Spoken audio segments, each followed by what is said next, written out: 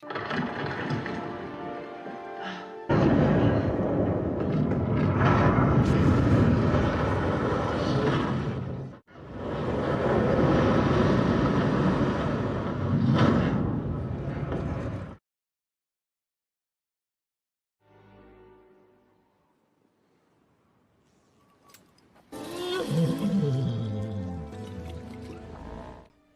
nephew, with that mighty Skywalker blood, and in my hubris, I thought I could train him. I could pass on my strengths. But by the time I realized I was no match for the darkness rising in him, I went to confront him.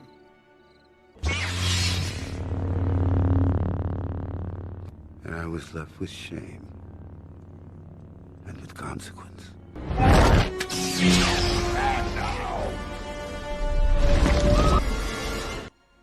Because I was Luke Skywalker, Jedi Master.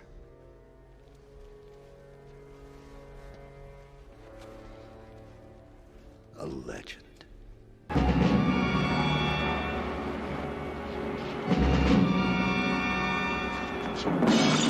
Hey!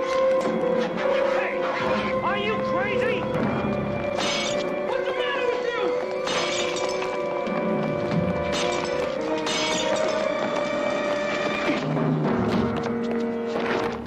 What happened? What do you want?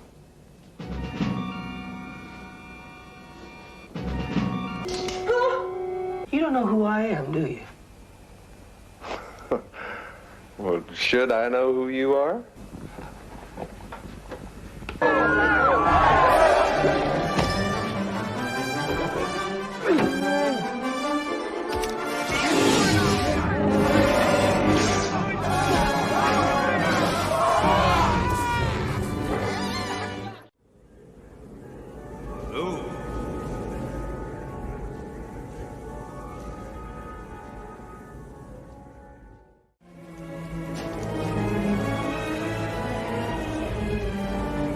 Not much time.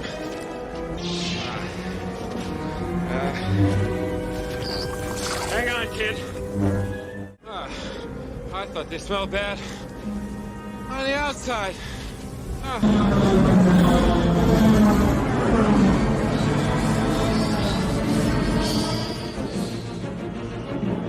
This is Rogue 2.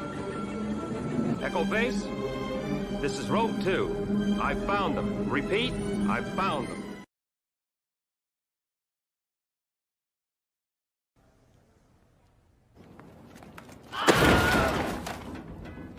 Fade in. This is where the fun begins.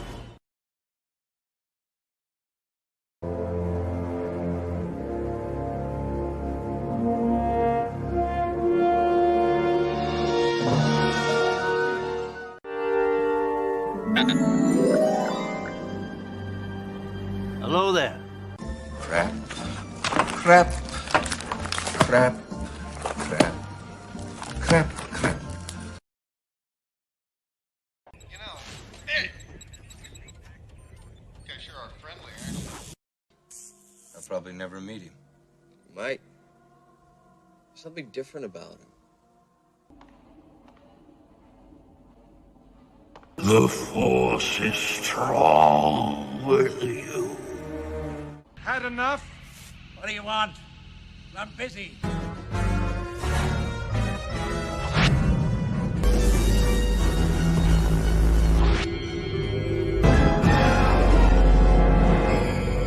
No, we have a race. No. There's nothing special about you. You're nothing.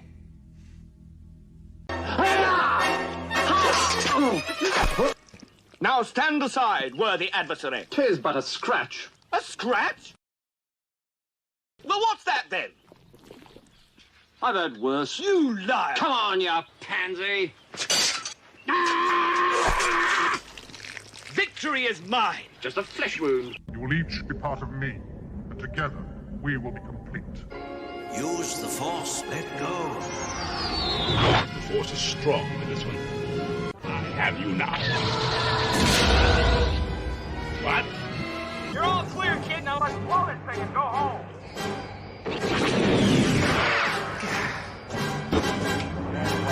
I once got busy in a Burger King bathroom.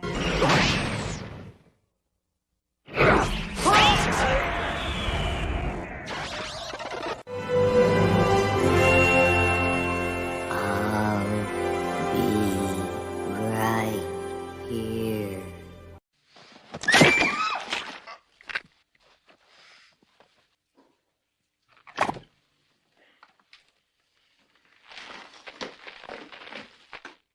Cocainum. Like a rock.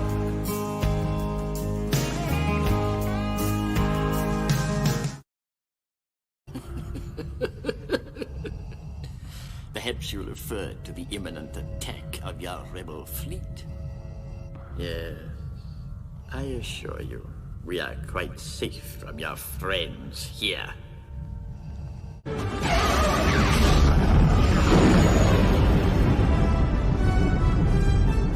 He saved us. He really did it.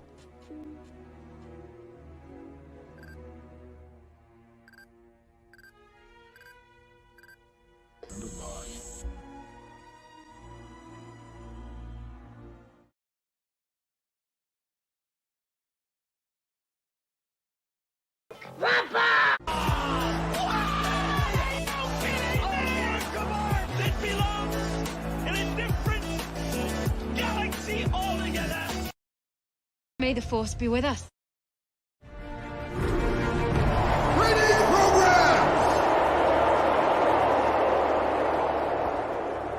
Together, we have achieved a great many things.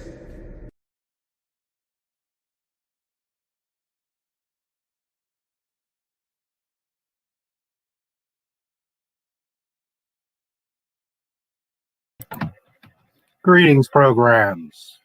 How is everyone? Welcome to the Not My Star Wars live stream. Star Wars, The Empire Strikes Back.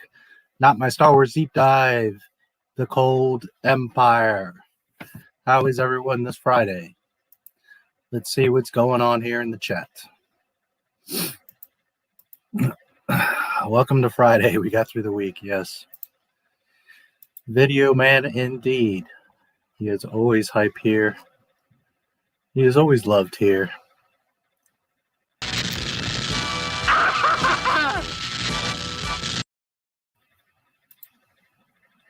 How you doing, Blue Snaggletooth? I'm looking forward to it too. Thanks for being here. Random people in this community posts are funny, yet none of them would make a 12-hour stream praising Disney Star Wars or how Disney is not ruining canon. Correct. That's a funny thing is many times people have complaints or want to say stuff, but where's your video? Where's your article? You know, where's your points proving me wrong? Oh, you don't have any but your mouth. Your little slick comments. So, yep. Yep to what? Favorite live streamer on YouTube? Hey, Ryan John, thanks for being here. Wow, thanks so much, bro. I don't think my live streams are that exciting. I think my videos are better, but anyways, we hang out. Hello there, Adaptive. Hello there, Wes. Hello there, Ryan John. Hello there, that guy says. General Kenobi. It's a real treat to watch Star Wars and all my Star Wars, and you guys, that's awesome. I'm glad you enjoy it. I know a lot of you look forward to these Friday streams, so I really appreciate it. Greetings, D. Nice to see you. Dead Girls, hello. Hi. Dead Girls hype. Yes, Dead Girls hype. I Dana. Always nice to see you. Fade in. You must always fade in on this channel. That is required. Fade in.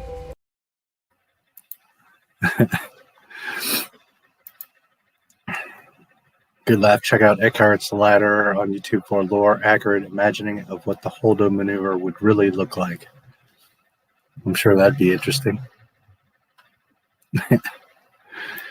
Oh, the Holdo maneuver. It's 1 in a million.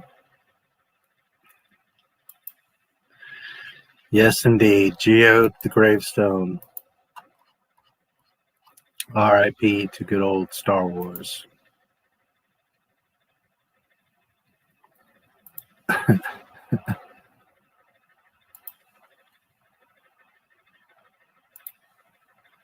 Hey, ooh, oh, hey up, hey oh, hey oh, hey oh to you too, Daytona Falls. Yes, it sure is. It's not my favorite, but it is a masterpiece. What do you think of Mike Zero? Depends what you're looking for. Everything he says is made up. He just makes it all up. So, you know me, I care about canon and continuity and that stuff. So, his channel doesn't do anything for me. He makes good thumbnails. He's very good at. He understands how YouTube works.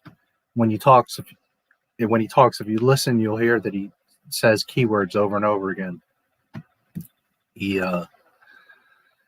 That's why he gets a lot of views, because the algorithm is showing his stuff. He understands how YouTube works. But he doesn't really talk about anything. You watch his video and you learn nothing. It's just him talking. He just makes everything up. Even during the pandemic, Empire was played in theaters here last year and was again the #1 box office take. Yeah, I saw it last year, July. I have a video coming out about that. I've just been so damn busy, but it's coming soon.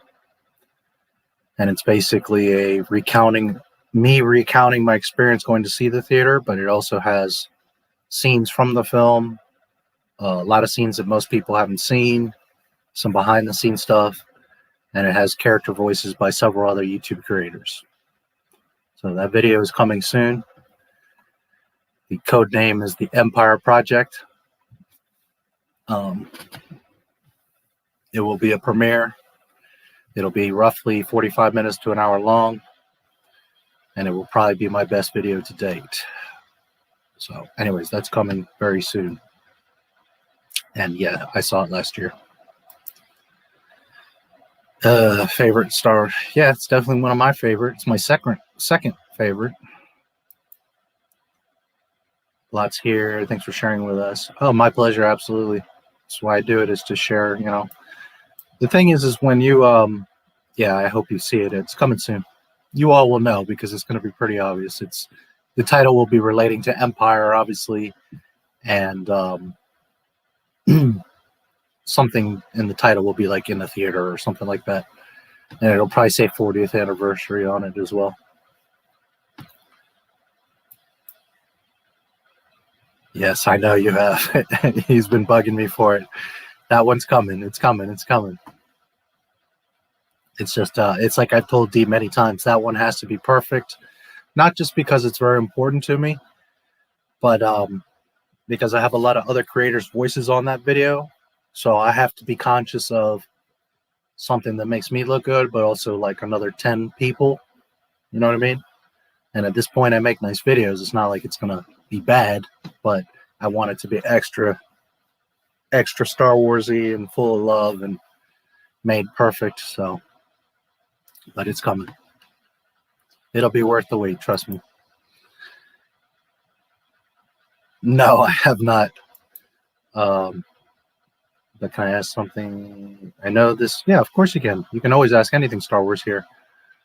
I don't know that I'm going to make an R2 video. You want me to make a video because he was under the tarp, but it's not canon? The problem is it's going to be like a 1-minute video. I mean, I guess I could do it, but it's just not going to be much of a video. There's not many scenes of him in the sequels, you know what I mean? So it'd be like 5 scenes of him in the sequels under a tarp and then be like, okay, well, it never happened. I mean, I guess I could make a snarky short video about it.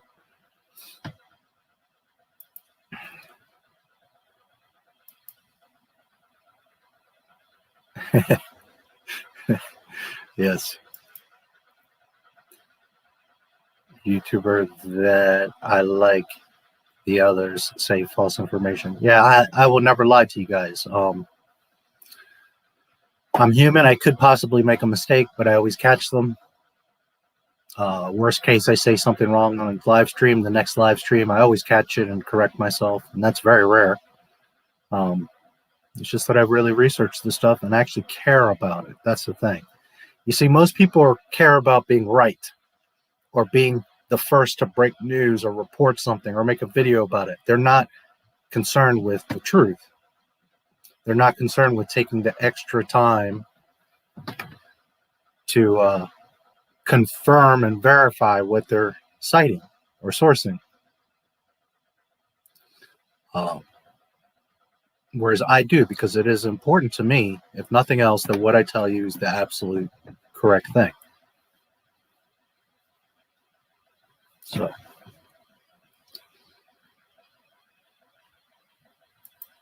let's talk Star Wars. Well, we're here, so you can talk about anything you want. As long as it's Star Wars, of course. Yeah, that R2 video. You want me to make it? Well, I mean, I can make a little short 1 to 3 minute. I mean, I can. Take me a few days, but yeah, I can. I'm getting, man, that Mandalorian video is being a pain. It's just so many screenshots, but I'm getting closer to getting it done. So I thought I'd have it done already, but why did the Tusken Raiders kidnap Shmi Skywalker? There was never a specific reason given, just that they are primitive like that. They're animals.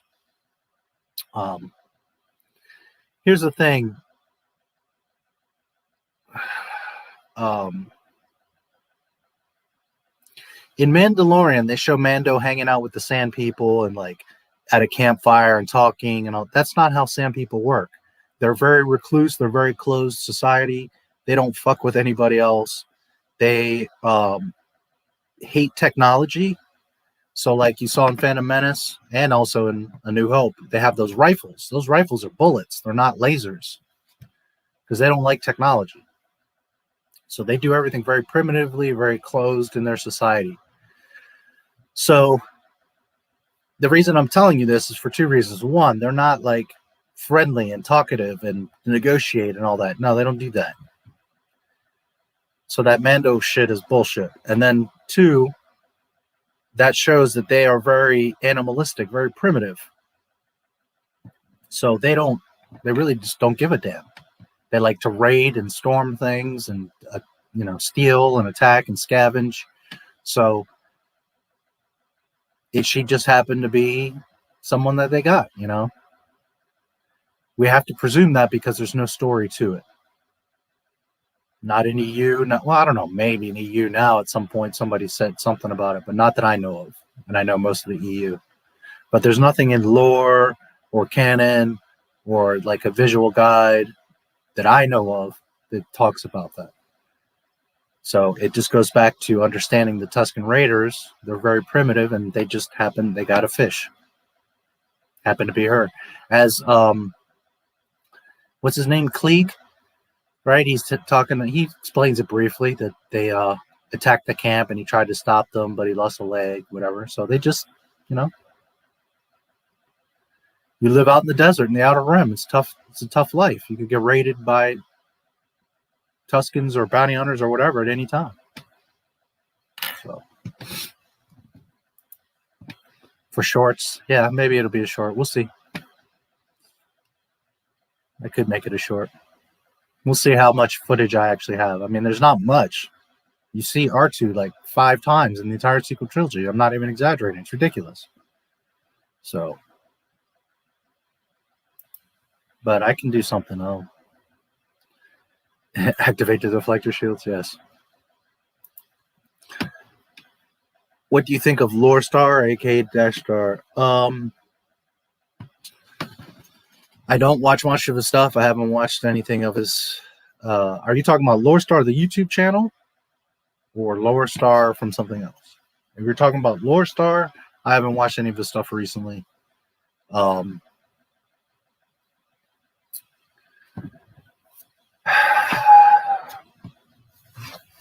don't watch a lot. I watch a lot of YouTube channels, but I don't watch many Star Wars ones because they're all on the same shit. They're all about rumors and making shit up. And well, this Disney book said that this happened, so now this changes. No, I don't. I have any interest in any of that. I have interest only in George Lucas canon. So I don't make those types of videos. I'm not interested in, well, this book said that, so the other, and this is why the Mandalorian's that, when it's fan fiction. It's not even real canon. So why would you even make a video about it or try to explain it? Like recently I saw this video, right? It was a really good video. But the whole premise and point of the video was that Boba Fett had come across Darth Vader before Empire. I forget if it's a canon book, Legends book, or a Disney book, but Boba Fett comes across Vader before Empire and tells Vader that he has a kid or kids. So Vader before Empire supposedly knew that he had offspring. So then I comment in the video, dude, in the movie, we literally see that Palpatine tells him that he has children, and that's when Vader finds out. So he's like, yeah, but in the comic book it said, you know, and it's like, I don't care what the comic book said. The movies are what's canon, and what we saw was the Emperor tell Vader that he has a child. We're going to see it later. You can't go against the movies and anything, comics or whatever. You can't. The second you go against the movies, it's not canon. It's not real. So no, Boba Fett did not tell him, because Vader would be behaving differently. Also, you could argue that, well, Darth Vader was lying to Palpatine. Palpatine, the one that deceived the entire Senate, the entire Republic, and all of the Jedi, is being deceived by confused and scared Vader as to him knowing about that he has children. Be real. Palpatine tells him. And that's the beginning of Anakin's awakening, of his starting to come back, was because now he realizes he actually does have a child. So, and this wasn't Lore Star. This is just another example. So I just don't like to waste my time with like, well, this comic book said that Boba Fett told Vader, so he knew beforehand, when no, he didn't know, because that changes the entire movie. And we see in the movie that Palpatine tells him. So it's just silly to like argue that, well, but in the comic book, because those were canon. No, they weren't canon for that exact reason, because they contradict the films. And Lore Star makes videos like that. So does pretty much every YouTuber. So I don't watch many Star Wars YouTube channels. They're all searching for like that clickbait line, the breaking news, this comic book said that. If I point out a comic book or something, it's because of how they're damaging or changing canon, not because I'm saying, oh, well, that changes the story and this now the other, you know. There was this whole article I thought of making a video. It just happened.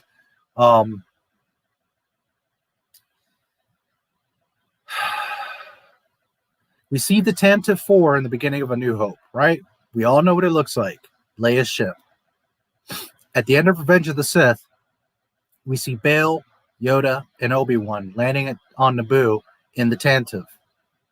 Now, it is blue. It's not red like the Tantive 4. But in the beginning, George Lucas said, you know, that's the Tantive 4. It now later becomes that it's it's Bail's personal Corvette C-70, Corellian Corvette, and that the Tantive 4 was a C-90.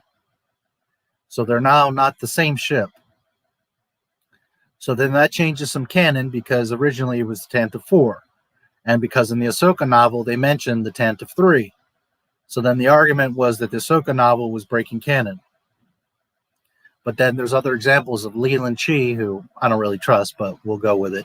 Leland Chi confirmed, like in 2010, that that's not the Tantive 4, that's the Tantive 3, because they were having trouble explaining why the colors were different and why it looked a little different. Okay, so I could have made a video about that. I thought about it, but at the end of the day, it's like, why go through that whole circle and mess, and for what? What do we achieve? What do we gain? What knowledge do we gain? The Disney just keeps mixing up their shit, and that at the end of the day, that's the Tantive 3 and not the Tantive 4. I think most other channels would have jumped on that, like, oh, well, it's Star Wars something. I always try to make stuff of substance, stuff that's going to teach you something or show you something. So, honestly, like, my favorite Star Wars channels are not, like, Mauler is one of my favorite, Robot Head, and they're not Star Wars channels. They're just YouTube creators.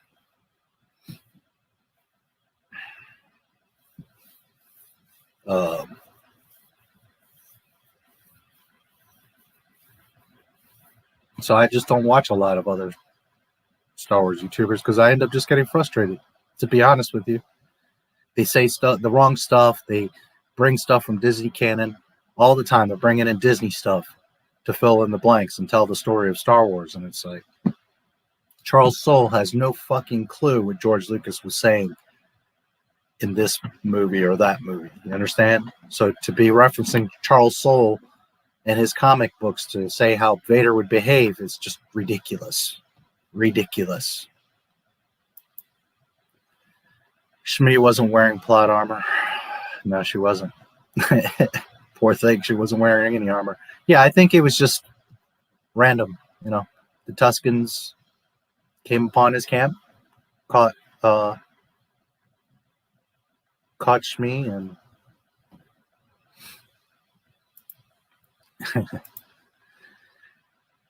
YouTubers to go on a stream, you should go in there and spread the sell Lucasfilm message. I don't think he would be interested, and I'm not really interested in Star Wars theory, honestly. I mean, if he wanted to meet or he invited me, I mean, I would be gracious, and, you know, I have nothing against him, but he's in a different world. He's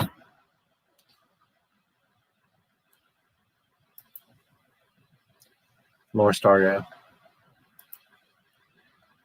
Debate him about anything you want, call him out on whatever you want, you disagree on. Yeah, I'm not here for that. I'm not worried about theory or anybody else. I'm not here to call people out.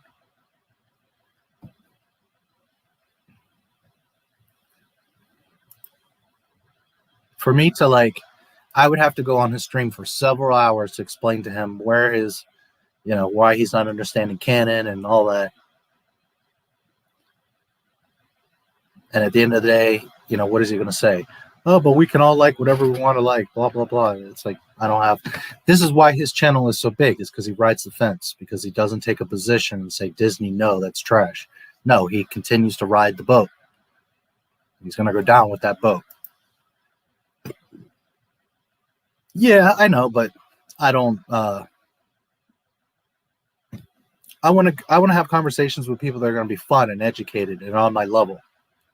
You understand? Like, he wasn't born when I was watching Star Wars. It's nothing against theory. It's just he's not anywhere. Whenever I watch his interviews or things he talks about, it's like he's just discovering stuff that I knew, like, in 1982, you know? And it's like, I'm not really that interested. I don't necessarily want his subscribers either.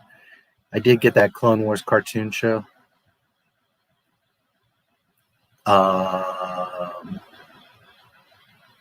The old one, the Gandhi.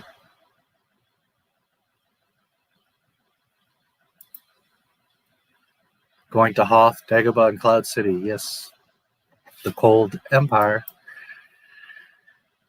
Droid Bot would refer to Luke Skywalker as humanoid. Luke and Han assisting destroy the Death Star twice gets them named useless and important for some reason. Yeah. The one thing, the humanoid thing isn't really a problem. And I'll tell you why. One, because throughout the EU over the years, I've seen it referenced. Sometimes they'll say human. Sometimes they'll say he's a humanoid type. And the thing is that in Star Wars, they're humans, but humans are really pretty specific to Earth. They're humanoids. Humanoids aren't necessarily what people think. Some people seem to think it's like a cyborg or something. No, a humanoid is something that is like a human. A head, 2 arms, 4 appendages, right? Bipedal. So, there are references, like Han says, I'm only human. He says to Jabba, you're a wonderful human being. There's a few references throughout the movies where they say human. But humanoid isn't really so much of a problem, because, again, I've seen it in the EU various times.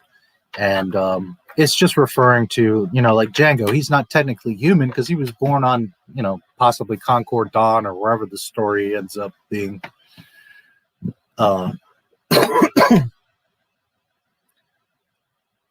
So while he's like human, because he's like us, he's technically not human, right? So humanoid isn't that big of a deal. But the other stuff, yeah, that's ridiculous. Yeah, she is toxic. Indeed. I got some shit for that post. You're deceiving people. That's Dr. Afra's opinion. That's not Disney Lucasfilm. Okay. Who created Dr. fucking Afra? Disney Lucasfilm. Who owns, draws, writes, promotes, publishes, distributes, markets fucking Dr. Afra? Disney goddamn Lucasfilm. Christ. I rewatched part of your old stream where someone asked if Clone Wars was canon, and you said only the movie. I was wondering if you could rewatch the movie and discuss it, if it really fits into canon. Sure, I'll be happy to. I haven't watched that in a long time. As I said in that stream, I'm pretty sure what I said was, because someone did ask me, well, what about the movie? And I said, well, that was early George Lucas era, so most likely it is, yes, canon. I would have to actually, and I'm pretty sure I said this, that I would have to go back and actually watch it to be sure and double check everything. But yeah, you could probably say that's canon because that was Lucas era. To me, again, at the end of the day, the only thing that's canon is the movies. The cartoons and all that extra stuff isn't going to be canon anyways. But that movie, from what I remember, fits in perfectly fine with canon. I have no problem with that. We can do that at some point. Watch that original Clone Wars movie. I'm down for that. With the baby Jabba. Sure. And we can double check it and I can see if there's any kind of canon issues that I see. From what I remember years ago, it was fine. It was Star Wars. It was George Lucas. There wasn't any. But George was right on top of that project. He made that movie. Whereas the other Clone Wars show, that was Filoni. So that starts to get different. But yeah, we can do that for sure. I'd be happy to.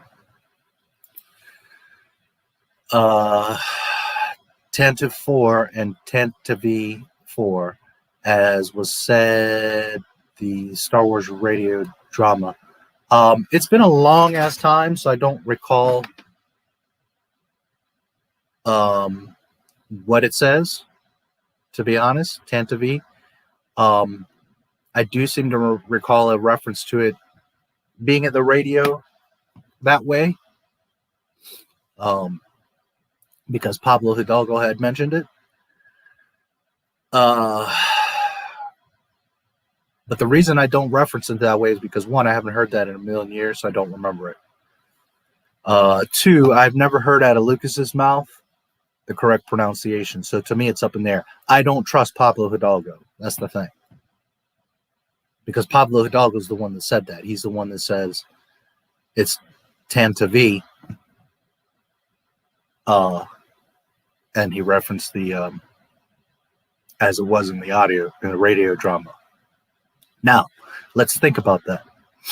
The radio drama gets a copy of that.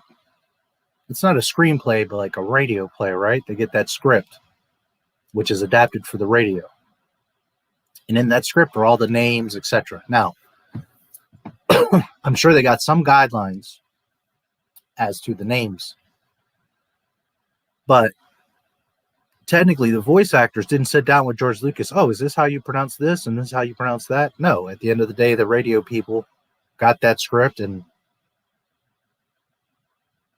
You understand? So it could have been very deliberate that George Lucas said it is Tanta V. Make sure you pronounce it that way in the radio. Or maybe it was up in the air and they just pronounced it that way. So that's what I'm getting at. Officially, I don't know because I haven't heard it out of Lucas's mouth. Or at least someone like Rick McCallum or John Knowles that I could trust. From Pablo Hidalgo, it's like... So I always called it Tantive. That's not to say that I'm 100% correct, because at the end of the day, it's what George Lucas says. But since I've never heard him say it, I'm not going to go with what Pablo Hidalgo says. So anyways, and I know one of two of you have asked me in the past about the radio dramas. We could listen to those too, if you guys like.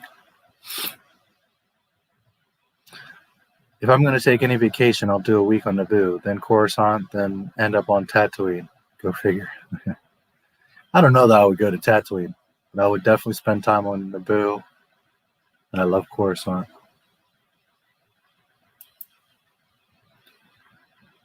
Yeah, they sure did. And just like James Earl Jones, people pointed it out and they didn't do anything about it. They just don't give a damn.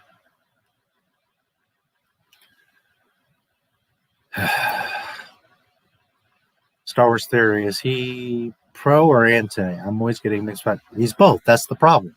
He rides the fence. That's why I don't. That's one of the major reasons why I don't watch him. Is because he rides the fence. He doesn't establish that, okay, yeah, that Disney shit is garbage and I'm going to move on. He always talks about, I love George Lucas, but yet he's like excited to see Bad Batch and all this Disney stuff. So which one is it? It's both. He rides the fence. That's why he has so many subscribers. That's why his channel is the way that it is, because he plays neutral. When you take a position, you're only going to have so many people that are going to watch you, subscribe to you, whatever. But when you play neutral, it's easy to get a big net like that.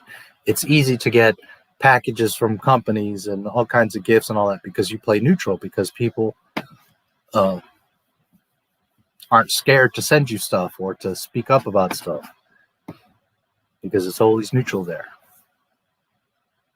So that's your answer. He's both.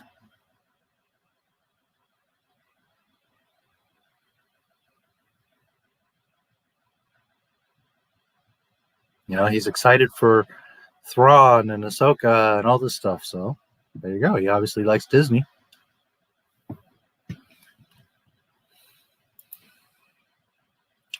Content in these live streams. Oh, my pleasure. Thank you guys for being here.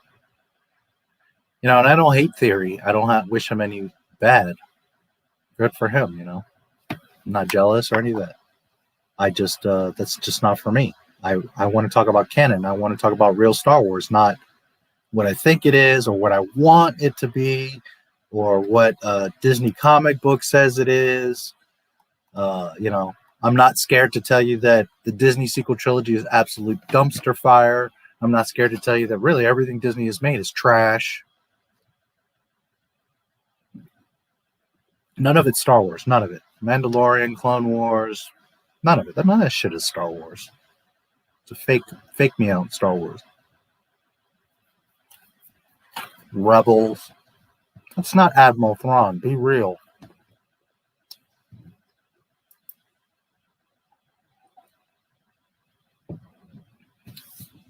Puppet more CGI. Yoda. I feel like the puppet makes Yoda. Yeah, I think everybody does. Puppet Yoda was awesome. I don't hate the CGI one, but yeah, Puppet Yoda. FTW. Tauntauns, Wampa, Imperial Probe Droids, Snowspeeder, Back to Tank, AT-ATs, Snowtrooper, Space Slug, Minox, Yoda, Bestman, Cloud City, Twin Podcars, Lando, etc., etc., etc. Yes, indeed. You remind me. I love in my intro where the Wampa has geode. He's like, Wampa! The kid moves geode down. That's funny. Is that the Falcon in the Phantom Menace? No, I don't believe that it is.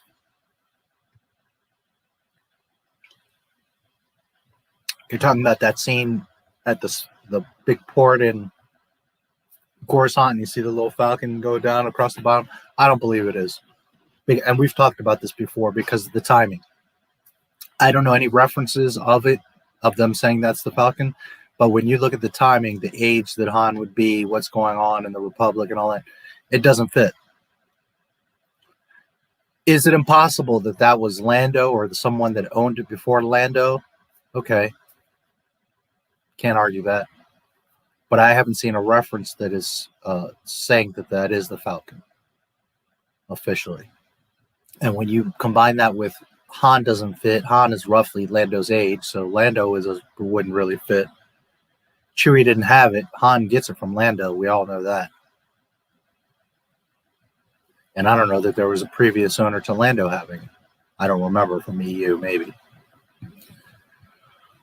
But it's just a Corellian YT freighter.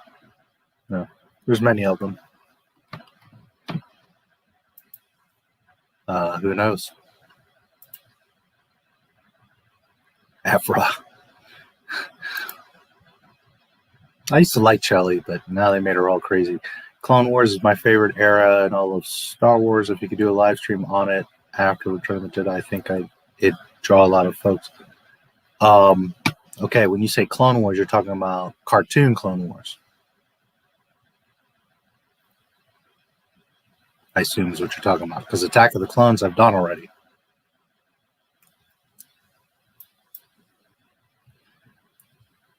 Lightsaber versus laser sword.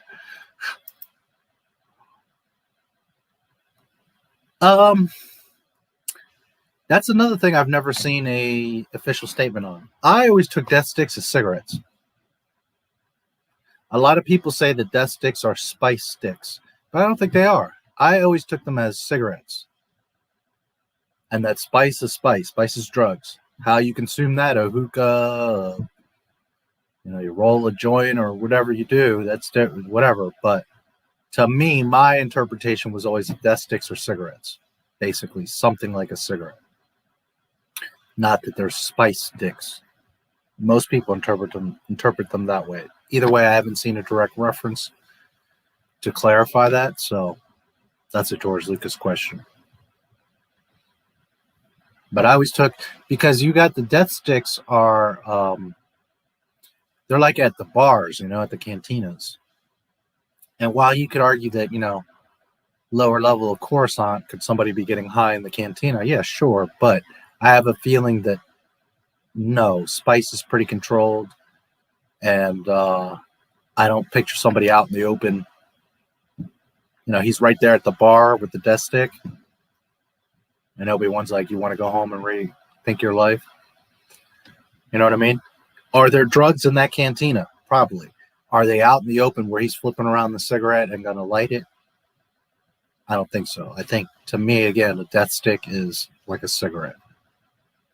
That's just how I always understood it. Radio drama? Yeah, we could do that. Hey there, James. The party can start now, I guess.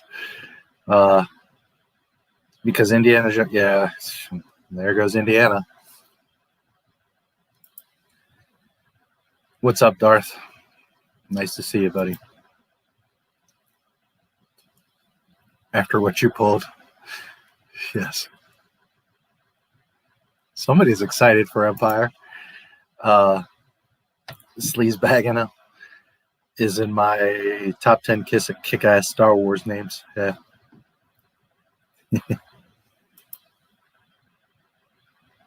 Falcon, that I hate John Walker even more. Why are people so calling him? I've been hearing that show's really bad. I have no interest in watching it. How can he drive twin pod cars?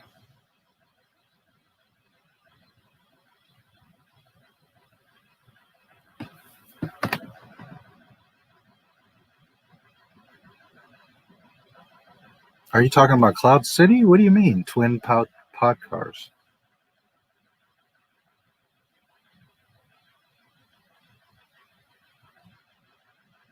Not sure what you mean. Cloud City is a real deal mega fan. He was a child in the 70s and knows his stuff. 85 and found Star Wars at 4. Mom passed away in 91. I was 14. Phantom Menace. Nice. I was about 25 for Phantom Menace, roughly.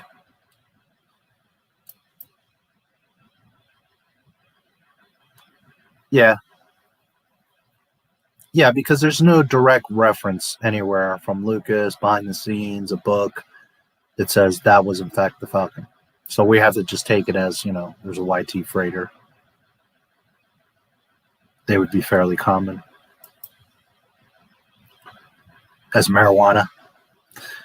I mean, it's not impossible. Again, that's a question, direct question for George, because I've never heard a direct explanation. And as far as I know, there's not like different drugs in Star Wars. It's just spice. So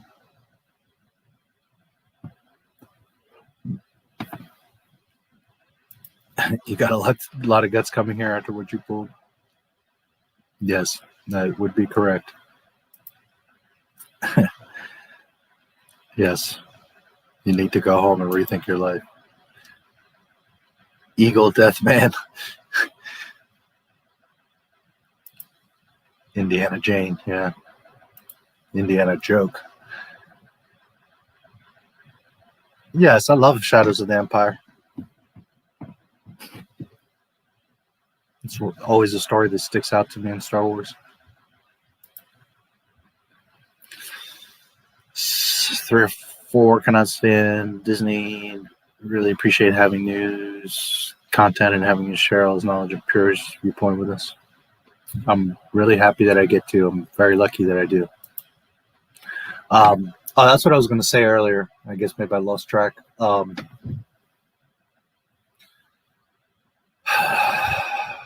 not all good at everything. We all have, you know, different things. But if you're good at something, then you should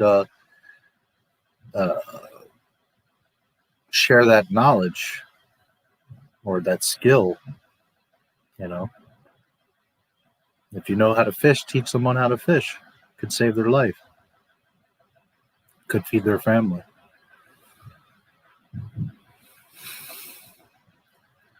Missing Falcon, Winter Soldier to binge all 6 episodes at once since it's basically a 5-hour movie. Indy's going to be turned into a depressed loser. Indiana Jane looks good. Yep, more than likely. Okay, yeah, I thought so. How can you fly them? Well, why not? Because they don't have any wings? What do you mean, how can you fly them? Because there should be 2 pilots? Not sure why. How can you fly them? Like, what is the exact reasoning there? As far as I know, you can fly them with 1 pilot.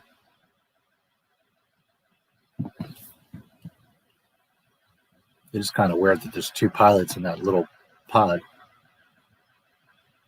But it is what it is. Ghostbusters, it looks awful. I said it looks stupid and got called a bigot. Yeah, I never really watched it. I've seen parts of it. Just not for me.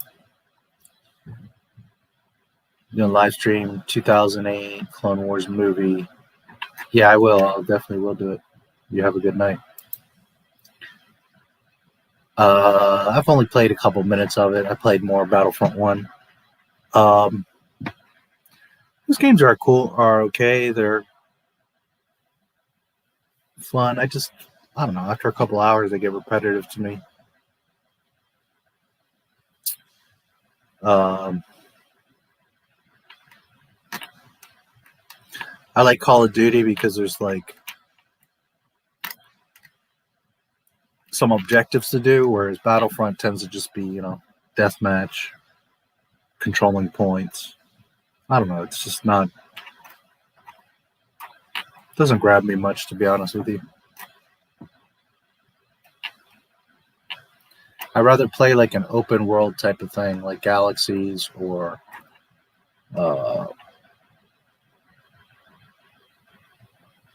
Old Republic, something like that.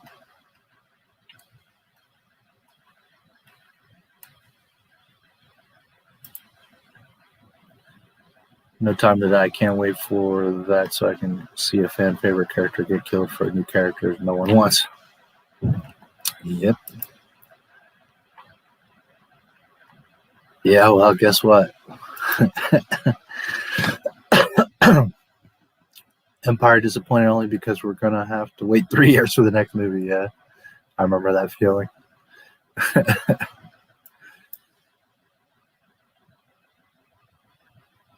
Yeah, well, they're as of right now, no part of Indy, so it's going to be a train wreck. Ghostbusters, I Hope Afterlife is good. Bill Murray, Dan Aykroyd, Ernie Hudson will be in it. Battlefront.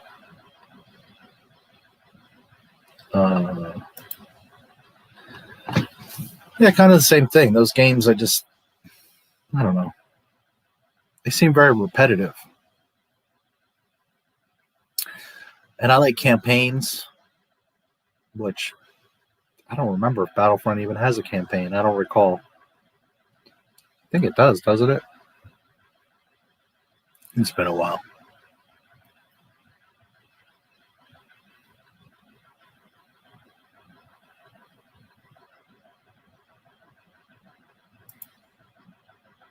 I hate games where I feel like I'm on a track. Yeah, that's the thing. It just most shooters are just this big respawn, and it's just a bunch of people running around, and you die, you kill, you die, you kill, you die, you kill, and it just gets repetitive to me. I like to do missions, extract hostages, or plant a bomb, or I don't know, steal a ship, do something.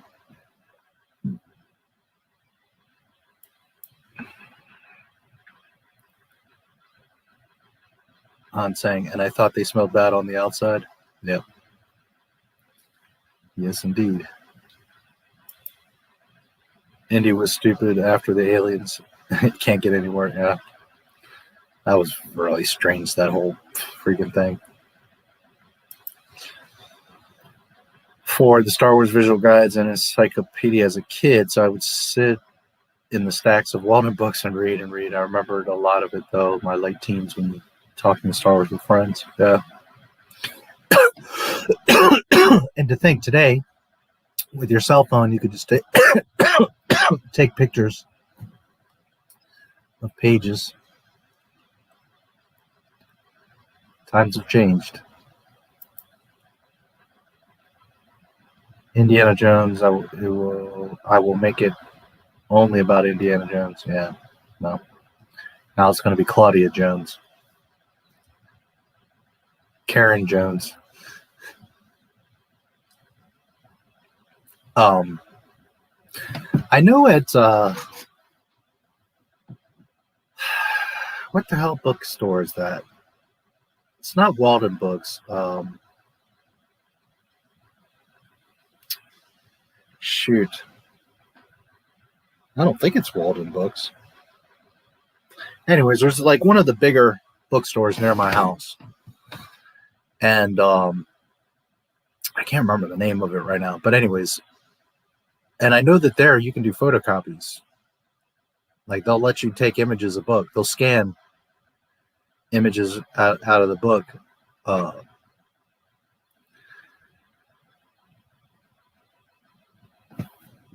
don't know how much they cost or how many they'll let you do, but I know that you can, for research, you know. Just saying, nowadays you would have so much more access to that kind of stuff.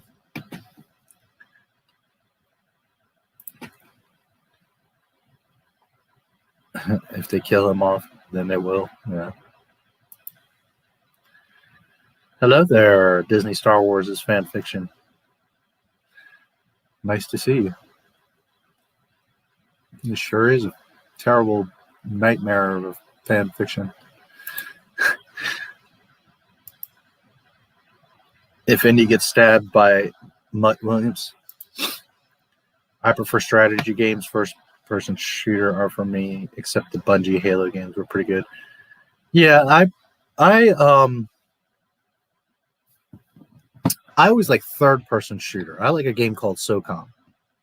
Special Operations Command, where you were a group of 4 Navy SEALs, and you had this whole campaign, but you also had online. And man, that game was so badass. Like, you had your map, right? It was a shooter. You were running around killing, but you had like the map, and you could pull up the map and find like different waypoints or objective points. And you had all these commands for your SEALs. You were the commander, and you had 3 SEALs to command. And you had Bravo, which was you and your guy, your wingman. And then you had Charlie, which was the 2 other SEALs. And you could on the map, like, send your SEALs, the whole team, or just one of the other 3, or Bravo, to go to that point, and they could overtake that point, or do an overwatch, or plant a bomb, or whatever. You could give them commands. And you would hear it on the mic. You'd hear them talking to you. You could also talk to them and give voice commands. It was the first online game for PlayStation, and it was the first, I think it was the first game to use the mic as well. That game was so sophisticated. You could command your SEALs to go and do stuff. And it wasn't like a top-down command and conquer, like, oh, you see little men move on the map, and no, it was like, for real, you could watch them, right? You could watch the game like you're playing it, and you could see your SEALs go creeping off in the direction you sent them, and you could send them running or creeping or crawling, and you would see them going through the trees and up the hill and going into the building and clearing out that building or whatever order you gave them. And then online, it was 8 versus 8. And you had team deathmatch, but you also had, like, evacuate the hostages, plant the bomb, capture waypoints. Like 5 or 6 different type of objectives you could do.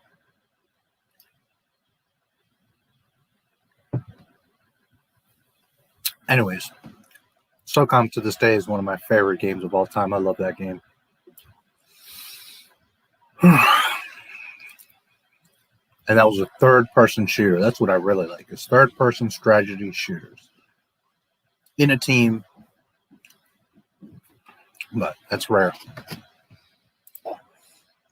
B. Dalton, Barnes & Noble. I want to say it's Barnes & Noble.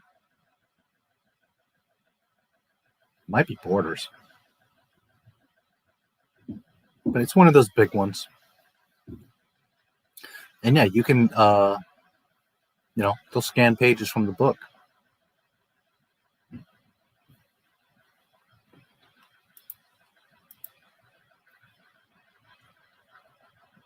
The third time, and they still say they love black people. Yeah. Disney, something else, man. SOCOM, yeah. Really, the better one was SOCOM 2. SOCOM 2 got like a lot better, but SOCOM 1 was awesome. In particular, the campaign was really good, and then the online in SOCOM 2 got considerably better, and that to this day is one of the most famous shooters. SOCOM 2. I really miss SOCOM. Those were wonderful days. I'm in the middle. I used to play that game so much, I would fall asleep with the controller in my hand. And I would wake up, I don't know, 5 minutes later or 3 hours later. The next day, whatever. With the controller in my hand. I used to play the shit out of SOCOM. I was a clan leader. I had a whole clan. I had 2 rosters. One was all girls. I used to do some shit back then. Man, it was awesome.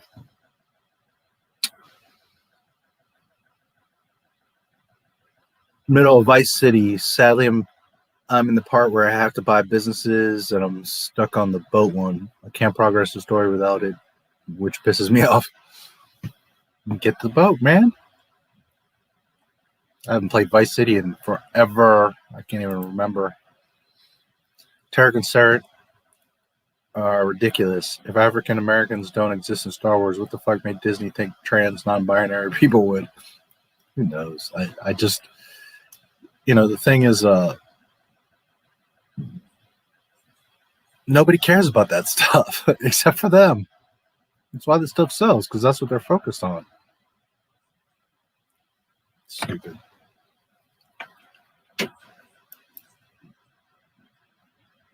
Ghost Recon was way better. I don't know about that. SOCOM was the best shooter of all time. I wouldn't say that. Ghost Recon was stiff.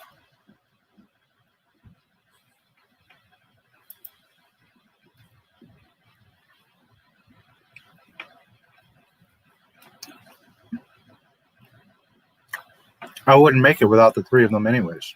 Period. So, personally, I just wouldn't make it.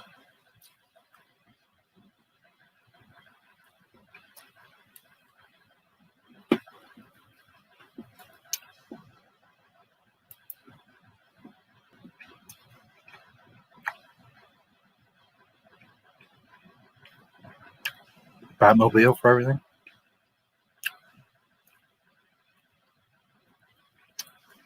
Arkham Asylum was cool. I remember that being a little repetitive, though. You're constantly floating, bouncing around the city and going back and forth. It was fun. I did like that game, but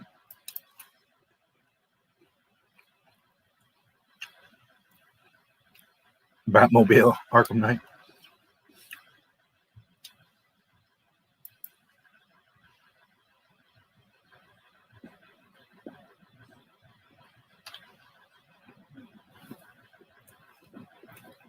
Yeah. As I've mentioned in previous streams, I have a bunch of shit on Boba Fett and Mandalorians from the original StarWars.com. And it clearly tells you how Boba was a Mandalorian and they're an ancient warrior race and blah, blah, blah.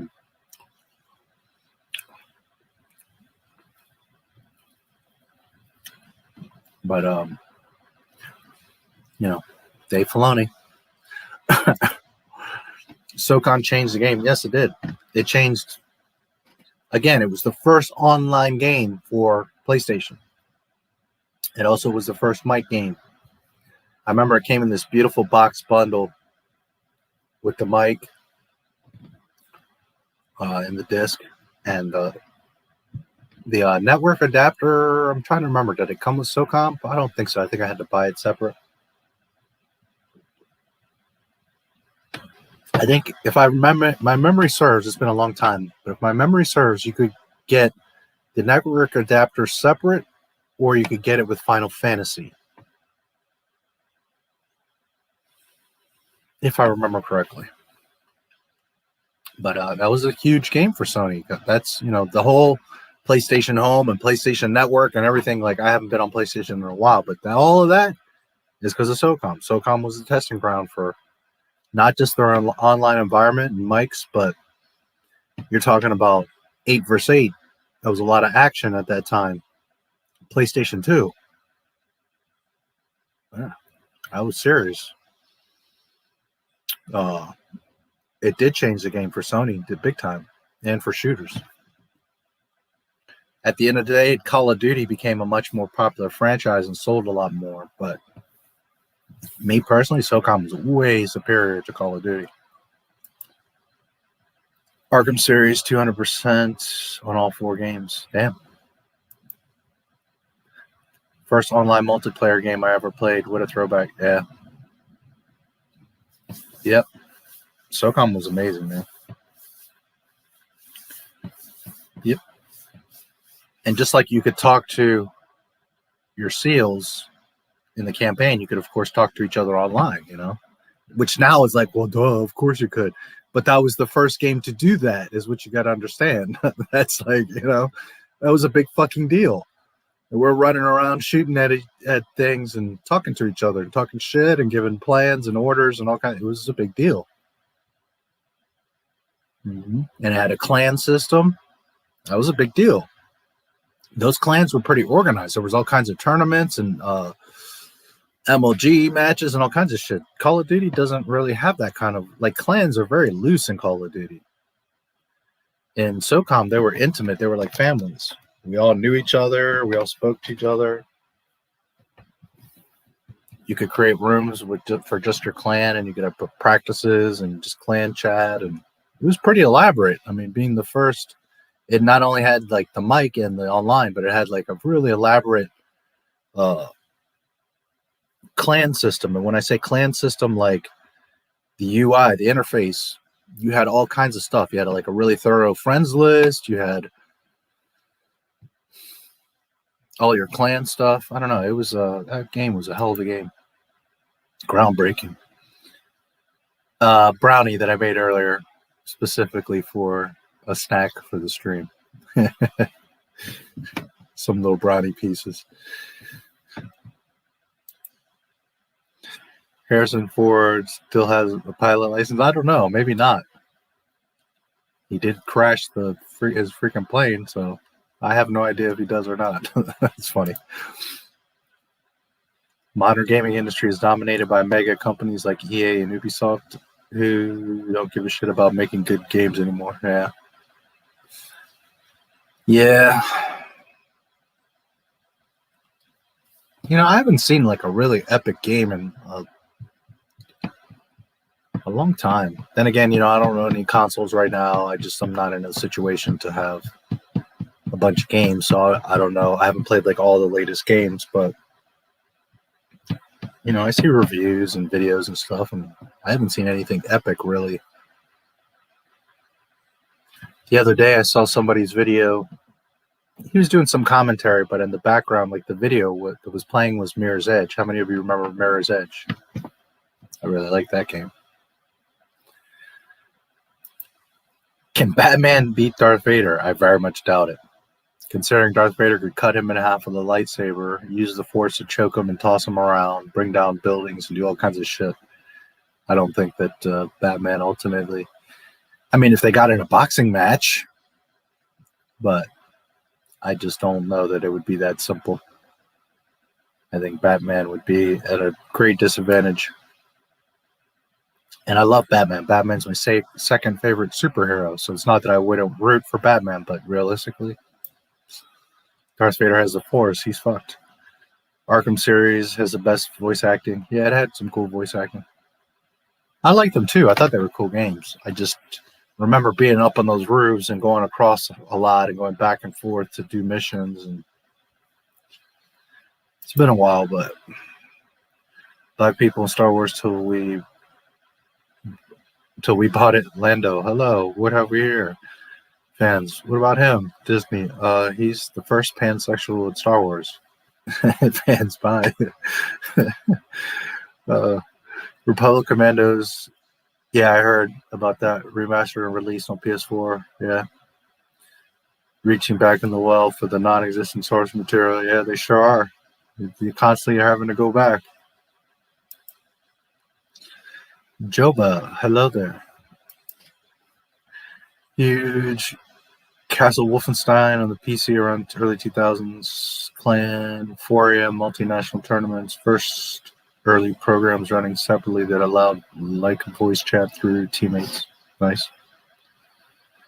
Yeah. Now, as far as PCs being online and mics, I'm pretty sure they were doing that before SOCOM 2. Had to have been.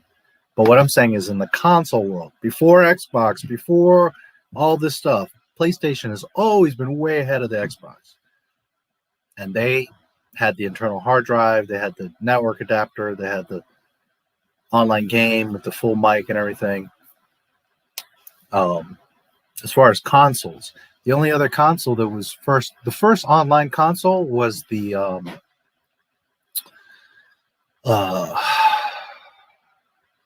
Sega, I believe, right? The what was that expensive one that came out? It had Tony Hawk was the main game. It came out right when the PlayStation and Xbox were coming out.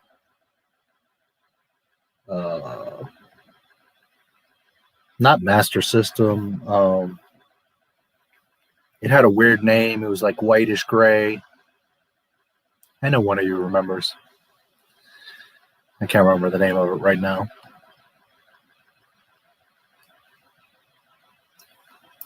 Who was that? Dreamcast. Dreamcast was the official first game console to be online. The PlayStation was out first, but the network adapter wasn't out yet. The Dreamcast came out and it had online capability. But the problem was, like what many of us anticipated, there was like 5 games and it didn't last. Like within the first year, that thing fizzled out and died. And so to be the first online, it didn't do shit.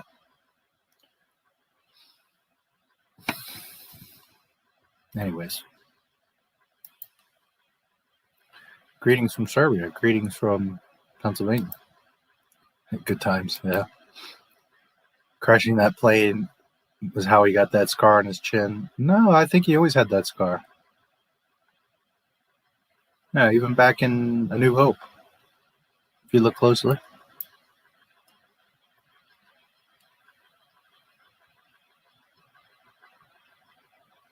I believe they did.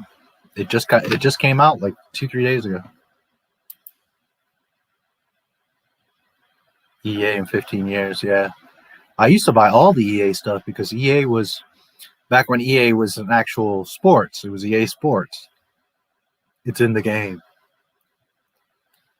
So all the old basketball games I used to play. And hockey and Madden and stuff like that. But for the most part, the basketball games, and then they became the live series.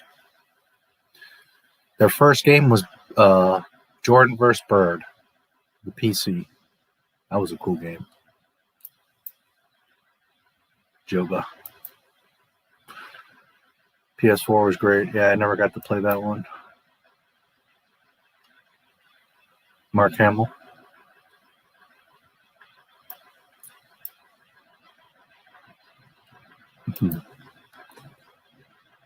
I have a character of a certain race or background. I'm black. I don't expect to see black characters in every media. No, of course not.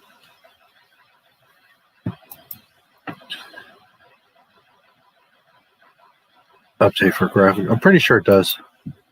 Saturn. No, it was the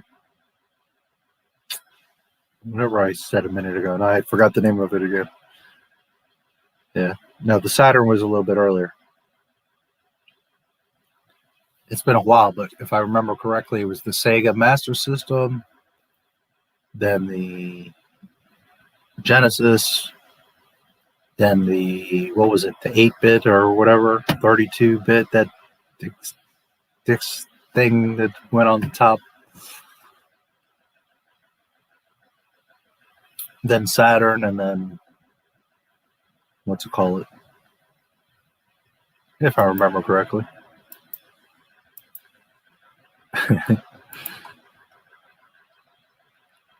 Creative team's favorite food, Panda Express. Yes, very good. Panda Express. I like that. Panda Express. Arkham City was going to be the last time Hamill was Joker. Then the Killing Joke got made, and now he's the Joker again. Dreamcast, yes, Dreamcast. Really? Because I remember the old graphic novel was amazing. To this day, that one sticks out to me. Like, I always remember reading that and loving that. I can't remember much of it. It's been a long time, but I know it always sticks out to me, that Killing Joke. That was an amazing graphic novel. Power Stones on Dreamcast.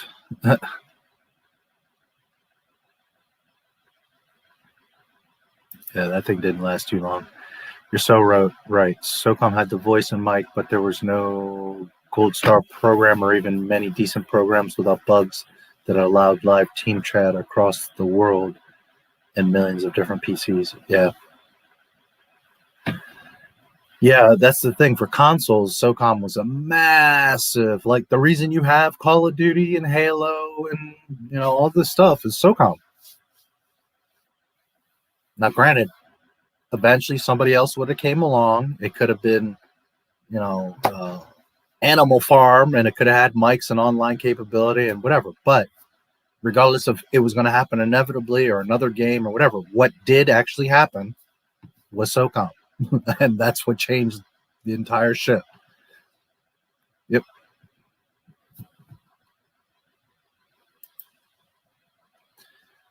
Did he crash the plane? My mom told me it was from crashing the plane. The plane was, I think, during Force Awakens. Maybe Last Jedi, but not so long ago. 2016 or 17, I'm guessing. Maybe later.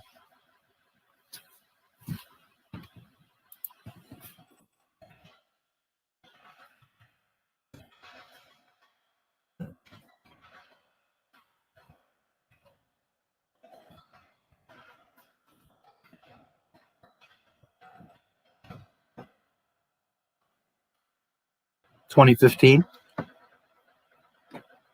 golf course in Los Angeles. That scar, I'm pretty confident he's had since A New Hope. He always had that scar. I think he got that. Here, let's see. I mean, he got that like as a kid or something.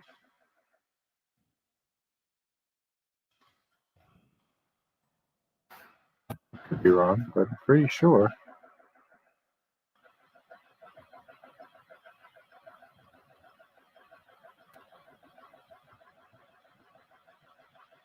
(1964) when the actor's car hit a telephone pole near Laguna Beach, California. Yeah. So way before, and he's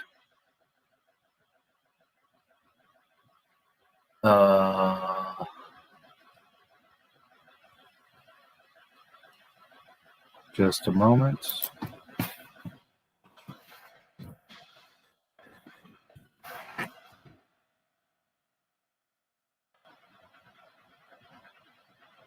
He was born in 42. He got that scar in 64. So he was, what, 18?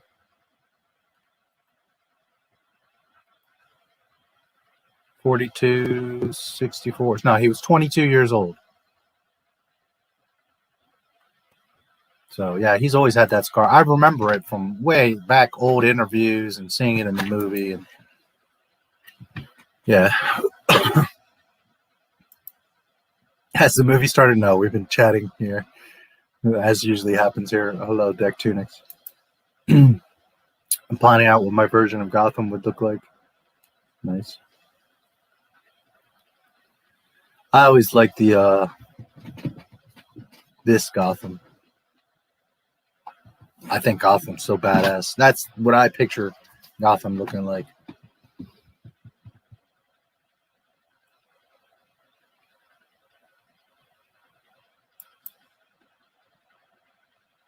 Episode 6 is my favorite as well.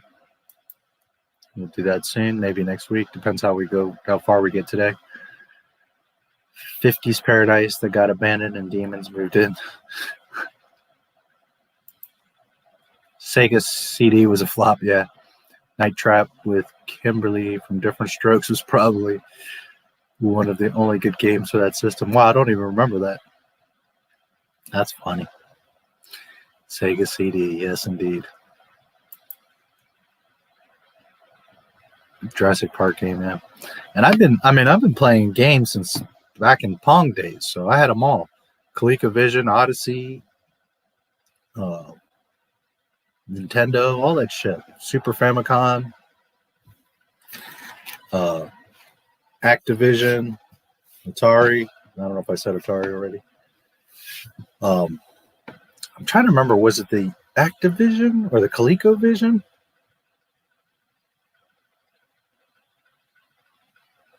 ColecoVision, I think, was the one that had the long, kind of like, almost looked like a TV remote, and it had a knob up here. Was that the ColecoVision?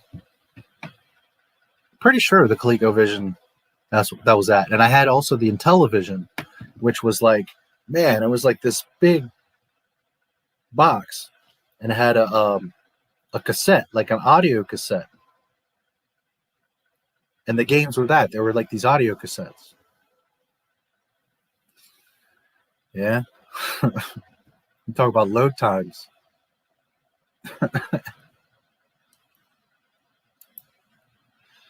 Killing Joke was a great novel. The movie adaptation was pretty disappointing.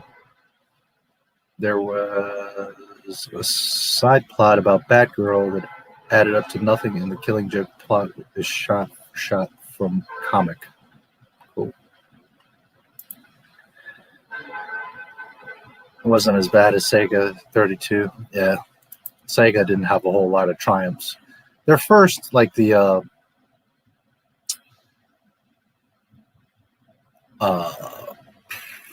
Genesis, that one, they did very well with the Genesis. 32 times came with Doom. High Republic Toys, will you buy the Geode action figure just for shits and giggles? No, because I can get 15 Geodes right here in my backyard. And I wouldn't give Disney any money. But it would be funny as shit if they made a Geode.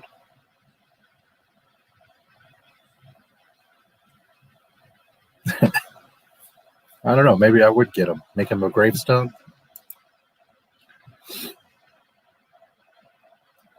But yeah. Hello there. Mark Hamill performance on Empire. I think it's great. First and foremost, Roberto.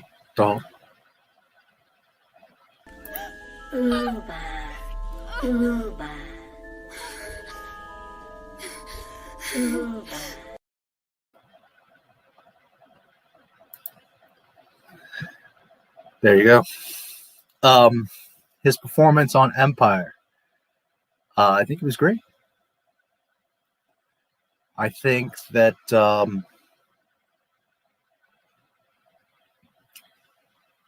can I explain?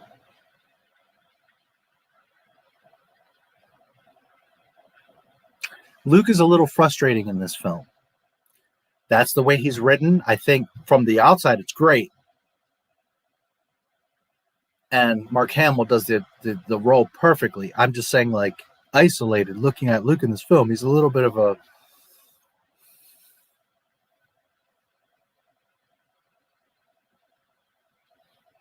I don't want to say shithead, but he's like he has much to learn. And it just shows, you know, like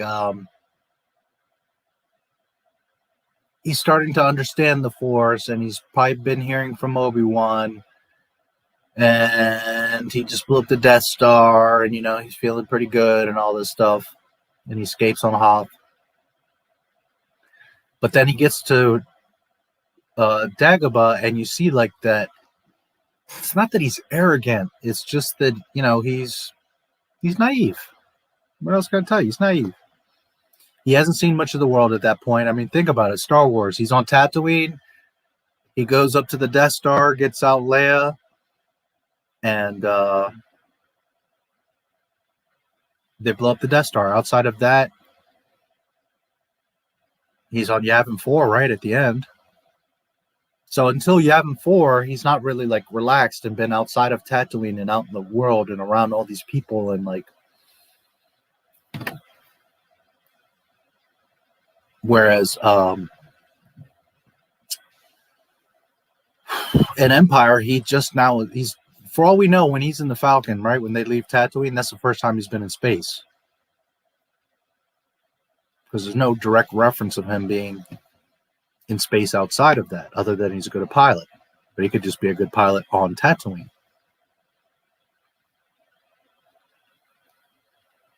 So assuming he's never left Tatooine, because Obi-Wan would be watching over him and he wouldn't want him to be leaving anyways. Luke is naive to the world, to the galaxy, you know. Maybe not as naive as other people. He knows about the Clone Wars and a few things that are going on, but he doesn't, at the end of the day, you know, youth sometimes thinks, well, you know, you can study something, you can have a degree, you can read something. That doesn't mean a damn thing. Until you actually do something You know, you can read about doing surgery all the time, but until you actually cut someone open and transplant a new heart, you don't have shit to say. Shut up. I don't care if you've read books and have a medical degree. I don't care if you have a passed the bar. How many cases have you won? Real world experience is everything. And in fact, just a little tip, more so than anything you can do in your life, what will enrich you the most, which will be the most fun and fulfilling and educational and amazing and experience and wisdom and just overall greatness in your life, is travel. Not owning a Ferrari, not winning the lottery, not making a bunch of money, not having a beautiful wife. I mean, all that stuff is nice and helps, but the most enriching thing you will do in your life is to travel, to see other places and how other people live. You get a perspective on what the world is, because the world is much different than your neighborhood. So anyways, with that said, Mark, or Luke, is pretty naive, because he starts to think he understands the Force. He blew up the Death Star and all that stuff, but he doesn't realize that the Force is much bigger than what he even fathoms, that it's everything, that it's life itself. So Luke, to me, is a little bit frustrating in this film, not to where I don't like it. I just because it's like when I saw with my father, when I was a little boy, I was about 6 years old, and I saw Empire. Obi-Wan in Hoth says, you're going to go, you need to go see Yoda. Go meet my master Yoda so he can teach you. Right? So then Luke goes, and Yoda's like, oh, what are you doing? What are you looking for? I'm looking for someone you found, all that, those shenanigans. And Luke doesn't, for a split second, even consider like that could be Yoda. Right? He just assumes he's just some little frog guy.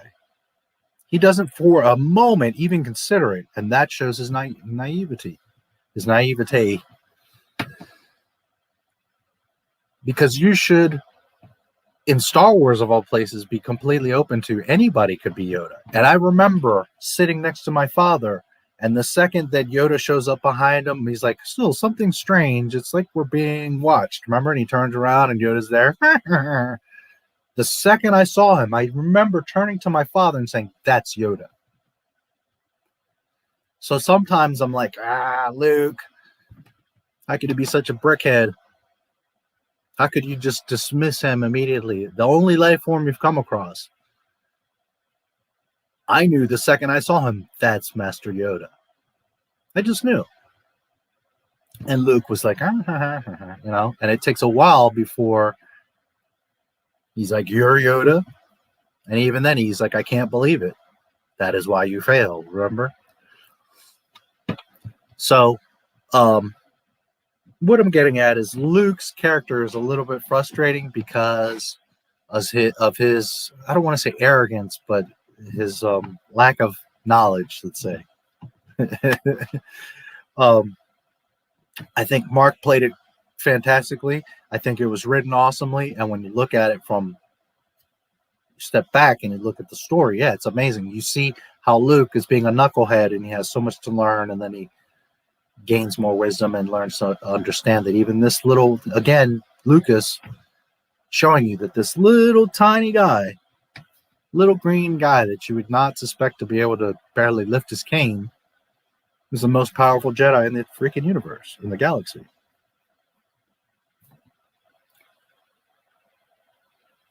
So it's neat to see Luke kind of evolve and grow, because in Jedi he's much more mature, right?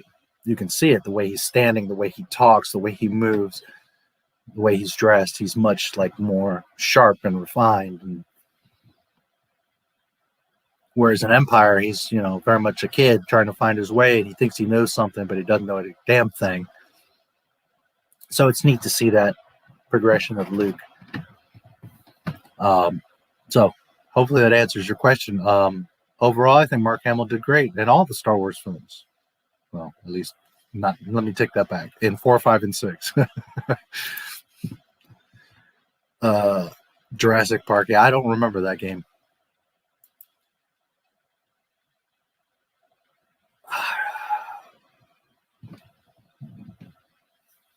I don't remember. It's been a long time. I don't remember. Oh, by the way, for those of you that may not know the Super Famicom, because I had mentioned it, the Super Famicom was the Japanese version of the Super Nintendo. And it was actually out several months, I think maybe even a year before the Super Nintendo. So a kid in my neighborhood had ordered it. Back then, we used to do everything mail order through magazines and stuff. Anyways, this kid lived in my neighborhood. He ordered it from Japan. I forget how much it cost, several $100s, get it shipped and all that. And we were playing Japanese Mario on the Super Famicom at least several months before the Super Nintendo came out. So that was neat.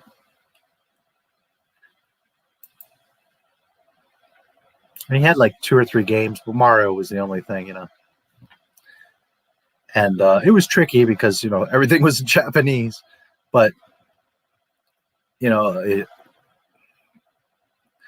that game was different from the other Marios. Like, the previous Marios, it wasn't as bad as, like, Mario 64, but it started to have, like, questions and things that you would have to answer and make decisions, right? Whereas the old Mario, there would be, like, bubbles and stuff, but it's just dialogue. You didn't really have to make a decision. But on the Super Famicom, you would have to choose like save, or, you know, do you want to go this direction or that direction, stuff like that. And it was kind of tricky because it was in Japanese. But anyways, it was fun. Super Star Wars and Super Empire Strikes Back, really hard. Yep. Burger Time, yes. I had some space game. I can't remember what the hell it was called, but it was like this spaceship, and it was just like going down this tunnel.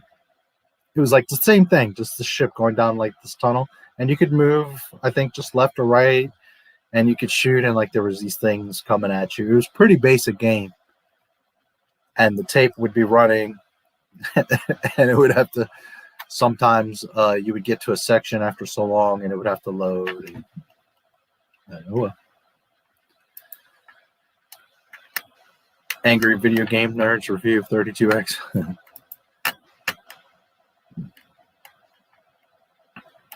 The one he got was $250. Wow.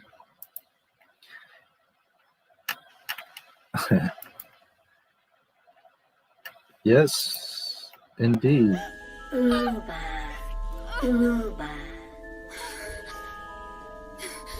Uba. Uba. Was controversial back in its day. It was cited during a U.S. Senate committee hearing as promoting gratuitous violence and sexual aggression against women. Uba. I don't know, just Star Wars language, baby. I kind of took it as, I forget if it's, he says it after Luke or Leia. I think he says it right after Luke, so I always kind of took it as like,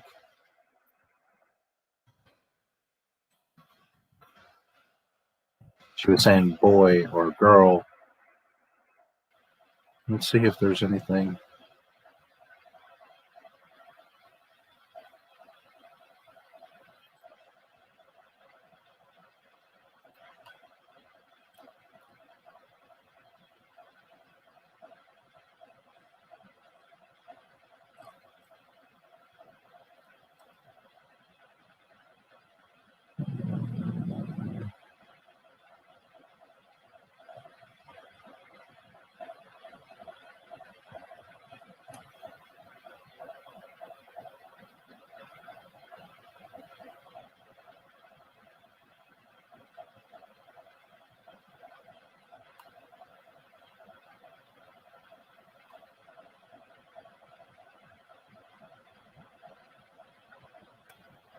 Polis Massa is that asteroid where the twins are born.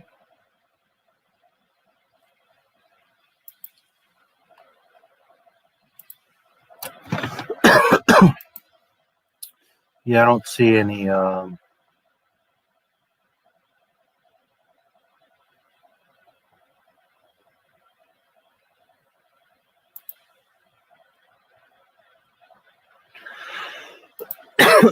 I don't see any direct translation. So let's look. Uba. Uba. Uba. Yeah, I'm not sure. I always thought it meant like boy or girl.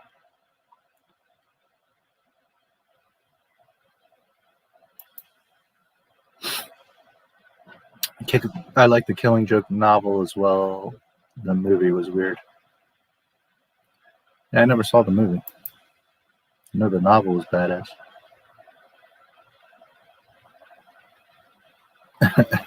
So why are you on my channel, dude? Obviously you love my channel because you're here. Have a good night, Ryan John. That was fast. Blast back in the day, playing the Smurfs on ColecoVision. Yes. I played that old Atari ET game. Holy shit, was that bad. You just walk around collecting Reese's Pieces.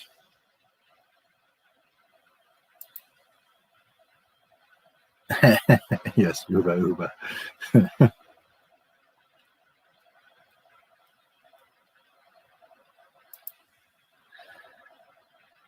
Cartoons on DVD. Blonde, who's important for some reason. Yeah, for some reason. James, I remember when Transformers used guns and Bumblebee was a punch bug, not a 3-hour game commercial. GM commercial, yeah. Yeah, I don't know why they did that. I mean, I get, they wanted to make it modern and look all cool, but you should have had the original Porsche and Love Bug and, little punch buggy, the tractor trailer, the semi, all that stuff. I don't know.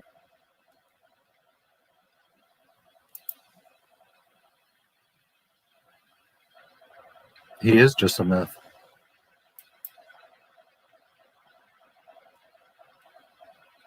No, he sure doesn't, baby Jen.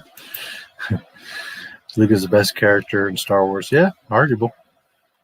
I like Boba Fett myself, but Luke is the face of Star Wars, if nothing else. A teacher at my school said calling a woman baby is sexist, but said nothing about calling a man baby. Oh, please, women love that when you call them baby. Not some random girl on the street. I'm just saying, like, Doom 64 was on Nintendo 64. Yeah. Fade in, Jedi Radic.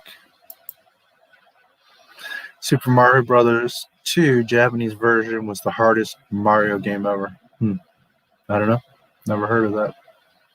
It's possible. Neo Geo, yeah.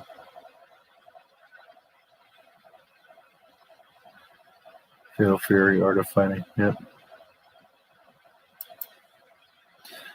Disney will ever decanonize the ST? If so, how would they do it? Maybe through the upcoming Ahsoka show? No, they won't decanonize it. Everything, including The Mandalorian, is connecting the sequel trilogy. Not only they've shown it, but Jon Favreau has said that he's connecting the sequel trilogy, so they're not going to. It doesn't matter. It was never canon to begin with. But will Disney ever say that it's not canon? No. There is no fixing it. It's all a mess. The only fix is to erase it all and start over. Not the George Lucas stuff, all the Disney stuff. It's the only way you can fix it. Decanonizing the sequel trilogy doesn't. Rebels breaks canon, Clone Wars breaks canon, Mandalorian breaks canon. It's all a mess. So, and they all contradict each other. Never mind George Lucas. So you're not going to fix it by decanonizing the sequel trilogy. Really dumb ad for something women can use for urinals now. So they can use the men's room, but I can't use the women's room. Good job, ladies. You stop sexism. Yeah. Well, I don't know what you're talking about, but there is this thing called like the cone. I think it was called the cone. And it's kind of like a funnel. It's got like a cup and then like a little tube, and you just kind of like tuck it under, and then it just basically goes down the little funnel. So women can pee standing up. Hello there, I'm J1. Nice to see you, buddy. Mega Jetty. Hail, Keno. Doing okay. Glad to see you. Hanging out on a Friday night with you guys. Hopefully we'll get to Empire Strikes Back at some point. Either way, hang out, talk, conception. Let's see the conception of Luke and Leia. I watched a fan-made documentary on Two-Face. It's probably the most realistic-looking Two-Face. Kathleen Kennedy is a pretty realistic-looking Two-Face. A geode game.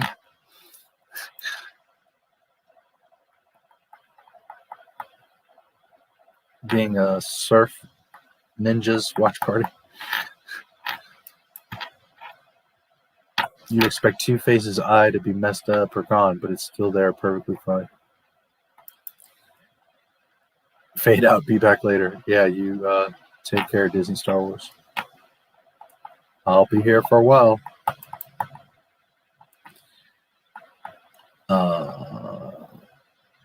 His eye is gone. Burn clean off. Is the Wampa eating Luke's Tauntaun in the cave scene? I would assume so. I would assume that, yeah. Yep, he knocks them down, pulls them both in. The Tauntaun was already dead and is the bigger piece of meat. So he went for the Tauntaun first. If you have something that's still living, you're going to preserve it, right? Because it's going to last longer. The Tauntaun already, remember, collapsed. So he would have naturally ate the Tauntaun first. Yes.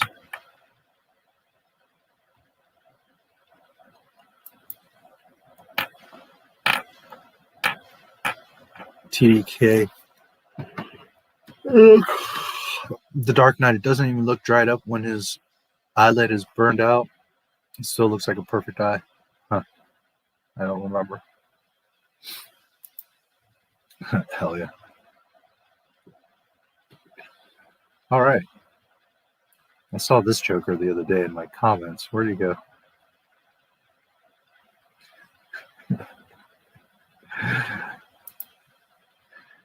You're the most pathetic YouTube account about Star Wars. I saw him in my comments, so I don't know, some comment. That's why you're watching my channel, huh?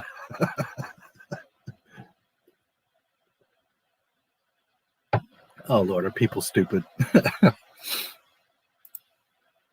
Oh boy.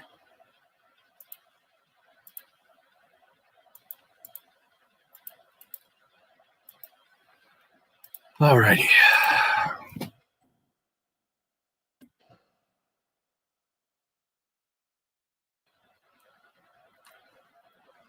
So I don't know if we'll get all through Empire tonight. We'll at least do a chunk of it. Maybe we'll do a part 2. Or maybe we'll get through it. Who knows? It's 2 hours and 7 minutes, so.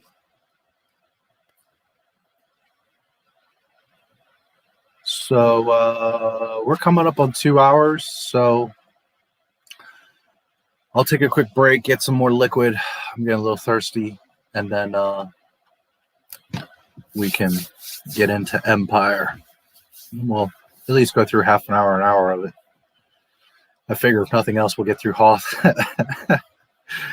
But we'll see. We'll see how far we get. We could do the whole film, if anything.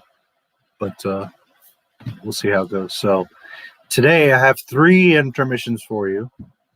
The first one, most of you have seen, but throughout the night I'll play the other 2. And then later I'm going to ask you guys to tell me which one you like the best. I'm curious. So for now, I will play intermission number 1, which some of you have seen. And then later I'll do 2 and 3. But number one is so you get a recap. And later you guys can tell me what you think. So it's exactly 10 minutes. I'll grab a drink and stretch out real quick. I'll be back within 10 minutes and we will get into Empire. So you do the same. Grab a drink, stretch out, get ready, load up your DVDs or whatever you got to do. And we will take a look at Empire Strikes Back. Considered by most the greatest Star Wars film of all time. It's a very good argument. It certainly is a fantastic film and arguably the best of all of them. It's a very good argument. Me personally, I think Jedi is the best Star Wars movie ever made. But Empire is an amazing film, and it's definitely my second, without question. All right, I'll play this intermission. I'll be back in a few minutes, and we'll get to Empire. So thanks again for being here. It's about 20 of you here, so awesome. And we'll enjoy The Empire Strikes Back here in just a moment. So see you in about 10 minutes.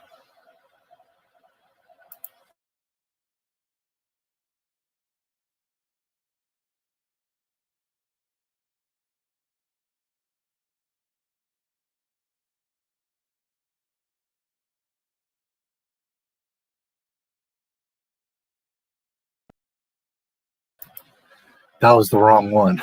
I was playing my intro again. So here's the intermission. Streaming our favorite shows, keeping in touch with our loved ones, and even our banking is mostly done online these days. We'd like to think our information is safe, but as our online footprint increases, so does our need for proper security. Surfshark adds an extra layer of security when you're online to keep all of your passwords, photos, and videos safe. There's a lot of websites and hackers that take your info without you even knowing it, but you can swim under their radar using Surfshark VPN, a virtual private network. Surfshark is a VPN service that protects your information by encrypting all of the data that you send through the internet. You can stop websites from tracking your info and selling targeted ads to you. With the click of a button, you can forget about data mining and intrusive advertisements. One of my favorite features of Surfshark is that you can see content not available in your area. Disney Plus or Netflix, for example, have different movies for each country. Access should not be tied to a region. In China, YouTube and most social media websites are banned. With Surfshark, you can solve the problem by simply changing your location. Just connect to the service and refresh the page. Surfshark is an app and browser extension that enables you to place your laptop or phone anywhere in the world and allows you to access the internet as if you were in that country. You can watch any content anywhere in the world on any of your devices. Surfshark turns you into an anonymous and hard-to-trace online user and makes the internet a safer and more enjoyable place for you. I use Surfshark every day. It automatically starts up whenever I start my PC, and whenever I need it, I activate it with just one click. Surfshark is the only VPN to offer one account to use on an unlimited number of devices. If you want both protection and freedom online, use my code NMSW, short for Not My Star Wars, to get 83% off plus 3 extra months for free. Surfshark offers a 30-day money-back guarantee, so there's no risk to try it out for yourself. The link is in the description below.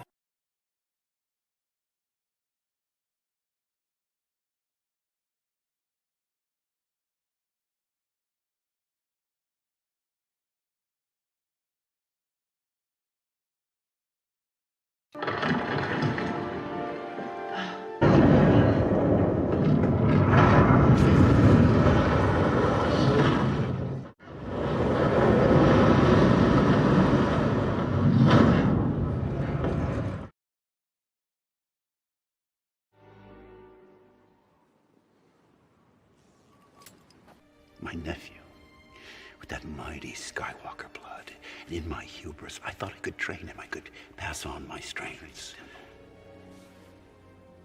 By the time I realized I was no match for the darkness rising in him, I went to confront him.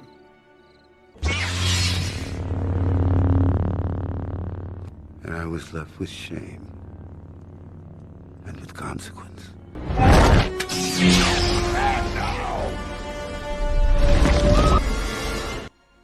Because I was Luke Skywalker. Jedi Master.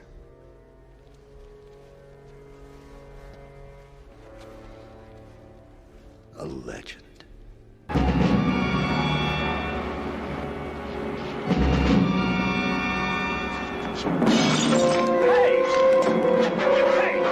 Are you crazy? What's the matter with you?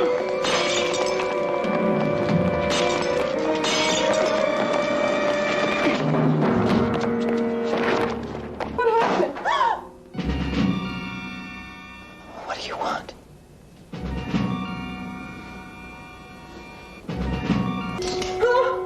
You don't know who I am, do you? Well, should I know who you are?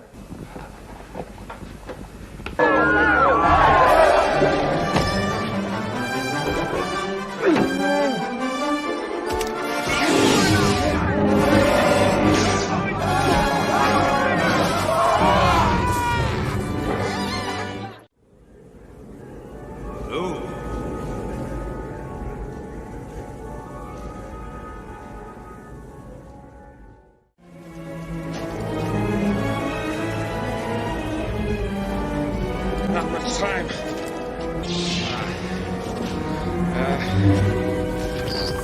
Hang on, kid. I thought they smelled bad on the outside.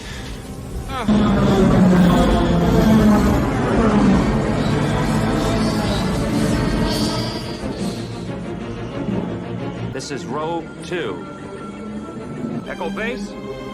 This is Rogue 2. I found them. Repeat, I found them.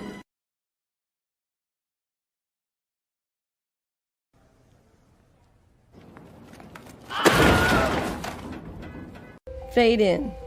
This is where the fun begins.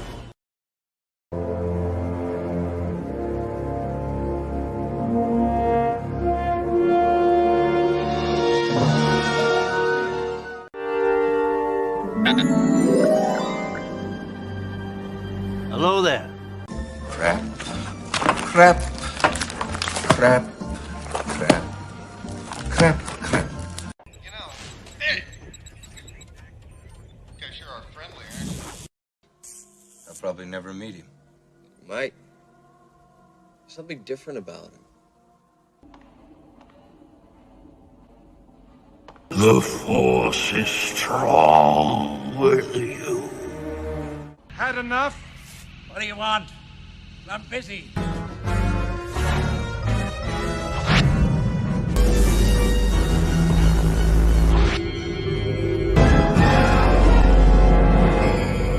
So we have a race. No. There's nothing special about you. You're Nothing.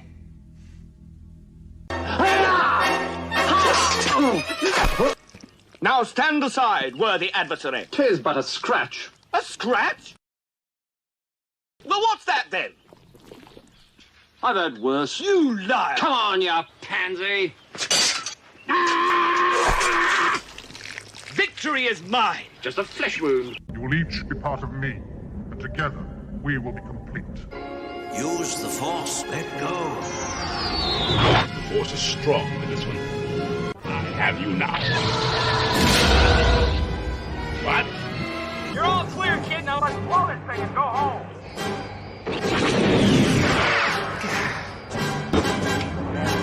I once got busy in a Burger King bathroom.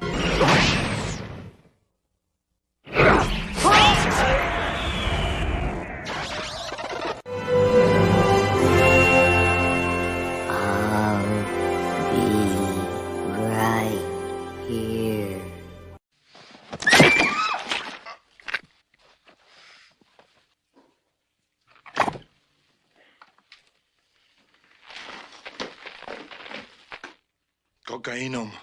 Like a rock.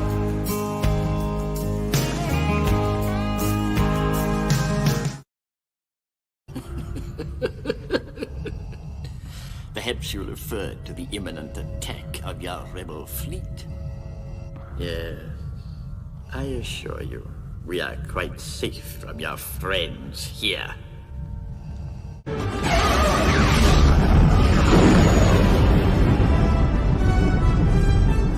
He saved us. He really did it.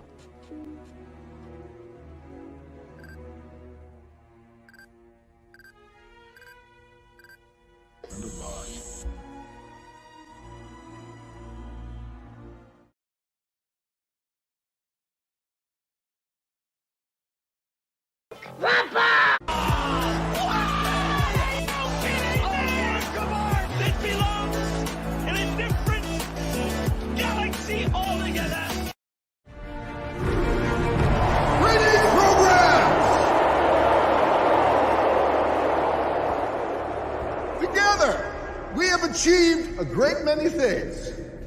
Funding for this program is brought to you in part by... Are you tired of scratched, lost, or broken glasses? Bulky, hard-to-use sun and eyeglass holders? Then you need the Clippy. It's as easy as pinch, clip, hang.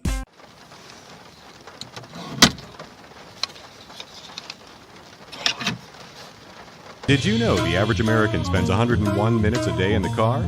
Wouldn't it be great if your customers could see your company logo every time they hit the road? Then you need the Clippy, the perfect, unique, affordable product to promote your brand and with constant marketing exposure. Plus, it's 100% made in the USA. No longer will your promotional investment become someone's unused, unseen, discarded item.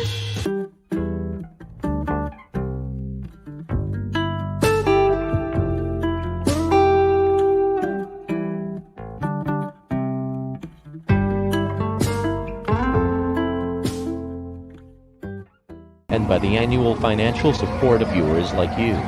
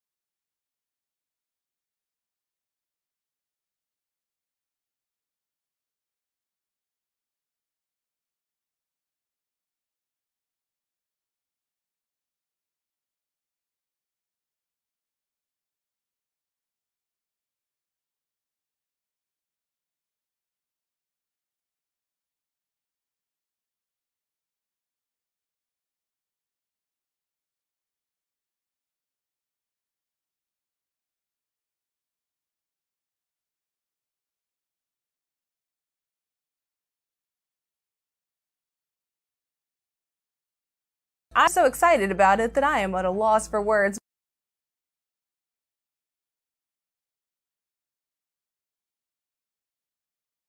My spider sense is tingling. What's next?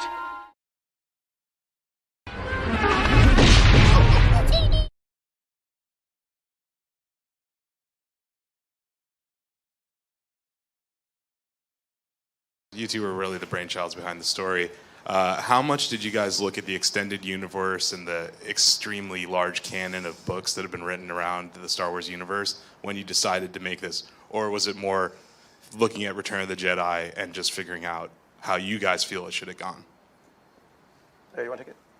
I think it had more to do with Jedi and the continuation of 4, 5, and 6. This is 7. I think we were aware, we're respectful of the canon, but we really wanted to tell a story that interested us and delighted us, and we didn't really want any rules and parameters particularly. We just said, well, we can do anything we want with this story. What would be the most fun thing to do on this page and the next page and the page after that? And that was sort of the guiding principle, I think, more than the canon or anything that had come before.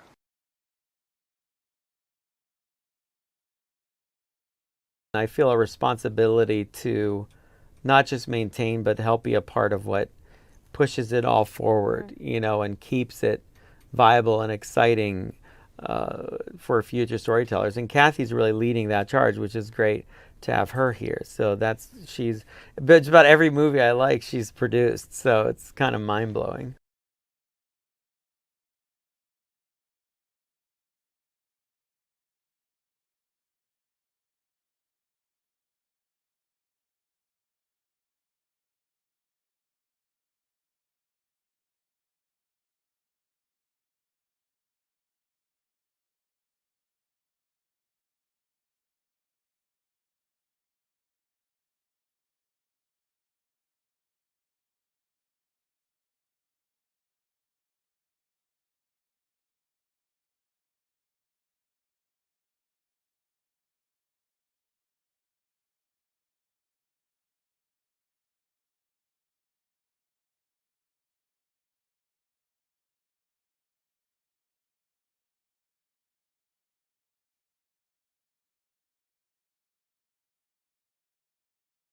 We have a vast and expansive timeline in the Star Wars mythology, spanning over 25,000 years of history in the galaxy, with each era being a rich resource for storytelling.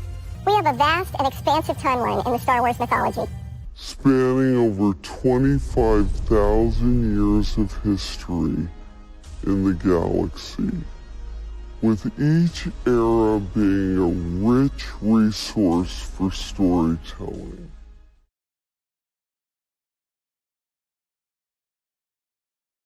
You have to have a team of people.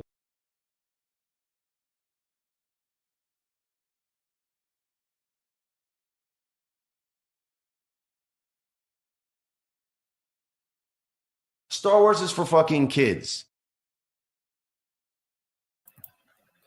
It's for kids. What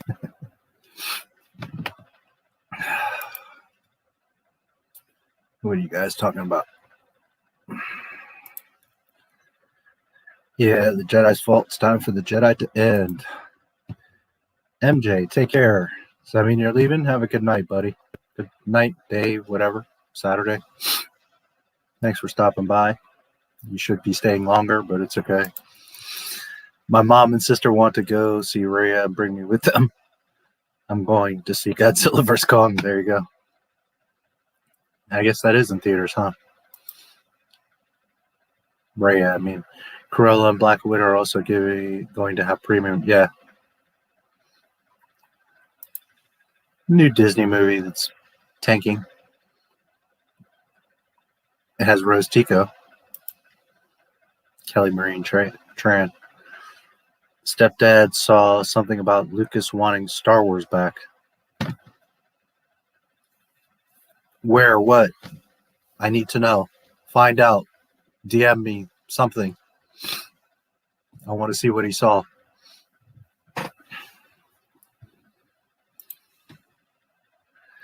How do you not know about Rhea? She's a legend as the Last Dragon. Of course. How do you not know, dude? Come on, Rhea. One wheel bike. A unicycle. I'm not sure. It's a ball for some reason. She's going to be so inspiring. Forget that stupid Godzilla vs. Kong movie. Rhea, the Last Dragon's going to be shit. I mean, the shit. I've been hearing mixed things about Godzilla. Overall, I hear it's pretty decent. Apparently, they end up teaming up at the end and have to fight a bunch of humans. I don't know. I haven't heard anything like great about it, but I heard it's pretty good. I'm sure it'll be fun to watch. I have HBO Max, so I need to watch it at some point. Head to Google Rhea. Rose Tico, yeah. Probably wear a potato sack. Hello, Allah. Oh boy. She dressed more like Ray in some scenes. Ray, oh crap, yep.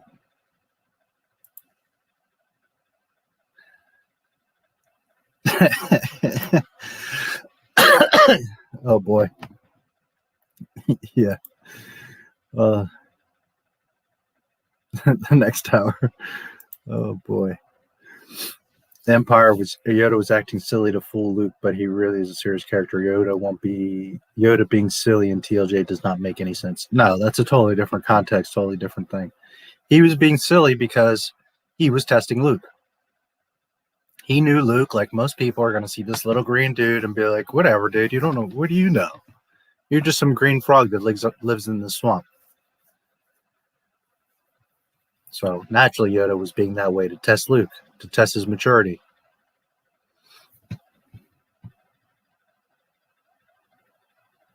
I'm looking for a great warrior. Wars do not make one great. Love Yoda. Wait a minute. Didn't you say that there was no source material? There is no source material, dude. Come on, man. Haven't you been reading the High Republic? They got to create all the source material. There is none. They're creating the canon, dude. Thank God. What would we do without them?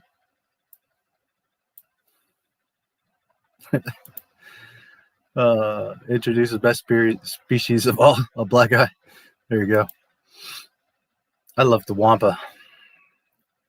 best Star Wars film. Yeah, a lot of people would say that. It's not my favorite, but it is a beautiful film. Lucas would buy it back. Disney won't give it back for anything, even though they can't make a decent movie. Yeah. The only way we're going to get Star Wars again is if Lucas buys it back. So that's why I use the hashtag sell Lucasfilm. If we pressure Disney enough, here's the thing. It's not like tomorrow they're just going to, but if we give them all 2021, nothing but hell, sell Lucasfilm. Nope, dislike. We don't want to see your shit. All the Bad Batch has bad ratings.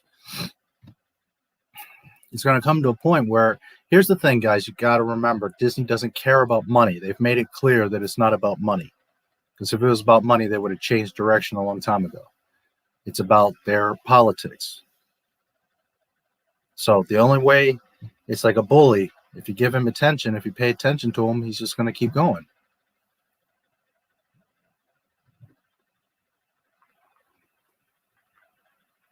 If you ignore him or tell him no, he's going to stop. So it's the same thing with Disney. If we just shut them down, they're going to have to sell it, because now it's not just the money that they're losing. It's also nobody's listening to the bullshit that they're spitting. So stream was over. No, that was just a little intermission. Come on, man. It's been 2 hours. You know, I do 12-hour streams. It's not 10 a.m. You know, the stream is not over. Yeah, there you go. Two, because it focused too much on Millie Bobby. Yeah, I heard that, and now they're complaining that there's not being enough. I heard she had like a really dumb scene. I don't know if it was because of her or just the scene, but I heard something not great about her scene. Like there was a whole thing with her that could have just been cut out of the movie. I don't know.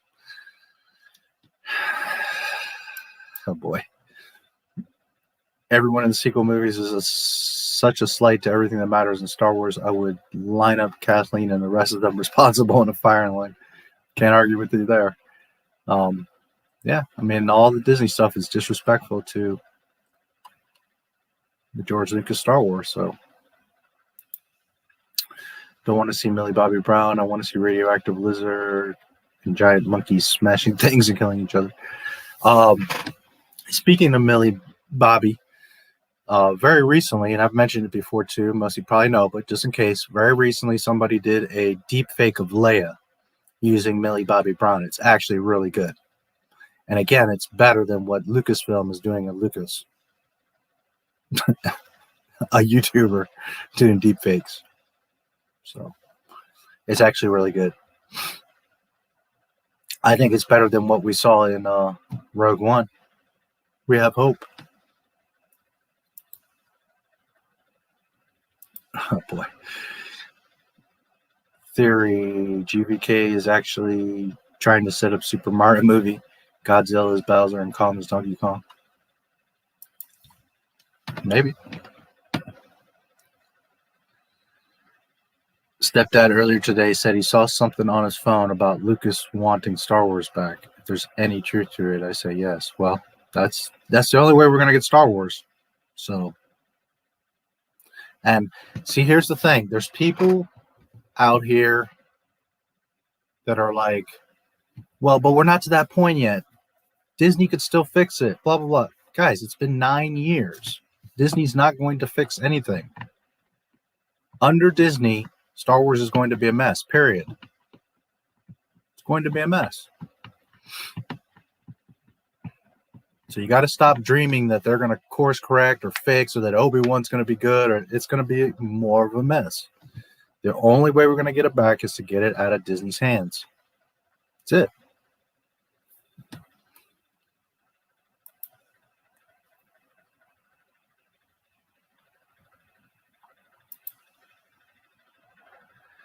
Fatigue is not a thing, but bad Disney Star Wars fatigue is. Yes, sure is.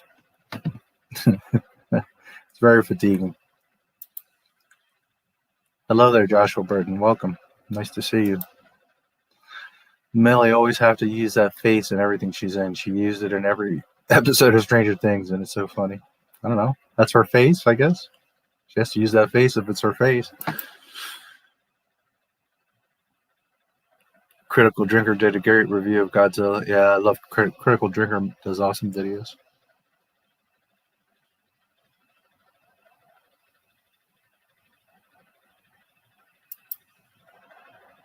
Nine years, yeah. 2012, and we're in 21. It's been 9 years. And that's the thing. If it was the first year, you could be like, all right, well, maybe next movie, maybe they'll. But come on, we've seen the Clone Wars, Mandalorian, Rebels, Resistance, all these comics and nonsense books, sequel trilogy, and it's all a fucking mess. It's not going to change. It's not going to get better. It's only going to get worse. It's going to continue on.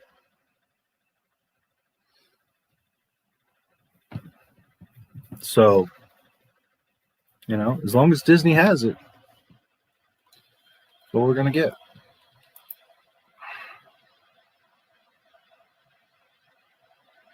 Yes, he has to. And Palpatine is a real villain. They said Vader loves murdering. Told my friends that Vader doesn't want to hurt anyone unless he has to. Palpatine is a real. They said loves murdering. I'd say it's like in the middle of both of those.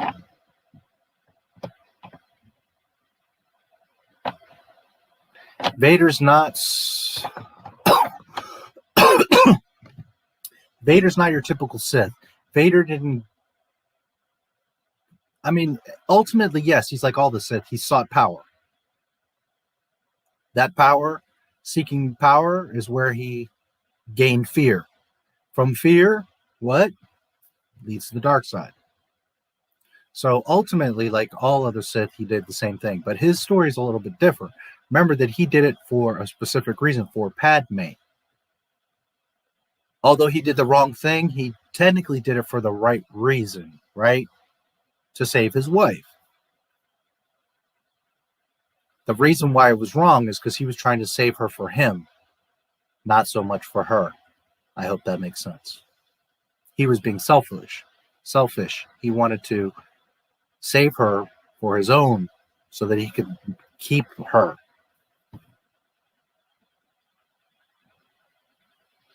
But at the end of the day, Vader fell because of Padme. And he dedicated himself to Palpatine to try to learn how to save her. And he kind of just fell to the trap, and, you know, he became evil and he lost everything. He was like, well, fuck it. I'm angry. I'm bitter. I've lost everything. I'm a freaking robot. So what I'm getting at is Vader is not like, I would think, Maul, who's an assassin, who literally wants to just destroy things. Vader doesn't become evil because he wants to destroy. He becomes evil because he wants to unite and what he thinks make the best decisions for the Republic. His Republic. His galactic empire, right?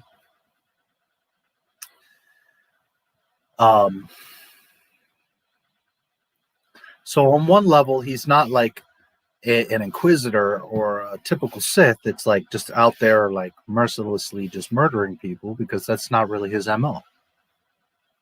On the same token, he is the Dark Lord of the Sith, and he is Darth fucking Vader, and he will chop people down.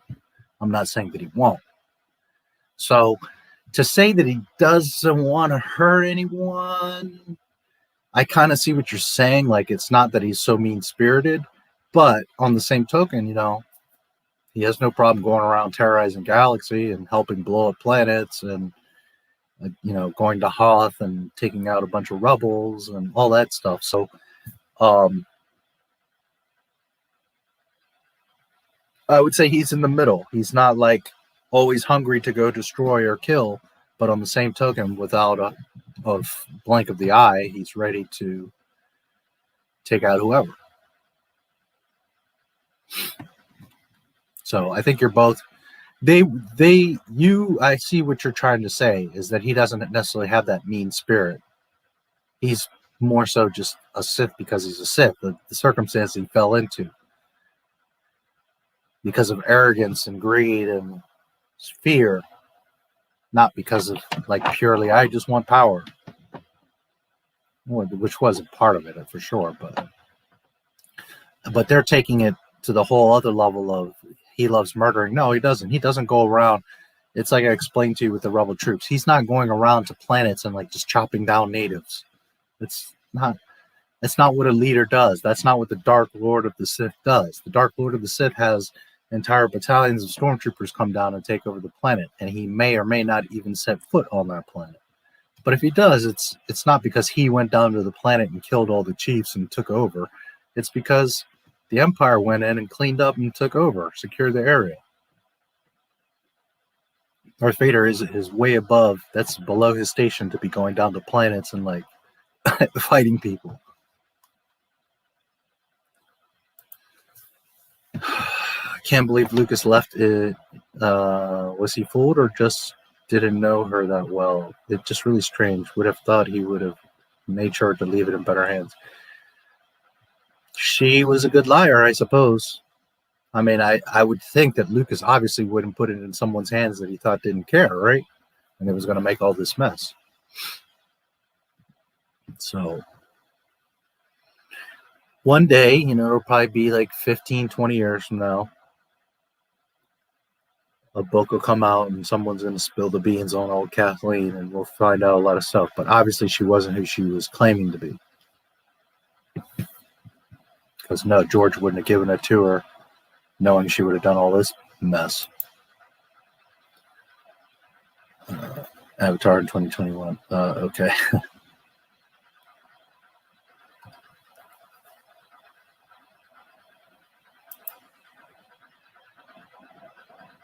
Yes, they will. And the same people. Yeah. Yeah, I mean, again, if it's not to say that Vader would hesitate at all. I'm sure he's killed plenty of people.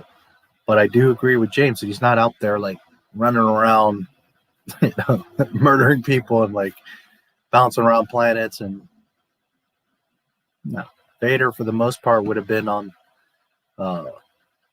his executor and, you know, doing little missions for the Emperor or, you know, overlooking what's going on with the Empire. Only on specific things would he be sent personally, like Hoth. You know, Hoth is an exception. They just blew up the Death Star. Now they're really pissed and want to get to the rebels and get them all together in a base. They found Hoth, and there you go. So then Vader is going to go down there because that's significant. They could wipe out all the rebels right there. But in general, the Empire conquering things, that's stormtroopers, Star Destroyers, AT-ATs, you know. They're going around and they're doing all that shit.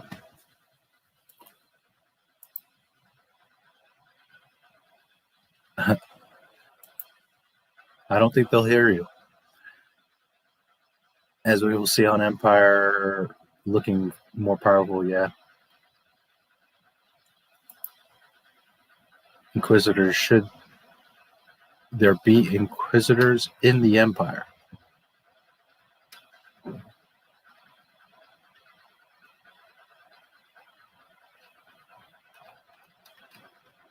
I think they're cool. I think they're fun. I think they're an expansion of the story, but I just don't really think they would exist.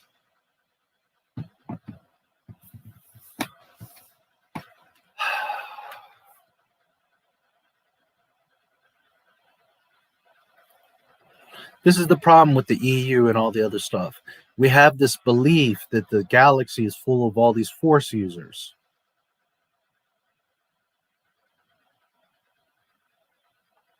And it's not to say that there's not people throughout the galaxy that don't have certain amounts, differing amounts of midichlorians, and some people would have certain Force abilities and all that.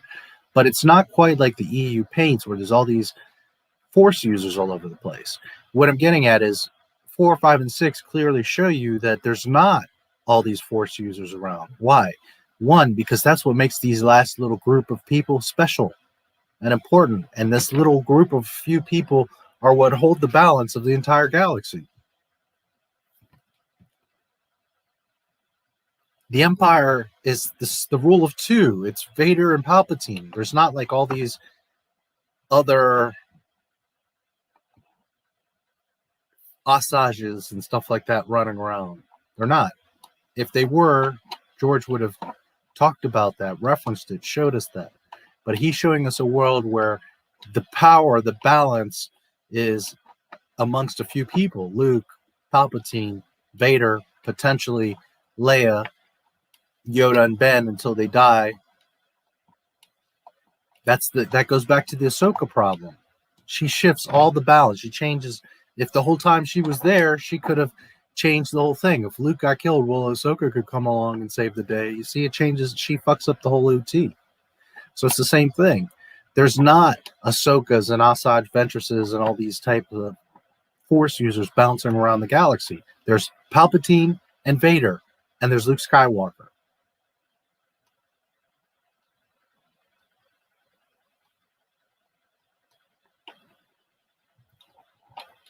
Again, Star Wars is about stakes and emotions. And when you have just these three holding the balance of the galaxy, that puts a lot of pressure and stakes and weight on those characters. As opposed to, well, but there's all these other Force users around.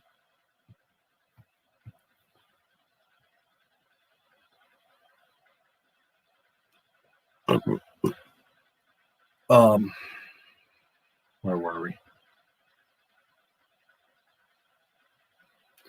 So, no, I don't think that in Lucas's world there would be Inquisitors, because there's not these characters floating around. If there were Inquisitors, they would be getting involved. You know what I mean? They would have had a huge impact in all parts of the movie. Why wouldn't they be on Hoth? Why wouldn't they be on Andor? Why wouldn't they been around the throne room?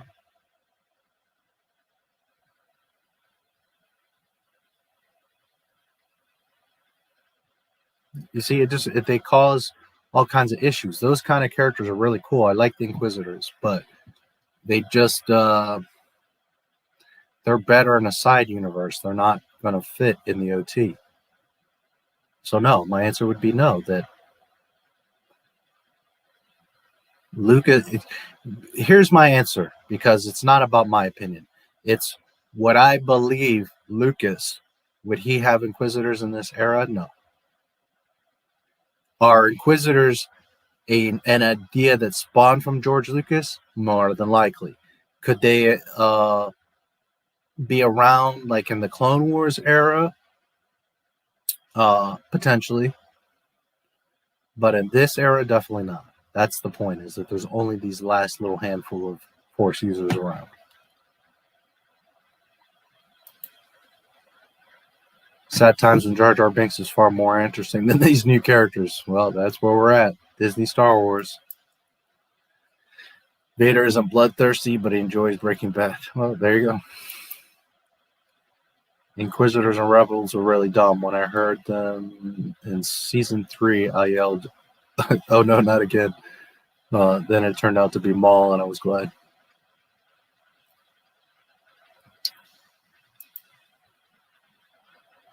Darth Jar Jar theory would be subverted everyone's expectations in the right way.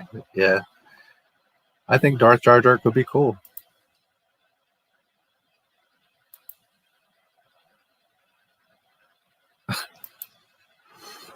Why are so many messages getting deleted? What messages? I'm reading every message. Am I missing something?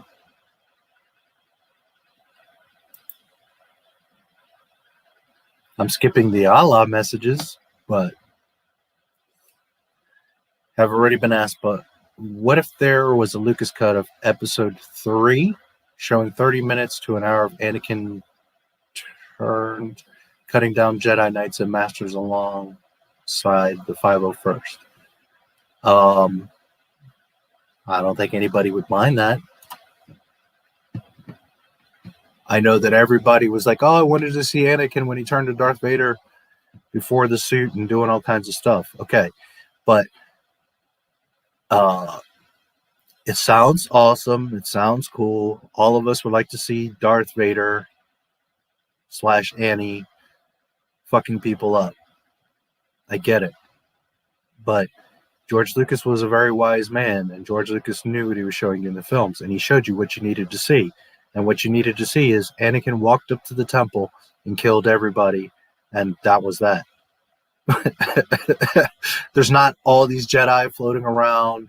There's not all this him hunting, and no, he did what he was supposed to do. He went in and killed the vast majority of the Jedi, and that was that. Now, would it be neat to see him doing it? Sure. But was it important to the message of the film? No, because you get the point that he goes into the temple and wipes them out. That's what's important, not seeing him do it. Does it would add more time to the film, which isn't ever good. You want pacing, and you want to be able to cut it down as much as you can. It's just for exposition. Don't get me wrong. I love Star Wars as much as the next guy. I would love to see Anakin going and chopping people all up. I get it. But would it be necessary? Would it make the film better? No. There's a reason George showed you what he showed you, because you saw what you needed to see, is that he turned against his brothers, took out most of the Jedi, even the younglings, and he fully committed to being evil. That's what you needed to see. I certainly would be against seeing that. I think that could be cool. But it's not something that I'm like, oh man, I'm so desperate to see that. I wish I could go back and like. Lucas knew what he was doing. He showed you what you needed to see. You know the story. Showing him for 10 minutes, chopping people up. Well, first of all, it sounds good, but it would get old real quick. And second, it's not necessary. And when you're trying to make a film that's good for all ages, even little kids, 10 minutes of Anakin chopping people up.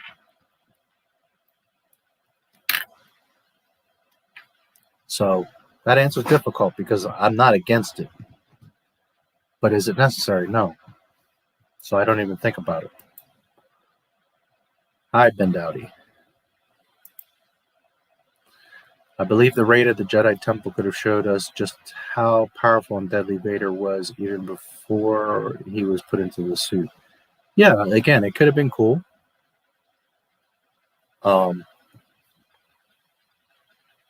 I'm not against it. Just saying it's not important.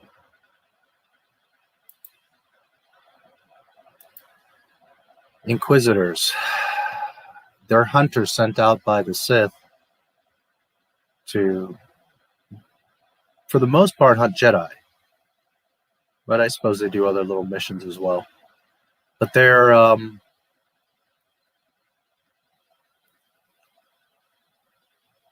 dark force users. Very skilled in lightsabers. They're basically assassins. Work for the Empire. I can't remember right now if they work specifically for Vader or the Empire in general. I want to say there was something there with just Vader.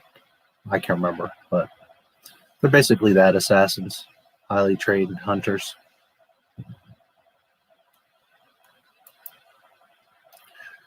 Padme's prequel deleted scenes. They were a longer cut of the film. Yeah, in particular the one where she goes to her home with her mother and her sister and her father. That should have stayed in.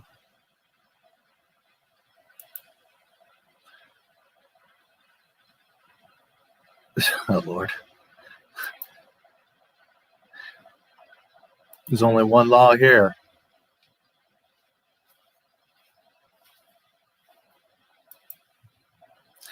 Anyone remember the Glove of Darth Vader book from Star Wars Legends? I always thought that was DCEU. No, I don't remember that one.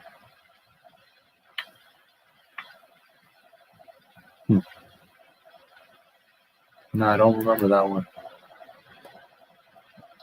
These are Lucas cut with deleted scenes and all. I wouldn't mind a 4-hour Star Wars movie. Neither would I. I mean, don't get me wrong. Lucas had the Inquisitors. They, along with Ahsoka, Ezra, and Kanan, would have died off before New Hope.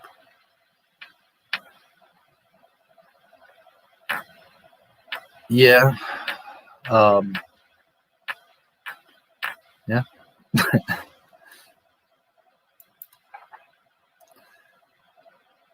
Long time, yeah.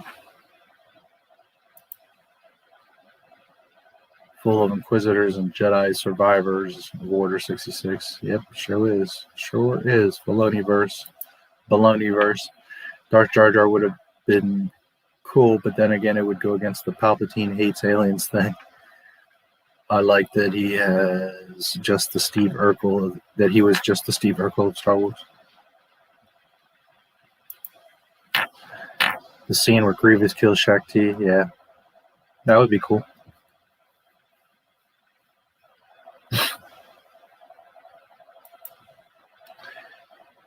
Vader killing Ahsoka. Anakin was taking in bleeps. Talking in bleeps. It was weird. Lucas Star Wars Inquisitors would just be Sith. The other canons, E and Disney, have all their technicalities on dark side users. Once they train on the dark side, they will strike for power. No. The Inquisitors aren't Sith. There's only 2 Sith. Master and apprentice. Always rule of 2. Just like Asajj. She says, I'm a powerful Sith. And Dooku says, oh, really? And smacks her around. They're powerful dark side users, but they're not Sith. There's only 2 Sith. Vader and Palpatine.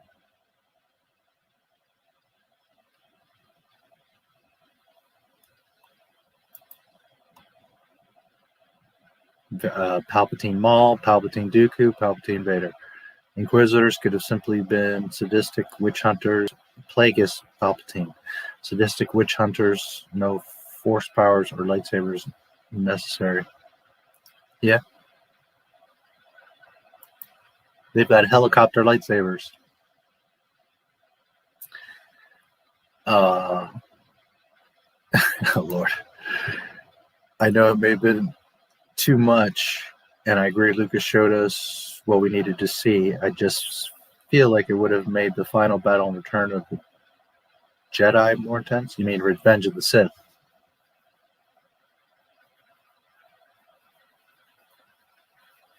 Right? With the Vader killing the young one, or killing in the temple.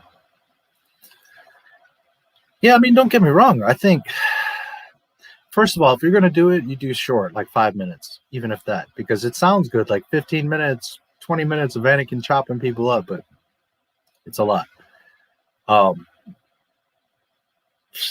You know, sure, it would have been neat to see, but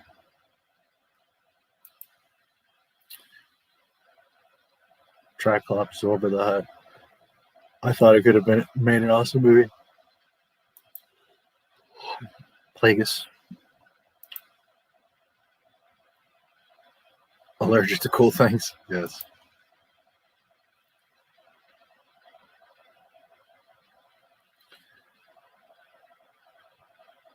See the tragedy of Anakin. Yeah. Episode 3 Falcon scene where Bucky and Sam were talking. Racist cops showed up and almost arrested Sam. That was like totally left field. Have you seen the film of Vader going after survived Windu holed up in the ruined Jedi temple?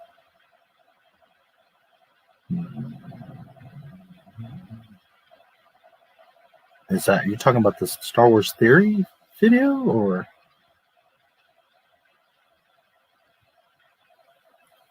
Hold up in the ruin? I don't remember if that was. If not, I'm not sure.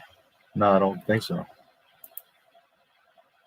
Only way to make Disney listen is to make the new Star Wars movie flop in theaters. That too.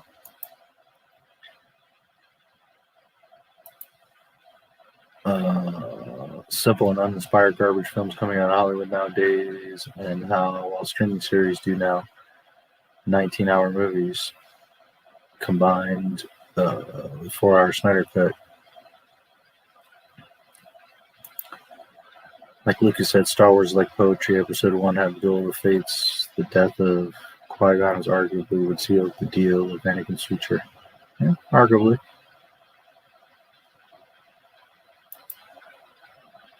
Huge market for long extended cuts of much-loved movies. Yeah.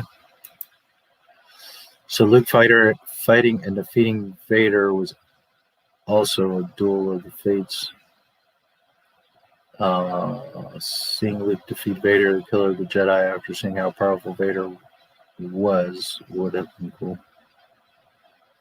Seeing Luke defeat Vader, killer of the Jedi, after seeing how powerful Vader was. Yeah. But this thing though, it's like I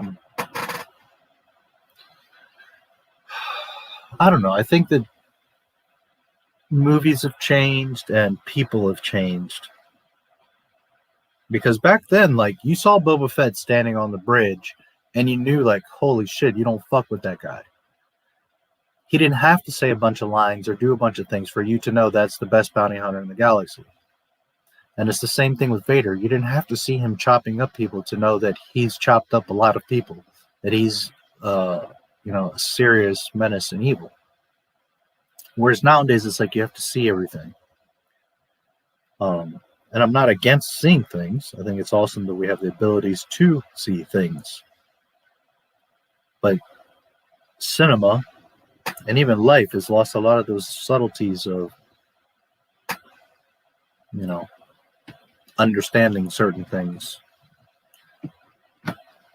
We didn't, in 77 and 83, we didn't have to see, we all wanted to see, but we didn't have to see Vader do more because we already understood that Vader was, Vader. I don't know how else to put it. Same thing with Boba Fett. Same thing, when Luke catches his lightsaber on the skiff barge in Jedi, they didn't have to explain. Like, we knew that time had passed. He's in a black suit. He catches the fucking lightsaber out of the sky and the music kicks in and you just know, like, okay, Luke's on a whole other level now. Now he's a freaking Jedi Knight. He's not just some kid that's figuring his shit out. Now he's like for real.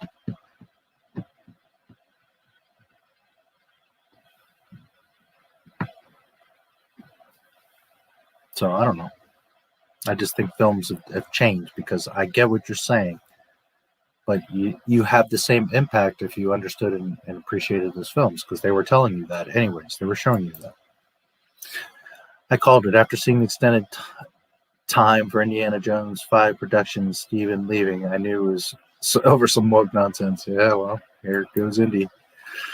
Kanan and the Inquisitors did die before New Hope. Ezra's just gone, and Ahsoka died years ago.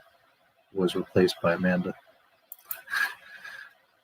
Only 2 Sith. Anyone else are just Darksiders.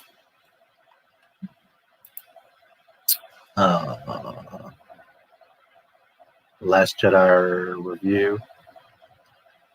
3.5 hours long.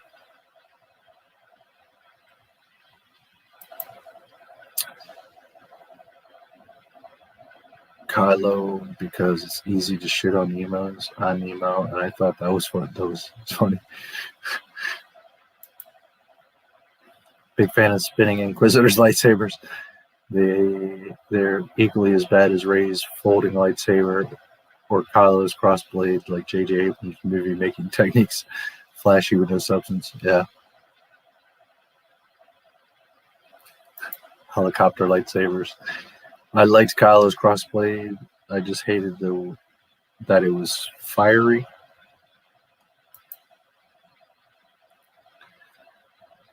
Subtlety. I just wish we could see Vader being Vader. Granted, he is already menacing and powerful. I just wish we could see Vader fucking shit up a little more. Yeah.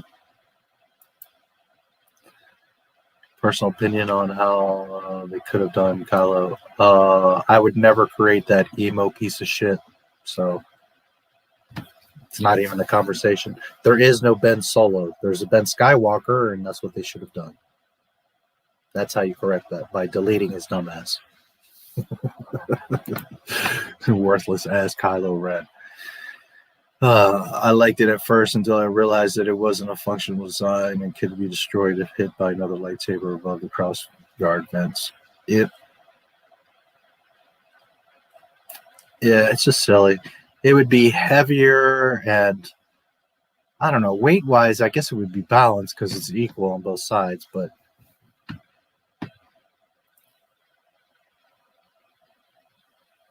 I just feel like that would change the dynamics of the saber, you know, like the sound, the way it cuts through the air. I know it's a subtle little thing, those crossblades, but those crossblades are going to have an effect on the overall performance, you know, the weight and the way you can swing it and jank it around. And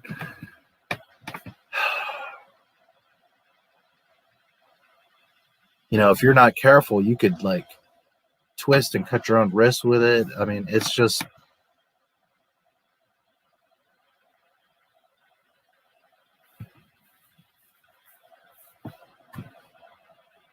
it's dumb. They should have made the sequel trilogy with Darth Caedus. I mean, they could have done a million things. They could have done Heir to the Empire. They could have done George's sequel trilogy treatments. So imagine that. That's what they should have done.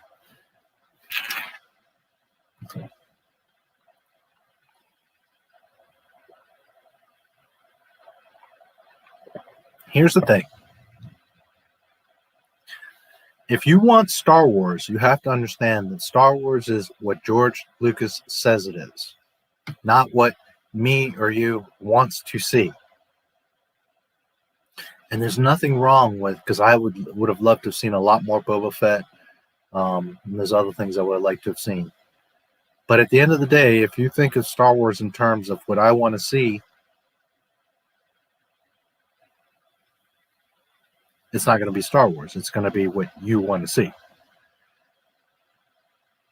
So it goes back to the point of they shouldn't have done anything but what George gave them in the sequel trilogy treatment. That's what they should have done and not messed around with anything else.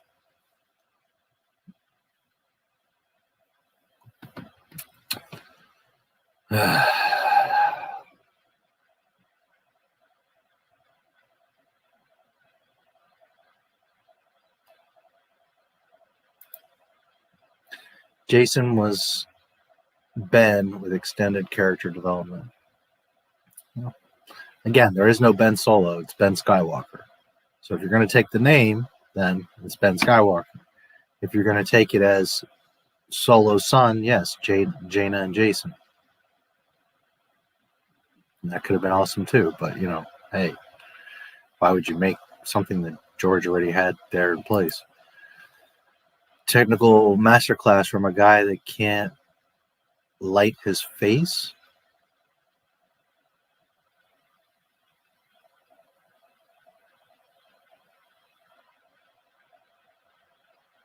Not sure what you mean. No source material. Yep. I think what makes Lucas movies stand out is that he doesn't just world build that dude fucking universe builds, and even a character that we see for only 5 seconds has an entire backstory. Yeah, they sure did.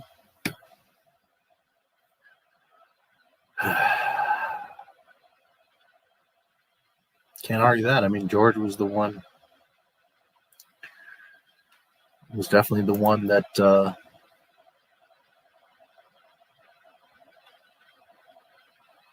made it happen and knew this shit, you know.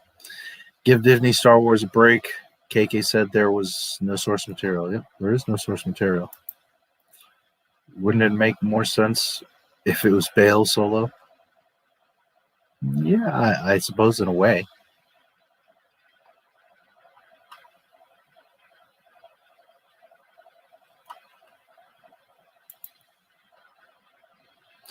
Leia and Han didn't know as much about Obi-Wan as Luke and Leia could have named him Bail.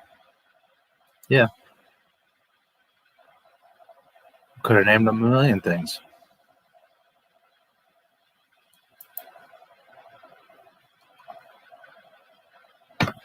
They most likely wouldn't have called him Ben, that's for sure.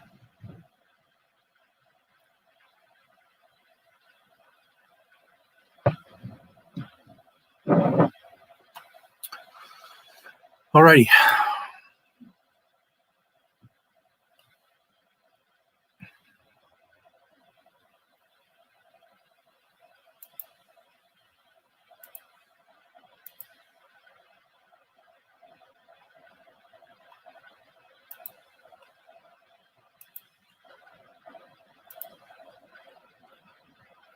I guess we will start Empire.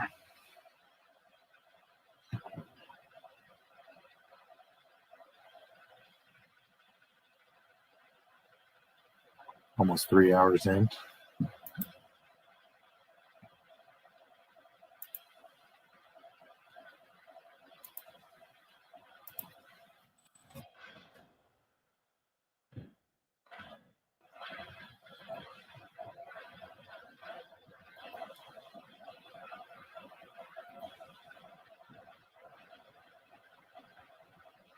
Surprised they didn't. What was that?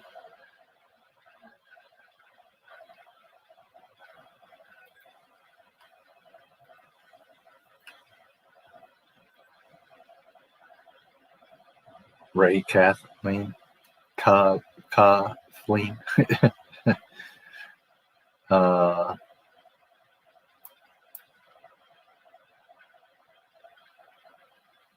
Yeah.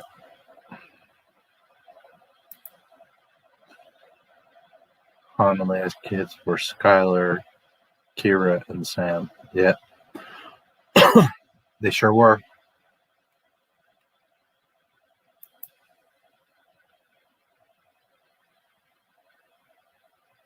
Reverend Nihilus. Well, it's hard to say, but I can tell you this. As they're both EU, we have to go by what the EU says. And what the EU says is Luke goes on to become the most powerful of all Jedi, even more so than his own father and Yoda. He becomes so fucking powerful that he does missions all over the galaxy by himself and rebuilds the Jedi Order. So, Luke would whoop that ass. That's your answer.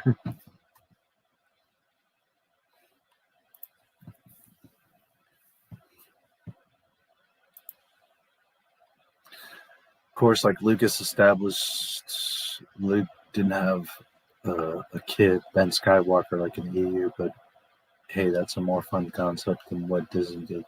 Yeah. Again, what they should have done is what Lucas had and said. All I'm saying is if you're going to take Ben and make a child, well, then at least get it right. It was Ben Skywalker, not Ben Solo. But no, I wasn't trying to say that that's what Lucas was going to do. Ray could have been called Care N. Yes. Don't understand. Had George's sequels should have simply done them justice, and if the fans didn't like them, then they blame it on George. Close the Skywalker saga and make their shit movies. Exactly. That's exactly what they should have done. They should have just done the Lucas ones. They'd bought them anyways. That's what people wanted anyways. You make the Lucas ones. If they totally flop, well, we just wanted to do George's movies. Now we'll do them our way. It's exactly what they should have done. But you see, the reason they didn't do that, there's a lot of reasons, but the main reason is because then they would have to say, oh, well, we made George's movies. And they wanted immediately to make Star Wars theirs. They wanted immediately to move in and be like, see, we created this character and this story and this and that. And Star Wars is ours now. We know how to do it better. When you should have just done what George told you. And, you know.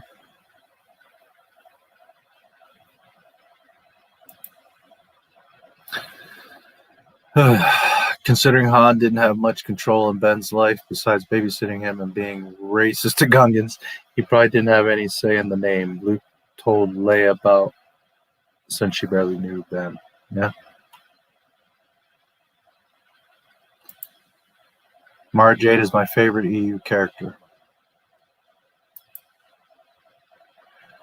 What was Lucas's opinion of Heir to the Empire and the other two UTREON books? What was Lucas's opinion of Heir to the Empire and the other two? I don't think he had much of an opinion. Lucas wasn't reading and paying much attention to the EU. He would sign off on major plot points, but that's about it. He wasn't reading the books. So I don't know that he had much of an opinion. I think he liked it. I thought, you know, he probably thought Thrawn was cool, but it wasn't like... That's the thing. The EU is not George's universe. The EU is exactly that, an expanded universe. Other people expanding upon George's idea, not George expanding that universe. So I don't think he had much of an opinion of that or the other books because he wasn't reading them. He read a lot of comics, but he wasn't reading the books.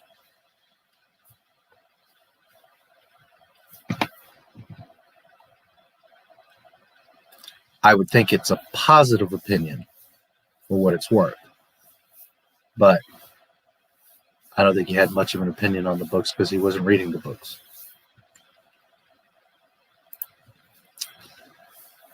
That the people who made the sequels clearly never even watched the damn movies. Yeah, it is pretty pitiful.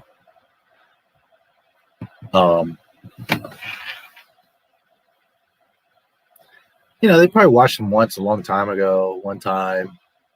And they're like, yeah, I remember Star Wars. But, yeah.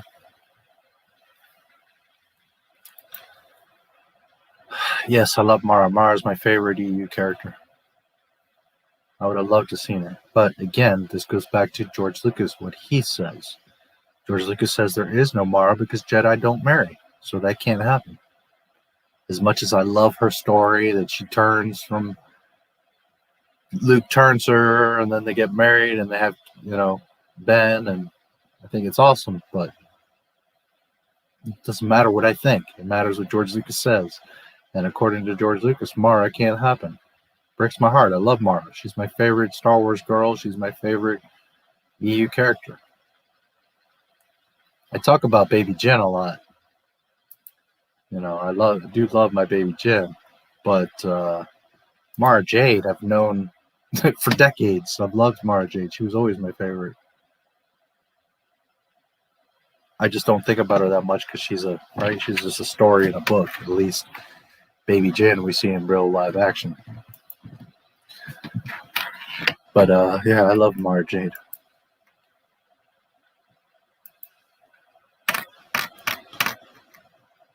Look at our Jedi and Sith that we made. Look, it's Jedi Master Cara and Sith Lord Darth Trumpus.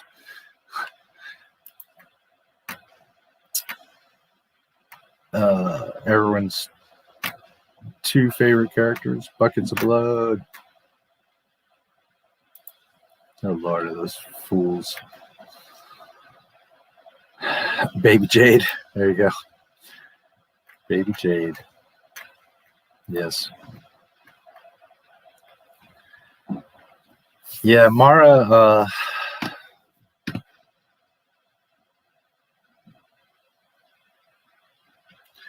Mara's a little bit tricky too to cast because one, she's always been very voluptuous. She's a very curvy and athletic girl.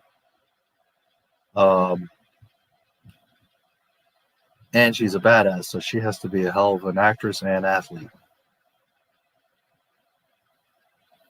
So, and Baby Jade. Big picture, doesn't matter if sequels, High Republic, etc. are good. All that matters if they make money. Yeah, I don't think they're making too much of that. Luke has Anakin draw talent with Obi-Wan's discipline, so I was wondering how much of Anakin and Padme's personality do Luke and Leia have?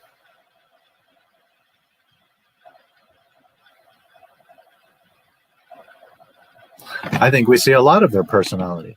Luke's impatient, right? Luke's a little bit arrogant, right? When he goes to Dagobah, he's definitely impatient.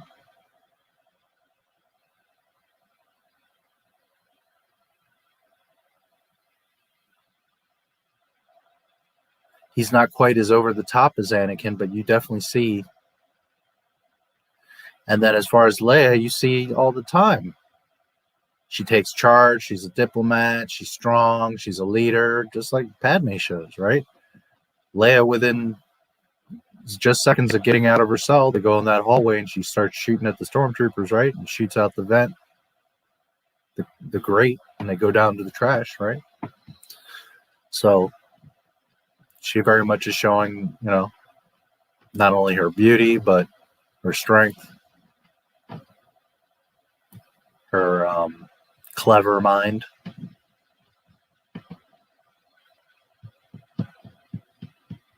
So I think we see quite a bit of it in the films.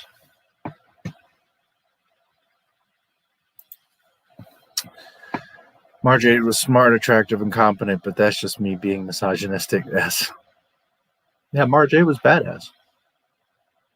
She was a total badass.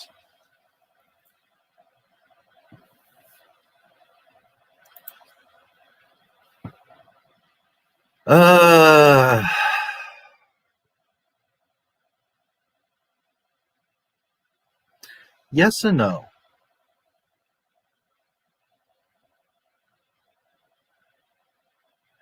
She does have the body. She does have the beauty. She does have the badassery. But one, I always picture Mara a little bit taller.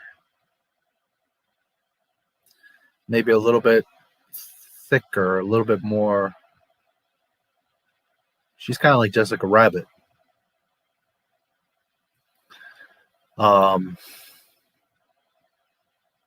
And the problem with Scarlett, it's like Robert Downey at this point. We've seen him and her so much in those other roles that now for her to be Mara Jade, we just kind of maybe feel awkward. I mean, I could see it. Her with the red hair, she's definitely got the curves. You know, she could definitely be a Mara Jade, no doubt. She's done a lot of action stuff. I mean, yeah. But I just think she causes problems because we're so used to her from other stuff.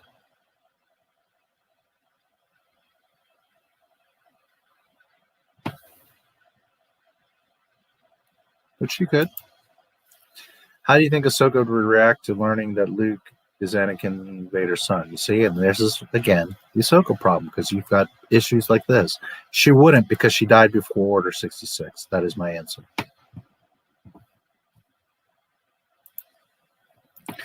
Luke and Leia followed Anakin and Padme's respective careers, but Luke has Padme's save fighting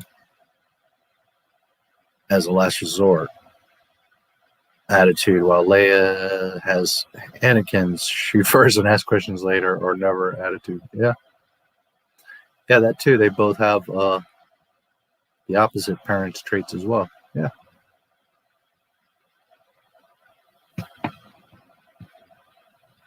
Very true.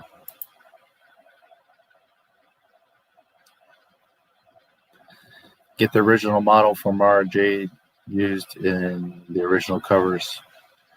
Yeah, but the problem is now she's probably 40, 50 years old. Mara came out like 92, 95.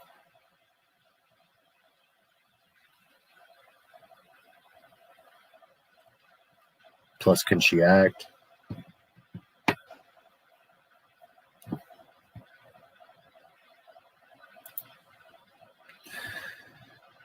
Did you hear that Space Jam 2 doesn't want Pepe Le Pew in it because it could force rap culture, but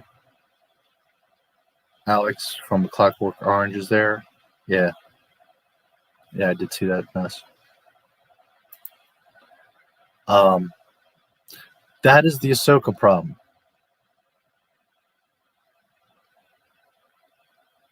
Because she's not supposed to be alive. She can't be there.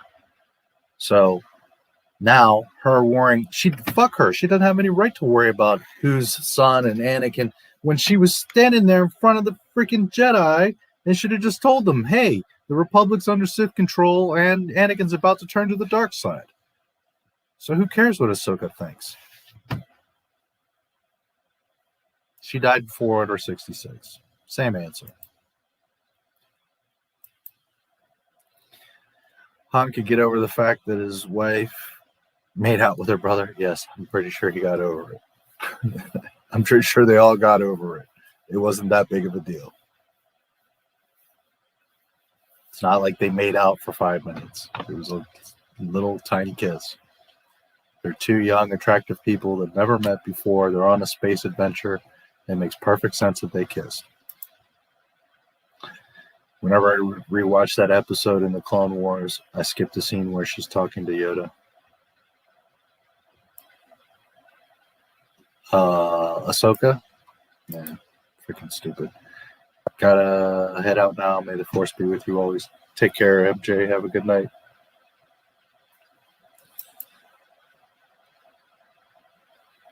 I read some fan fictions. Yeah, well, but I'm not interested in fan fictions. If you're into fan fictions, I mean, you're welcome to. I'm not telling you not to. I'm just saying I'm not interested in that. I'm interested in canon.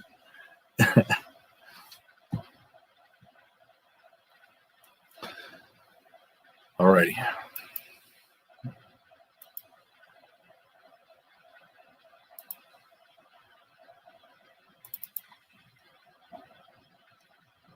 I might have a few.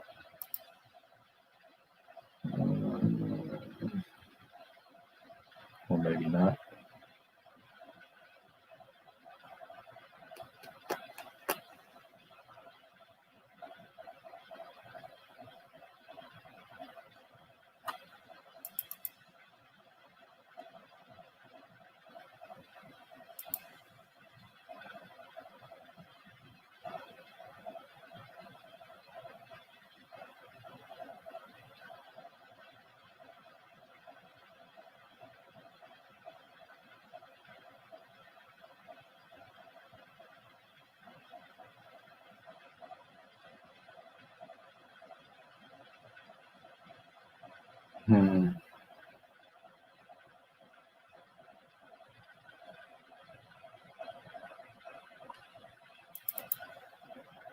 Well, I thought I had some stuff from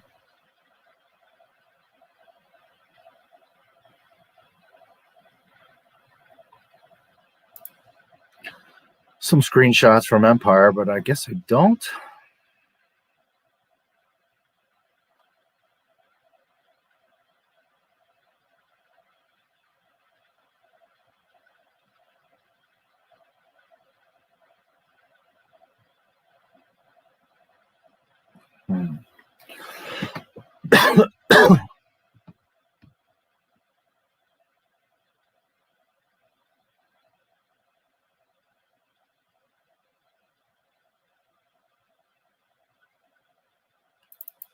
Maybe here. All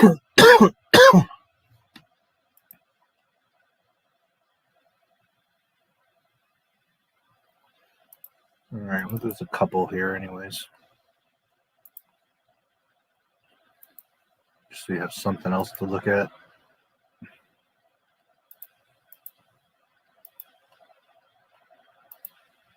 There you go.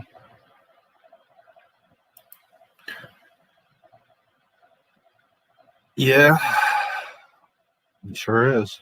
He's certainly not interested in Star Wars. Would rather see more no-name actors and actresses get opportunities to play movie characters. I'm tired of the same famous types to fill these limited roles. Yeah, and that was always a big part of Star Wars is that you don't know the actors, so you associate them to that role, as opposed to 10 other things they did.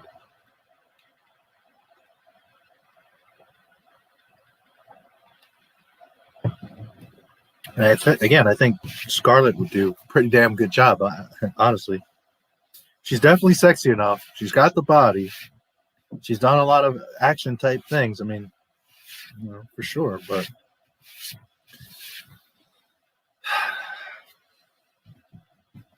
She wouldn't be my first choice. Loving the shirt. Oh, thanks, buddy. My Menace mouse.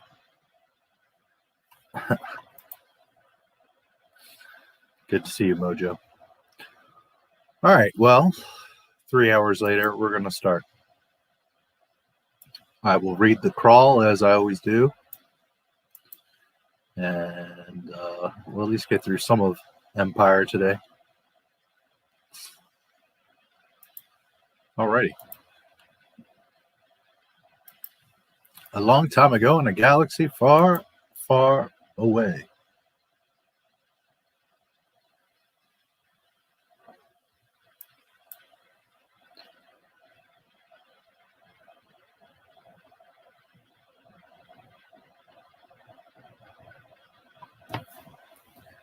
Episode V.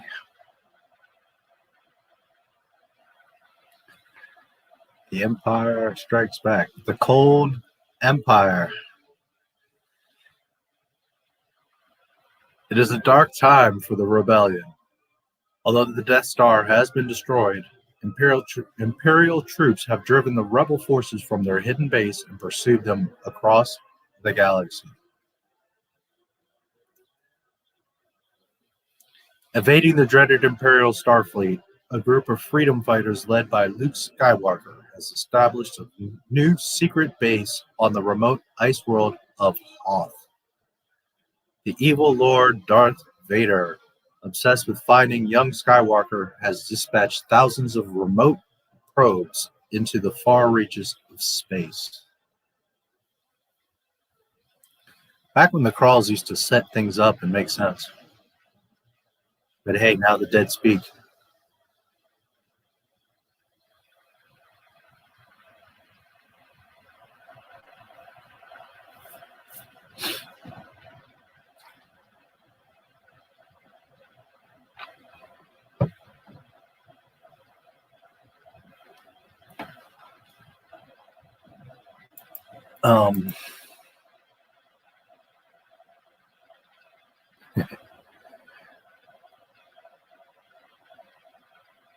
Where are we at? No names.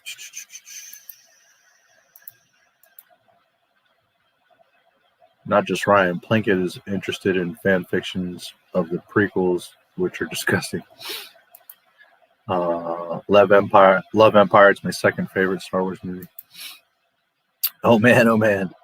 I feel like a kid again. I was at the first post-Lucas celebration and watched this heartwarming young JJ playing with Star Wars toys short film to sell him to the crowd. Clearly he didn't care, broke every rule in the universe. Yeah, I talk about that in my very first video. The Rise of Skywalker was finished yesterday. How he was like, man, since I was 10 years old, I saw the word Star Wars and I was like, oh my God, Star Wars. Yeah. Meanwhile, you made movies that clearly showed us you didn't care or know a goddamn thing about freaking Star Wars. Empire is awesome. 5, 4, 3, 6, 2, 1. Man, this is complicated. All right, so we cut the screen, zooms, kind of like pans down. We see a Star Destroyer in the middle of space and a tiny little planet in the background.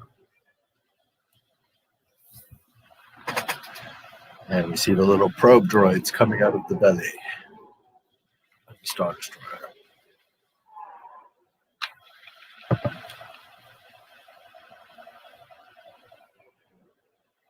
And we see one flying towards a very white, snowy planet.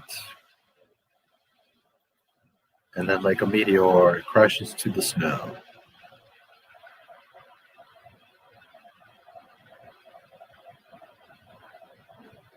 And then we hear that cool sound that the probe droid makes.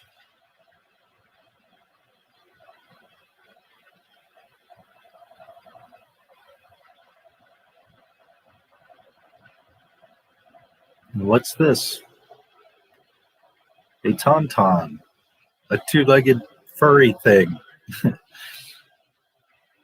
with someone riding on it. Who could it be? It's Luke. And he sees what we'll assume is the same probe droid, although I suppose it could be a second one.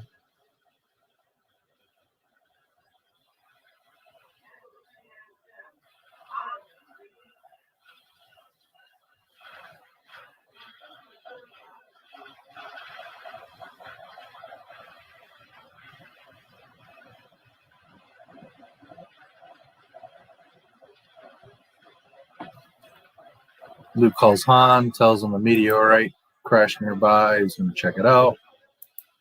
The Tauntaun starts getting squirrely. Wampa! Oh man, the Wampa's awesome. Okay, so the Wampa actually, I had forgotten that. The Wampa actually kills the first Tauntaun. It's Han's Tauntaun, the one that like freezes and falls over. Yeah. So yes, definitely the Wampa would have eaten. He would have dragged Luke and that Tauntaun back. He like grabs the Tauntaun's face, like you could probably presume that it broke his neck, whereas Luke is just passed out. Han comes back to Echo Base.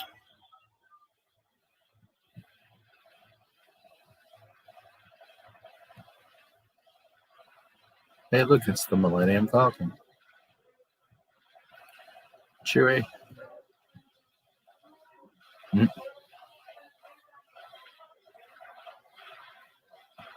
Don't lose your temper. I'll come right back and give you a hand.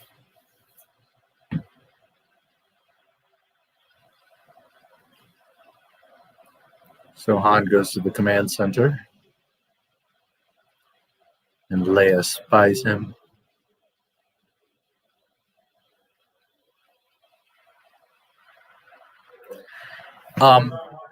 By the way, I wanted to point out that in the command center, there's obviously a lot of intelligence officers, and there's probably just general officers, obviously people of importance, leaders, commanders, organizers, squad leaders, etc., right? In the command center. Okay. There's a lot of women in this command center. Like it's almost like a 50-50% ratio. If you really look frame by frame, you're going to see there's a lot of women in this command center. When you just watch the film kind of through without paying attention, there's like only one girl that really sticks out, and that's, well, there's Leia, of course, but there's the other one that does the ion control cannon. But if you really pay attention, you look frame by frame, there's a lot of women in this damn command center. Sensors in place. Is Commander Skywalker reported in yet? No, he's checking out a meteorite. I gotta leave. I gotta stay anymore. I'm sorry about that. There's a price on my head if I don't pay off Jabba the Hutt. I'm a dead man.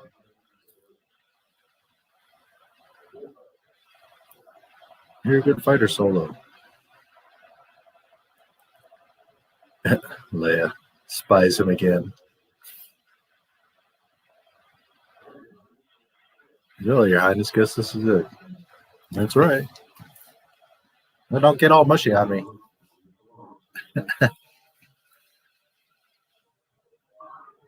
Han. Yes, Your Highness. There's a lot of, I'm sure most of you have seen them, but there's like at least like a good 3 other versions of this hallway scene with Han and Leia talking. And there's also, of course, the Wampa version where they start breaking through the walls there. Well, the bounty hunter we've ran into in Ord Mandel changed my mind.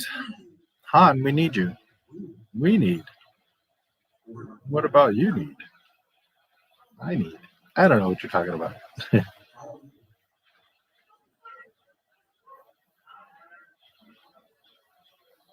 You want me to stay because the way you want me to, because the way you feel about me.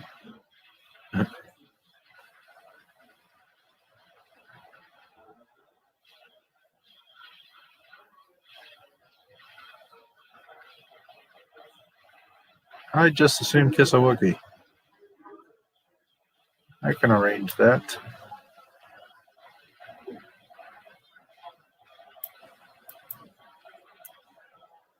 Archie and 3PO coming through the hallway. What is 3PO Blackburn about? What does he say? I never really paid attention to that. I didn't ask you to turn on the thermal heater. I merely commented that it was freezing in the princess's chamber.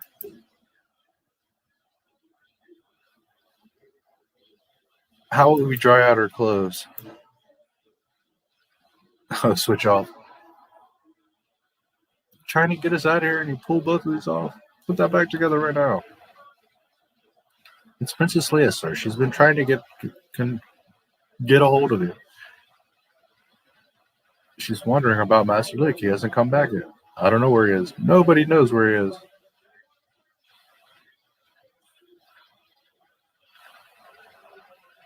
Do you know where Commander Skywalker is? It's possible he came through the south entrance. It's possible.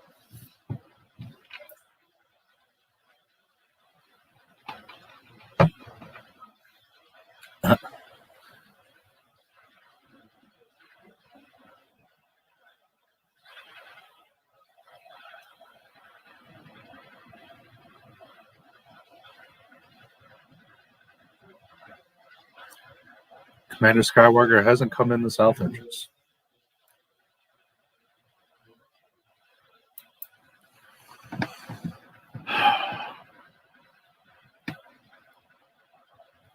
Are the speeders ready yet? No. We're having trouble adapting them to the cold. So this brings up a few things. One, as we were talking about in Rogue One, if X-Wings were easily taking out at X, why didn't they just use X-Wings here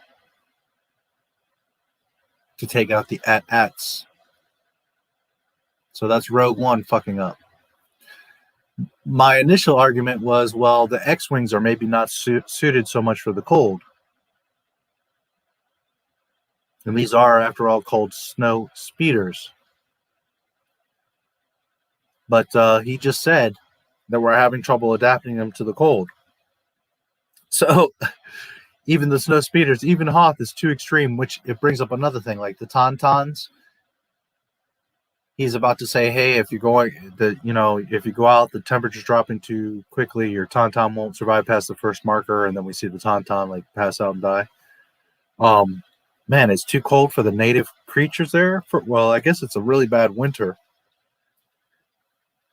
But it's just going to show that, damn, it's like too much for a snow speeder and a native Tauntaun to even be able to withstand what's going on Hoth right now. It's just an interesting piece of dialogue because he says, we're having trouble adapting them to the cold. Anyways, that's right, my friend's out in it. Your Tauntaun will freeze before you reach the first marker. Then I'll see you in hell.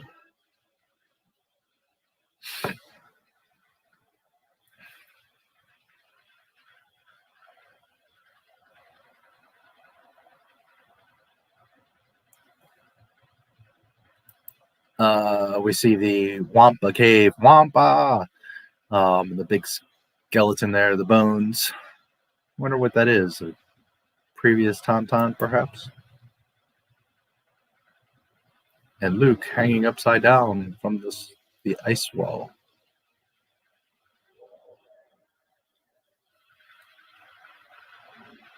The Wampa grumbling in the background.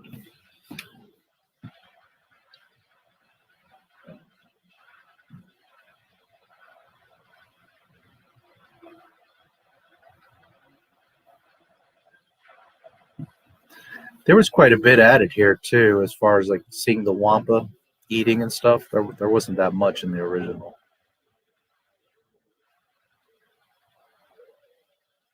Yeah, I guess he's chewing on a tauntaun leg there. Now Luke's trying to reach for the lightsaber.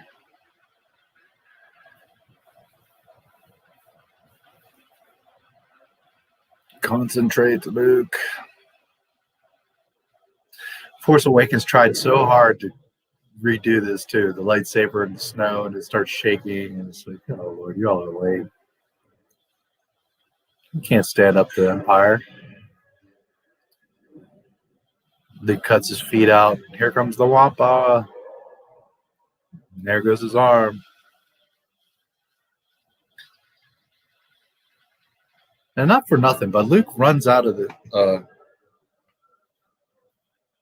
cave. I don't know why he didn't just kill the Wampa and stay inside the worm until he could get contact to somebody, but he goes out into this insane snowstorm. Here comes Han on his tauntaun. Han-taun.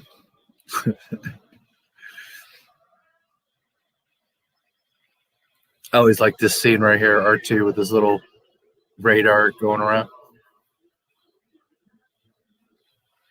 His little mini dish.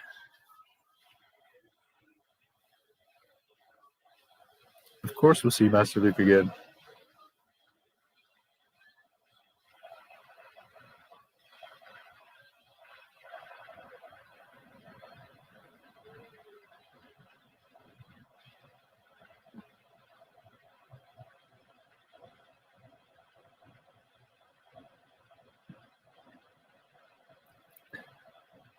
Yeah, you didn't think that one through too good there, Luke. Now you're out in the middle of a freaking snowstorm.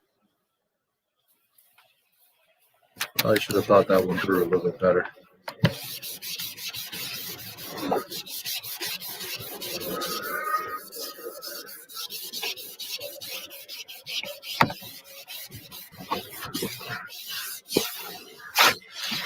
I always like the little sound the tauntaun makes.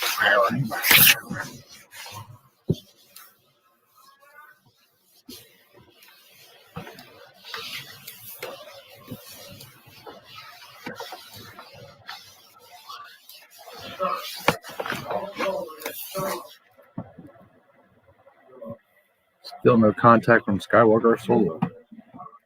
Mistress Leia. R2 says he's been quite unable. What did you say? It's funny, Mistress Leia. Mistress Leia. R2 says he's been quite unable to pick up any signals. I'm at exactly 12 minutes, by the way. He does not admit his own range is far too weak to ban it all. The shield doors must be closed. Close the doors. Poor Chewie. So chances of survival is 725 to 1, which is actually not terrible odds.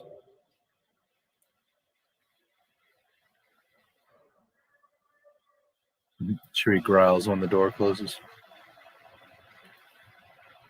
R2 has been known to make mistakes from time to time.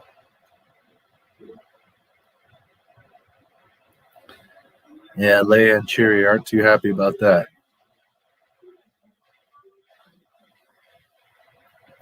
He's quite clever, you know, for a human being.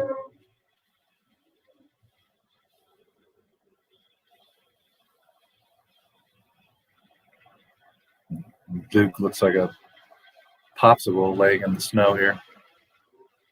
Luke. Luke.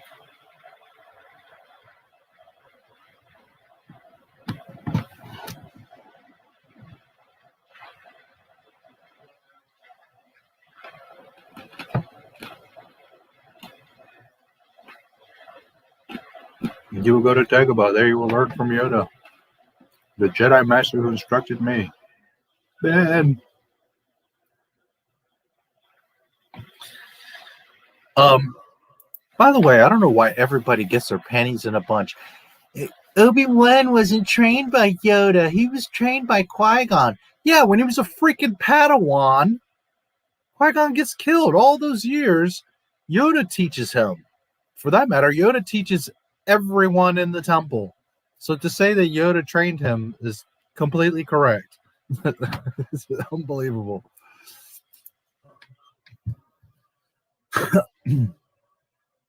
Han pulls up. I always liked how Ben's hologram is there, and he talks to Luke, and just when he starts to fade out, Han comes on the Tauntaun through the hologram.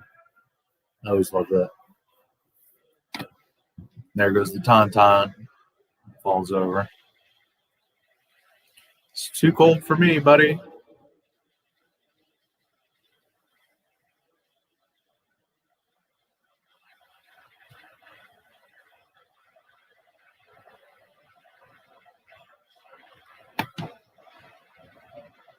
Ben. Han cuts open the Tauntaun. And you see a bunch of wormy intestines come out.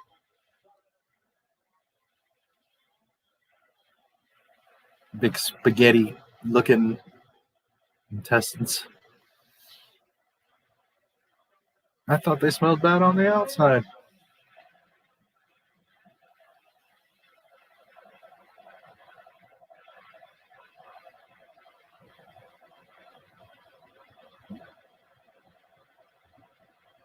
Pitch a tent, Han, quick.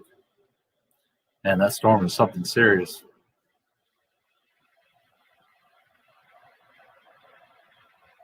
And then it fades to the next day with snow speeders zooming around. Oh, those are so badass when I first saw them.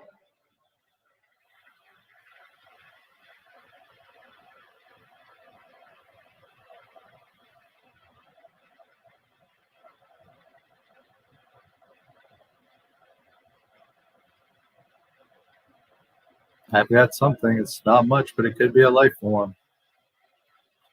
The little flaps on the X-Wing, on the snow speeder. This is Rogue 2.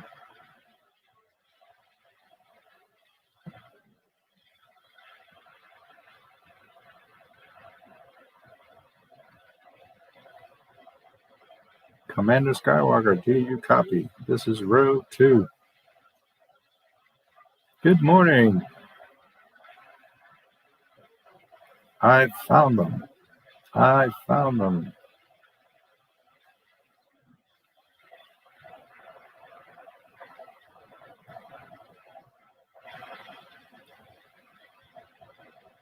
Yeah, then you see the snow speeder coming into the hangar. It's badass. Luke in the back to tank. Why didn't they just force heal him?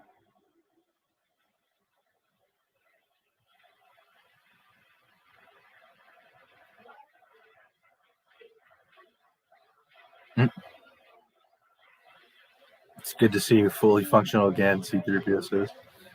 He doesn't look so bad to me. Pull the ears off a gun dart.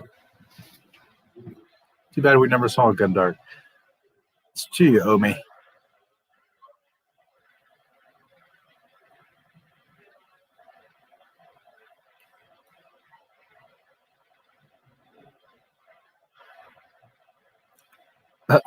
I think you just can't bear to let a gorgeous guy like me out of your sight.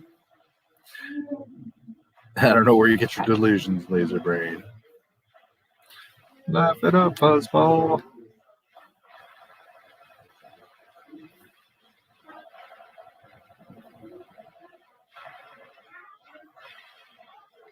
Scruffy looking nerf herder. Who's scruffy looking? Get all riled up like that, kid. Oh, yeah? I guess you don't know everything about women.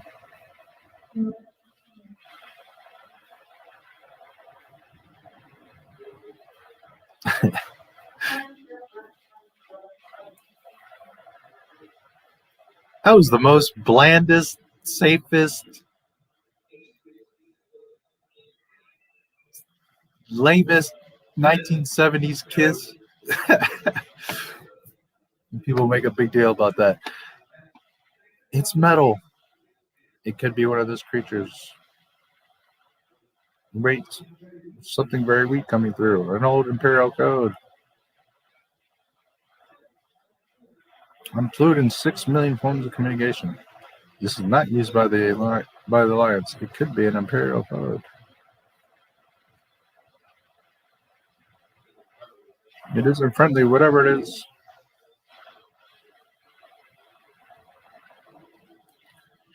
Yeah, there's a lot of women around this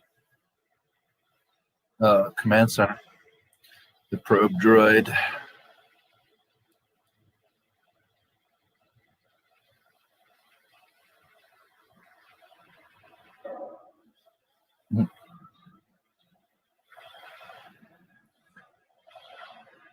I like when Chewie growls at it. He's got like all that snow in his face.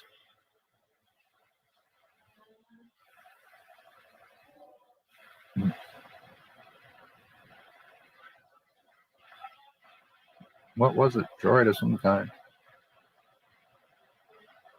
Imperial probe droid. It's a good bet the Empire knows we're here.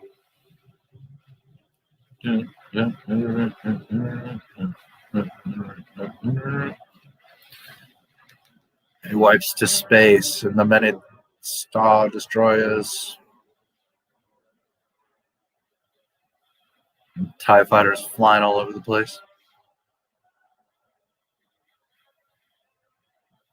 There's a lot of traffic in the Executor. Man, that thing makes the other star destroyers look like little peanuts.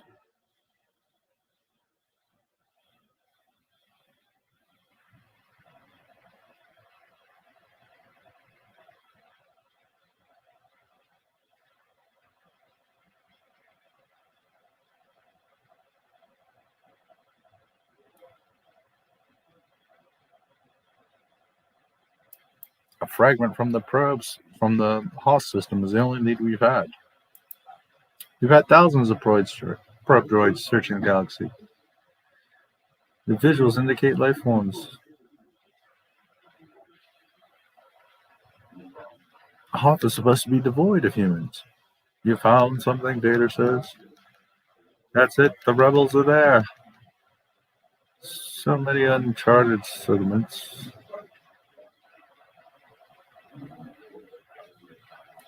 That is the system, and I'm sure Skywalker is with them. Set your course for the Hoth system. General Veers. Piet.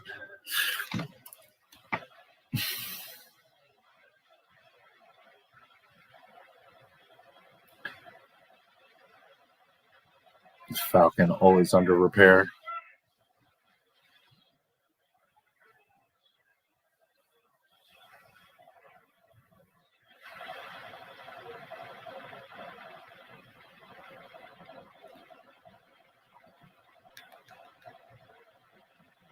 Take care, sir. Luke's leaving the medical bay.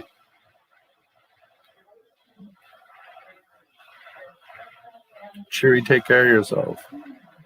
Chewie hugs him.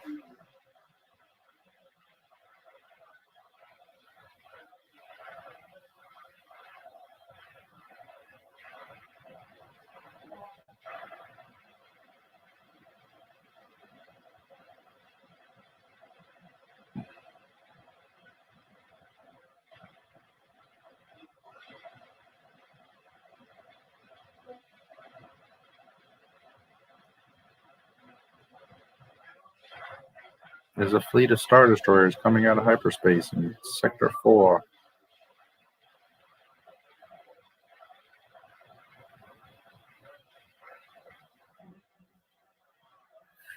It's interesting. Just a moment.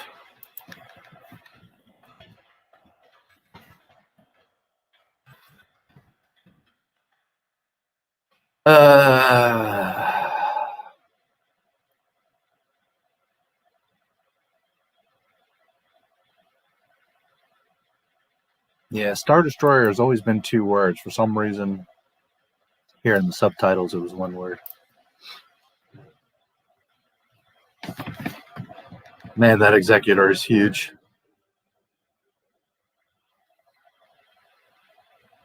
Vader's in his little chamber. He's in his Cadbury egg.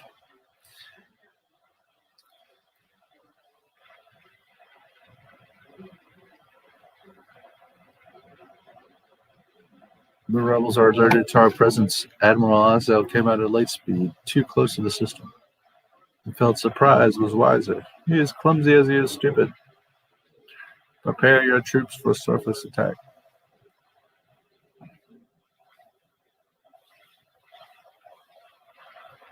At the screen. Lord Vader. You failed me for the last time, Admiral. Captain Piet.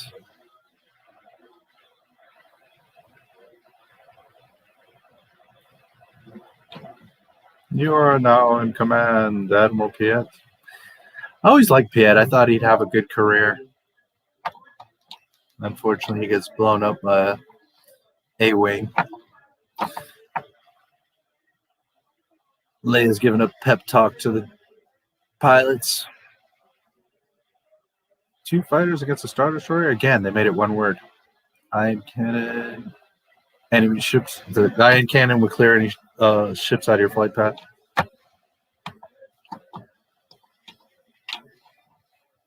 All these pilots listening to the little ass Leia.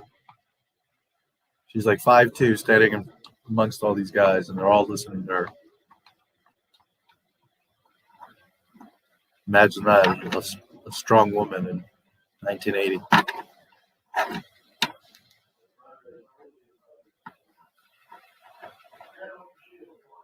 Prepare to open shield.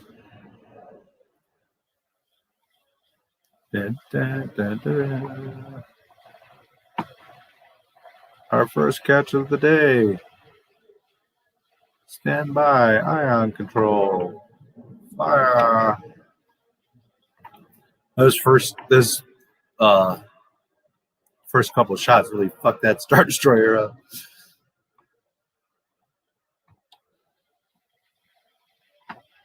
The first transport is away. The first transport is away.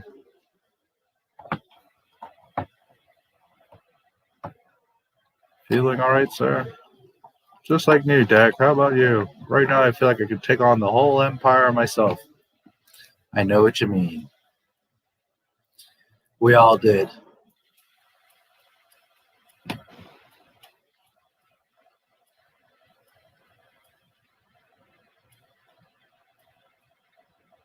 And they start lining up in the trenches, and here come the AT-ATs. Imperial walkers.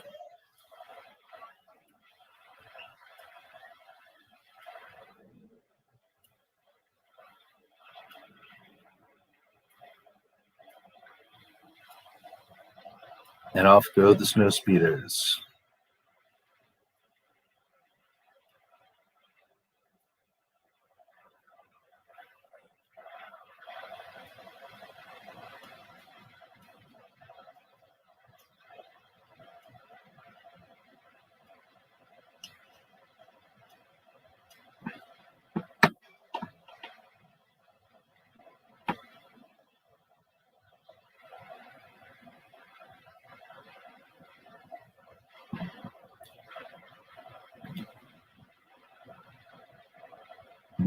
They're so tiny compared to those walkers. What a cool shot where Luke flies through the legs.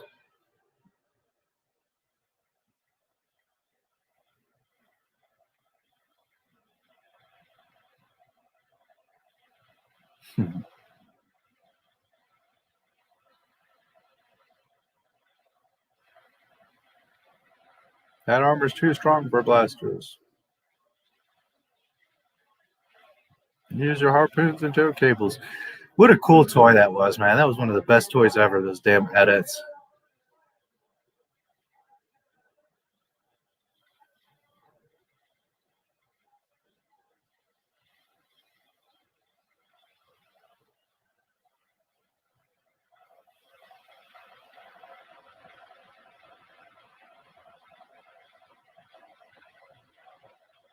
Dak just got cooked.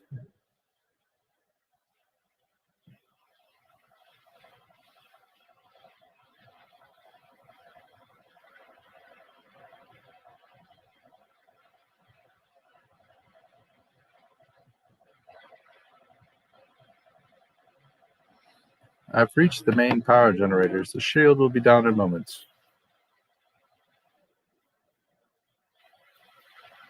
I've heard a lot of people complain about that little Vader hologram inside of the AT-AT. I always thought it was awesome.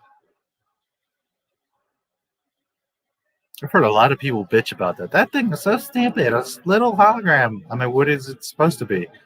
I always thought it was awesome.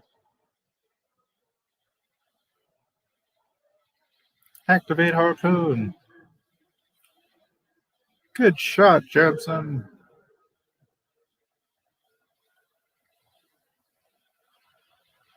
One more pass.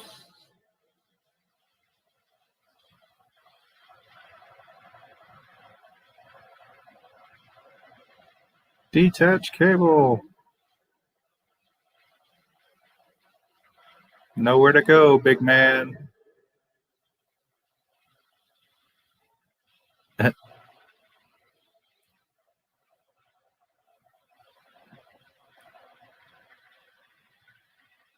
That got him.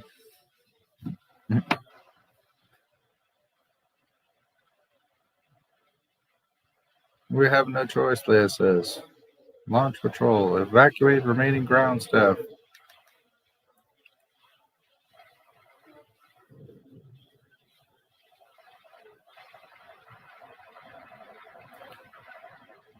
You take good care of Master Luke now, understand, R2? Take good care of yourself. Oh, 3PO.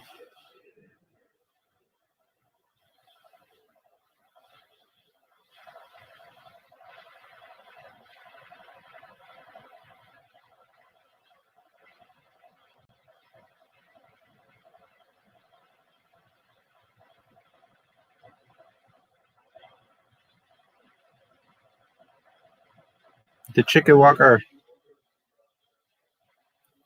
It's not an ATST. It's a Chicken Walker. It's different.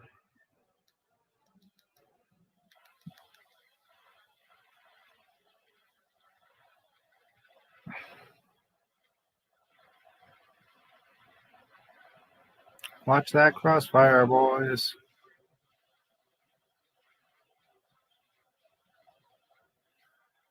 No, Rogue 2.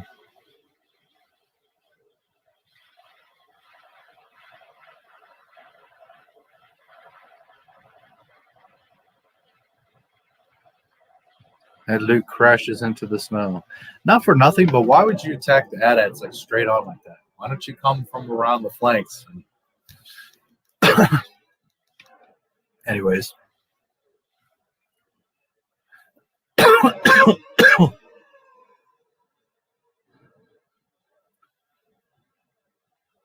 The Bigfoot comes and crushes your ship. Echo Base has got pieces of the ceiling coming in.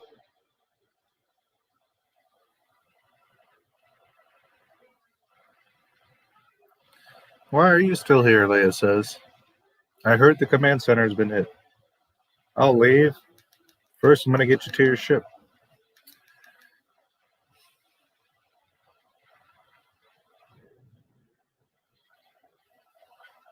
Imperial troops have entered the base.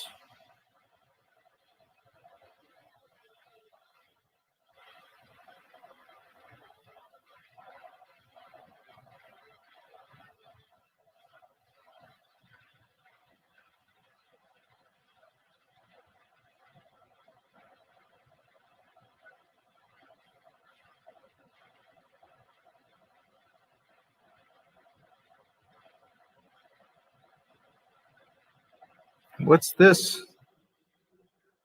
A little Luke with a magnetic cable underneath the AT-AT zips up, cuts it open with his blue lightsaber.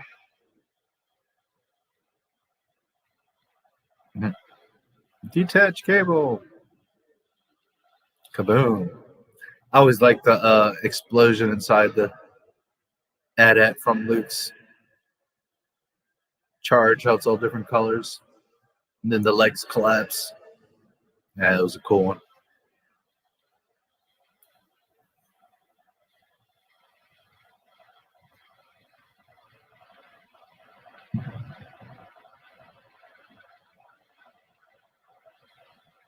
17.28, he says.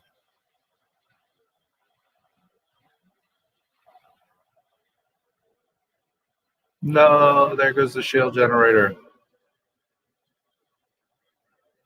General Pierce just got a promotion. And they walk by, they go running past the door. Which, if you haven't seen the deleted scenes, that door they walk by just after the blow, the shield generator has a yellow, like, warning label on it. And that's because there's Wampas inside of there.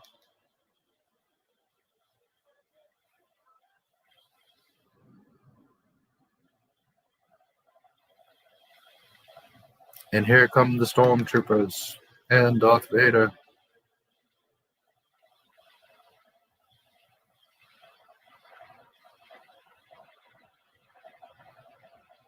The snowtroopers were always cool.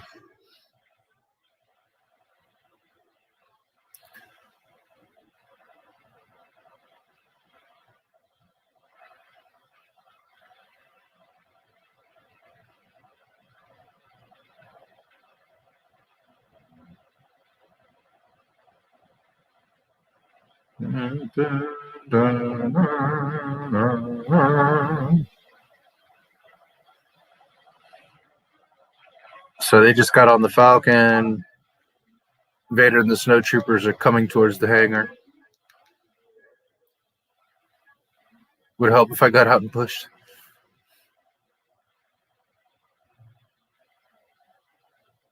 Han has to smack it to make the Falcon come back on. This baby's still got a few surprises left in it. That little cannon that pops out from underneath.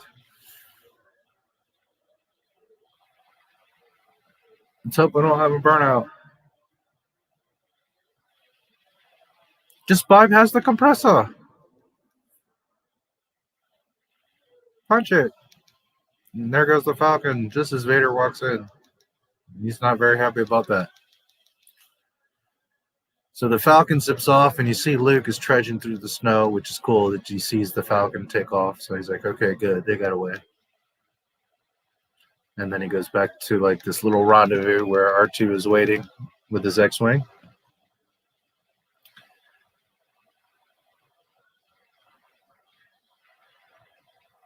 Don't worry, R2.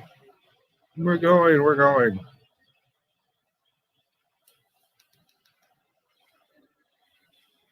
And Luke flies off of Hoth. Hoth is a really cool looking planet from outside the planet. And Archie's beeping and blipping. There's nothing wrong. I'm just setting a new course. Where the hell are we going, Luke? We're not going to regroup with the others. We're going to the Dagobah system. Bleep, beep, blip. Yes, R2. I like to keep it on manual control for a while. Okay, hotshot.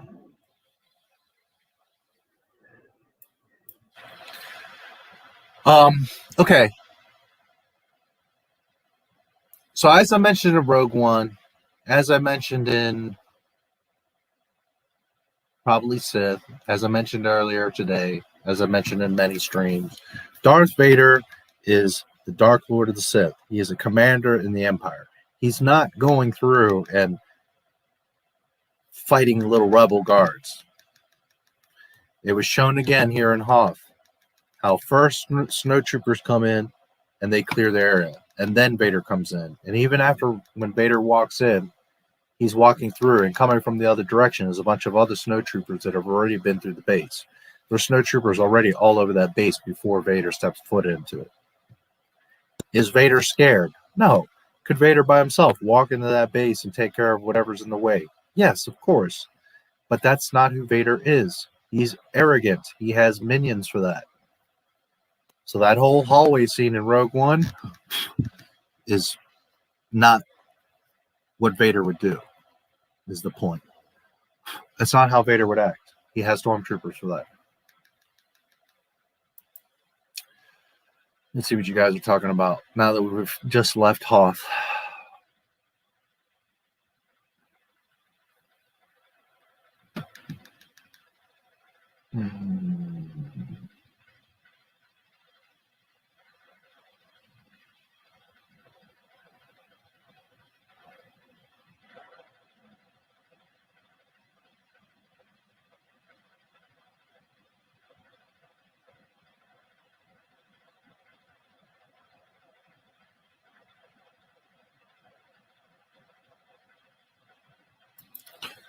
Watched this one in the theater summer 2020. Everyone was there. Force Awakens was playing too, but no one watched it. Yeah.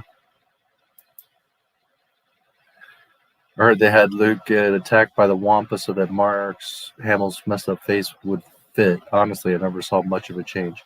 There is a noticeable mark. Now, that's an interesting thing because most accounts, people are like, yeah, he was in this terrible accident. His face was all messed up. He had reconstructive surgery. It was all this thing. I found an interview of Mark himself saying it really wasn't that big of a deal. I just like messed up my nose, broke my nose, went to the hospital, got out a few hours later, and it wasn't that big of a deal. So kind of hard to know what to believe, but if Mark Hamill himself is saying it really wasn't that all that, it was just his nose, makes you kind of wonder about all the other stories you hear about how they did the Wampa, because I've heard that too, that they did the Wampa because of his face being messed up and then he had a big mark and this whole thing from the accident. But according to Mark, it really wasn't that big of a deal. So I don't know if he's downplaying it or, but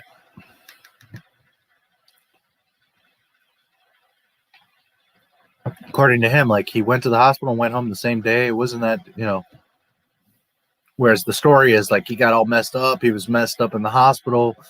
He had to have this major reconstructive surgery, this whole thing. He was there for a while. So that Wampa jumped me as a kid. Yeah, I love the Wampa. Anakin could have truly been the chosen one if he wasn't told of his prophecy. Yeah, because regardless of him knowing the prophecy or not, he is the chosen one. That's not even a question. The Wills created him. It's never in question. He is always was and always will be the chosen one. And Margaret with darker hair and younger would have made a nice Mara Jade. Definitely not happening, lol, but she would have been cool.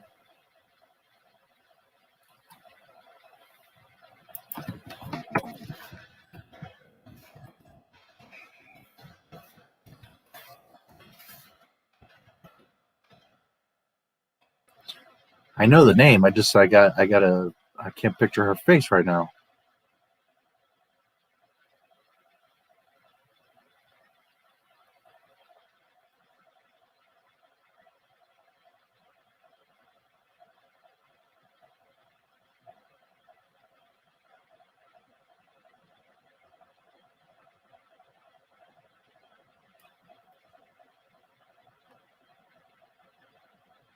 What was she in? Swedish actress.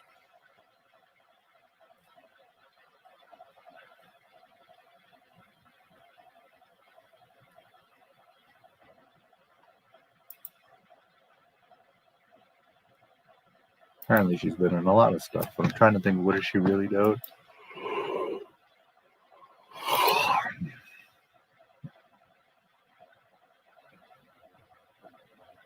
Newsies. Grumpy old men. Grumpier old men. That's funny. Viva Las Vegas. Cincinnati Kid. Yeah, she probably could have played a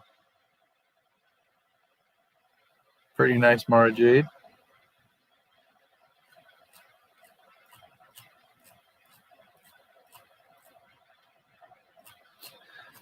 She's got to be the right girl because Mara is very, very attractive woman.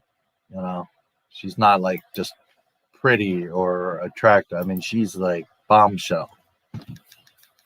Athletic, very healthy, curvy body, you know, and like stunningly attractive. So you got to find the right girl for her to play her. Yeah, and Margaret. Yeah. Just need a time machine.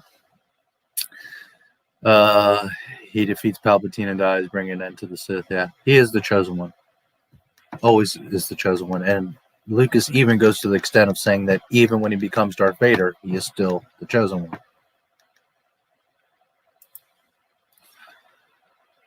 Ask about Palpatine. That's not him. That's his non-Sith brother, Darth Sidious. Herb hates the scene where he cuts off the Wampa's arm. Oh, I never heard that. Why? Why would you hate that?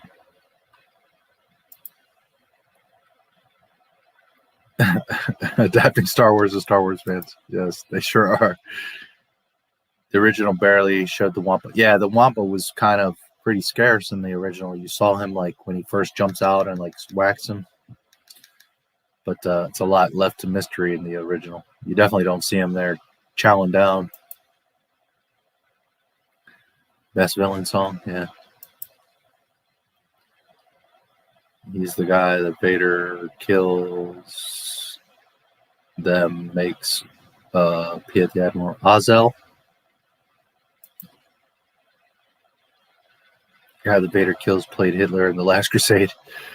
Donovan, the main villain of that movie, was also in this as the guy in charge of the walkers.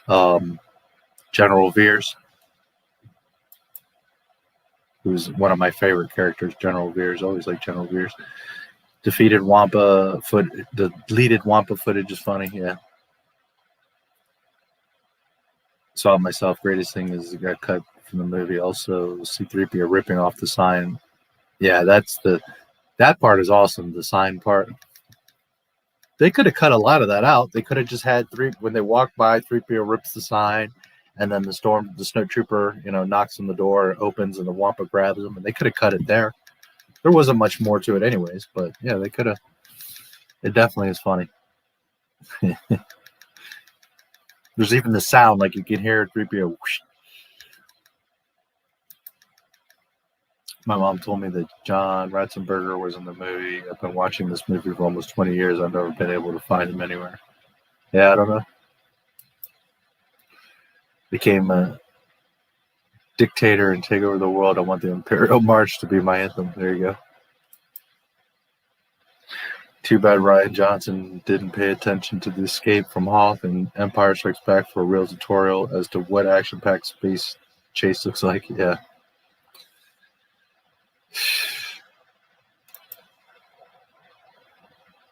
Piet a fool the very second he died. Piet did his job well. Yeah, Piet was cool. Not much he could do.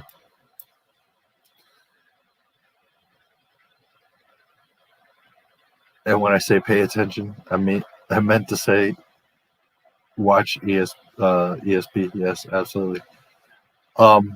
Yeah, Piet. What could he do? An A-Wing came through the freaking bridge window and took him out. I mean, there's not much you can do about that.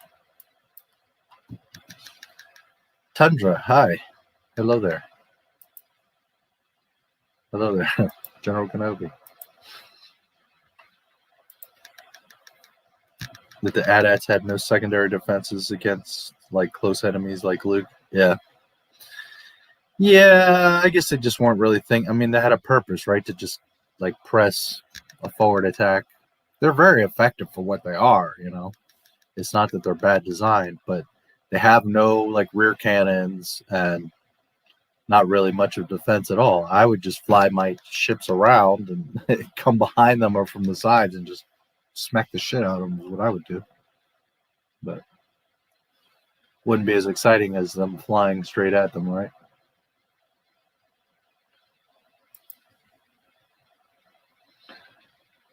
AT-ATs look like giant robot dogs. There you go. My phone died right after that last message, and I had to find a charger. Yeah. I just posted the link.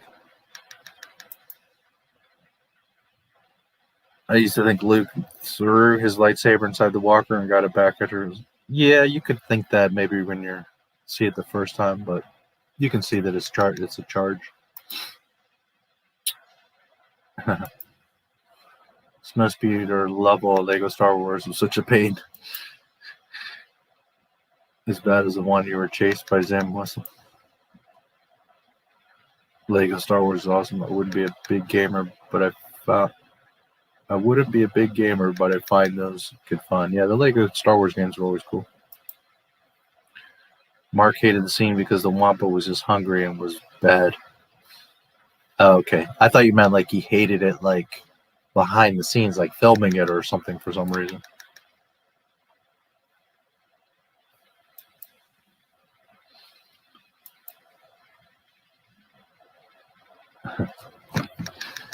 Ah, yes.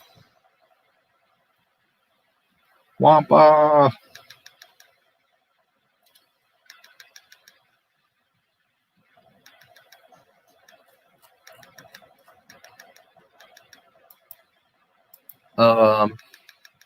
Luke discovers a tactical way to take down an AT-AT to help save countless rebel lives, yet some can't understand why Luke is important. Yeah. That's such an awesome little scene, too, that he does that. I mean, I suppose physically any of the rebels could do that, right? Just use a magnetic grapple gun, whatever, and I suppose you wouldn't have the lightsaber to cut it open, but you could definitely zip up and put like a charge on it or something. But, you know, I guess Luke was the only survivor and the only one that was really in the position to do it. And probably had the foresight and the bravery to do it. But it goes back to what I've mentioned in an older stream. Some of you may remember that I said that if Godzilla, right, Cloverfield, King Kong, and an animal, a creature's coming at you, don't do what most people do. Like, okay, here comes King Kong, right? Don't do what most people do and run in front like you're trying to run away from King Kong, and he's still coming behind you. He's got huge strides and going to catch up to you in like 2 seconds. He can see you. He can spit at you, throw something at you, stomp you, smash you. Don't do that. If Godzilla's coming, get underneath and behind Godzilla. Run towards him. The aftermath is already done. Whatever he did behind is whatever, and then he keeps going off.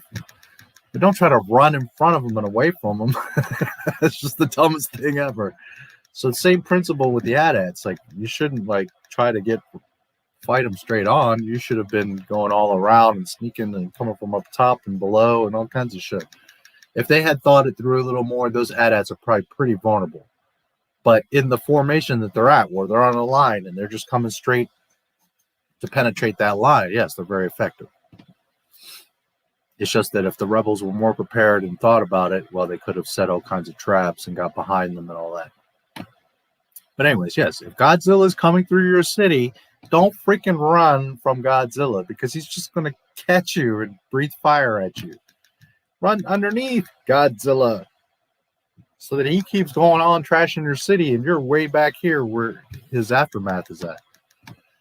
It's not that you necessarily want to be there, but it's better than having Godzilla on your freaking tail. Oh.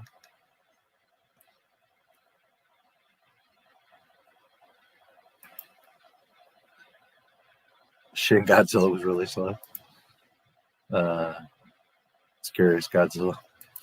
Yeah, could be. I think the original Godzilla is the badass, but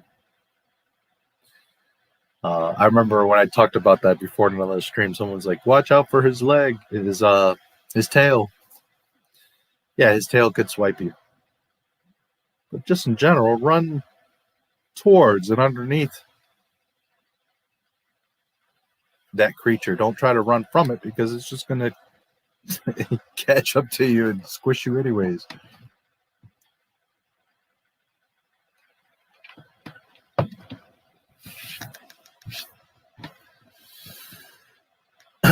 All right, we're 4 hours and we just left Hoth, so this is probably a good. I gotta pee anyway, so this is a good spot to take a quick break.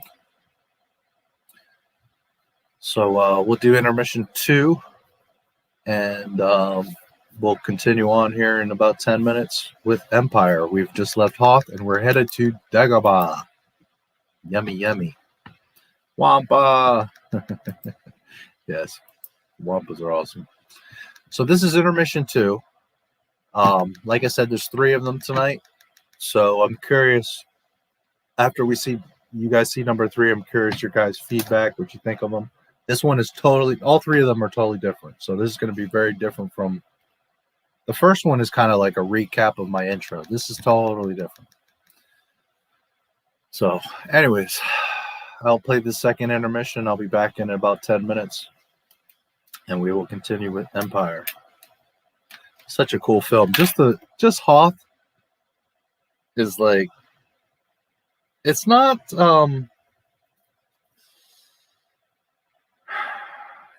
my favorite like literal opening. Like the literal opening would be either A New Hope, where the Tantive comes in screen, right, and starts getting shot at. That, or I really like Revenge of the Sith, where they're flying above the big cruiser and they're like flying in unison, and then they do like that roll and then come down and it opens up and it's just this massive space battle. Oh shit, I love that. But as far as like entire opening sequence, like a big, first few minutes of a film, Hoth is just amazing. Absolutely love Hoth. All of it. I mean, the battle is really, the big cherry on top, but that whole thing, the probe droid coming down, Luke getting trapped out in the snow, the Wampa, Ben's ghost, Han finding Luke, them finding them in the snowspeeder the next morning, all of it. It's Han and Leia's banter in the hallways and all that. So yeah, just a great, it's again, not necessarily my favorite, like very first opening shots, but as far as the opening sequence of one of the Star Wars films, I would think that Hoth has probably got to be the best one. Trying to think, Jedi. How does Jedi open? Jedi opens with Jabba's palace right away. Man, it's been a while. I got to think of how Jedi even opens right now. Because I do love Jabba's palace, but it's a little bit slower. There's other stuff that goes on. Yeah, that'd be a good contender, I think. But yeah, Hoth for sure is amazing. Wampa. Bye bye Birdie, younger, the redhead, older the who's Tommy. Great opener, yeah.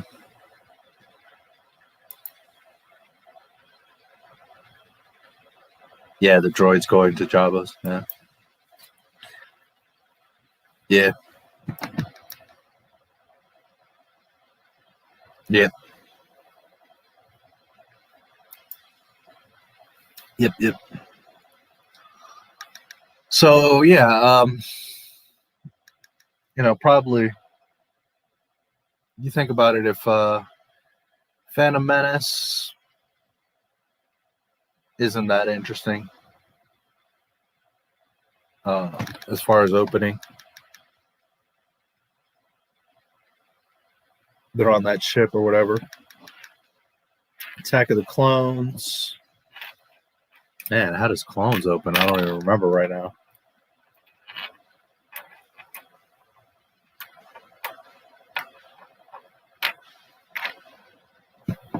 Jeez. I can't even remember how Clones opens right now. It's not that special because I cannot remember at all. Sith, I really like. A New Hope is, really badass with the Tantive and the Star Destroyer and the planet.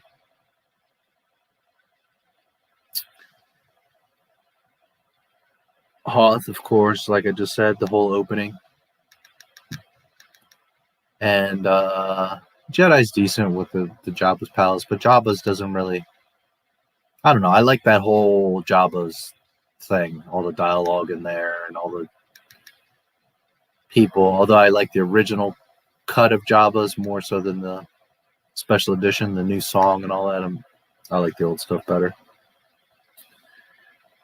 But yeah, I think probably Empire has the best like overall opening sequence.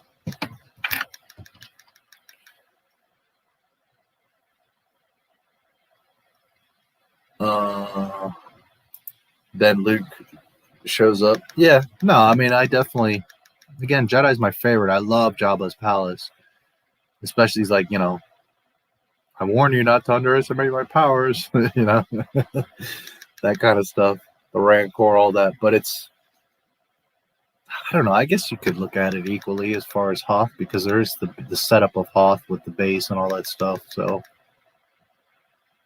yeah. And by extension, you could include the Sarlacc pit. So I guess if you're going pound for pound from the opening of Empire and the opening of Jedi to the very closing of Hoth, where Luke flies off from Hoth, says we're going to Dagobah, to Jedi opening, them going to Jabba's, and then closing at Sarlacc pit, pick up the droids, and they take off, and then you see the Falcon and the X-Wing leaving Tatooine. Man, that could change on any given day, but I'm going with Jabba's. I'm going with Jedi. Luke's a knight. You got Leia in the bikini. You got Leia as a bounty hunter. You see Han as Carbonite and coming out of the Carbonite. You see all of Jabba's palace and all the cool shit in there. Boba Fett. Then they go to the skiffs. They're over the Sarlacc pit. The whole Sarlacc battle. You see Luke catch his lightsaber and freaking go full Jedi. So, yeah, I would say the Jedi is actually the best opening sequence. And I know a lot of people are like, no way, Hoth. But, no, I think pound for pound, if you compare them. Luke with his glove, getting loose with his green lightsaber.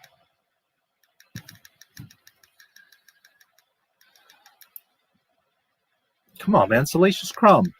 Return of the Jedi starts with the Imperial shuttle going to the Death Star. Vader tells the Emperor coming, and it cuts to 3PO. Yeah.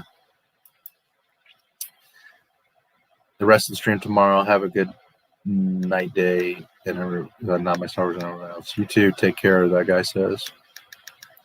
I don't know that I'm going to get through all of Empire tonight, but we'll see. Anakin and Obi-Wan. Yeah, but what are they doing? I can't even remember what the hell, how does clones open?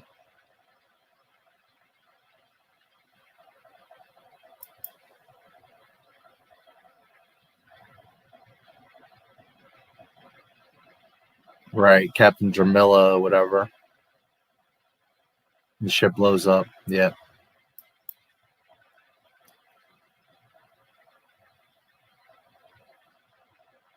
And Obi-Wan, Anakin and Obi-Wan and speeders?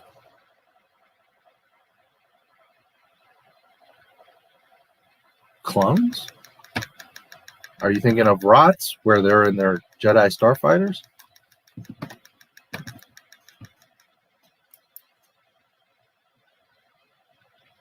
Yeah, them on the ship, the diplomacy.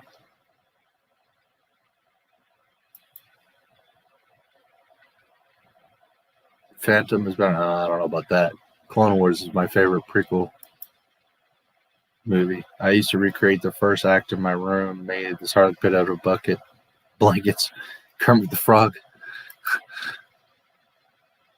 Good evening, Waypoint Comics from New Zealand. Very cool.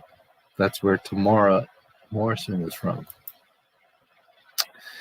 James Nerdman 85, my bad. I was thinking the sequence when they are chasing the shapeshifter girl. That's Zam Wessel. And I'm trying to think of how clones open specifically.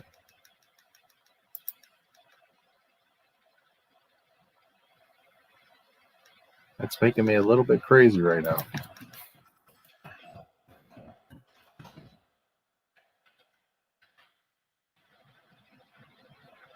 I got to check because it's making me a little bit nutso.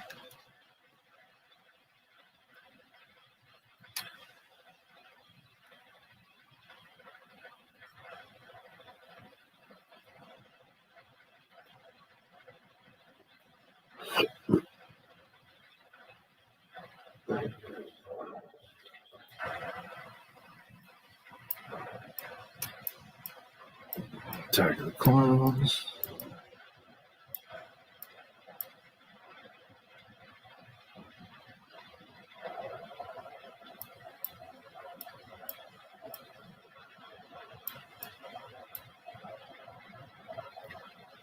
Yeah, right. It's Padme's escort arriving at Coruscant. Right. And then the assassination attempt. Her ship is so awesome. That big silver ship. She has a different one, like in every film, but they're always really cool. Right. They're landing on Coruscant. Yep. Okay.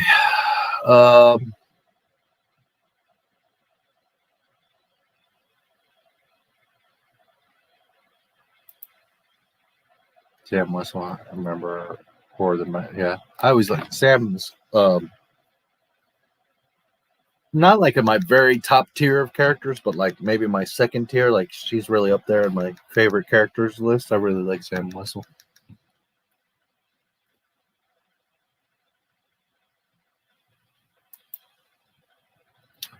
Remember all the bounty hunters in Empire. It took me 2 years to finally remember Holda's name.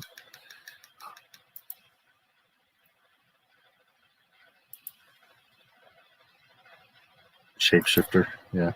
Zam. Okay, so I'll take a quick break. I'll play the second intermission for you guys, which is exactly 10 minutes long. And I will be back. So enjoy intermission number 2. It's totally different. And later you can tell me what your thoughts are.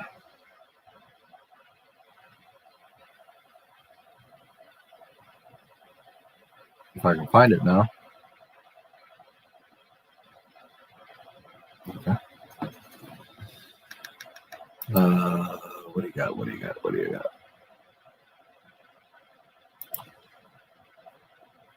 According to a comic book series, I believe the series was called Jango Fett. It was, I'm pretty sure, 2 comics, maybe 3 or 4.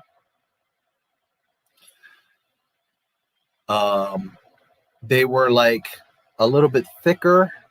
And when I say thicker, like amount of pages, but also like the stock, like the cover of the comic was a little bit more rigid and the pages were a little bit thicker than your typical flimsy comic book. It wasn't quite like a graphic novel, but a little bit fancier than a regular comic. I believe it was called Jango Fett. If not Bounty Hunter, something in the name. I'm pretty sure it was 2 issues. It might have been 3 or 4.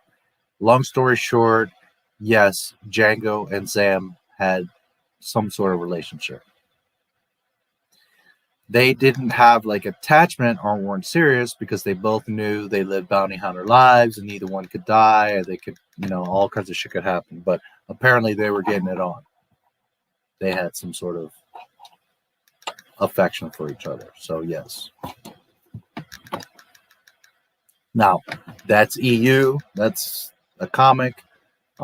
Is that official canon? No, obviously not.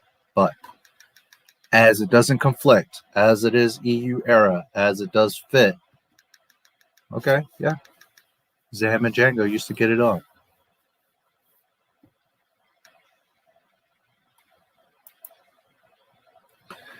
Cool parts, but the horrendous love romance part of Clones is dreadful.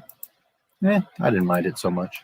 It's important. I mean, it's, Anakin shows why Anakin is who he is.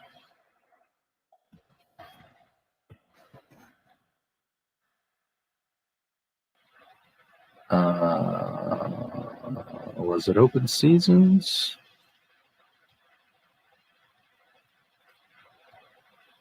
If you could show me the cover.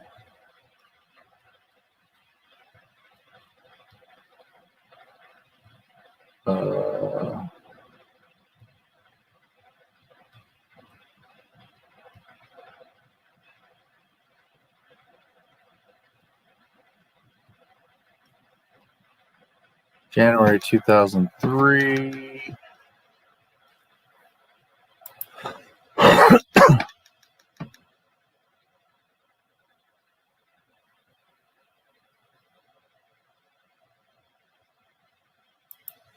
It's this one. Which one is this? Yeah. Now they got a Legends banner on it. I hate that freaking Legends banner.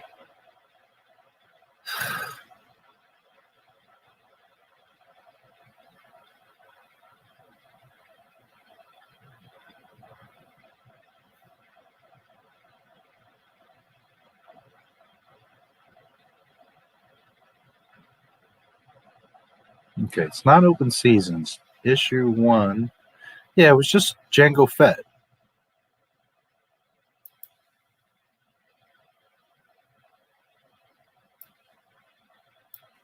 (2002).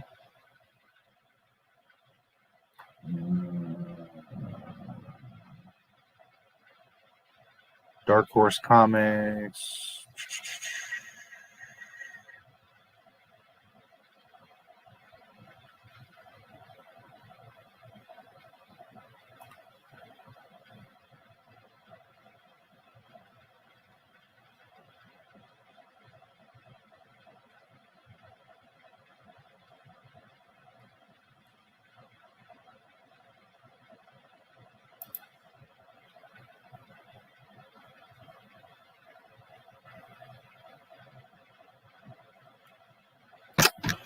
The problem is it doesn't really say. Damn it.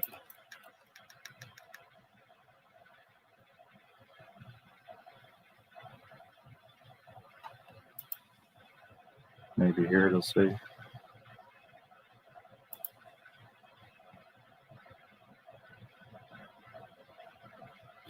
"64 pages, March 13th, 2002. Zam Wessel is the next one, correct.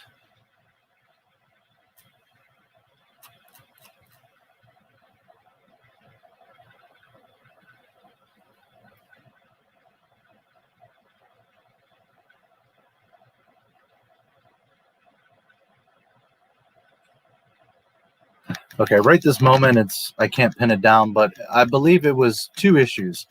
It was Jango Fett was a one-shot prestige trade paperback published in 2002. The story was continued in Star Wars Zam Wessel. It was 2 issues. It was Jango and then Zam. And it kind of showed the same story, but from their different perspectives. They kind of filled in blanks with each other's stories. And there's a whole synopsis here, but the important thing is when Jango is hired to recover a rare and extremely valuable artifact, he thinks this could be his biggest score. Only one obstacle stands between him and his prize, a beautiful and deadly rival. So there's a whole thing with Zam. Here you go. Jango Fett, the heir to armor of an infamous Mandalorian warrior, the most feared bounty hunter in the galaxy, and the loving father to a very special son. When he is hired by a mysterious unseen employer to retrieve an ancient alien artifact, Jango Fett has no idea that his path will cross with that of a woman from his past, the beautiful, deadly Zam Wessel, the only other bounty hunter worthy of being called Fett's equal and who is seeking the same prize. Somebody is playing them against one another, and their survival will depend on whether they decide to be allies or adversaries.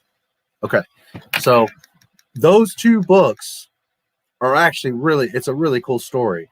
And there's a whole thing of where they're both hired to do certain things, and they're having conflicts. And like I said, each book is kind of them saying the same story, but from their perspectives. And within these books, they have a past. And yes, Jango and Zam had some sort of, let's see.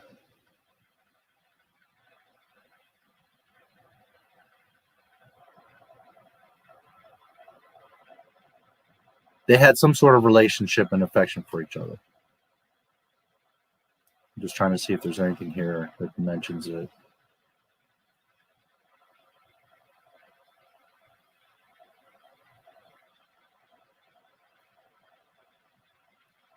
Nah, I guess here.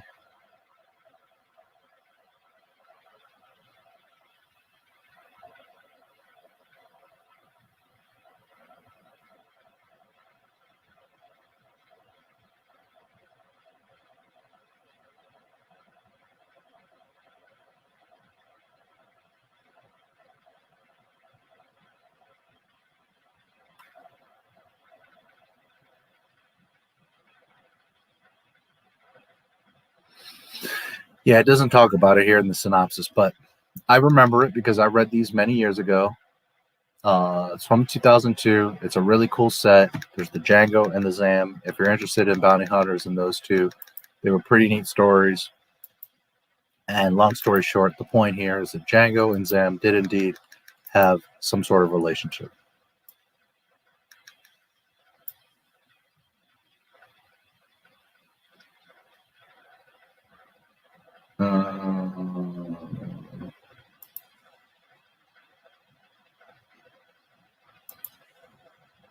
It was done poorly.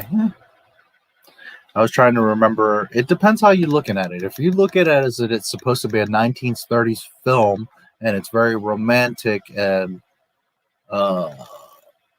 played in a certain way, it's not really a problem. If you're looking at it as to be like a futuristic space movie, well,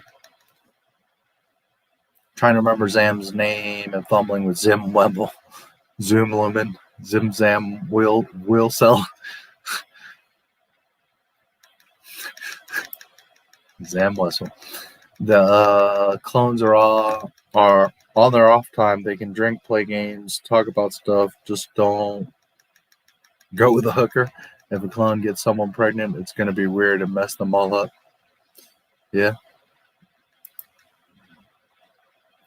In the movie, Django hires Zam, so he doesn't have a direct connection to the assassination attempt. Correct.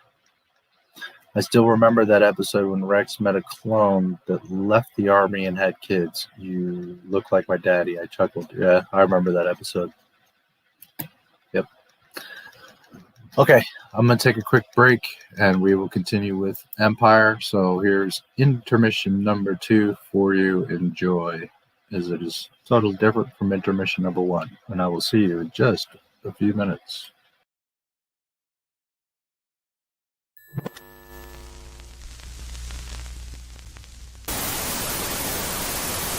Fade in. Another mechanical creature from the movies, R2-D2 from Star Wars.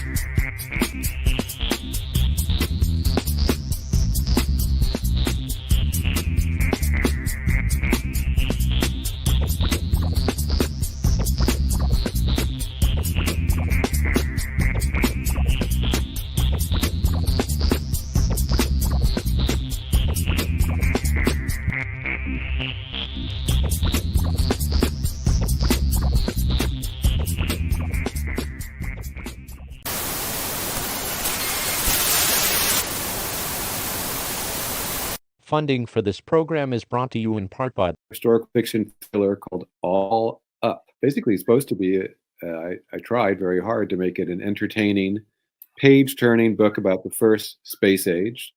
It comes out on July 14th. It's you can get it as a Kindle book or Apple book, and there'll be an audio book, but it won't be coming out. The audio book will be a little bit later, August or September. And it's, it's a book about what I consider to be, the great adventure of the 20th century. The development of the rocket happens during World War II and before World War II with Robert Goddard, and then with the secret German weapons program during World War II, and MI6 is trying to figure out what the Germans are doing. There's a lot of cat and mouse and a lot of intrigue, and it's all very interesting, I thought, and it was a ton of research behind it. So about 90% of the book, I'd say, is based on what really happened. 10% is either speculation or stuff that can't be proved definitively. But and then it goes into the space race and the Apollo 11 trip to the moon. And I think people who give it a chance and read the first 50 pages will be hooked. I'll go out on a limb and say that. Obviously, no book is for everyone, but I hope people who have read my other books will give it a chance, because it's a behind-the-scenes book. In the same way that making a Star Wars and Indiana Jones and Alien were behind-the-scenes books, this is also a behind-the-scenes book. And by the annual financial support of viewers like you.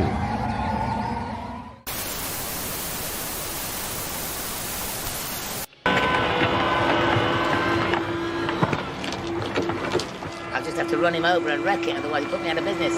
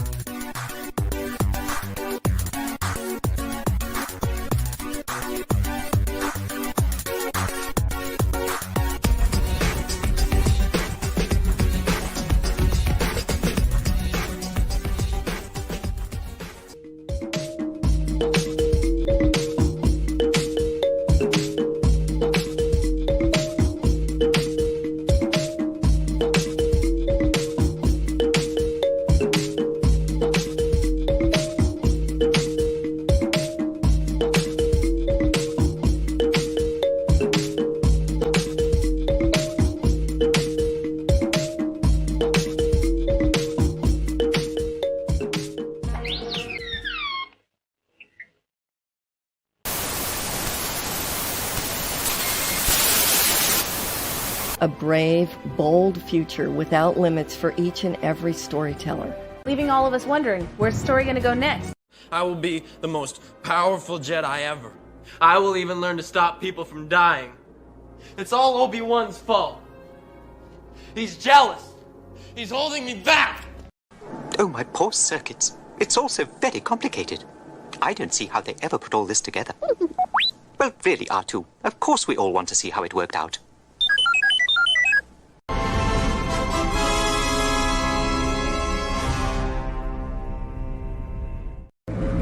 Wipe them out. All of them.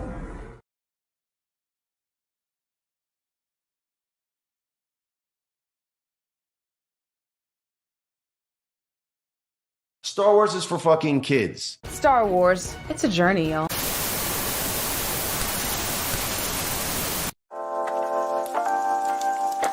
Streaming our favorite shows, keeping in touch with our loved ones, and even our banking is mostly done online these days. We'd like to think our information is safe, but as our online footprint increases, so does our need for proper security.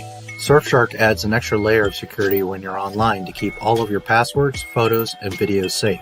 There's a lot of websites and hackers that take your info without you even knowing it, but you can swim under their radar using Surfshark VPN, a virtual private network. Surfshark is a VPN service that protects your information by encrypting all of the data that you send through the internet.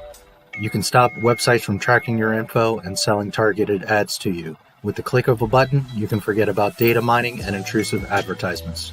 One of my favorite features of Surfshark is that you can see content not available in your area. Disney Plus or Netflix, for example, have different movies for each country. Access should not be tied to a region. In China, YouTube and most social media websites are banned. With Surfshark, you can solve the problem by simply changing your location. Just connect to the service and refresh the page. Surfshark is an app and browser extension that enables you to place your laptop or phone anywhere in the world and allows you to access the internet as if you were in that country.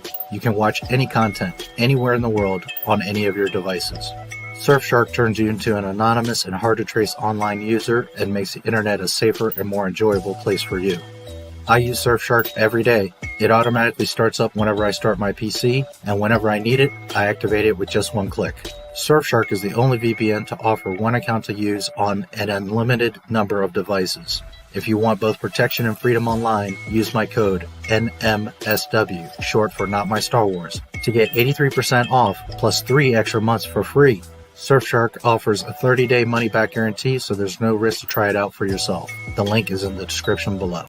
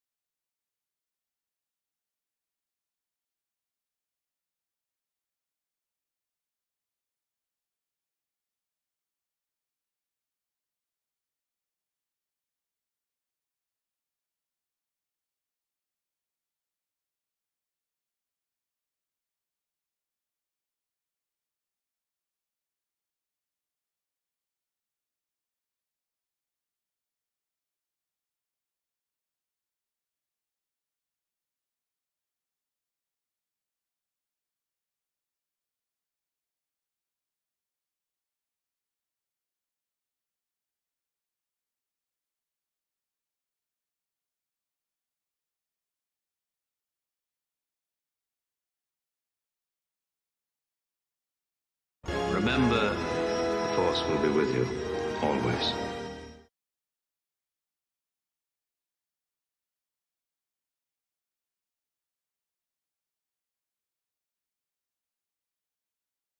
May the Force be with us.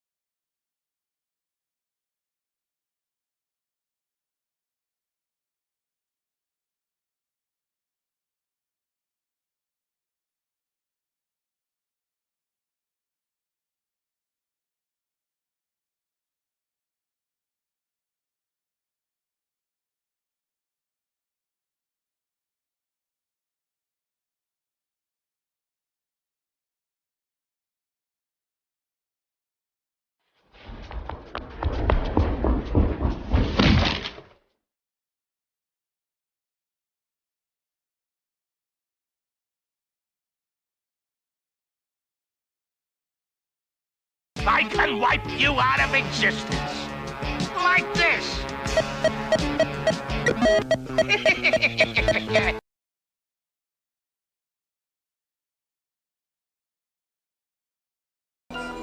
He's a genius, a mad, evil, maniacal genius, and he's experimenting with his most dangerous, his most fantastic invention.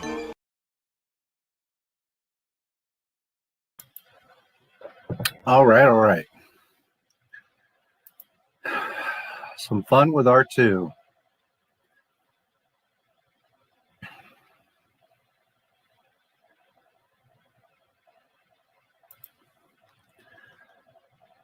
Metaclone, yeah.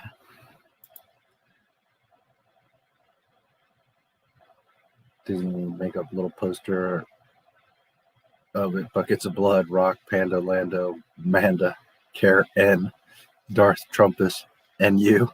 Me? Me? Darth Kennedy in a robe and Darth Sidious. Never have I been thankful for my memory issues due to my traumatic brain injury. However, literally, I can't remember anything specific from TFA. They're very unforgettable movies. And probably claim I've never seen other Disney Star Wars product. Yeah, good for you. They're just depressing. I can show Mando slipping on Grogu's piss. So much in the last 3 months of being here on this channel since I watched your High Republic stream. Yeah, well, that's what I hope to do more than anything, is to make you guys think, to make you guys see the stuff that you're maybe not seeing, to connect dots. That's part of why it's so overwhelming, is because there's so many pieces involved. And when you're looking at this stuff like in isolated pieces, it doesn't seem as bad. But when you start to look at the big picture, you see it's all a freaking mess. But, you know, that's a big part of Not My Star Wars, is to show you guys stuff so that you think about it, so that you realize Fred from Scooby-Doo. Fred? This Star Fred? Wars is for fucking kids. Not Freddy.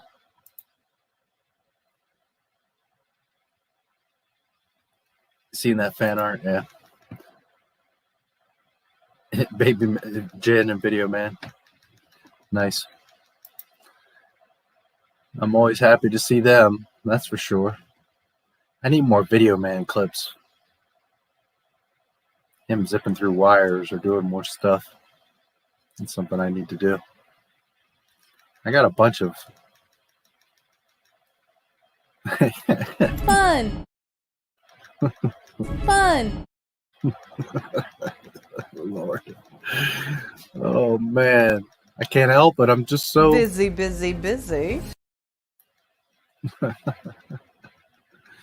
that sometimes I'm I'm so excited about it that I am at a loss for words.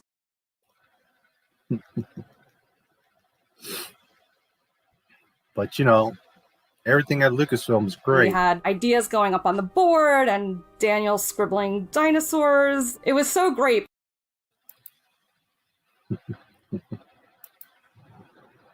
Oh man, oh man. Star Wars, it's a journey, y'all. Leaving all of us wondering, where's the story going to go next? But we do know. And this is only the beginning. This is just the tip of the iceberg. Oh boy, oh boy. Be happy. We've got R2.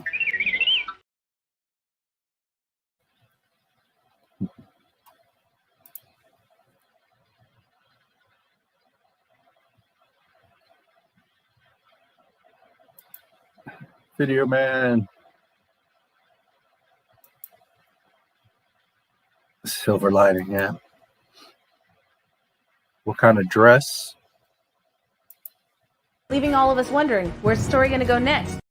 I don't know, some Leaving all of us wondering, where's the story going to go next? leaving all of us wondering, where's the story gonna go next? Leaving all of us wondering, where's the story gonna go next?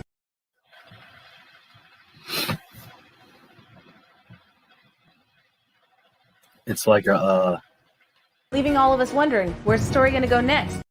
this is pretty long.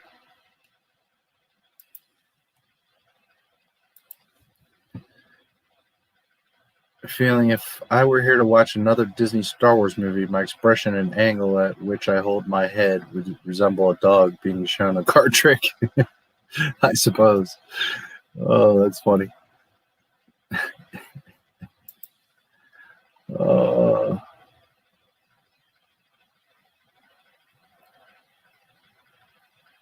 Don't worry, it'll get better.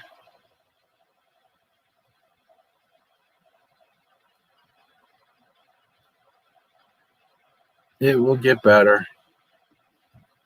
Better when? After. After what? After what? After.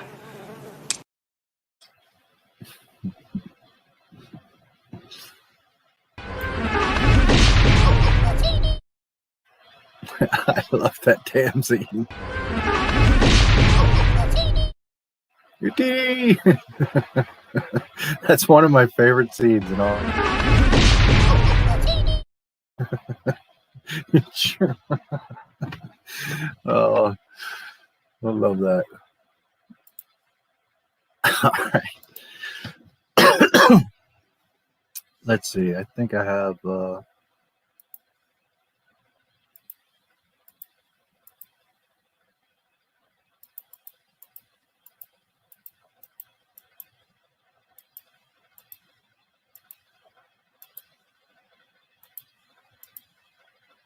I suppose we could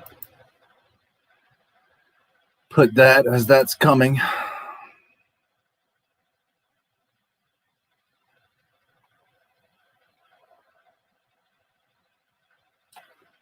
The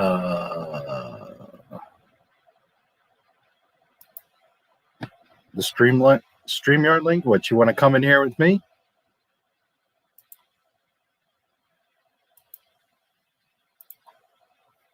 Or are you talking about the Disney Plus link?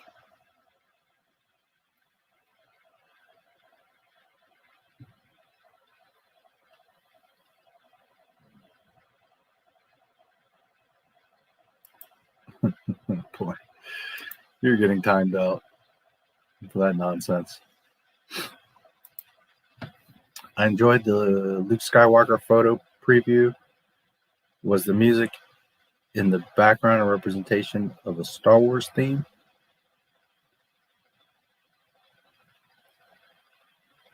Luke Skywalker photo preview.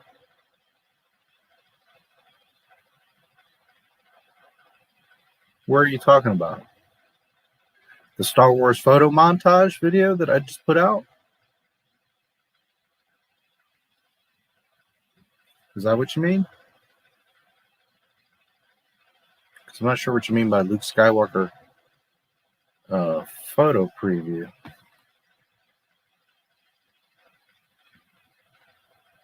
But if you're talking about the Star Wars photo montage, now that's just some music that I added. It's hard to find like Star Wars fake music. I know there's some out there, but most of it is copyright, or there's not really like generic. That's something I'm surprised someone hasn't done. Is like, I mean, I have seen some Star Wars tracks for sale, but someone to do like a whole Star Wars soundtrack that's like similar but not the same and sell it, I don't know.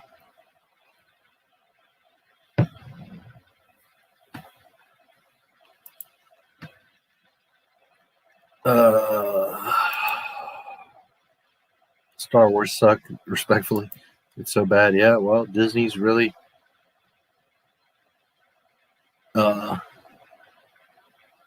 screwed it up. It's not about timing out Islamic followers. It's about you guys keep coming into my chats talking about that this is an Islamic chat, and it's not, and that it's under Sharia law, which it's not. The only law here is me.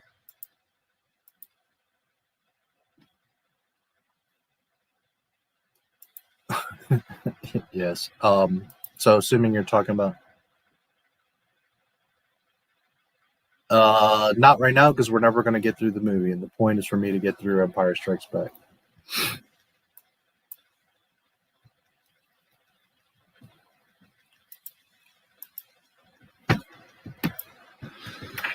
All right.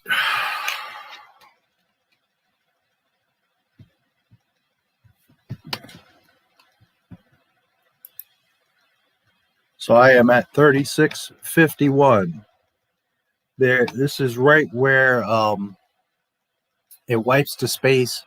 There's a massive Star Destroyer, and the Falcon is coming towards the screen and like swoops down.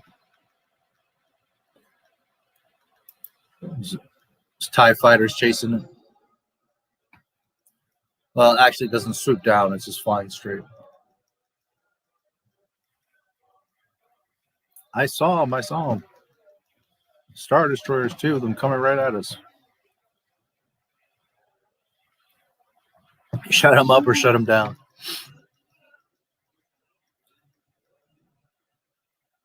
This is where he swoops down, where the Star Destroyers all come close to each other. Take evasive action. That's a pretty cool shot. How he swoops down and the three of them are.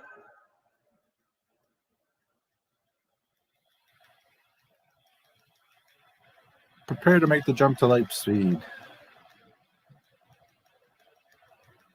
They're getting closer. Oh yeah, watch this. Nothing happens.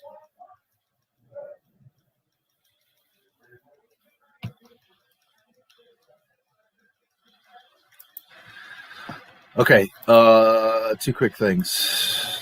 Hold on just a moment.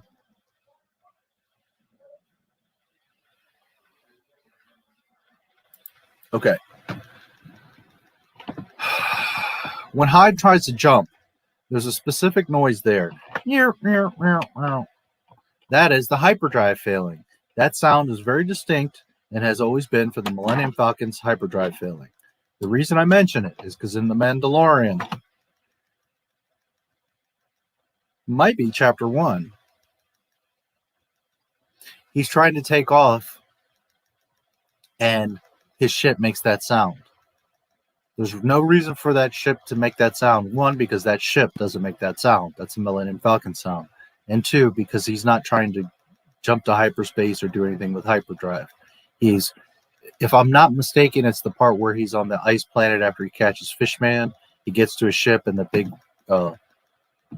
walrus-looking creature, I can't remember his name right now, comes out and bites the Mandalorian's landing gear. So while they're trying to take off, it makes that sound for member berries, but it's an incorrect sound. Razor Crest should not make that sound, nor was it trying to use the hyperdrive. Okay, if I must say so, sir, I noticed earlier the hyperdrive motivator has been damaged. Where's Rey when you need her?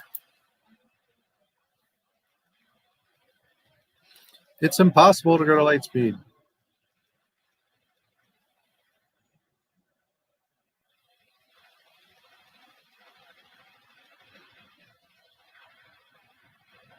Alluvial dampers. That's not it. Bring me the hydrospanner. I don't know how we're going to get out of this one. Tools falling.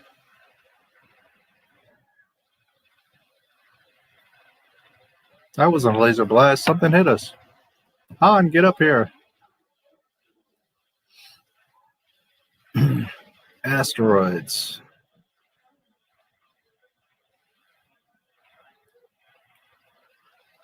You're not actually going into an asteroid field. They'd be crazy to follow us. What a cool scene flying through the asteroids.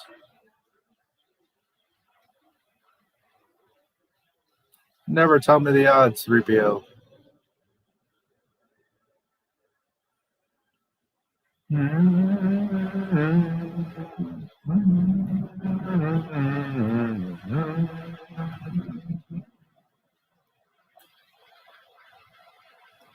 I love that TIE fighter that gets clipped and starts spinning all electrified. 3PO, you pussy.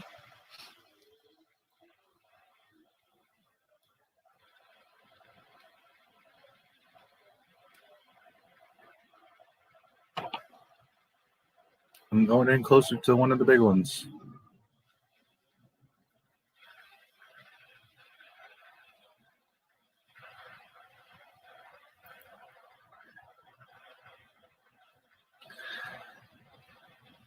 Here they fly over or down into the canyon and then through the ridge. And the two TIE fighters crash into each other. And they fly out the other end. And then here is the first of two of some of the coolest shots in all of Star Wars, but definitely in Empire. And here's the first one where they come out of that ridge, level out, and then it does this big loop and then flies down into the wormhole. The Falcon, of course.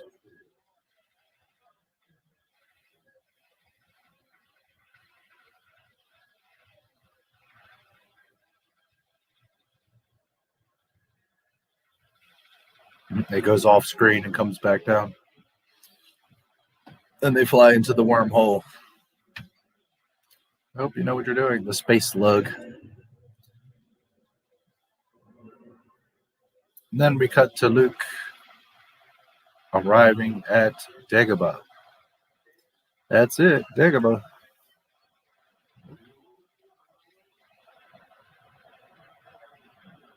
I'm not picking up any cities or technology. Massive life form readings, though. There's something alive down there. Yes. It's perfectly safe for droids.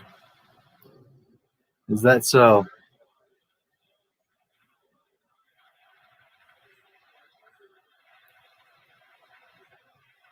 Yeah, not such a hot shot now. All the scopes are dead. I can't see a thing.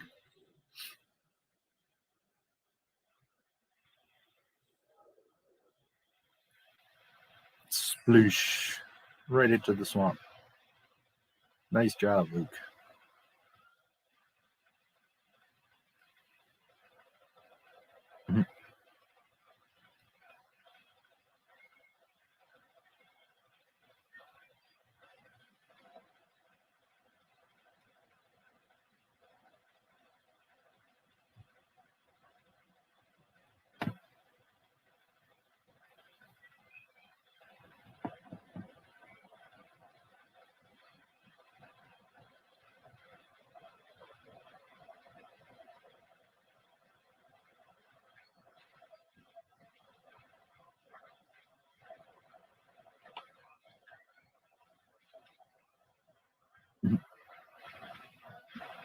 Archie, stay put. I'll have a look around. And go swimming. Where are you?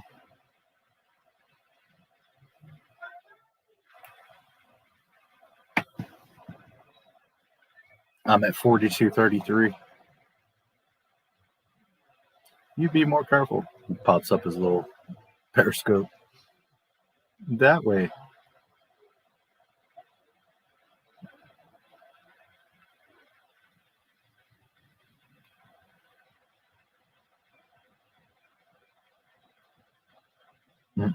I always like it when Archie's whistling.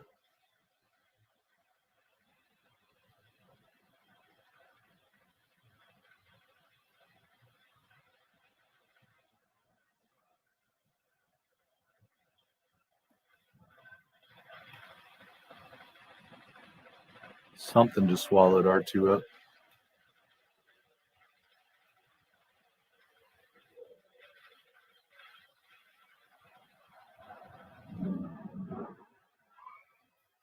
There goes R2 flying.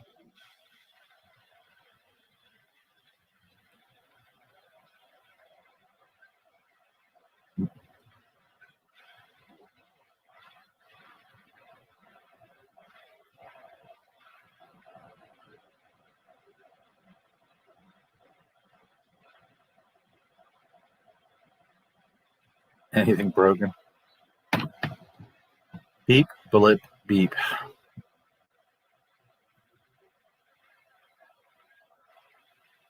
What are we doing here? Something out of a dream. Maybe I'm just going crazy. Archie spitting up mud. The Executor. Piet comes into the chambers where Vader's chamber where his helmet's off. Now he looks like a prune head.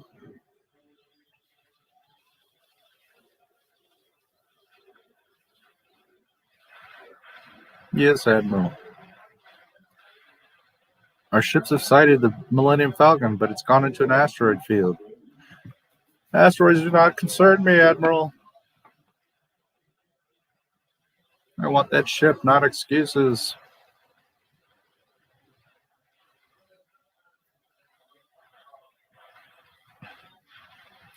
Meanwhile, back at the Space Slug, I need you to talk to the Falcon. Find out what's wrong with the hyperdrive. Have a date with L337.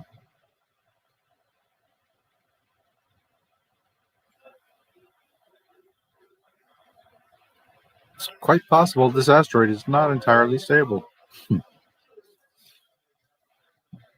Plug them into the hyperdrive. Sometimes I just don't understand human behavior. Ah, Leia fell in his lap.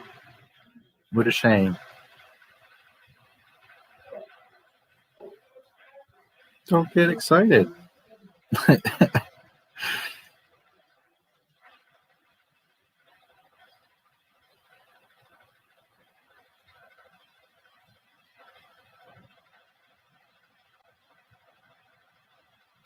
Little Leia.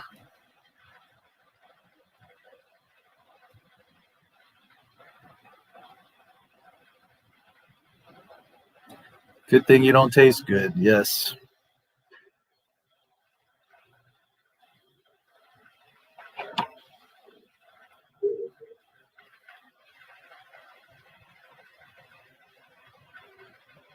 So now Luke has his little camp set up, ready for some power. Plug you in, R2.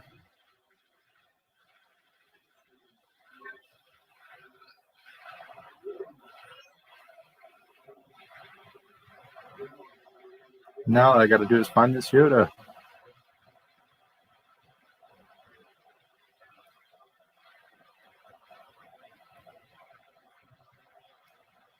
It's a really strange place to find a Jedi Master.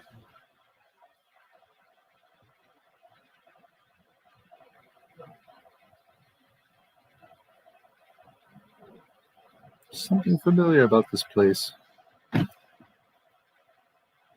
I feel like we're being watched.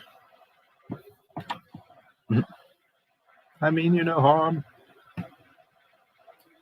Why are you here? I'm looking for someone. Looking? Found someone you have.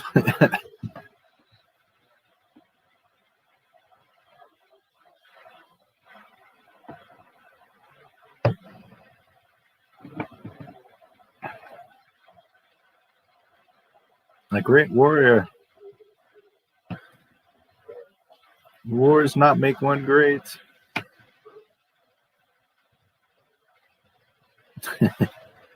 That little Yoda's trip. Starts eating Luke's meat stick or whatever that thing was. How do you get so big eating food of this kind?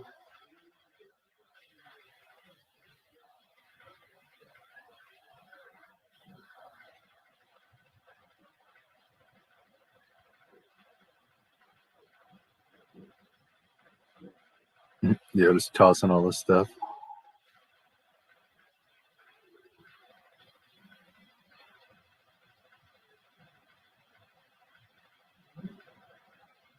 You're making a mess, little green man. Mine. I want your flashlight.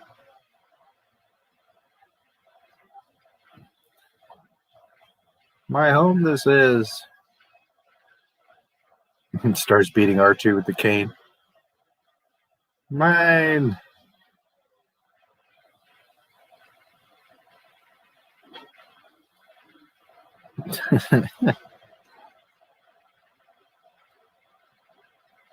Stay and help you, I will. Find your friend. I'm not looking for a friend. I'm looking for a Jedi Master. Jedi Master Yoda. You seek Yoda.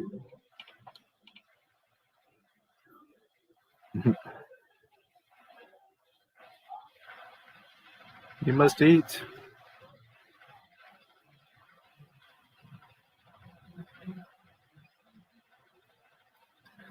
Oh, Luke.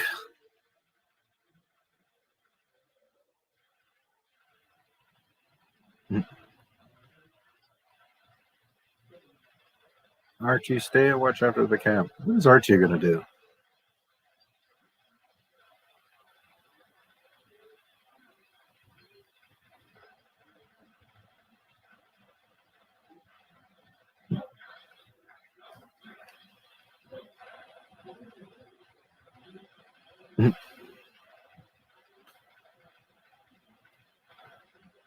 The power coupling on the negative axis has been polarized.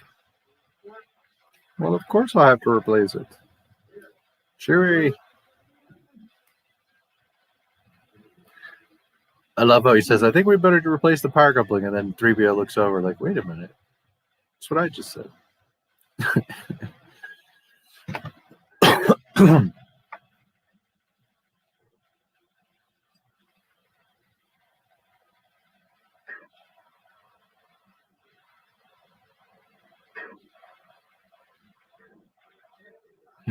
Hey, your worship.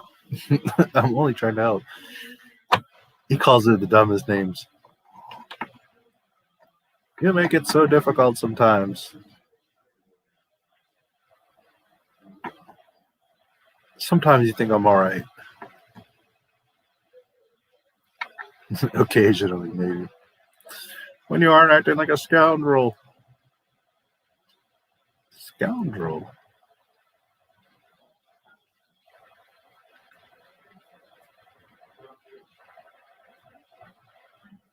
My hands are dirty.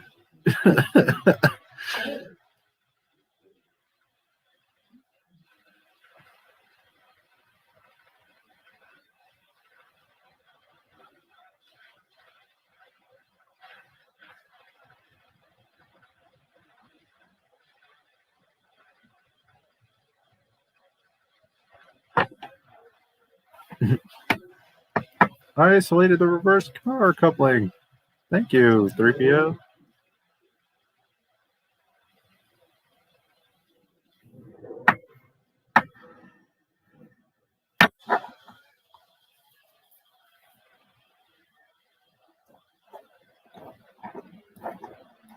They're alive. I want every ship available to sweep the asteroid field until they are found. Lord Vader. The Emperor commands you to make contact with him. Move the ship out of the asteroid field.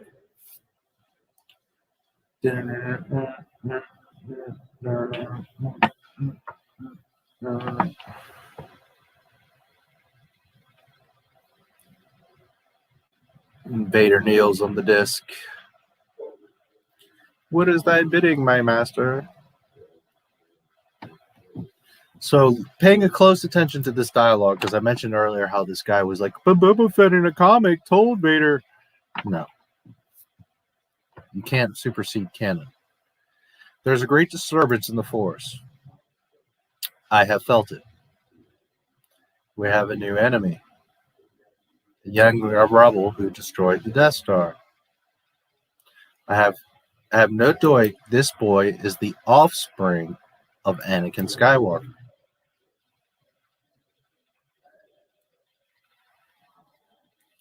How is that possible? Search your feelings, Lord Vader. You will know it to be true. He could destroy us. He's just a boy. Obi-Wan can no longer help him. The Force is strong with him. The son of Skywalker must not become a Jedi. If he gave a turn, he would become a powerful ally. Yes. He would be a great asset. Can it be done?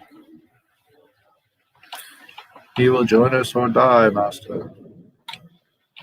Now, that's an interesting conversation because Vader would like Luke so that he joins Vader and they kill the Emperor. The Emperor would like Luke because Luke could replace the robotic Vader. So it's just interesting how they both... Because there's no coexisting of the three. It wouldn't be that they would be... You know what I mean? Palpatine would want to turn him Sith and his full-on apprentice. So, back to Dagobah.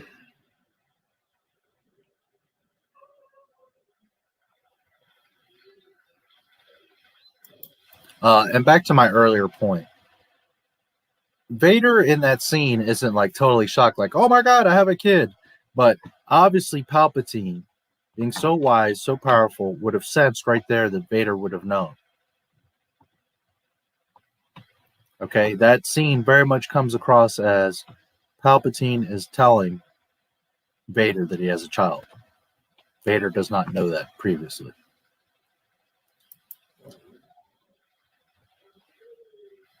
R2 getting rained on. I don't understand why we can't see Yoda now. Patience, Luke. There's snakes all over that damn place.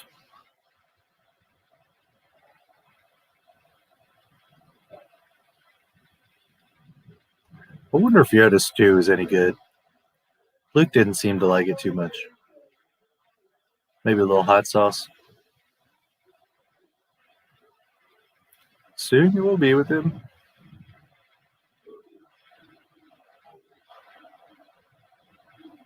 Root leaf. Why wish you become Jedi?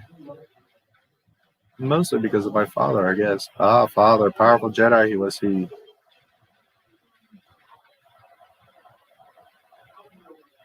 How could you know my father? You don't even know who I am. How do you know he doesn't know who you are, fool? I cannot teach him. The boy has no patience.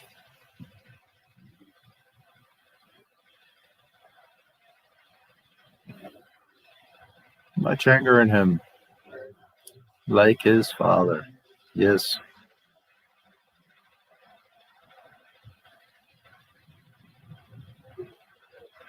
He is not ready.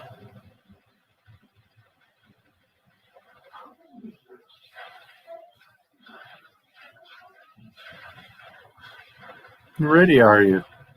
What know you ready? 800 years I have trained Jedi. My own counsel will I keep on who is to be trained. Jedi must have the deepest commitment. Most serious mind.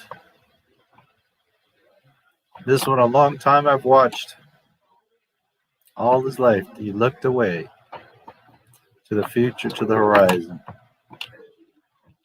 Never on his mind on where he was. And what he was doing. Adventure. Excitement. The Jedi craves not these things. You are reckless, young man. So was I, if you remember then. He is too old. Too old to begin the training.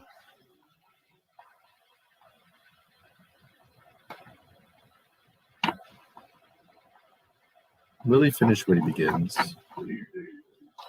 I won't fail you. I'm not afraid. I love this part. You will be. You will be. Yoda's face.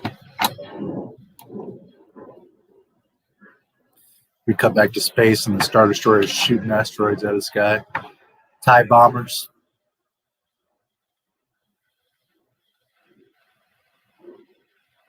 We don't see the TIE bombers again. It's a shame. Those are cool.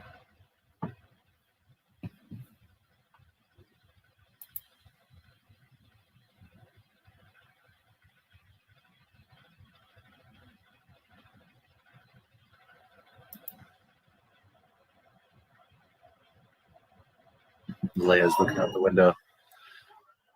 And a big suction face shows up in the window. There's something out there. Minox.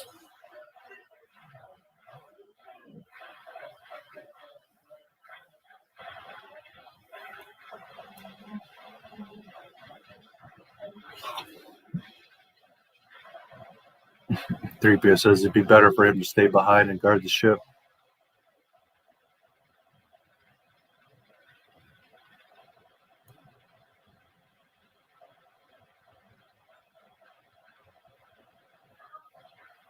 This ground sure feels strange.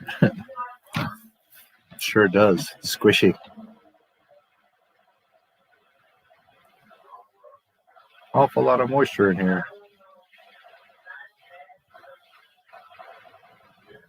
I have a bad feeling about this, Leia says. Leia's always wearing white, man. Didn't anybody tell her that shit gets dirty? Minox.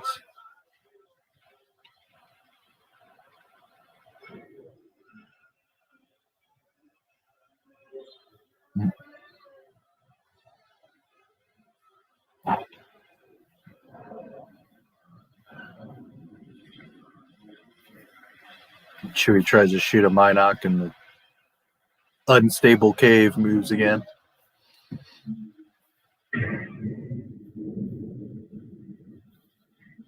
And then Han goes and shoots it.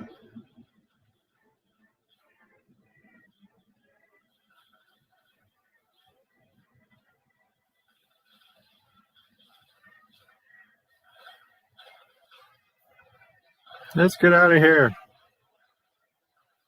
No time to discuss this in committee. I'm not a committee.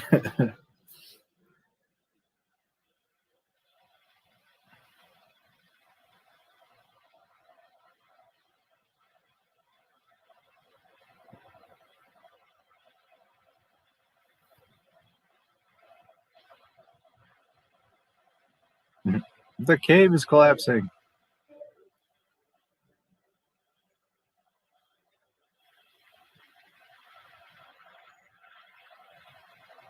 The space slug.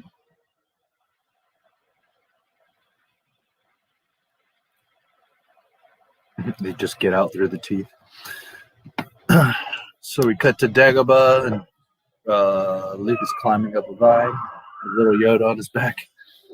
1 hour, 1 minute, and 11 seconds. Luke does a flip. Run. Jedi strength flows from the Force. Beware the dark side. Anger, fear, aggression. Dark side is the Force, or are they? Easily they flow, quick to join you in a fight. If once you start down the dark path forever, it will consume you. As it did Obi-Wan's apprentice. Is the dark side stronger? No. Quicker, easier, more seductive. Yoda looks so cool on his back. How do I know the good side from the bad? You will know when you're calm, at peace.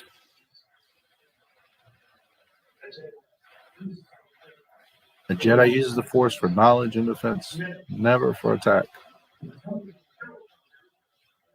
There is no why. Nothing more will it teach you today. Little Yoda on his back is so cool.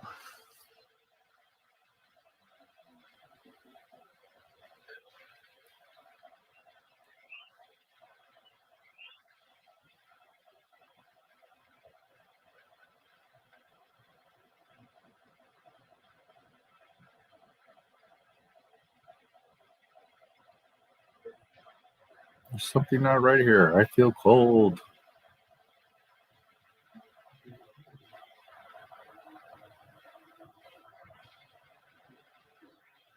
That place is strong with the dark side of the Force. Domain of evil. In you must go. What's in there? Only what you take with you.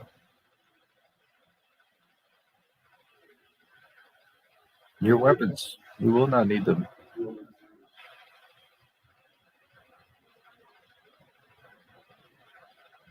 But you take them anyways, don't you? Tough guy.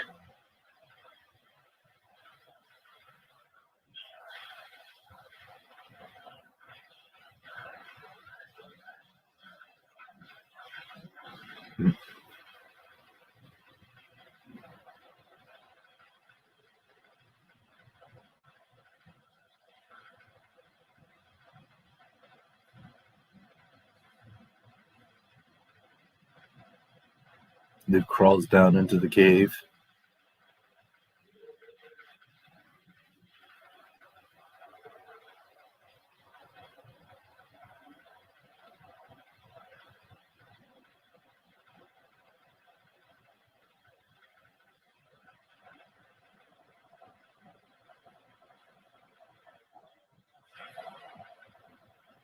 An iguana.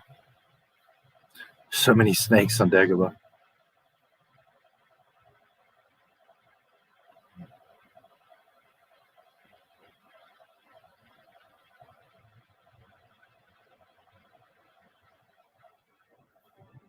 It's Darth Vader.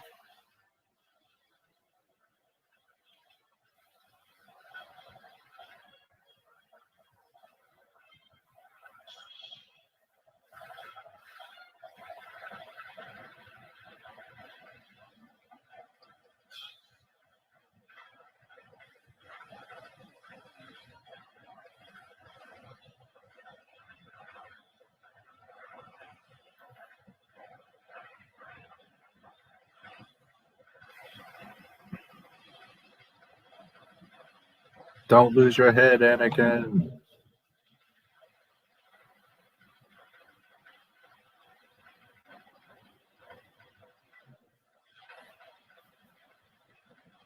Hey, look, it's me.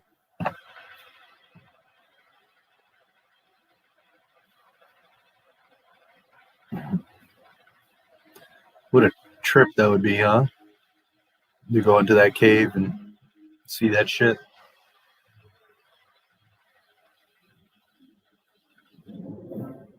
Yoda. Man, that freaking executor is so huge. See what you guys are talking about.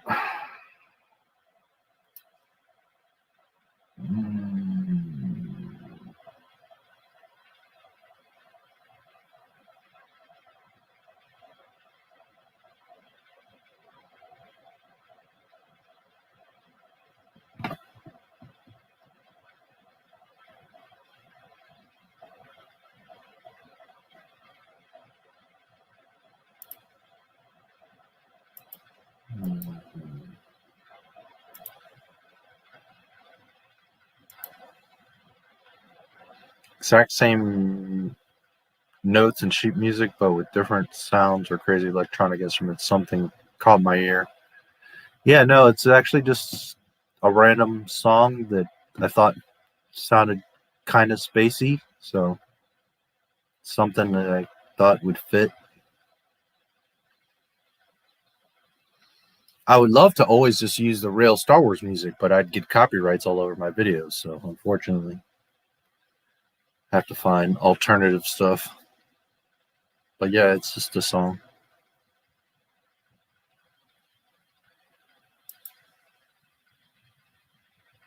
Fellow Trekkies. What's up, Mr. Bentz? Speaking of walrus, I just discovered a movie called Tusk. Fucked me up when I saw the clip of Justin Long as a walrus. Who knows what drugs Kevin Smith is on. The odds of successfully navigating asteroid field are 3,720 to 1. Closer. Shut them up or shut them down. Asteroid is not entirely stable. Yep. Excuse me, Wraith. Could you please observe your own 10-minute moment of silence, not for God, but just to be a different person? Yeah. You don't need us to do your moment of silence. I heard they filmed that scene where they crash on Dagobah in George's pool. Oh, I never heard of that. That's interesting. Never heard that. I know there was a big Dagobah set, so not entirely stable. I'm glad you're here to tell us these things. Chewie, take the professor in the back and plug him into the hyperdrive. Yes. He filmed it on the soundstage. Yeah, as far as I know, the entire Dagobah was there, so. Archie's cry as he gets spit out of the swamp monster. Yeah. You were lucky to get out of there. It's a good thing you don't taste good, yep. Vader without a helmet, yeah. It is not enough to get me excited, yeah.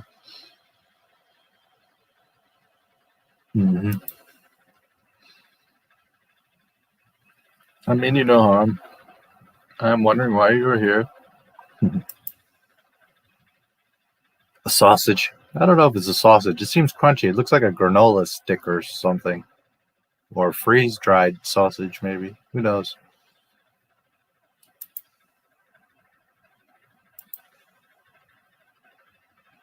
That light, yeah. Slimy mud hole. This is my home. The seagulls must have really messed with Yoda.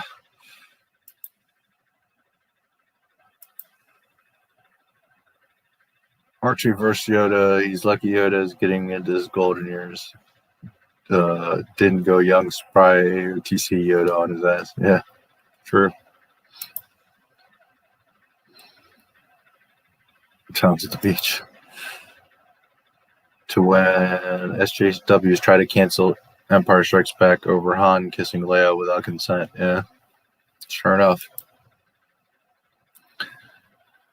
Seagulls poking my head.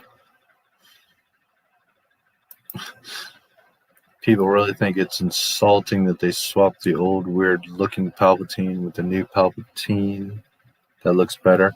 Yeah, I don't mind them.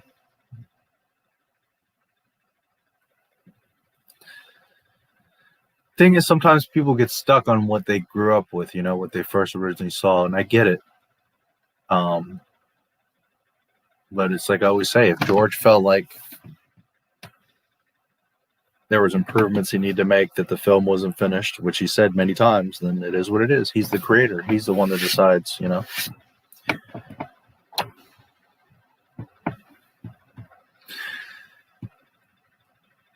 I agree. Some stuff like Jabba and A New Hope is just dumb. But you can't just be so stuck in a world of, you know, well, that's not what I originally saw, so it's not as good, you know. Because some of the stuff is good. The boy has no patience, yeah. Yoda flipping around with a lightsaber. George, here you go, fans. No, that's a betrayal to his character. Me, why can't you ever be happy? Yes. Have any lines in this? Shut up, Meg. Bit by a snake, yeah. Yoda says to Luke, remember your failure at the cave. Why was it a failure? Because he took his lightsaber with him? That's part of it. Because he took the lightsaber, and because of how he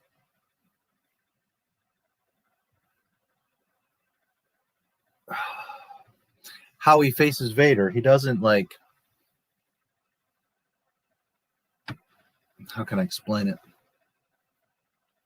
I suppose no matter what outcome, it wouldn't be good. It's a dark side cave, so there's no real good way about it. But I think it's partially because of the way he discovers that he sees his face. and that he fails himself because his own fear is what he sees. That's why he sees himself. His own doubt, his own fear. So the lightsaber is like the catalyst for that because of the way he sees that. Instead of just going in neutrally and confronting whatever, he puts himself in like a defensive battle position, which then forces him to see himself. As opposed to seeing like the clear truth, he's seeing like an diluted or muddied version of the truth, which is himself, which in turn is his father, if that makes sense. Rather than clearly seeing his father, he's seeing himself, understand? So that's where the failure comes, is that he's not seeing the clearer picture, he's seeing a diluted, clouded picture. Why is he seeing himself? Understand? Instead of seeing the truth and discovering the truth, he's seeing the truth, but from a certain point of view.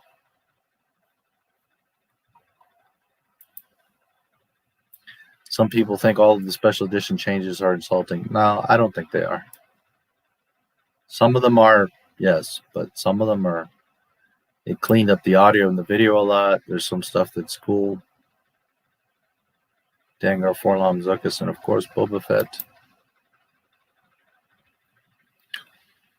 Their names, but that they bound down or trick that Poe Dameron used to date.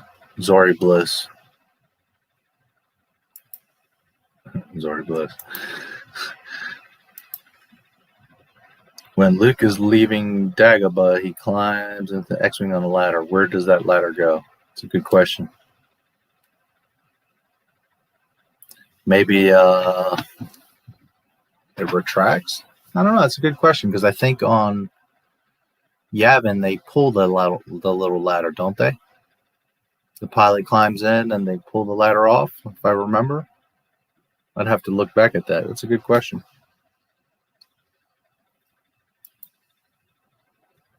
Thanks for letting me share your video on my stream. Still planning on doing a video with it. Thanks again and keep up the great work. Yeah, my pleasure, Raging Rhino. I did watch the your stream. I just wasn't commenting, but I watched at least most of it. So I'm glad it was useful to you guys. And I appreciate you shouting out.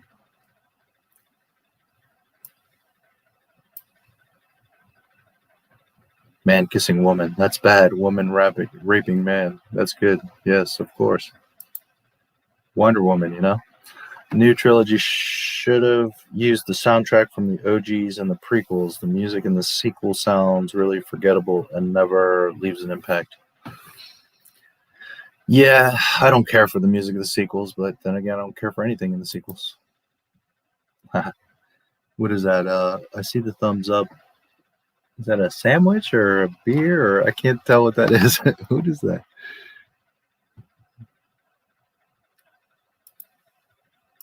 Let me see if I can see it over here.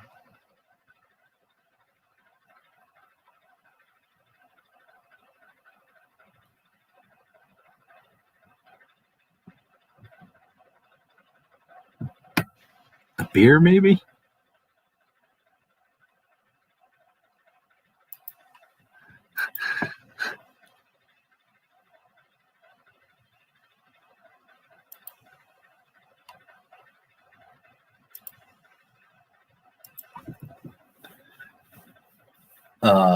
I said some people are insulted. I don't mind them. I don't like the Jabba scene in A New Hope. Yes, on Yavin, but on Dagobah,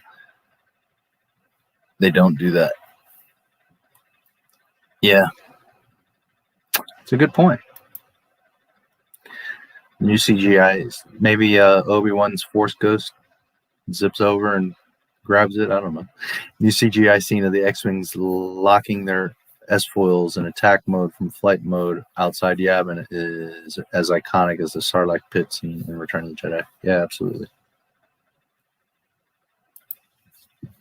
Cheers. Oh, okay. Cheers to you. 2 beer mugs. Okay. Man, that's totally blurry to me. Whew. I got to get different glasses soon, I guess.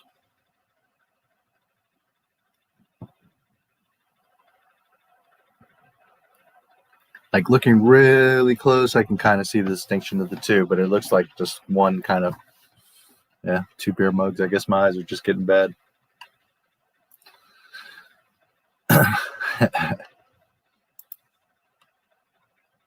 Okay, so 1 hour, 5 minutes, and 52 seconds. We are on the bridge of the Executor with Darth Vader up on the, well, there's some commanders in the pit talking. Bounty hunters, we don't need their scum. Did you, let's see, did you get everybody there, James? A little quiz of the day.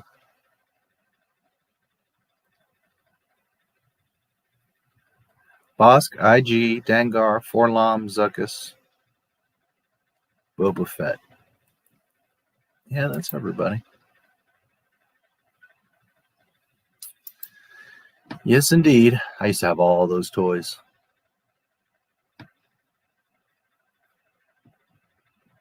Forlom was always kind of goofy looking, but whatever. Zuckus I liked. I like all the bounty hunters, but yeah, IG.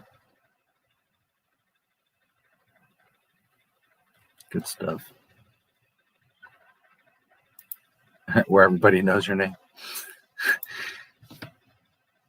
Solo, Han's a moron. Lando's a pansexual, hypocrite, and Chewie's a cannibal. Yeah. Well, to be fair, Chewie eats meat. Because you got to remember, in Jedi, the Ewoks left that trap out, remember? And he goes running for that meat hanging. And Han's like, no, wait, Chewie! Or is it Luke? Maybe Luke says that. And then they get caught up in the net. So, to be fair, it's not like Chewie just eats plants, because I think a lot of people assume that.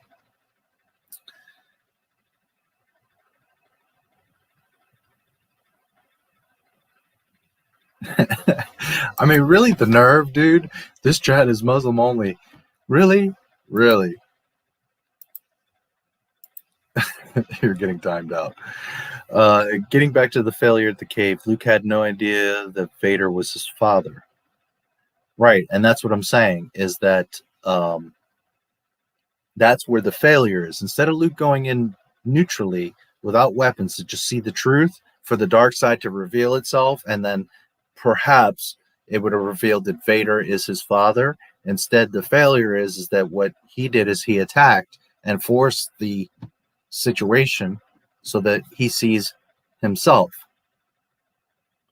By seeing himself, what is he really seeing? He's seeing that he's the son, that he's the mirror, he's his father, essentially, right? Like, because all children are their parents.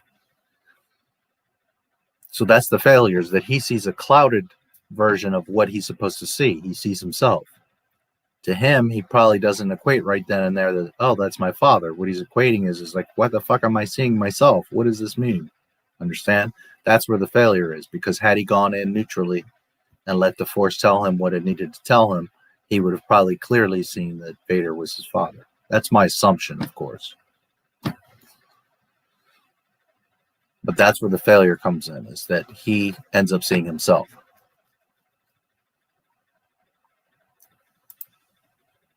All your toys. Did he mention Bosk? I think so.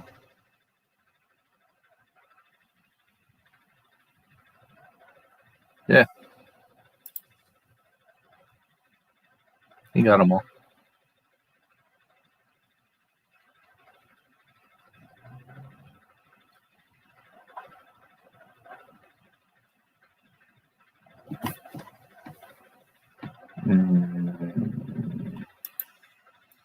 First Boba Fett figure from when I was about 7. That's awesome. I wish I still did.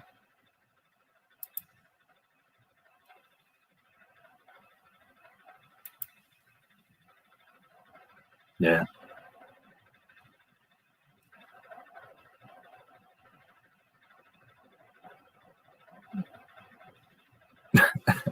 I mean, really, the nerve, dude. Before, this is too good. Before Greg and Adaptive Bear came here, this was Islamic chat was Islamophobic paradise. Oh man, dude.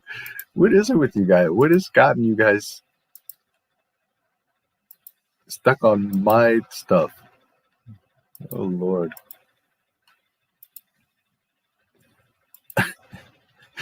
It's Yoda's fault. He told Obi-Wan not to tell Luke that Vader is his father. Yeah, that's true. That is true. The inside of the Imperial Star Destroyer kind of looks like the inside of Starship Enterprise. No, it doesn't look anything at all.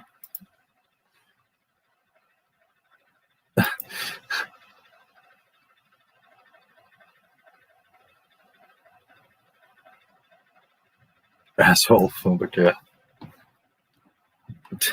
Nonsense.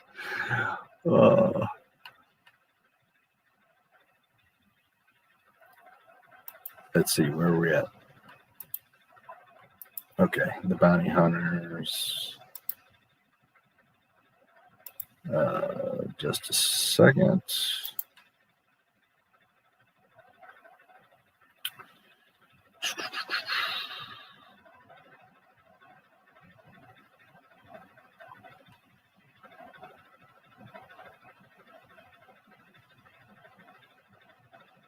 Well, this is a little bit later, but it's okay. We can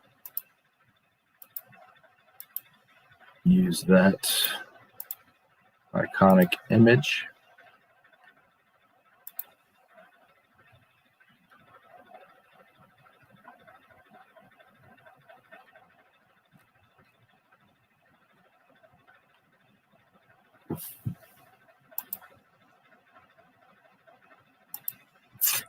All right, give me just 1 minute. I'll be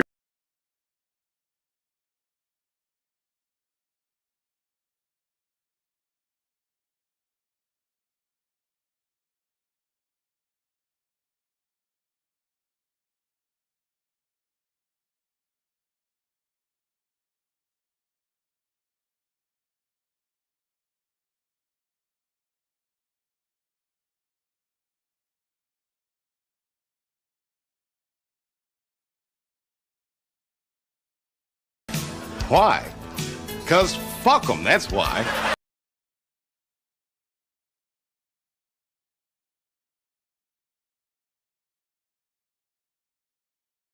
Please like the video if you liked it. If you didn't like it, keep your comments to yourself.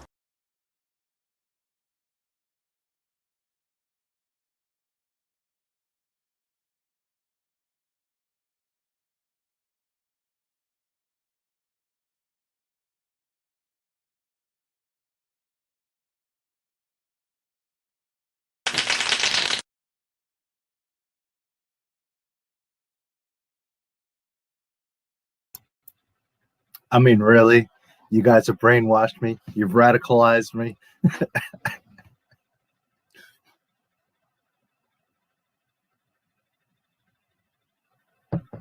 Because this channel was ever about Islam or Allah or any of that.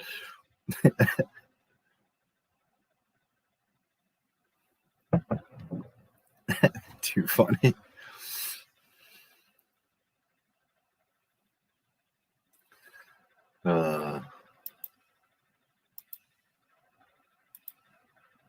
Okay.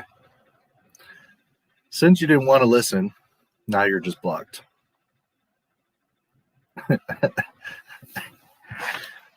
Like the nerve of coming onto someone's channel and trying to insist on what the chat is about. Oh, wow. I think that deserves a bite of my brownie for my Islamic chat tolerance.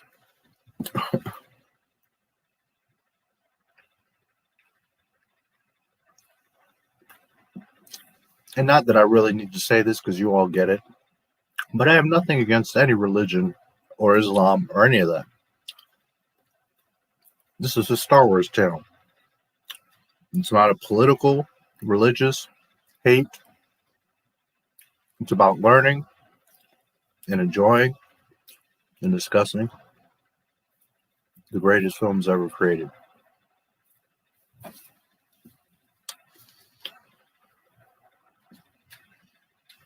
And the last thing I want to talk about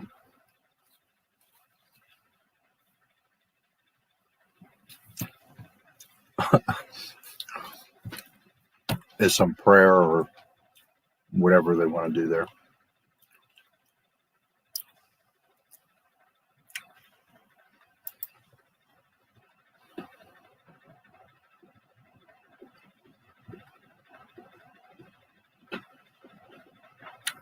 Yeah, I don't think that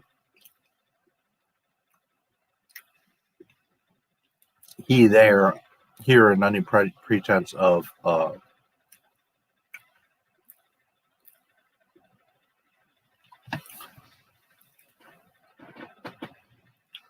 truly honoring Allah or anything like that. He's trying to bring in a volatile topic to see how I and or we react to it. You know.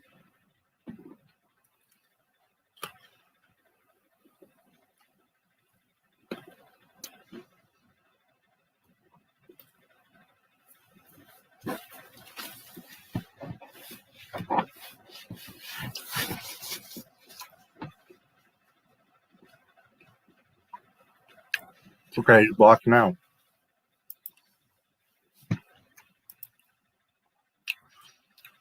Darth Vader was wearing Michael Jackson's glove and danced to Beat It at Disney World. No, I don't remember that. Did that actually happen? Oh, Lord. I did see a video, I think yesterday.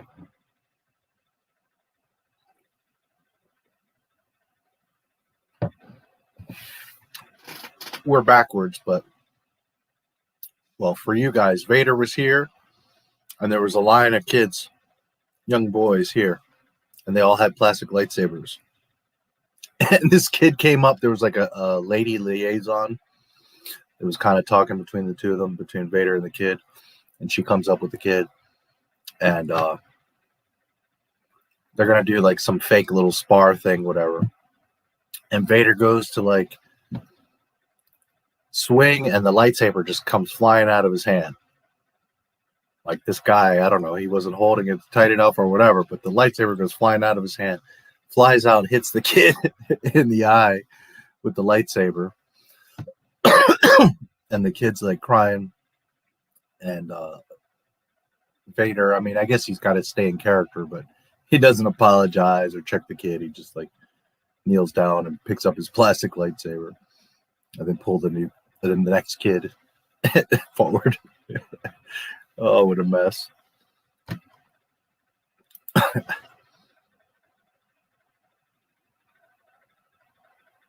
Yeah.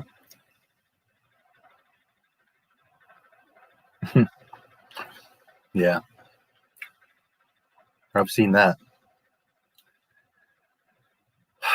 Me as a grown man, I'm happy to see Padme twerk any day. But I don't feel that I should take my kid to Disney World and see Boba Fett doing the fucking Cabbage Patch and Padme shaking her ass. Not just as a Star Wars fan and as a person, but I would hate to take my kid, my young daughter, and see Padme up there twerking her ass. That's not Star Wars.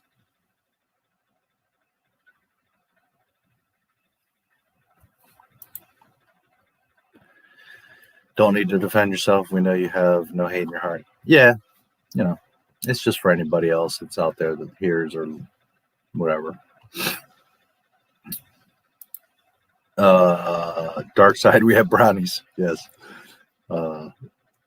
Did you make it homemade? Random question, but curious. Well, yes and no. Homemade, no, because it was from a mix. But did I make them? And do I do cook. I'm a very good cook. I'm more of a cook than a baker. But sure, I make cookies and brownies and stuff too. Cakes.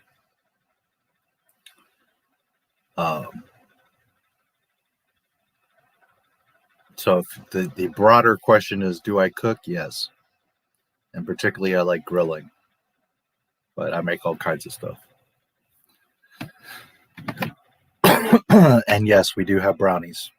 Join today. Yeah.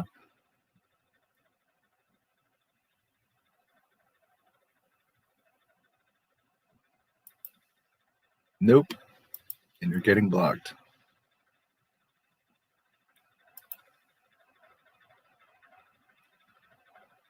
Yeah, that's the thing. It's like, I mean, we know it's fake anyways, but that's the thing. If you, one thing is if you want to have your freedoms and your rights to believe and do your thing, I'm all for that. I think that everyone deserves to be happy. But it's another thing when you're trying to impose what you're trying to do onto my time and my thing. That's not going to happen.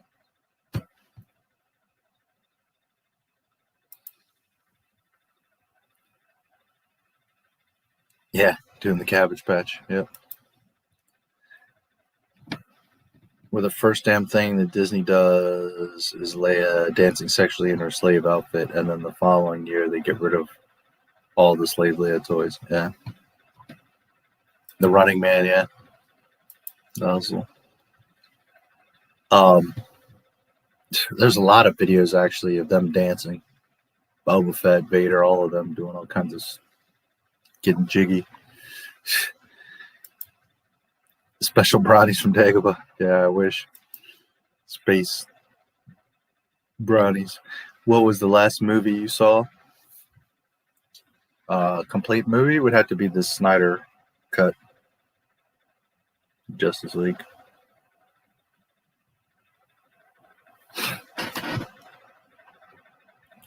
About, I don't know, what it was, it a week ago or whatever, 2 weeks ago, I don't even know anymore. All right.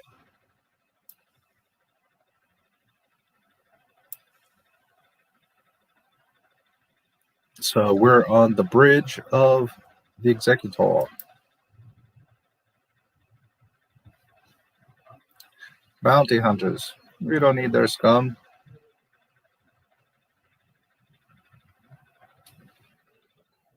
It is Piet that says that. That's true. Bosk. There'll be a substantial reward for the one who finds the Millennium Falcon. You are free to use any methods necessary, but I want them alive. No disintegrations, Boba. As you wish.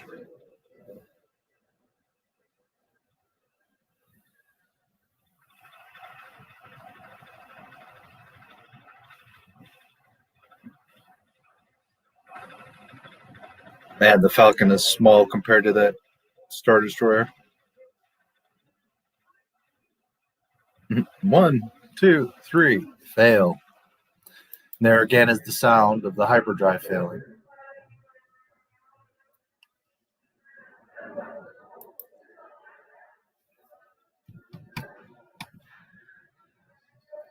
It's not my fault.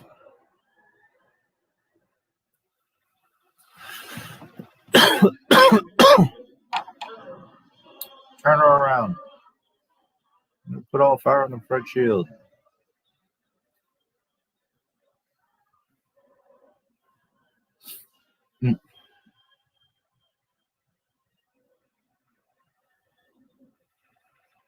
They're moving into attack position.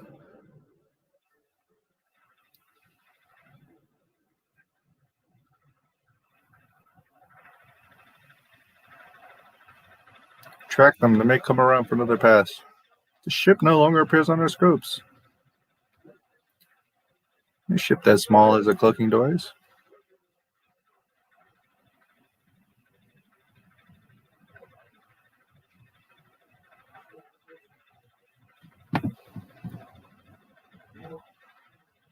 Continue to scan the area. That's an important piece of dialogue, that no ship that size has a cloaking device.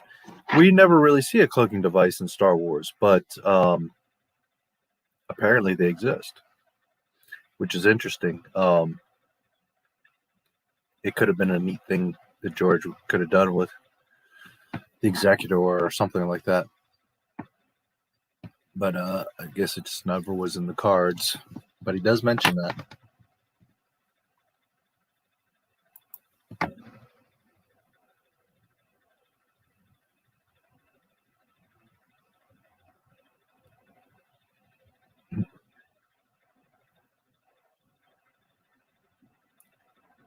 It's pretty good to be doing a one-handed handstand, balancing Yoda on your foot, lifting rocks.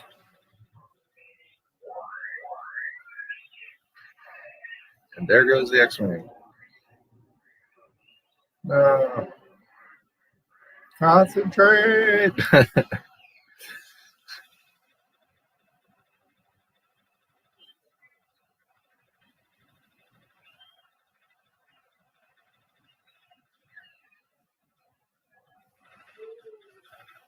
We'll never get it out now.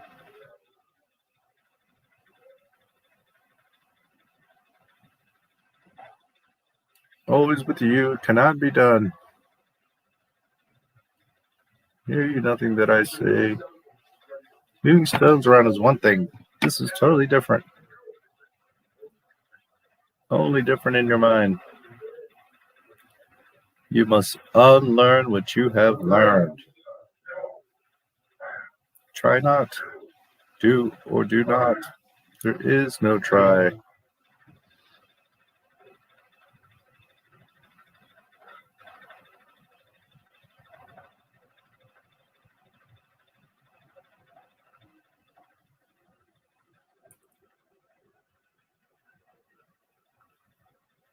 Yoda's eyes. Come on, Luke.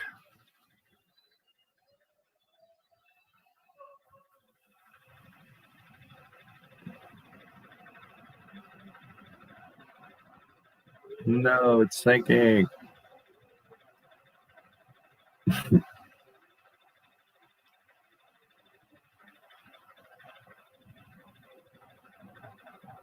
Too bad you're not as good as Ray. You could have just pulled it right out.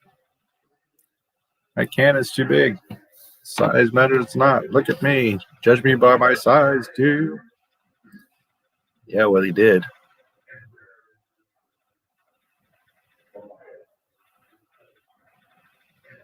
My ally is the Force. Life creates it, makes it grow.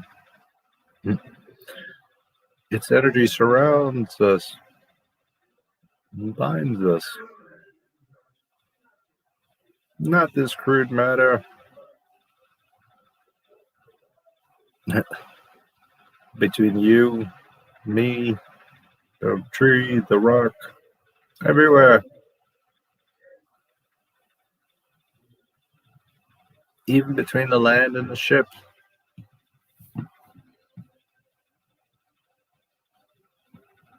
You want the impossible.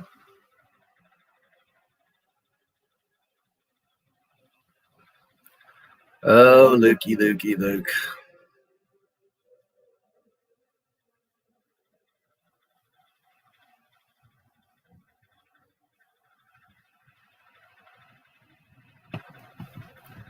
Arguably the most beautiful scene in all of Star Wars. Yoda lifting the X-Wing out of the swamp.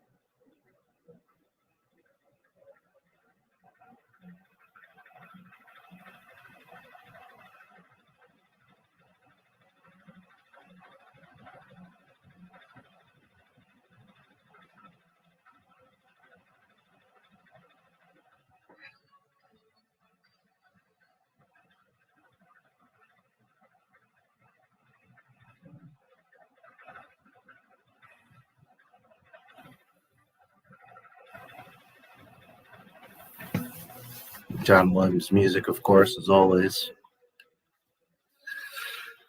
Little booger doesn't just pull it out of the swamp, he flies it across the damn swamp.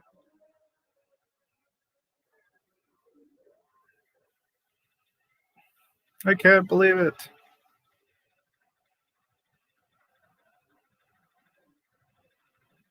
I don't believe it. That is why you fail, son.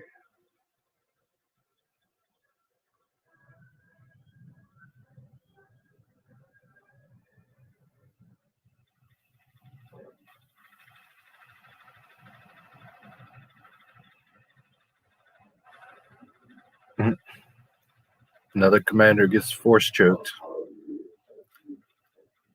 Apology accepted, Captain Nita.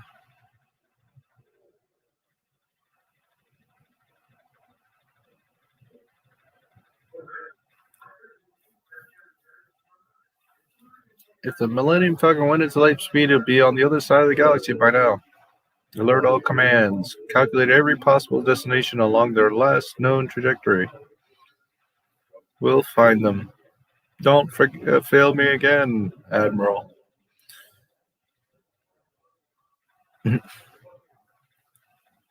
He's like, damn it, I just got this job. Now I'm got to figure all this shit out. Hey, look, there's a Millennium Falcon stuck on the side of the ship.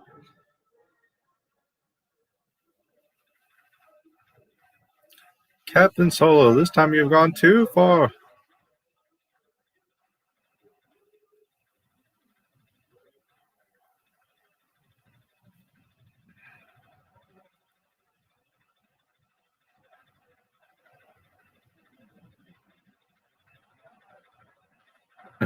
Leia turns off 3PO. What's your next move? If they follow standard Imperial procedure, they'll dump their garbage before they go into light speed. And then we just float away. The rest of the garbage. Find a safe port. Lando. The Lando system? This is interesting. Lando. Lando system? Lando's not a system, he's a man. Card pair, gambler, scoundrel. You'd like him.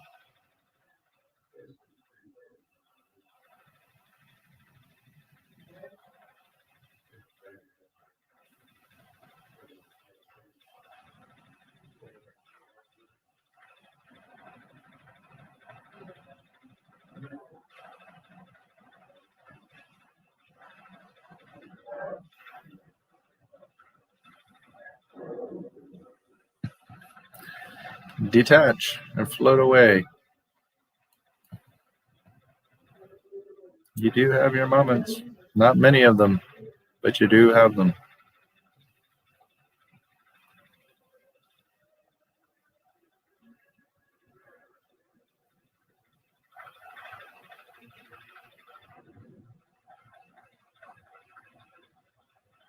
What's this? Another ship floating in the debris.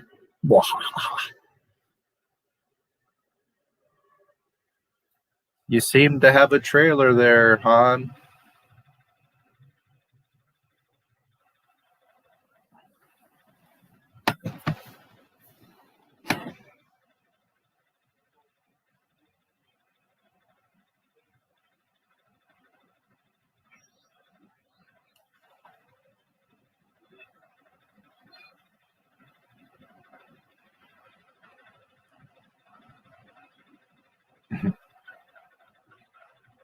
Through the Force, things you will see. Other places, the future, the past. Old friends long gone.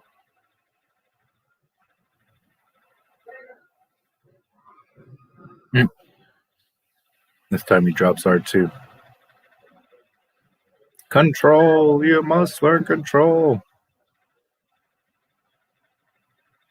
I saw a city in the clouds.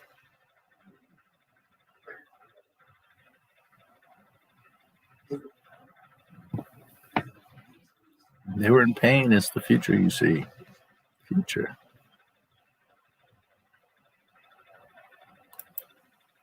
All right, just a minute. I see this. Oh, Lord. You just don't stop, do you?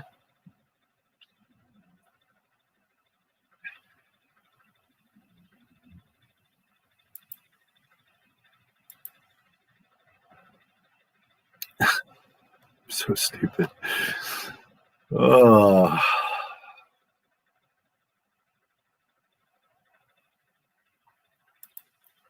Vader, yo, dudes, the Empire's pretty chill. You should like join it or something. Me, no thanks. Vader, we have Osage Ventures on our side. Me, where do I sign? There you go. And brownies, apparently. Dead Girl is pointed out as part of the recruiting. 3PO says surrender is acceptable. Yeah. Luke's whiny, Luke's wimpy, Luke's wise. With the rest of the garbage. Yep. Compared to Star Destroyer, but Star Destroyers are tiny compared to Vader's. Yeah. Stupid huge. And the Skywalker Legacy, I don't remember.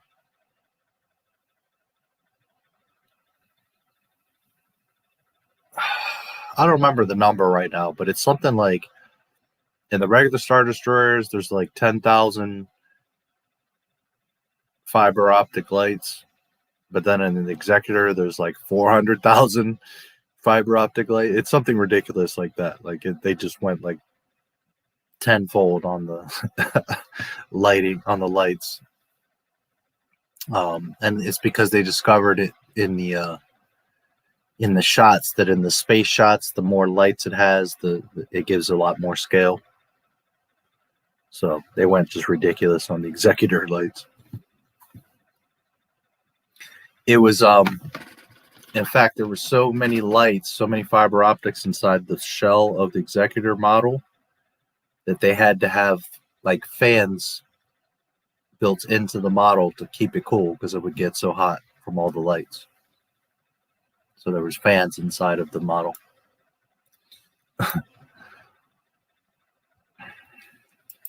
That's what she said. The girls at my school do so.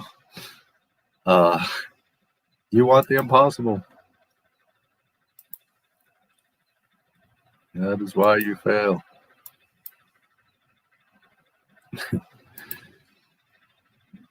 Captain Nita. Yes.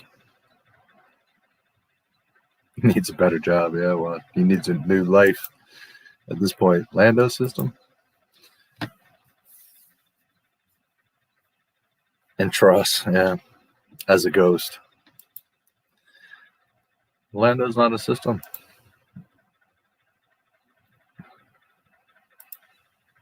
The music as the X-Wing sets down is pretty epic, yeah. I mean, that's arguably the best and most important scene in all of Star Wars is Yoda describing the Force and then schooling the shit out of everybody by floating the damn X-Wing across the swamp.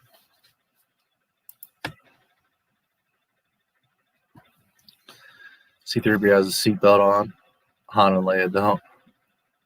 Me and my parents, I have a seatbelt on, and the driver doesn't. Yeah, well.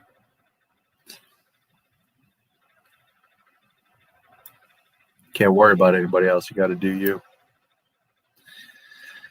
A reason or purpose to the way the Falcon is built the way it is.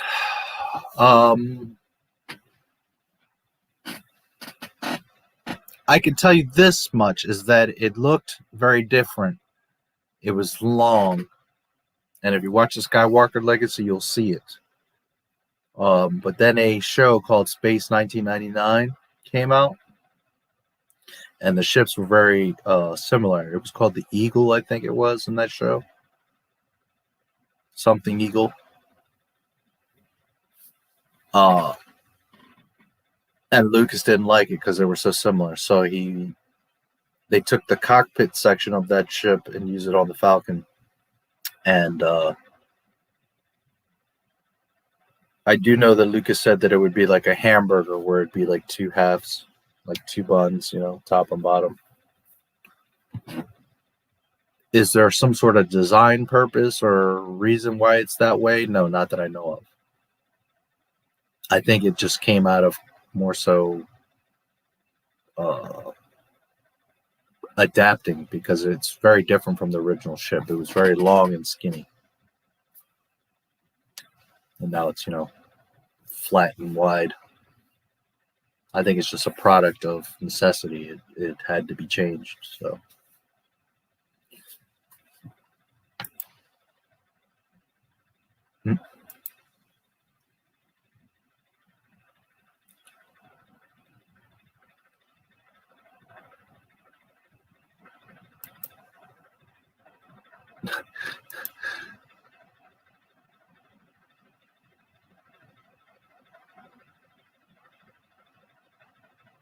Patrick Stewart. Yeah, kind of, sort of. That's funny. Yeah.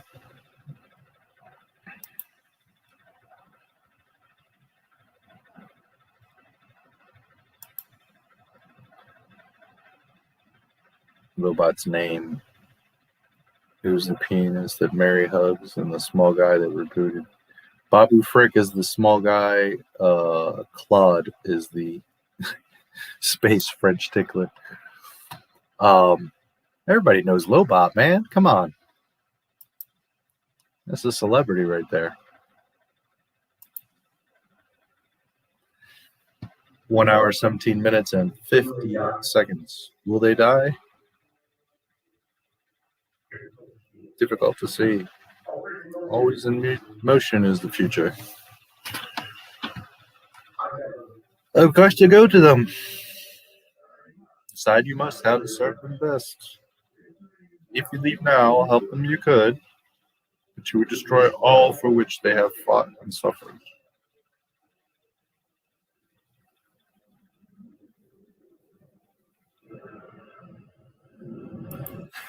Now, if anybody has a question about that, because that's a little bit confusing.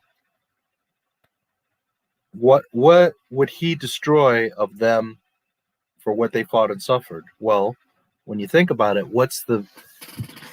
okay, this goes back to the root of Star Wars. Luke is the last Jedi. He is the new hope. There are no other Jedi, Ahsoka Tano. Dave Filoni. There are no other Jedi. Luke is the most important being right now in saving the galaxy and bringing balance back. Luke Skywalker. There are no others. So what Yoda is saying is that what everyone else is going through, the rebellion, Leia, whoever's close to him, Han, whatever other people, whatever actions they are going through, they are doing their part as part of the rebellion and the resistance against the Empire. And they are doing their part not only in the obvious of like this person blows up this base, this person gets some plans, this person flies this ship, this person makes this supply delivery, whatever. What he's also referring to is that everyone doing their thing under the natural order of the universe is doing what? Creating the space, the gap, the time for Luke to come and train with Yoda. So what he's saying is that by you going too early, not completing your training, potentially facing Vader, he's not saying that like verbally to Luke, but as Yoda knows, right? Potentially facing Vader, getting involved in the fate of what's supposed to happen to Han and Luke. Or Han and Leia. Here's the thing: he may go and save them, but then that changes the timeline as to, maybe Leia has to die in order for Luke to learn some lesson or gain some power or wisdom or whatever. Understand? So by him going to save Leia, he's potentially altering the outcome. But he's also altering the fact that he's interfering in what everyone else is doing. And what everyone else is doing in the natural balance of things is buying time and creating a space for Luke to go train with Yoda. That's the most important thing. That's the point of all of this. Because at the end of the day, you don't kill a snake by cutting off its tail or cutting it in half, or you have to remove the head. Always, you have to remove the head. So the rebellion can get strong and take out as many Star Destroyers as they want and escape as many times as they want and flim-flam around. But at the end of the day, until they get rid of Vader and or Palpatine, you're just going to continue on because you have someone that controls the Senate and has a massive amount of money and power and influence. So until you get rid of the leaders, you're not really going to get anywhere. So the point being is that Luke, instead of staying with Yoda and just training and fulfilling his destiny, his part, not worried about other people's parts, because each person has to do their part and do their thing in life, in the galaxy, in Star Wars. And that's what Yoda's trying to tell Luke, is that by you going and influencing the outcome, you are putting yourself at risk and the entire outcome and timeline of everything at risk. Them potentially dying is not as important as Luke getting trained to be able to fight Vader, to face Vader, and to potentially beat Vader, because that's what's going to save the galaxy, is turning Vader or just defeating Vader, thus hopefully defeating the Emperor as well. And I hope that makes sense. That in the bigger picture, that's what Yoda's trying to tell Luke, is that, you know, by you going there, you may save them, but now you're changing events that is keeping you from training. And by saving them, that might cause a ripple effect in other events that can prevent your training or accelerate you meeting Vader and you're not ready. And what happens to Luke in Cloud City? He gets his ass served to him because he's not ready. So hopefully that made sense. You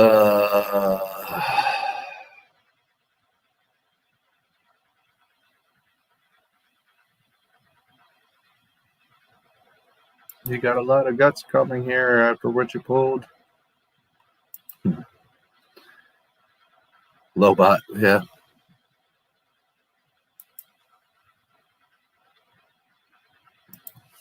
Lobot was always one of those characters, like, he's not like super popular and everybody talks about him, but like everybody had his action figure. I mean, he was like one of the essential characters. Everybody knew who he was.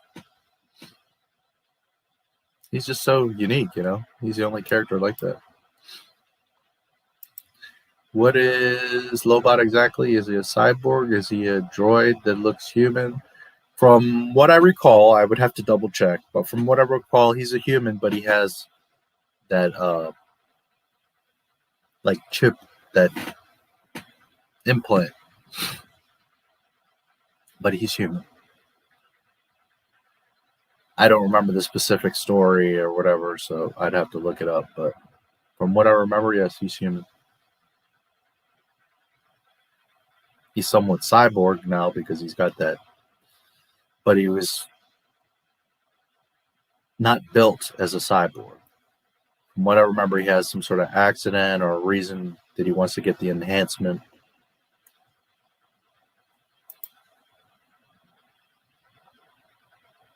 Or maybe Luke falls to the dark side. That too. But if it was Rey, she wouldn't haven't even needed to go to Dagobah, yes. Gone to save her friends and she would have succeeded. Yep. Well, she beat Kylo without ever picking up a lightsaber, so. Having delusions of grandeur, thinking he could go and save his friends. Well, I mean, to be fair, he kind of does. It's just he pays for it, right? He gets fucked up for it, but they would give her life if she had to. Yeah.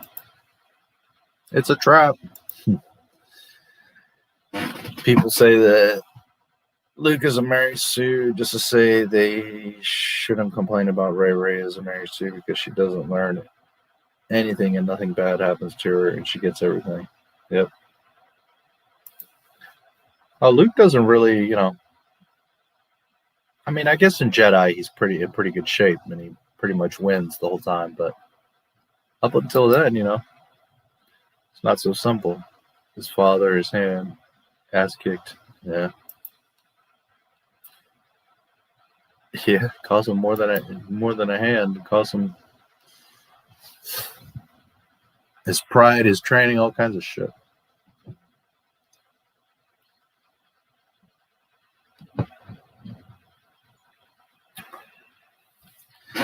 Yeah, I don't know. Did he save them? I mean, he does.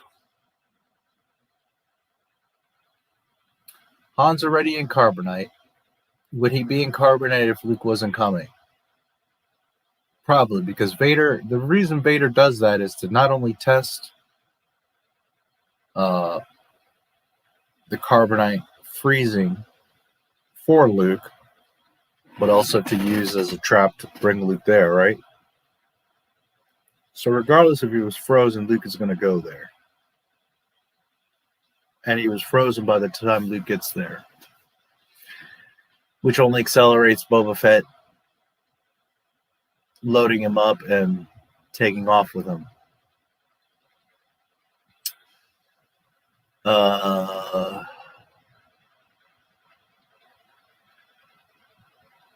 Vader's there because of Luke,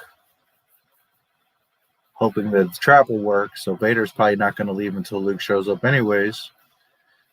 So Vader's there. He's there with a detachment. They control Cloud City. Luke shows up, gets his ass whooped, escapes.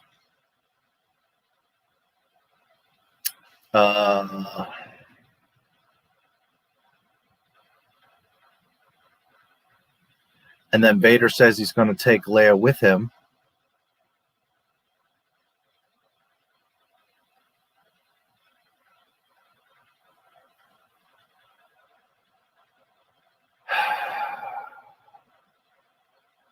So I don't know. I guess Luke maybe indirectly doesn't.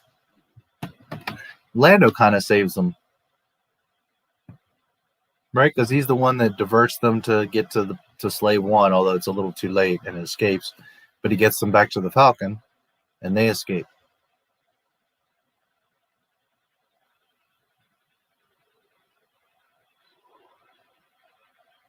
I suppose where Luke helps them is because he shows up, tosses himself down the shaft, and Vader's like, oh, well, fuck it, I'm out of here. So in that sense, he helped them, but otherwise, I'll never join you.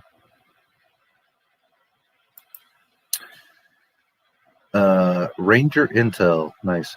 Hi there, just discovered your channel and been listening in on the stream. Which of the upcoming Disney Plus shows are you most looking forward to and why? None of them. Honestly, there's not anything from Disney that I'm looking forward to.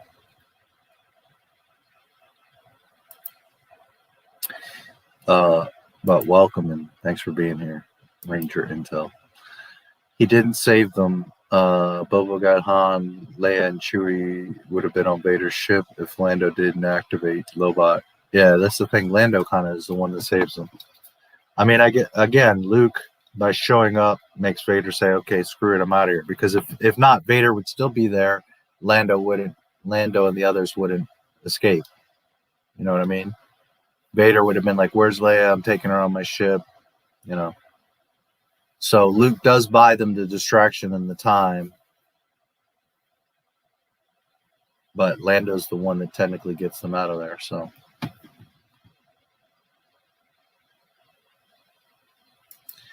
if Luke didn't go, Leia, Chewie, and the droids would have escaped with Lando.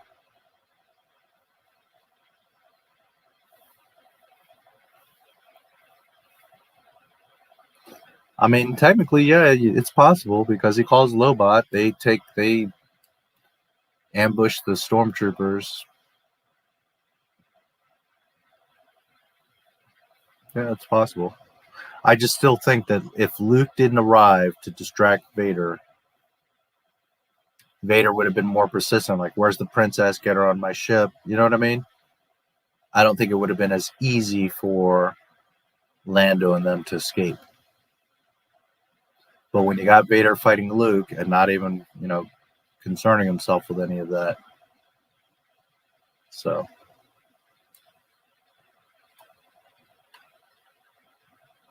You know, Luke is definitely going to have an effect. Him showing up there is going to have some sort of effect, some sort of ripple. You know, and I do see what you're saying, that Lando could have done technically the same thing. But would Vader be distracted, and would he have the moment to do that same thing, is what I'm getting at.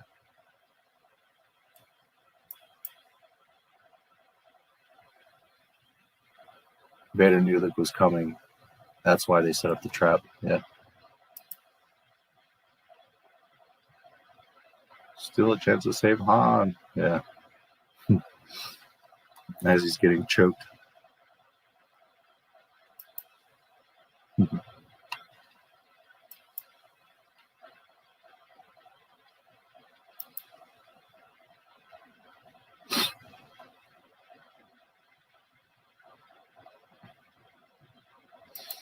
Yeah, I wish I could give you there's just nothing from Disney that I'm looking forward to.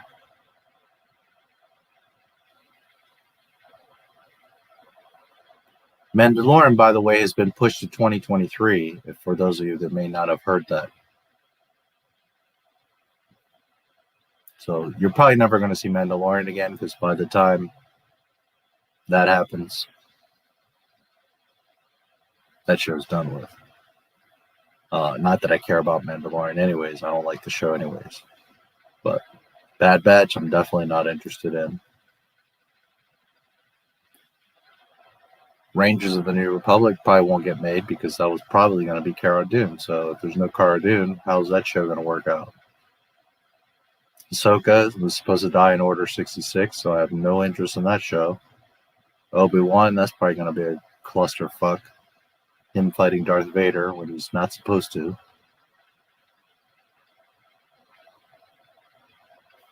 What else? Acolyte. Yeah, I'm not looking forward to any of them. They all just are going to shit on Star Wars more. I guess out of all the things, what I would be half interested in looking at is Book of Boba Fett. Outside of that,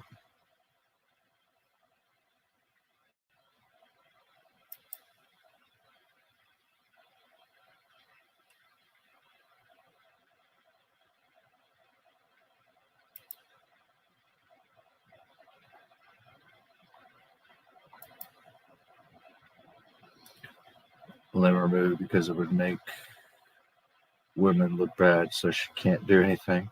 She can't learn anything the hard way. She needs to be powerful, so women can be strong. Yeah. What are you doing? Whole another year. It's gonna get canned. Yeah. Yeah, you're probably never gonna see The Mandalorian again. Fact remains, the cinematic Star Wars saga was killed by Disney. Yeah. Fight Vader at all. After Mustafar, you didn't see him again until their meeting on the Death Star. Yeah, well, that's what they're saying. So, yeah, I'm not looking forward to any of the stuff. The only thing that would excite me about Disney Star Wars is if they sell Lucasfilm. That's what would excite me.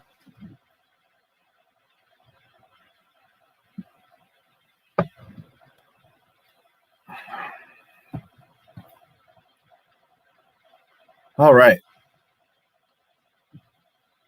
Where are we at? The Falcon arriving on Cloud City.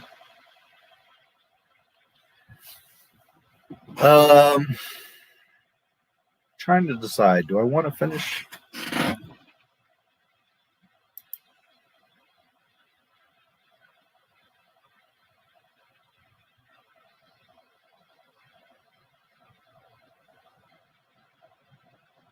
Really, the rest is this, Cloud City.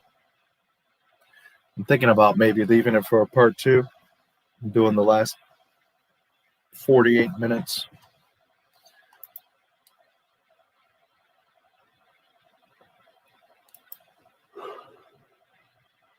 Fight Vader.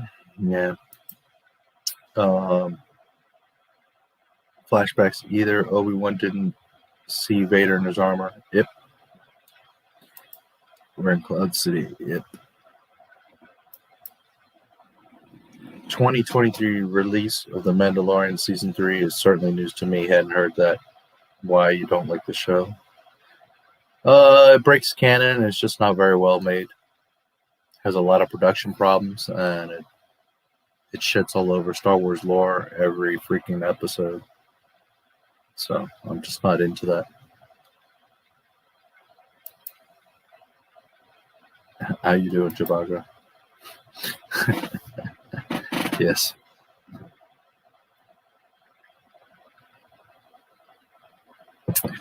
I could finish the film, but I'm kind of tired.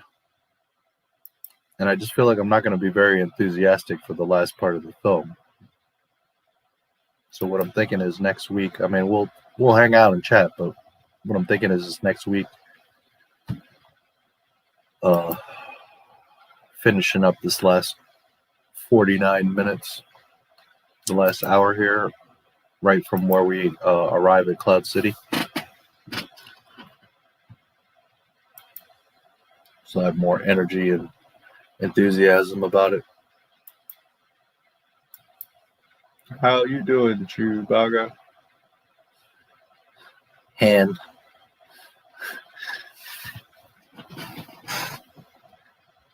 There's still time to save Han.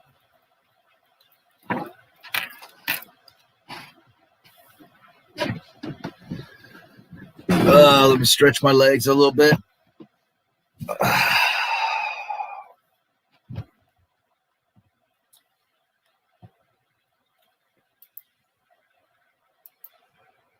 Yeah, and just The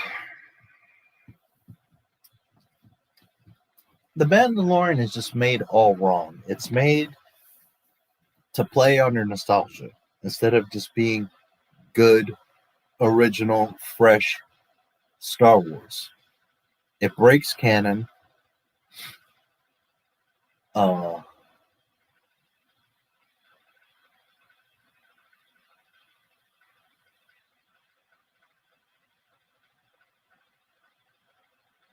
It relies on paint, on glitz, like, oh, look, a helmet, oh, look, a creature, oh, look, a ship, as opposed to focusing on its own continuity and consistency and Star Wars consistency. The story's not any good. It's supposed to be about a bounty hunter going around the galaxy and bounty hunting, and instead he does one bounty and becomes a babysitter. Every episode is about some other character and not about the Mandalorian. The show's called The Mandalorian, and the entire show is about other people. He's not very good at his job. I don't know. I honestly, I don't see what the lore is to everyone about the Mandalorian. That's my question. Like, what is it that you guys like? Because the thing is this: Mandalorian is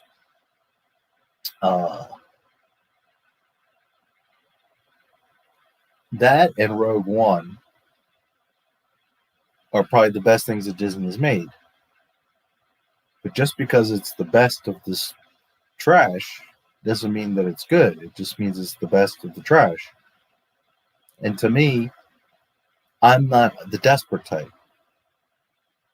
I expect proper Star Wars, not I'm so desperate for Star Wars, I'll take anything they give us. I expect proper Star Wars.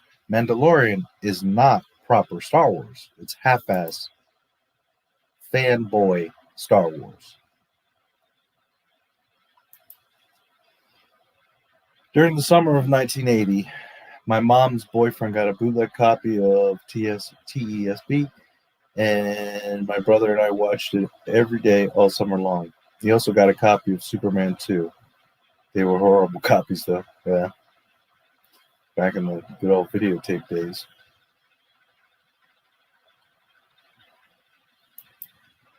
You guys should watch the McClunky Star Wars episode of Pod Awful on Jesse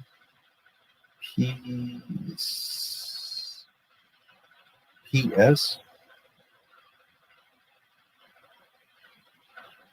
Clunky Star Wars episode. Pod awful on Jesse PS. Okay.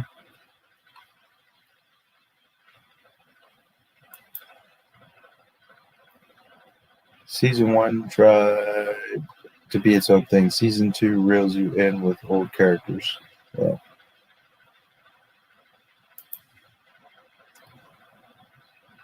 Grief Karga. Bad Batch is about those different clone troopers, but they added a little girl to the cast. Yeah. Yep. Apollo Creed. Fun at first, but when a female clone is now getting added to the cast, my hype died. How is no one else considered about a female clone? Concerned, you mean? Yeah, well, you know, more dumbass Disney stupidness. Remember something. In the Clone Wars, okay. According to Dave Filoni, a long time ago, George Lucas wanted to experiment with some defective clones. Supposedly that's where 99 and the Bad Batch come from, is that there was some batch that went bad. So they're defective. Okay.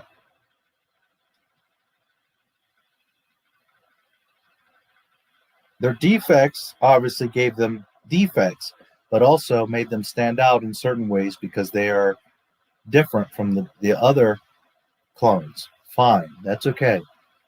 Now again, we're going on the word of Dave Filoni because I never heard George Lucas say this.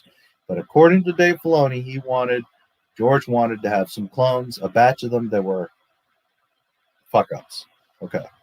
And when I say fuck-ups, not that they themselves act like fuck-ups, but technically, genetically, they are fucked up. Okay. Fine. So if we're going by what Filoni claims, plus what the show tells us and shows us in the show, they are defective clones. Okay, they're tied in with Clone 99. Now in Bad Batch, you got Tarkin commenting and Kaminoan saying, "Oh, these guys are better than an entire army. They're super soldiers. They're super genetically enhanced clones." Well, no, that's not. You don't get to just change shit again, Dave Filoni. They were defects. Now you're trying to backtrack. Now you're trying to backpedal and be like, "Oh, well, they weren't actually defects. These are actually enhanced clones that are meant to be better than all the other clones, and they're special." And now they're going to have all these ramifications for during and after Order 66 because now they're special clones that are as good as the whole army. Oh, fuck me. I can smell Dave Filoni from a mile away, man.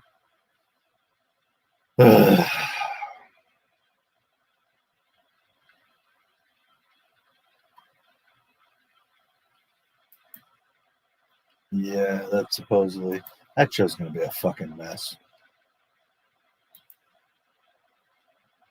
And I don't even want to watch it, but I'm going to have to watch it just to laugh and see how badly they retcon shit. Fennec Shan also being in that era. Now she's going to get implicated in all this stuff and have history from back then to now tied in with Boba Fett and Tatooine. And it's just... whatever. I like Fennec Shan. The character and the woman. I have nothing against her. I think she's a cool character. She's not very nice to look at. Fine and dandy. Can she technically fit because of her age? Sure. But You understand? If she's that important, she's that badass, she's this awesome assassin bounty hunter, then she would have had ripples. She would have had effects back in the prequel era.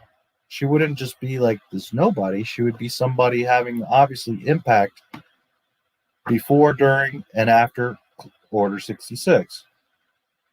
Obviously, she didn't because she was never mentioned before. She was never part of the bounty hunters. So now, by Dave Filoni trying to inject her in there, which is going to force her to fit, like she fits because of the age and the timeline, she'll fit. But again, he doesn't think of the ramifications of what he's doing, how it affects the past and affects the future. Because now, if she's there this whole time, she's going to have effects on the outcome of after Order 66, which is probably exactly what you're going to see in Bad Batch. She's going to be involved in all this stuff that's going to later tie into Mandalorian. But the problem with that is if she was there and having all these effects, then she would affect the outcome of the OT. Obviously, she was not there because the OT turns out as it does. So you see, that's where the problem. Dave Filoni, as always, is looking at, okay, here's this isolated section. Does she fit in here? Yes. But are you looking at the big picture? What does she fuck up in the past and what does she fuck up in the future? And that's what he's not doing. He's not thinking about how Fennec affects the entire galaxy throughout the entire OT. Where is she in the OT? Why isn't she at Jabba's palace? Why is she not known? Why is her name not around the HoloNet? You understand? It causes all these fucking problems when you're trying to inject someone into a universe that never existed.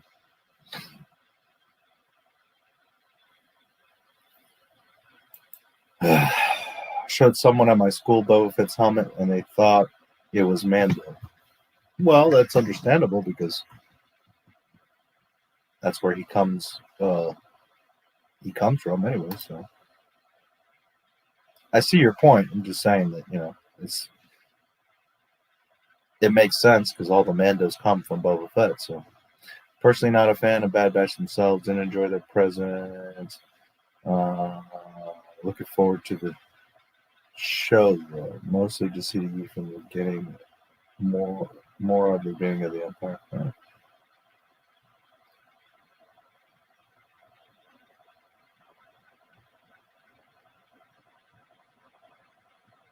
I saw something. What was it that I saw?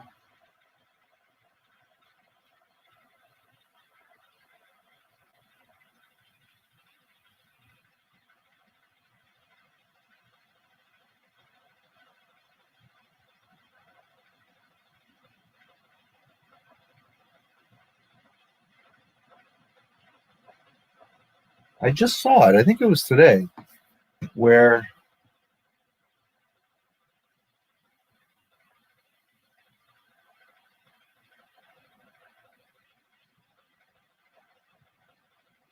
I think it was in the comic book, in the Vader comics, where the clones were, for some reason, attacking Vader. Like they kept attacking Vader for some reason, which makes no sense because as soon as they're under Order 66, there's no reason why they would be attacking Darth Vader. I don't know I can't remember what happened there, but I kept seeing all these images of these clones turning on Darth Vader, and it's like they're not supposed to be doing that. Charles Soule.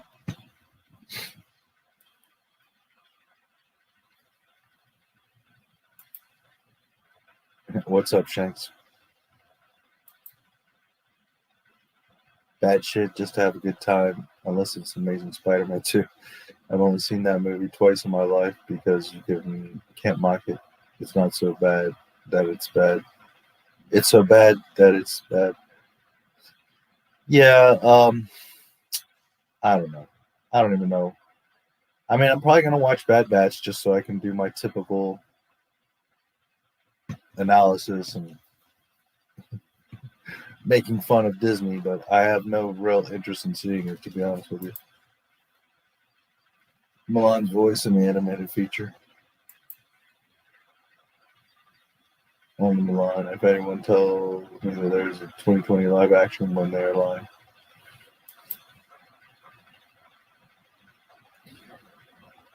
A hard time trusting anybody who wears a cowboy hat all the time. And he's not a cowboy. Yeah.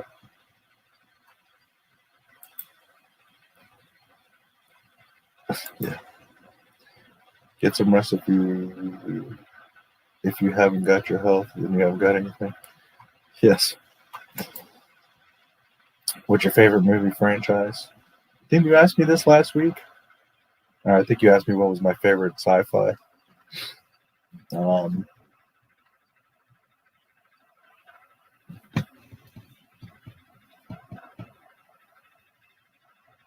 I'd have to think about it, but just off the top of my head, same answers. Tron, Predator.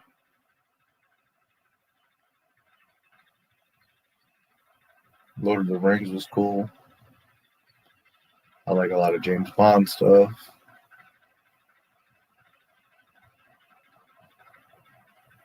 Movie franchise.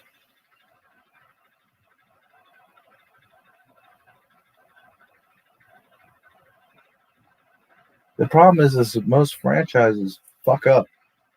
Like Terminator. I love Terminator 1 and 2. But then all the rest are pretty crappy.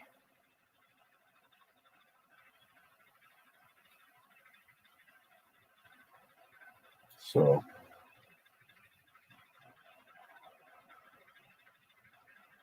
Lord of the Rings is one of the only ones that like doesn't totally fucking shit on itself. It actually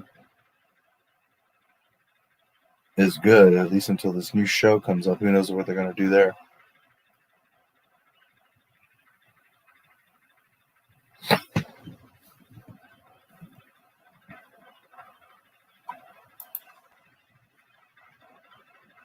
Neither do I. Why does Disney keep acting like it's amazing when clearly people hate it? People are finally taking off the nostalgic goggles. They know the new stuff is trash. Yeah. They all suck now. Yeah.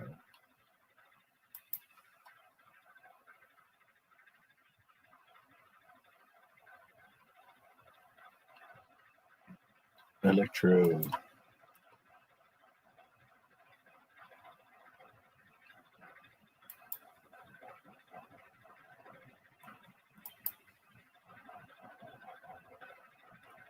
Andrew Garfield.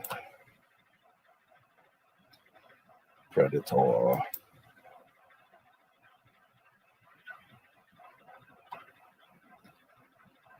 Yeah, so many things. It's like, man, Back to the Future was pretty cool.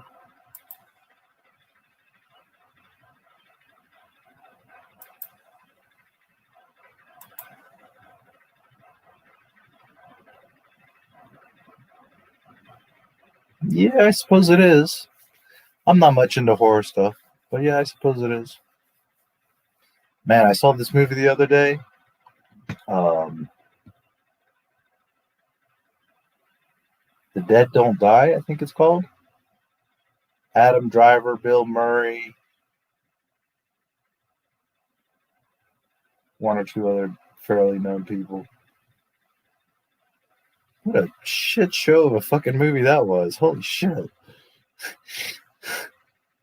Don't watch it. It sucks. Really lost its way. Yeah, unfortunately.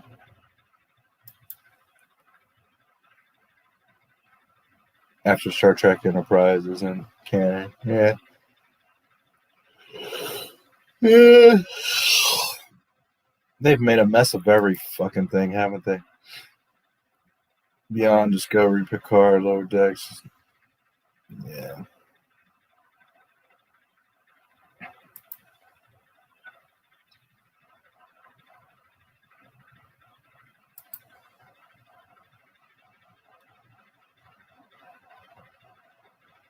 They talk about making a movie.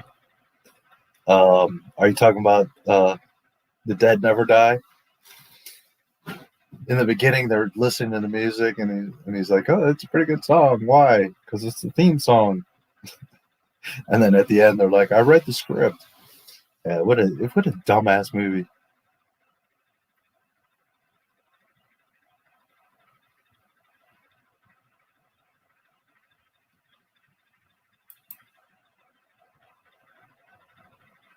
Bill and Adam, yeah. Yeah, I don't know why people say like Adam Driver's some great actor. I haven't seen him do anything great. And honestly, the only thing that I've really heard that he did really well was the one with the wedding story or whatever that movie's called with Scarlett Johansson. I have heard that he does really good in that, but I haven't seen anything from him that's at all.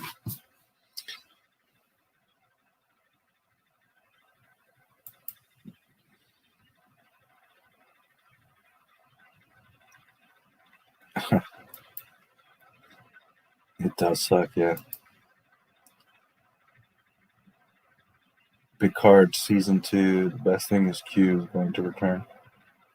I haven't watched any of that newer Star Trek, never mind the Picard, but man, I hear that Picard shit is a freaking mess.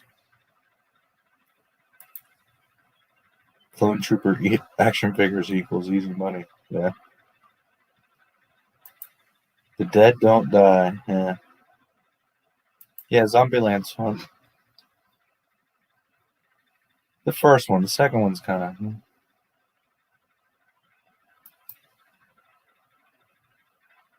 Yeah. Yeah, Adam says, I know, because I read the script.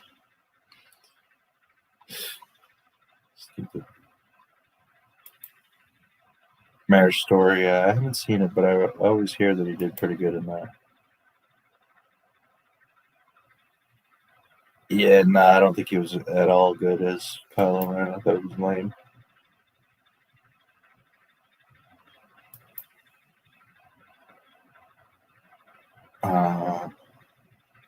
Looking forward to next week. Yeah, I'm getting a little tired of myself.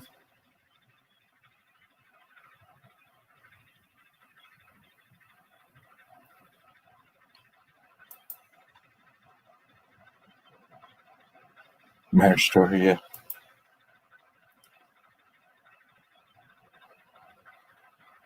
Great Spike Lee movie, one of his best.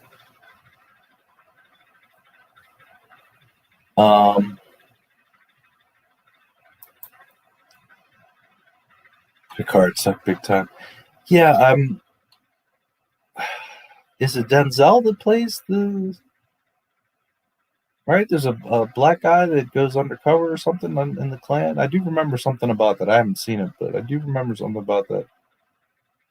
I can't remember if it's Denzel that's the guy.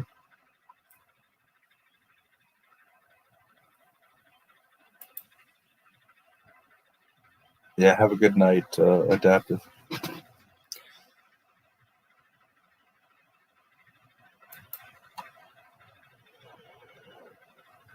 Anyway, was hyped for Picard season 2 as if the first season was a smash. No one in the comments said they wanted it. Yeah, I don't know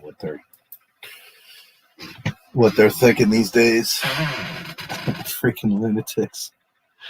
Oh man.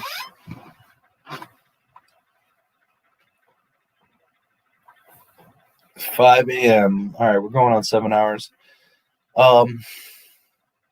Denzel's son, John David. Okay, right. Yeah, that's what it was. Worst YouTube channels on the platform. I'm going to take a quick break. I need to stand up and move around because my eyes are getting a little heavy. And I think, like I said, I could finish the film, but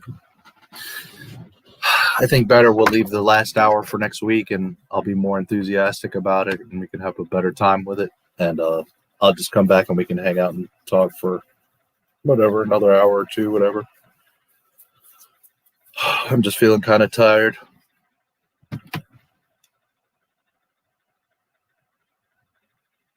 No, I haven't seen Tenet. I heard it's just such a funky, weird movie. I just haven't really had any interest. Plus, I haven't seen it anywhere. Is it like on Netflix or anything like that? I haven't. HBO? I haven't. I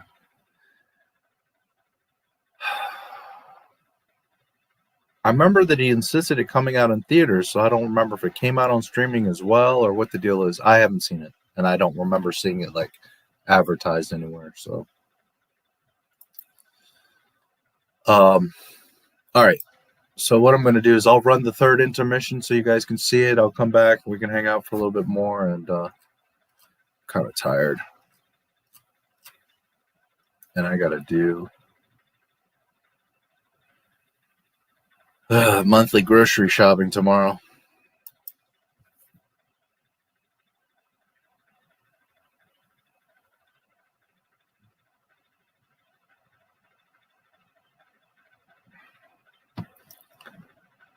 There will be some delays.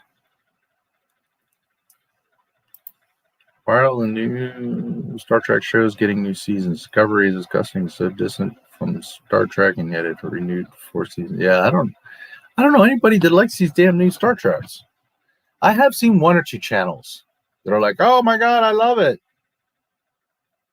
but for the most part, I don't know.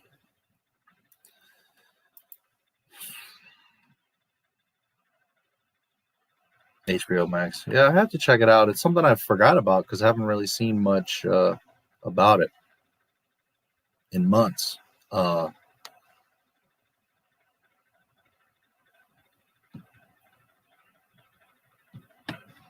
don't mind Nolan, but I'm not like a huge, Nolan fan, so it hasn't been a priority. Yeah, you have a good night, Adaptive. I'll see you next week.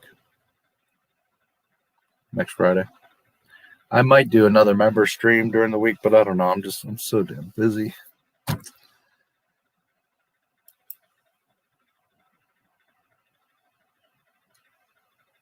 You go monthly, I have to go weekly. Yeah, I go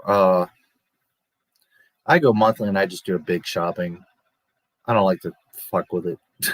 So I just go to I usually go to 2 places and I get all my shit for the month. Granted, things vary. Maybe we use more milk faster this time, so I'll go buy some bread or milk or something like that. But for the most part, I buy everything for the month. I just kind of prefer, I go spend an hour or 2, get everything, and just be done with it.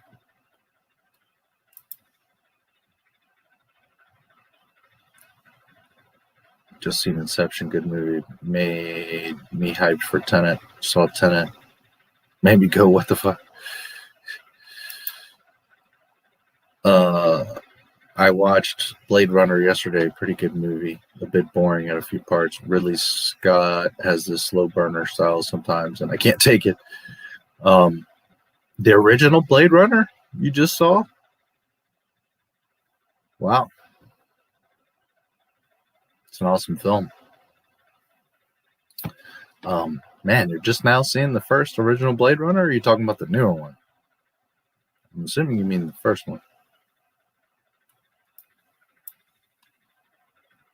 It's a really cool movie. I haven't seen it in a while, but I always loved Blade Runner.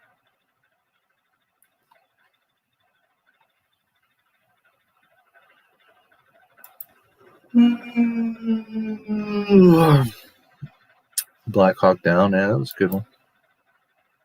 Dark Knight Rises was kind of long and it's weird.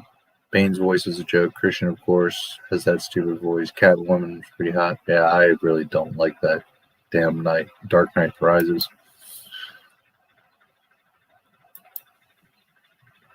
Yep, it was pretty good. I felt bad for the replicant at the end, the first one. Anne Hathaway, yeah.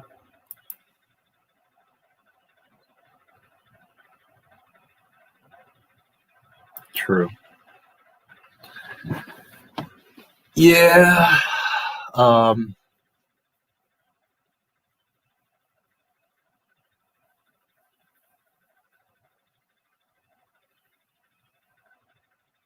Trying to think, Michelle Pfeiffer or Anne Hathaway? Which Catwoman?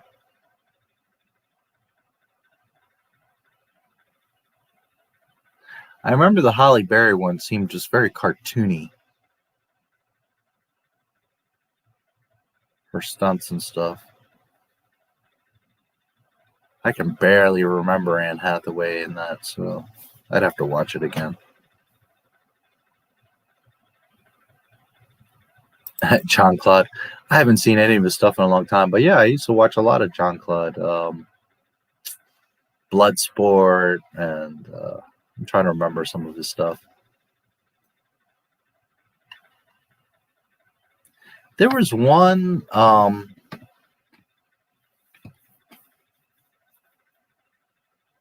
I think there's one where he was twins.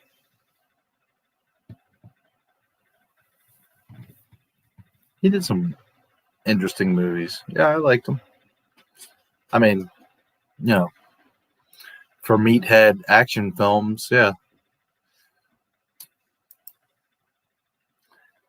4 times I fell asleep every time and don't get what's going on. Yeah.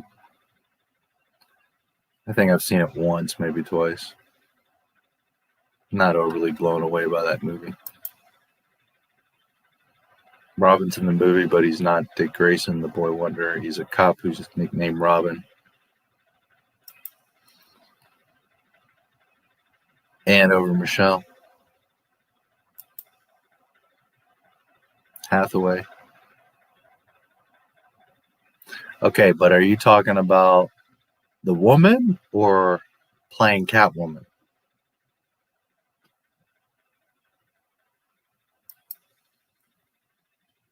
I like Michelle Pfeiffer's costume better.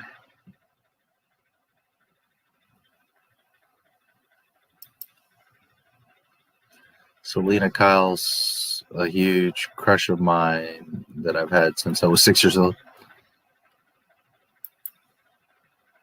Lionheart is pretty great with JCVD.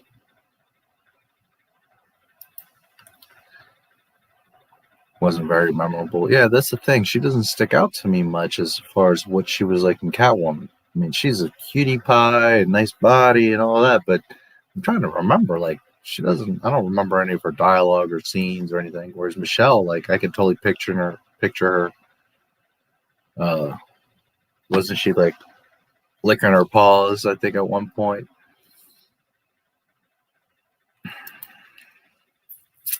Universal Soldier. Double Impact. There you go. Yes.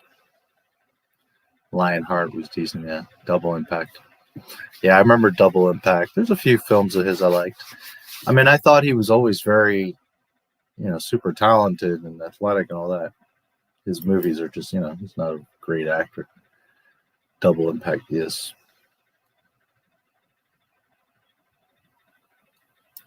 There was one with him and Dennis Rodman, too. I thought, wasn't that Double Impact? What was that one? Street Fighter, yeah. Yeah.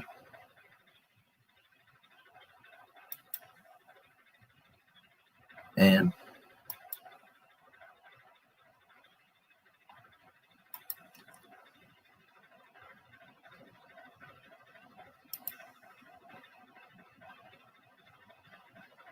with him, sometimes he makes his movies in order for him to have some self-glorifying masturbation material.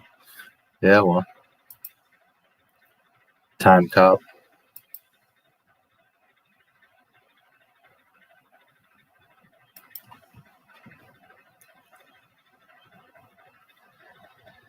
Yeah.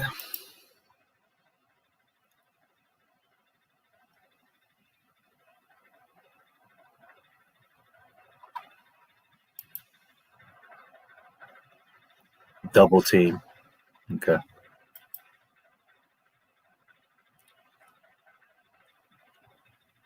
Selena and TAS. No, I don't. Double Team, yeah.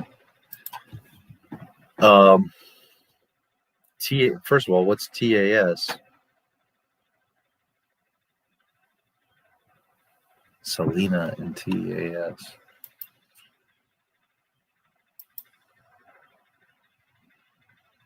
He washes his hands. There's one, there's a Van Damme movie where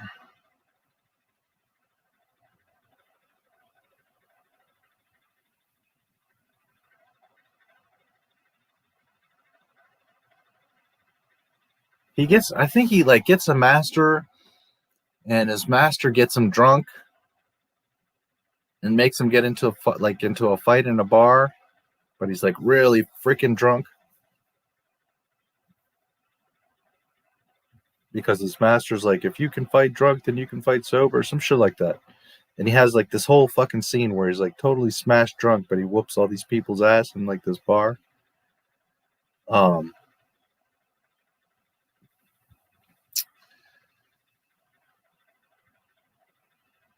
Bloodsport drunk dance fight. Okay, maybe that's what it was. Yeah, it's been a long time since I saw it, but I remember that was really freaking cool.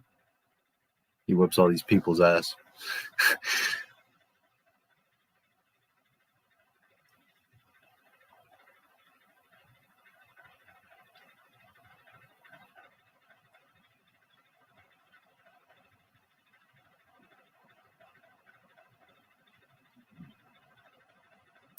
Edge of Tomorrow. I don't know Edge of Tomorrow. What the hell's Edge of Tomorrow? Talking about Willis.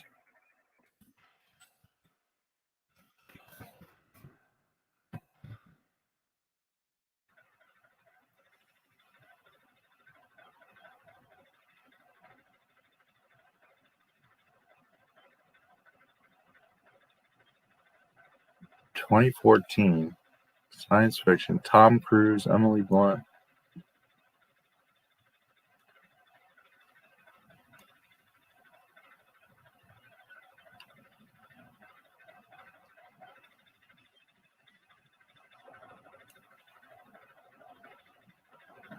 Live, Die, Repeat. I do not remember this movie at all. I've never seen it.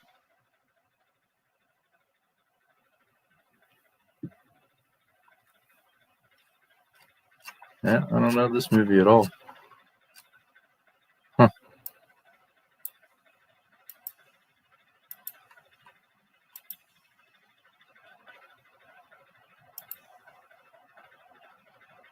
Thinking you were in your 60s, thinking about it now. Don't look nearly as old. Yeah, no, I'm far from my 60s.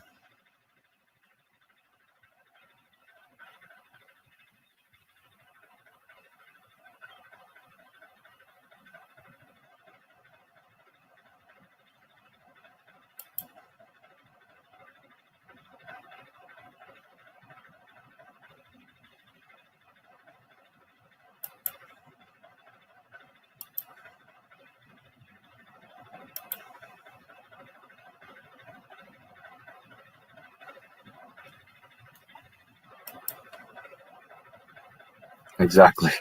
You got me all confused, dude. Drunk dance fight. Yeah. BTAS. Hard target, no retreat, no surrender.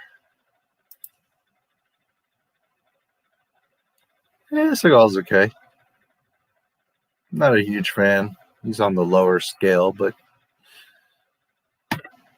there was that one Under Siege, where he's the chef on the ship. That one was okay. There's a couple of them that are okay. I'm not a huge Seagal fan, but he's okay.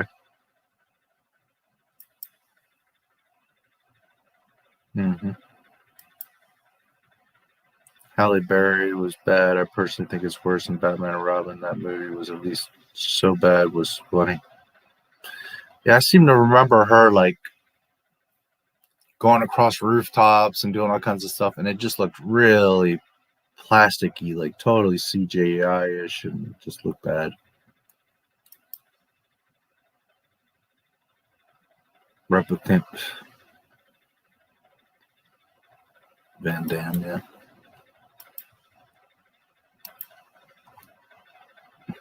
You going to sleep? You're fading out on me. I saw it, but I couldn't tell you what happens. Have you? Yes, I love Catch Me If You Can. Spielberg directed. Yep, that's an awesome movie. And I do not like Leonardo. I don't like hate him or anything, but I don't like him. I don't think he's nearly as talented as everybody makes him out to be. But that movie was really awesome.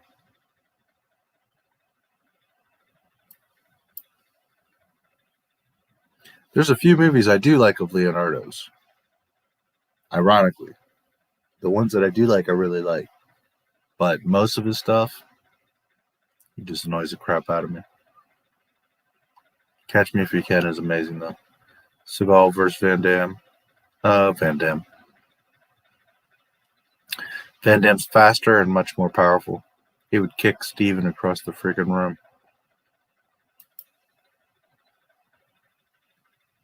'60 is the new 30.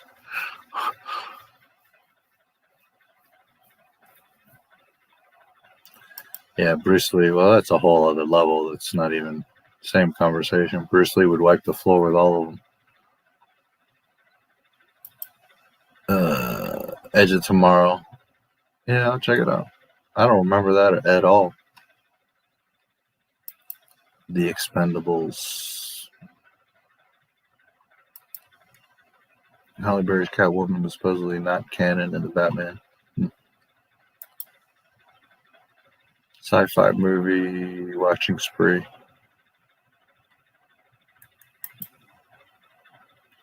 Enemy Mine. Yeah, that was cool.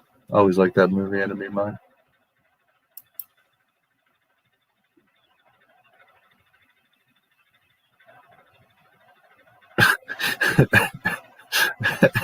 Two, that's it.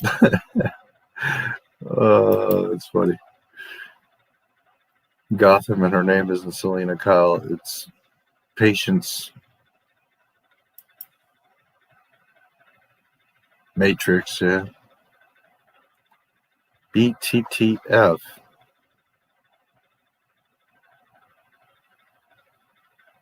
The fuck is BTTF?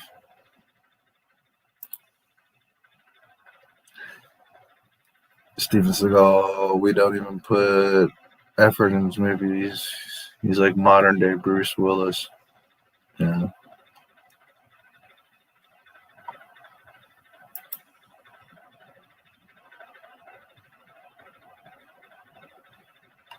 That's a good question.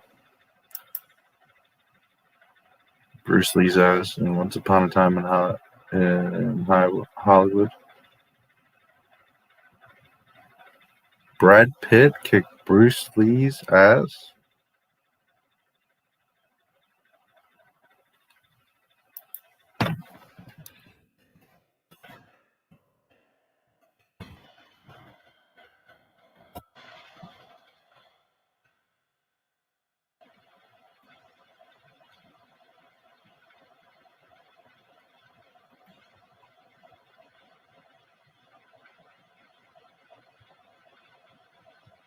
I forgot about this movie. Yeah, I never saw this.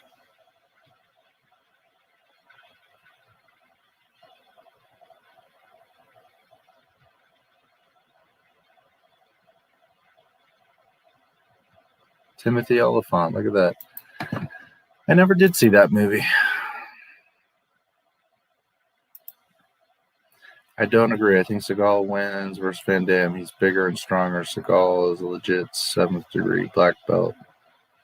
Hmm?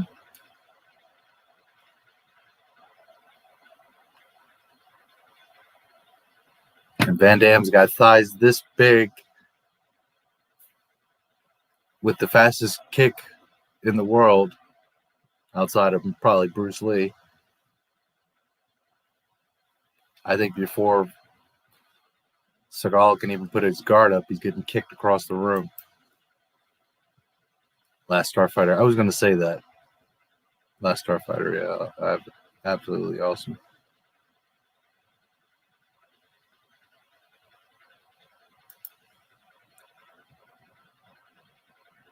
Boo. Block his kick, grab his leg, and break his ankle at his prime. Yeah.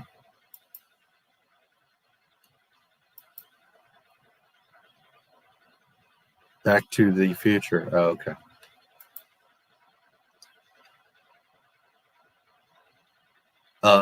No, I didn't see that. I had forgotten all about that movie.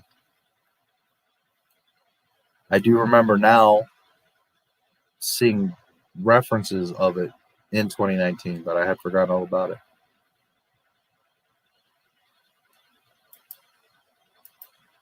Yeah, check it out. 2001. Mm-hmm. Yep. That's where they discovered the monolith of Geode.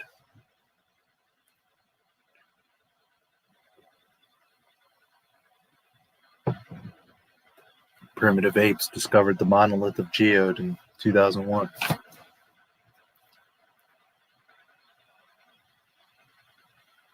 Some of you will know exactly what I'm talking about. Some of you won't, but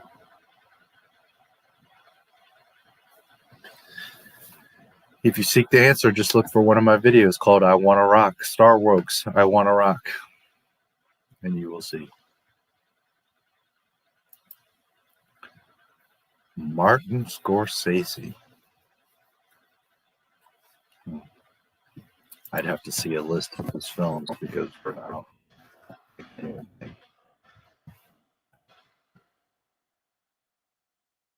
what he's done.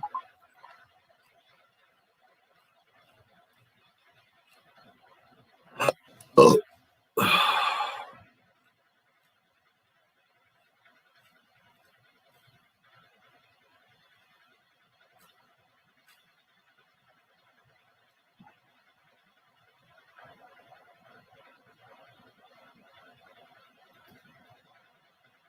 Taxi Driver, Raging Bull, King of Comedy, After Hours, Color of Money, so many.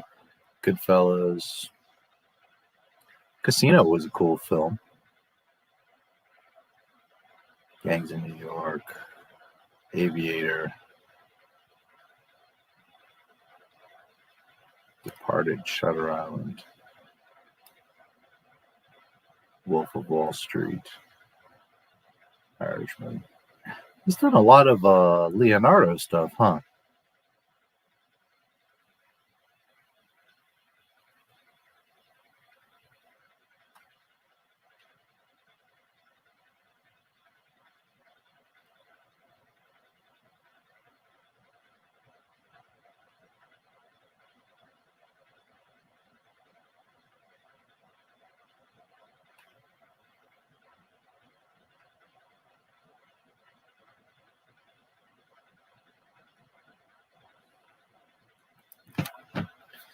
Cape Fear, Goodfellas. I love Goodfellas.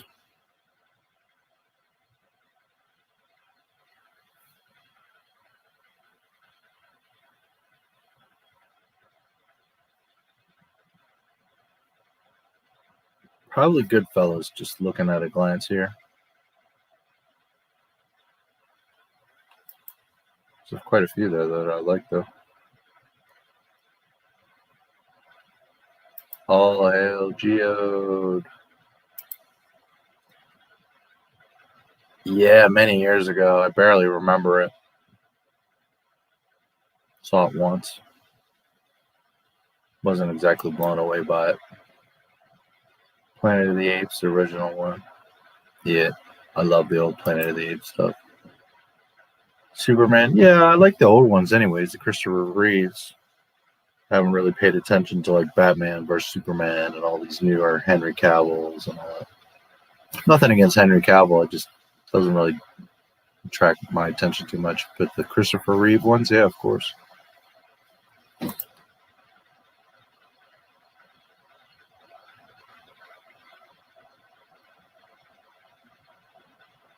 Wow, he's got a lot of really good ones.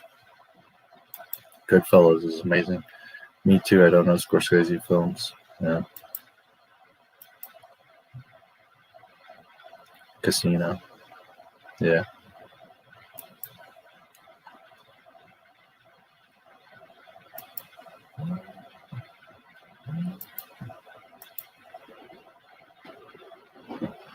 One from 78.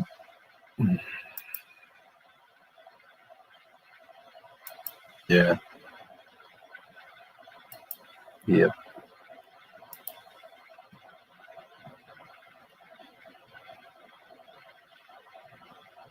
Alice.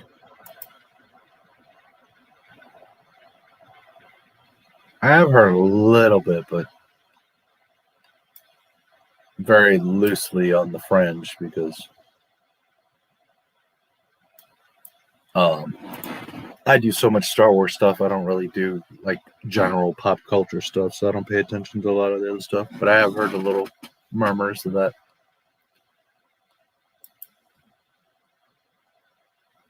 Glasses thing that we have issues with. If I ever make a Superman movie, I would have the glasses just be made of some sort of kryptonium tech that makes people see a different face. There you go. Yeah, I always had a problem with that, you know, that he's you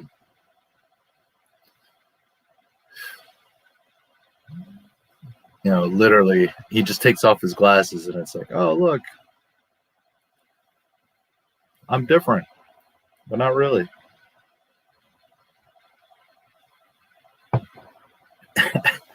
where did that come from? Kiss my grits. That's random.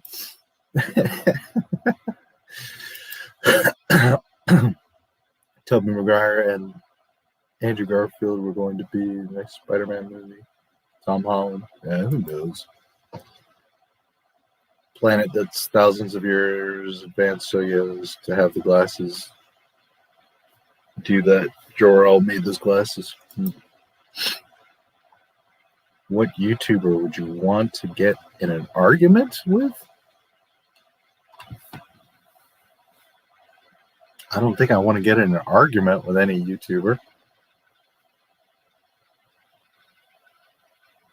There's not any particular YouTuber that I want to get in an argument with. There's not any that I like hate or want anything to happen to them. Or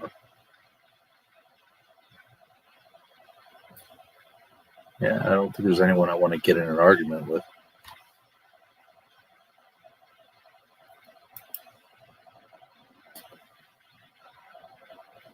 Schmodown. Yeah. Different person without glasses. If you take yours off, I won't recognize you. Yes.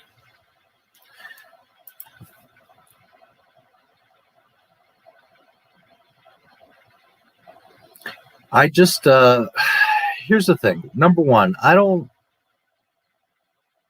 like to, nor feel the need to use someone else's platform to elevate my platform.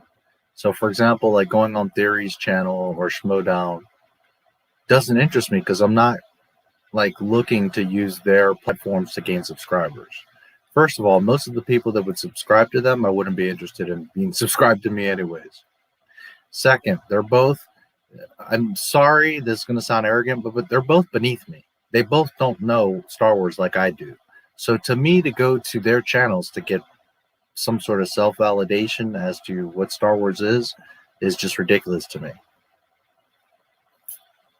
They both need to come to me to get validation for Star Wars. So I really don't have any interest in Schmodown or Theories live streams because there's nothing I'm going to learn or gain from being there.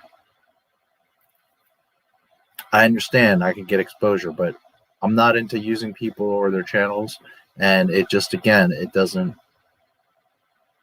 I'd rather just do my thing and, you know.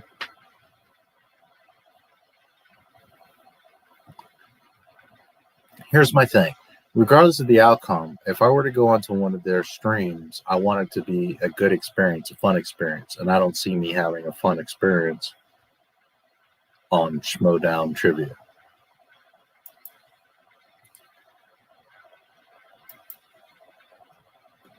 Worried about Magneto's origin story not being told right in the MCU since he's Holocaust survivor in the comics and X-Men franchise. I don't really pay attention to the MCU, so to me it's kind of whatever.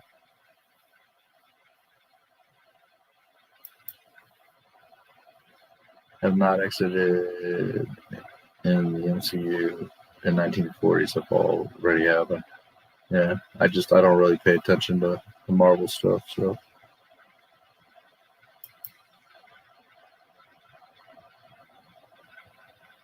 That's the thing. I don't need to prove my knowledge to anyone or anything.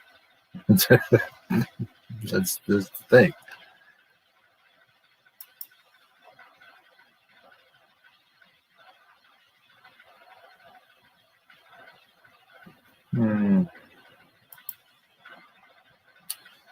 Raise a Palpatine, and someone said, this is the thing. In my opinion, if you're on Schmodown, then no, you don't really know Star Wars. Because if you really knew Star Wars, you wouldn't be on Schmodown.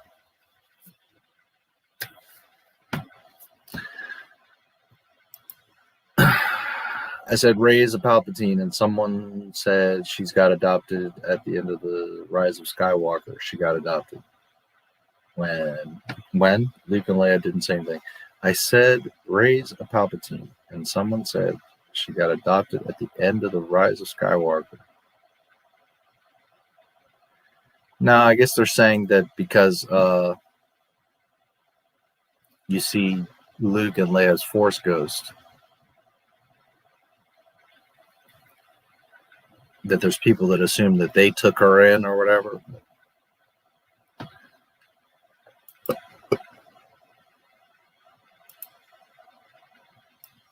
Nah, I don't think you're too old to be adopted. She just said on TikTok, I got called toxic, then the comments got disabled. Oh, Lord.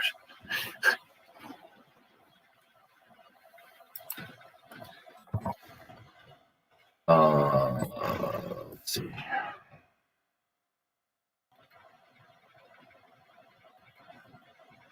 Superheroes wash windows. What the hell?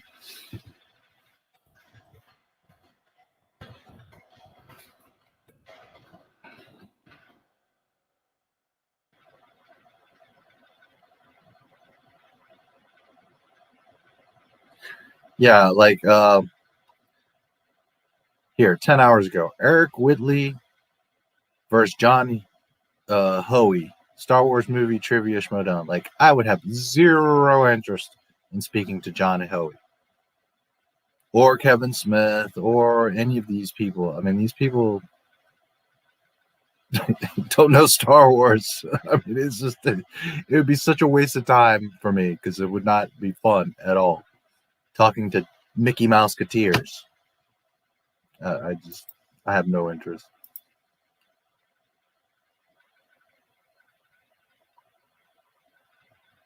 Han died before they could adopt her. Too bad for Rey. Yeah. Whenever I say a fact about anything, I get ignored or people want to forget me. Yeah, join the club. Are you getting hate, though? Because I get hate on the daily. All kinds of comments.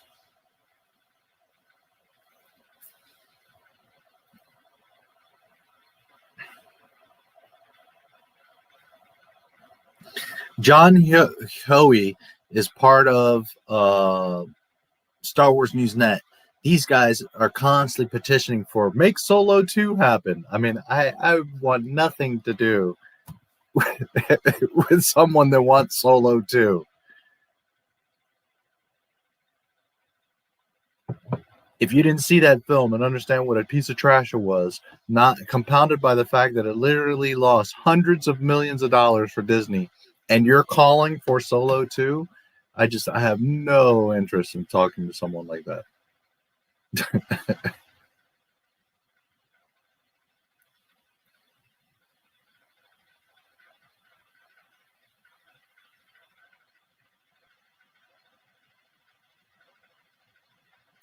Man of Steel's underrated, didn't deserve the hate it got.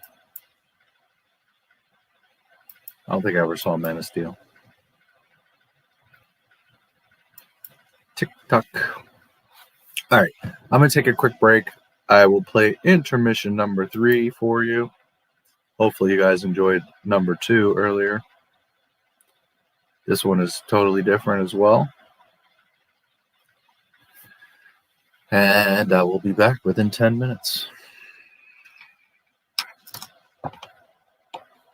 Don't do anything I wouldn't do.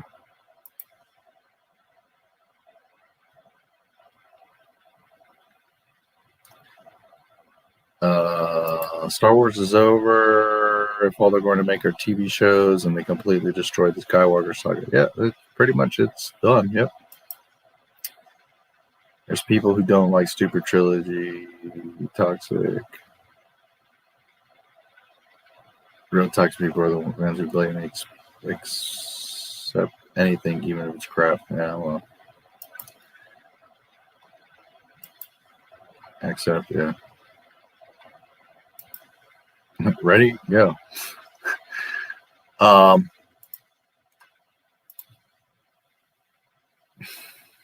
That's what it's. Listen, Star Wars is not cartoons and comics. Star Wars is blockbuster, film industry altering, lines down the block films.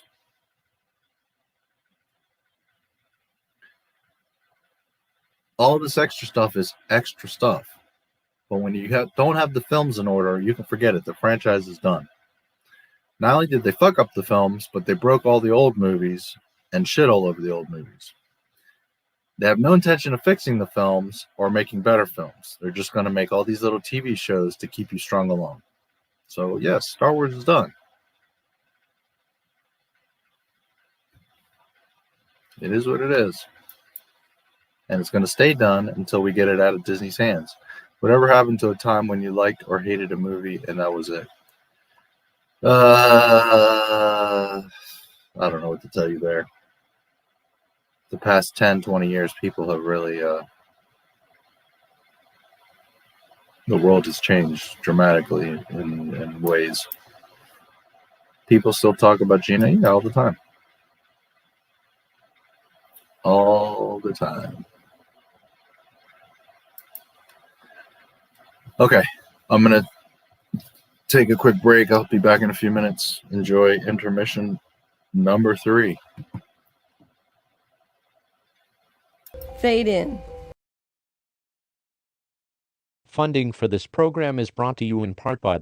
Are you tired of scratched, lost, or broken glasses? Bulky, hard-to-use sun and eyeglass holders? Then you need the Clippy. It's as easy as pinch, clip, hang.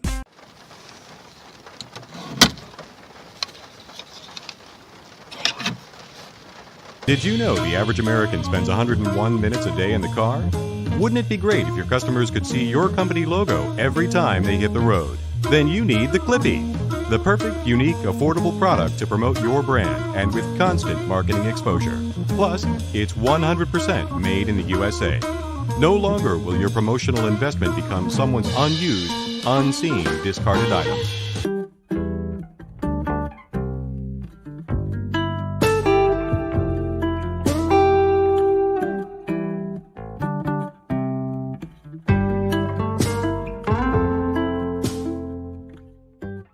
And by the annual financial support of viewers like you.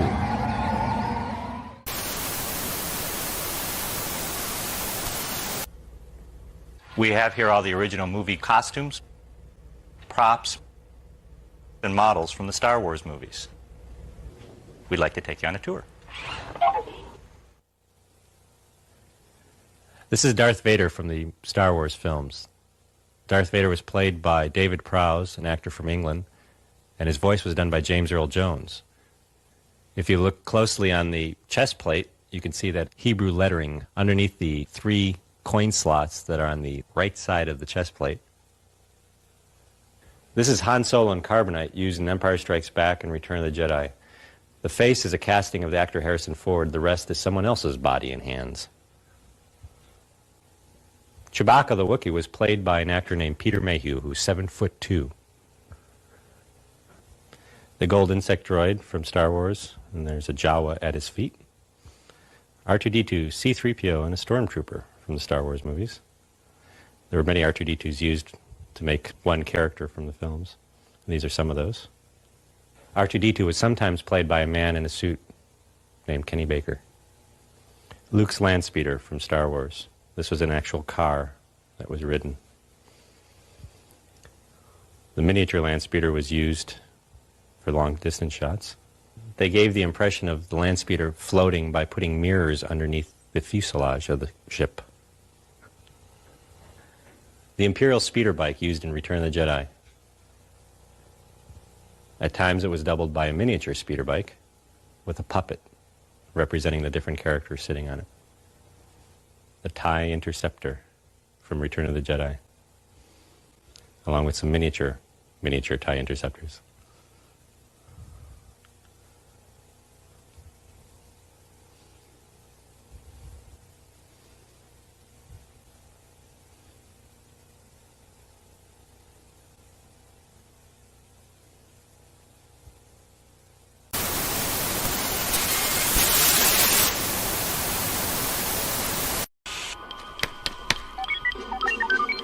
It's broken. Can you understand what he's saying? I'm not a protocol droid. I'm pretty sure that beep is down. I sense Count Dooku is above us. Oh, yes, you're right. Beep is up. I think. The Rebel X-Wing fighter, complete with R2-D2 in the back. Boba Fett's Slave 1. The ship was inspired by a street light post. The Y-Wing.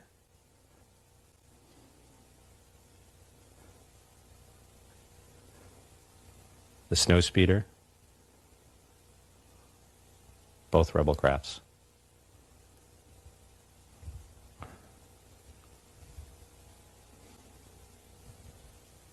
A miniature pilot from the Rebel Snowspeeder.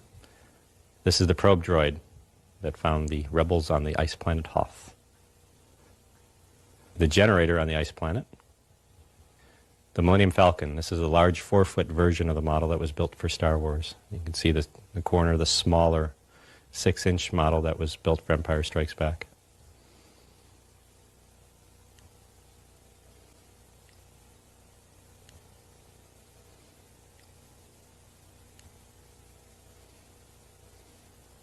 The ship was also built full-size in England by a shipbuilding firm in Wales. Streaming our favorite shows, keeping in touch with our loved ones, and even our banking is mostly done online these days. We'd like to think our information is safe, but as our online footprint increases, so does our need for proper security. Surfshark adds an extra layer of security when you're online to keep all of your passwords, photos, and videos safe. There's a lot of websites and hackers that take your info without you even knowing it, but you can swim under their radar using Surfshark VPN, a virtual private network.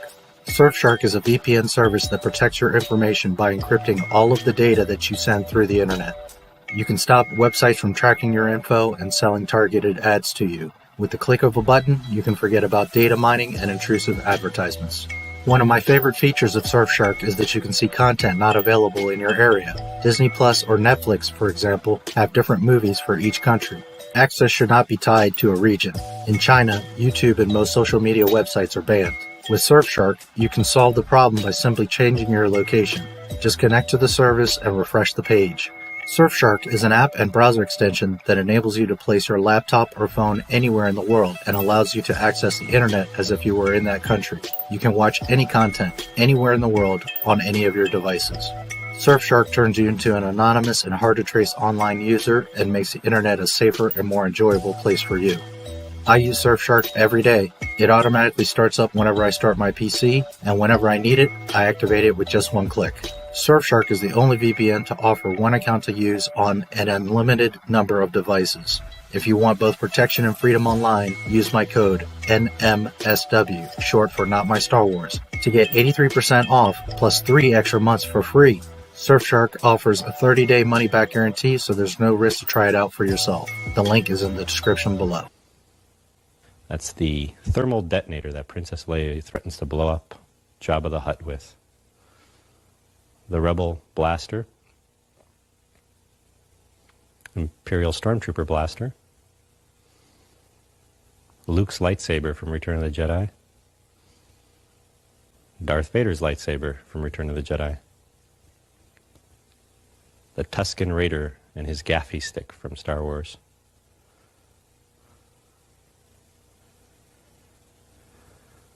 The 3 helmets here are 2 Imperial helmets and Luke's X-Wing helmet from Star Wars. This is the Imperial Beetle helmet. Luke's X-Wing helmet. And the Imperial Guard helmet from Return of the Jedi. 3 bad guys helmets from Star Wars movies. The Stormtrooper. The Snowtrooper from Empire Strikes Back. And of course, Darth Vader from all 3 Star Wars films.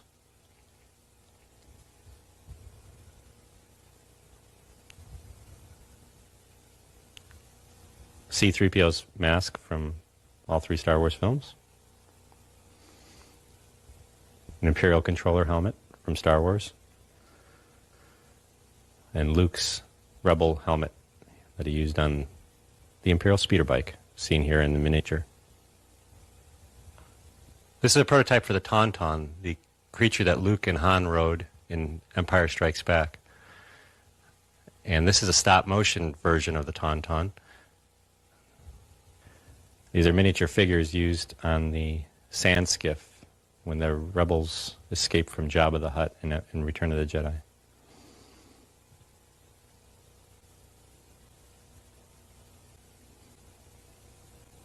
The Jawa Sandcrawler from Star Wars. This is a radio-controlled model that was filmed in the deserts of Southern California.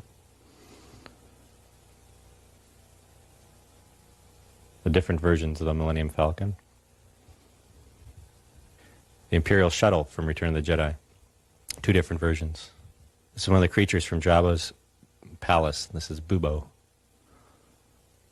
And that's Jabba himself. That's actually a half-scale Jabba. Boba Fett from Empire and Jedi. This is the cockpit dashboard of the land speeder.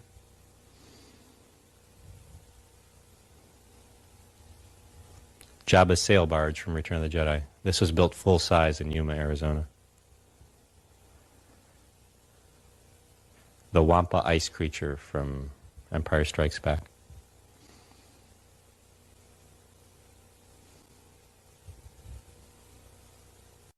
May the Force be with us.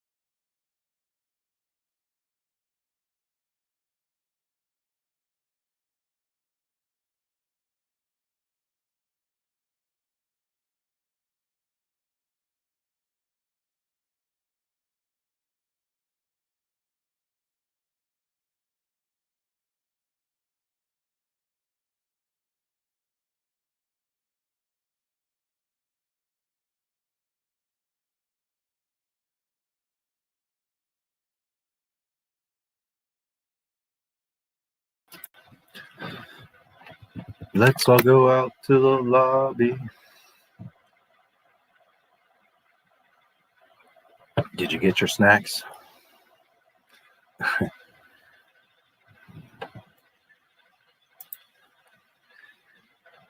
Yeah, they sure will. Got canceled for dating Gina 10 years ago. Yeah.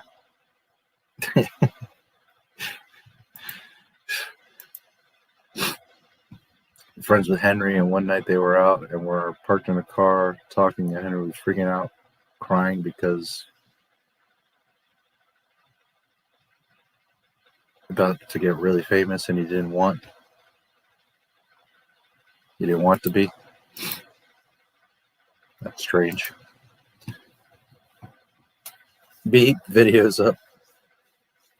Time is up. Is that what that is?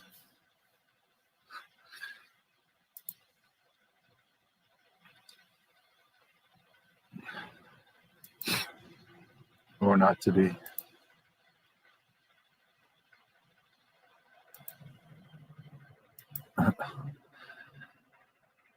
Probe droid.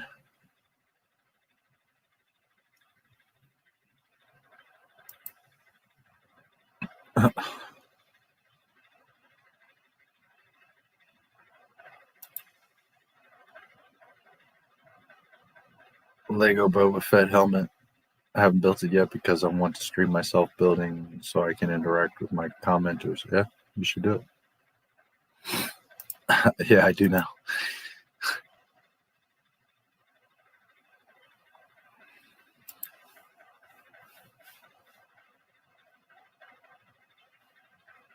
to help him some way. He's rich and famous.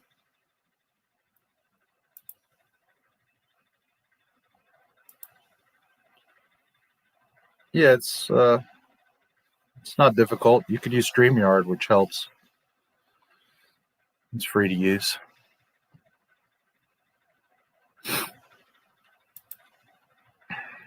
Yeah, you could use your phone.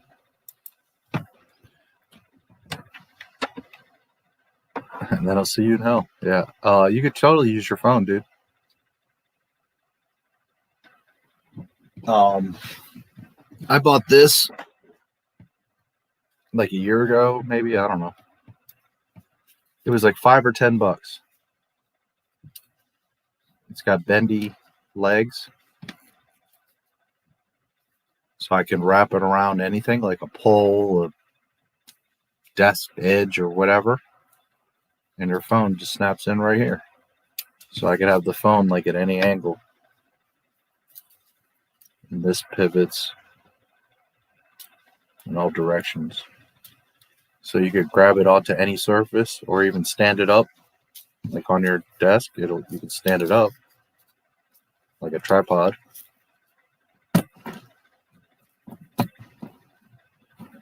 And just put your phone in it. And you just show like your, you know, what you're working on, your hands, and just talk. You could do it with just your phone.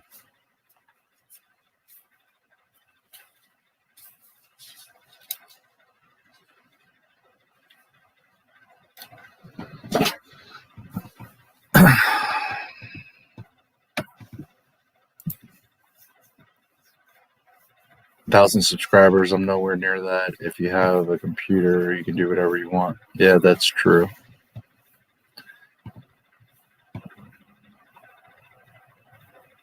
Well, but if you had to, you could film. I mean, I guess you want to do it as a live stream, because you could film the video and then you could do it as a premiere, and you could talk to people as they watch it. Here's the thing. Here, let's be real, James. Your channel's small. I forget how many subscribers you have, but not that many. So, the hell's on my hands?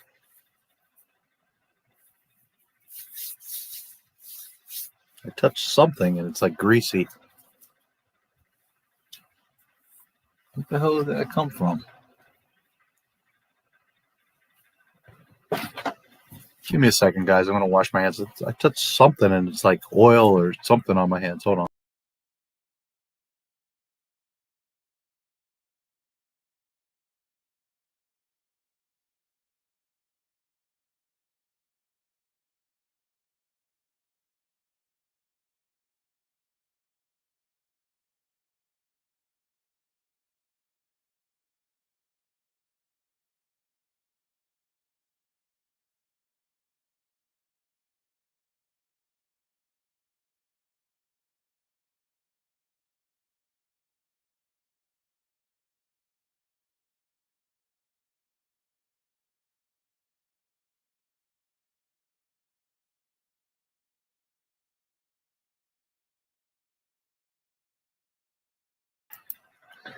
That was weird. I don't know what I touched, but something I touched, like,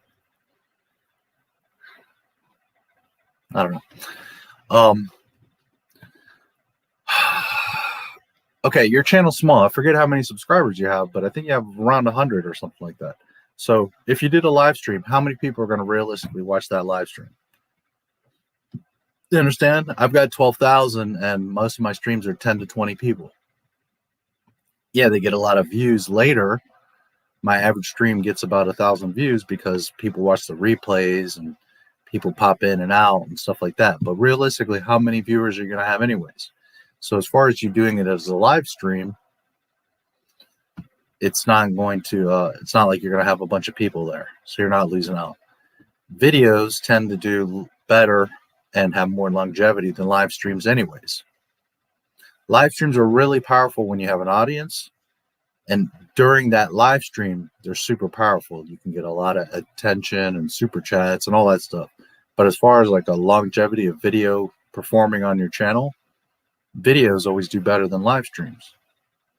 Live streams are more so in the moment. A live stream, if you're lucky, you'll get, you know, a few thousand views, but then after that, it's dead. Whereas a video, if it's a good video, it can get views forever. So when you think of your technical circumstance, your channel size, I would just make a video, do some light editing to cut out any extra whatever, and then just upload it. And if you want, upload it as a premiere, and you can do it that way and just comment during the premiere. That's what I would do. You don't have a big enough audience to be worried about a live stream.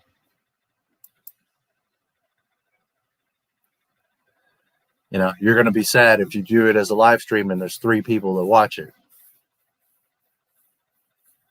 And then it's dead. Because the only way that a live stream gets shared and gets more views is if it did pretty good in the first place. If it didn't do very good in the first place, then nobody's ever going to see it. It's going to get buried on your channel. So you're better off making a video with a nice title, you know, building the Boba Fett Lego helmet, something like that. And making a decent video out of it. That way you can also edit any like mistakes, you know, stuff like that.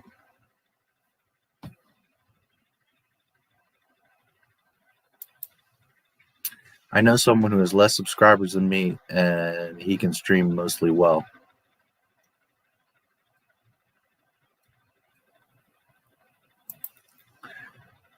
She said, "May the Force be with us." Did she mean to say May the 4th?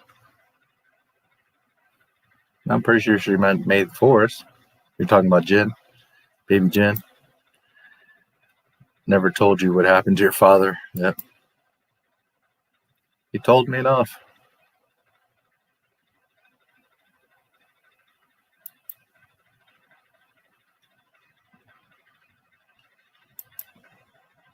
That's impossible. No.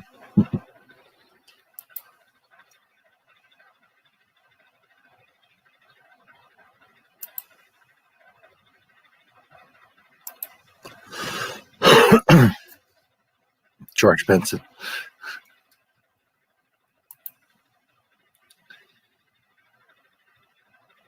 Tell me who is Tanway and Lama Su. They're the cloners that are there when Obi-Wan shows up and takes Obi-Wan to meet Boba and Jango.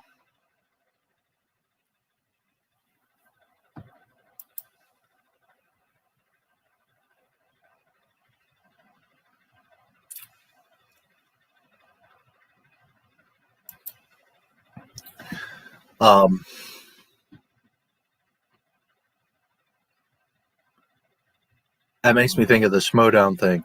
Schmodown is a Star Wars trivia. And I'm not really that interested in Star Wars trivia.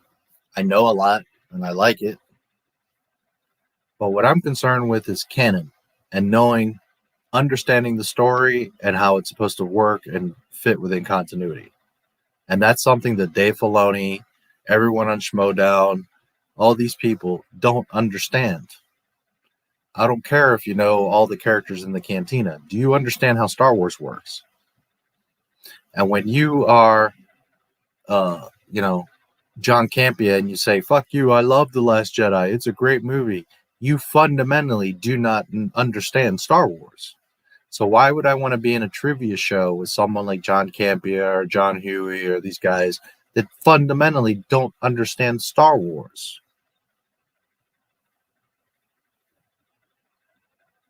It's just not fun to me.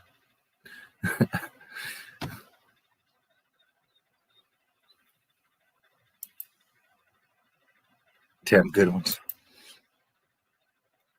Padme's decoy.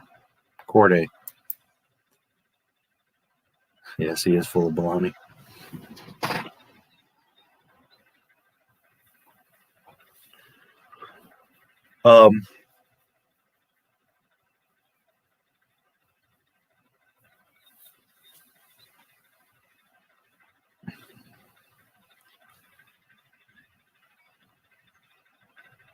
My channel is not about attacking anyone or insulting anyone. And John Campea or whoever not understanding Star Wars, that's okay. You don't have to know or love Star Wars like I do. That's fine. It's not about that those people are any less. It's just that why would I want to take my time to have a conversation with someone that doesn't understand Star Wars on the level that I do? That's the point of what I'm trying to say. That's like Michael Jordan, going to the local park to play with Joe Blow in basketball. What's the fun in that? What's the challenge? What's the point in it? You understand? You want to compete or play with and against people that understand the game the way you do. So, to me, to get into a whole conversation about this trivia and that trivia doesn't mean anything when I know these same people are like, I want Solo 2 and The Last Jedi is a great movie, and I can't wait for The Bad Batch. I don't have any interest in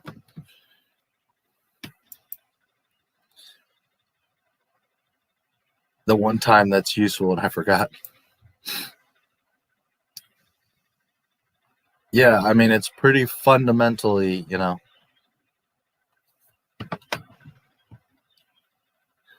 it's okay if you like The Last Jedi.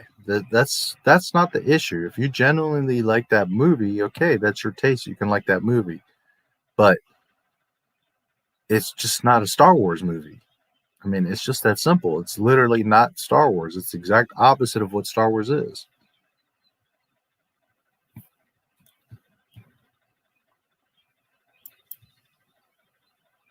Who, me? Same actress who played Elizabeth Swann from Pirates. Yeah, no, I agree. I liked it when it first came out, and as time went on, it became my least favorite of all the movies. Ah, damn it. Facebook, yeah, 8 hours. Was it her? I thought she was only in The Phantom Menace. I didn't recognize her. Pirates or Star Wars? When it came out, Green had a shit taste in movies at the time. Theory, like, I don't watch all the stuff, but I watch some of his stuff here and there. And it's like he's discovering things that I knew 20 years ago. And that's okay. There's nothing wrong with him. He's also almost 20 years younger than me. So it's not putting him down that he's like, here in knowledge and I'm here in Star Wars knowledge. It's okay. It's whatever. But do you understand? It's like, if I'm here in this Star Wars knowledge, why do I want to talk with someone that's here? And I hope that doesn't come across wrong. I don't have any problem talking with anybody. But for me to like go on the show and make a big thing and do a whole thing for someone that has this much understanding of Star Wars compared to, like, what's the point to me,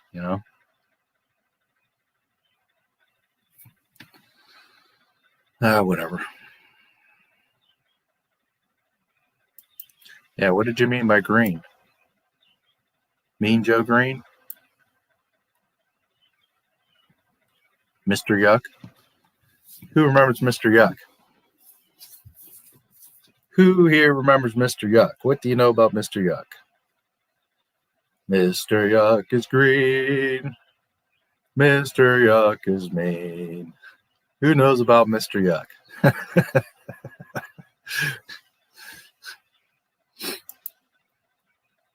Autocorrection. I meant I had a shit taste in movies. Why must he be cursed with having thumbs that fling everywhere? It has to be a knowledge and a passion. Yeah, that's, another thing. It's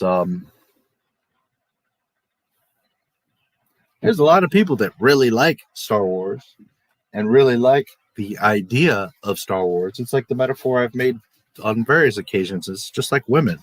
There's all kinds of hot women, and you can lust over them all day long. But just because you like the idea or her ass or whatever doesn't mean you truly know her or love her.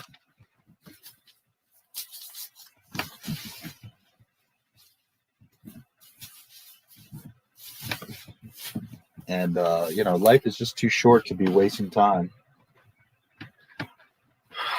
Nor do I want to argue with people or, you know. I'm just not interested in any of that.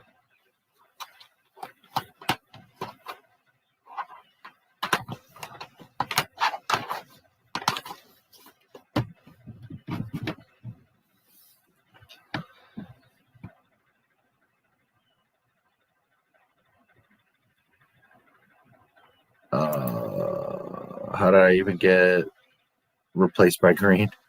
I don't know. Mr. Yuck. Green Day, don't want to be an American idiot. Ooh. Mr. Yuck was this sticker, a round sticker. It had like a yuck face with green. And the idea is that, hold on one second.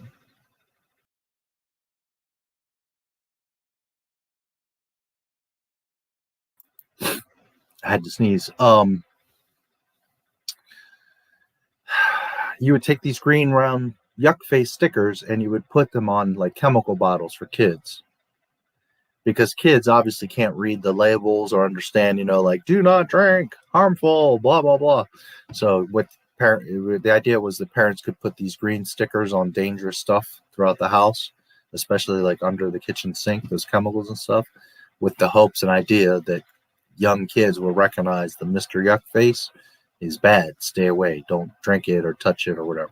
So that was 80s, maybe 70s, 80s.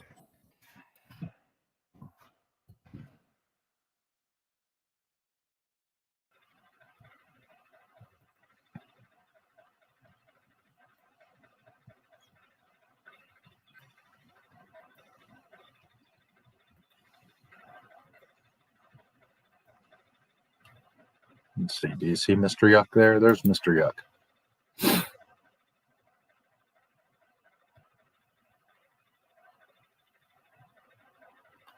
And there's different ones here, different variations. But the idea was basically this: a green yuck sticker face that you would put.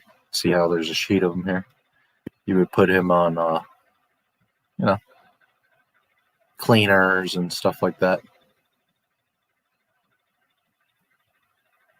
70s. Wow.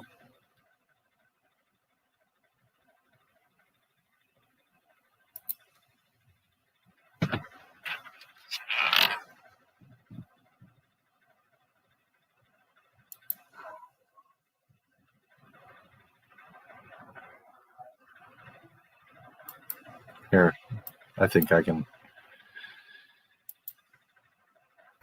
I can share this. Hopefully I won't get a copyright for it. I think it should be okay. Just a second.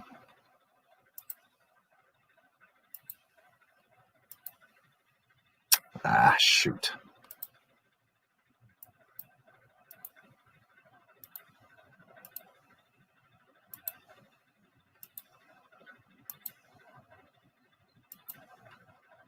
Here you go. Here's Mr. Yuck.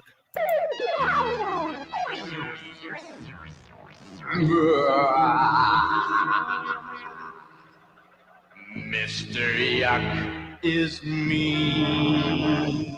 Mr. Yuck is green. Home is full of lots of things that children shouldn't touch. Home is full of bad things that can hurt you very much. Now there's a man whose face is green that you ought to get to know. He'll warn you when danger's coming fast or slow. Get to know his face in every single place. When you see it, you'll know quick. Things marked yuck make you sick, sick, sick, sick, sick, sick, said, Mr. Yuck is me. Mr. Yuck is green.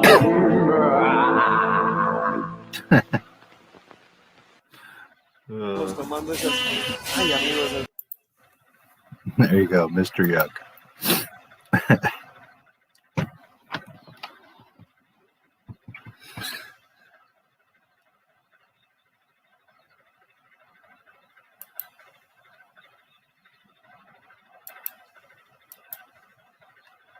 Oh, heck.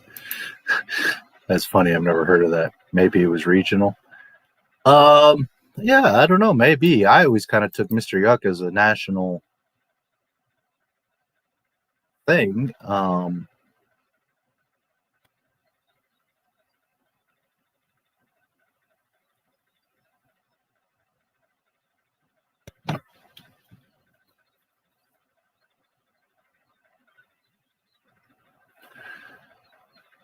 According to February 10th, 2021, Washington Poison Center has a variety of free educational materials available to order, including poison prevention brochures, Mr. Yuck stickers, and Mr. Yuck magnets.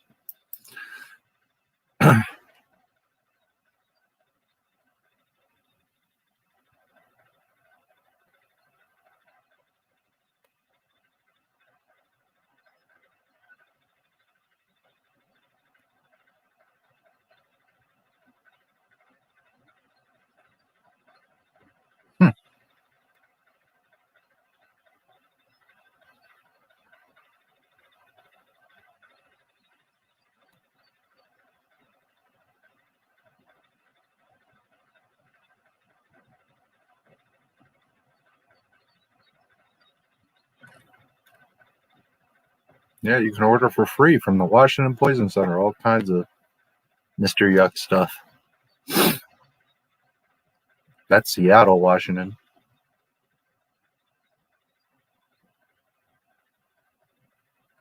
I don't know if they only ship to Seattle, but apparently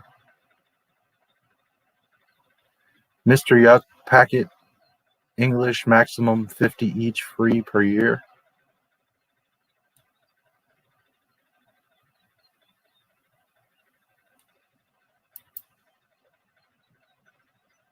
Too funny.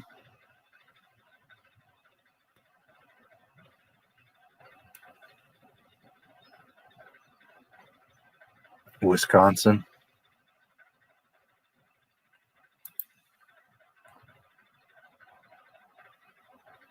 I saw Rhode Island. I saw Pittsburgh. As far as I know, he was everywhere. He was all over the U.S.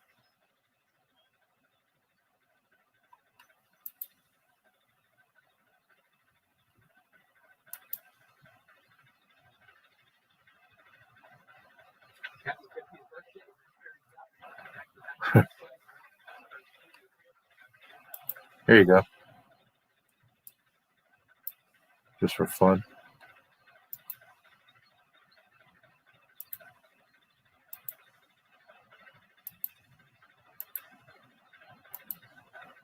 Ah, damn you.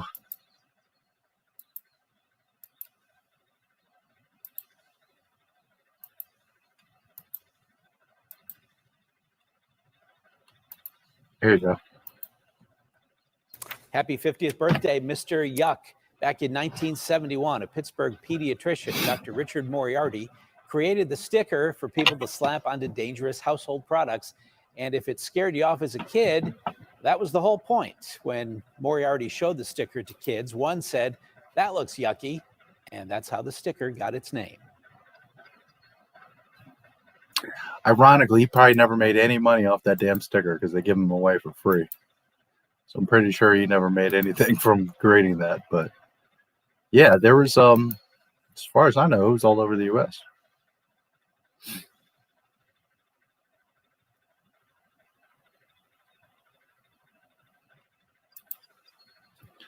Hanna-Barbera, drug prevention. Here you go.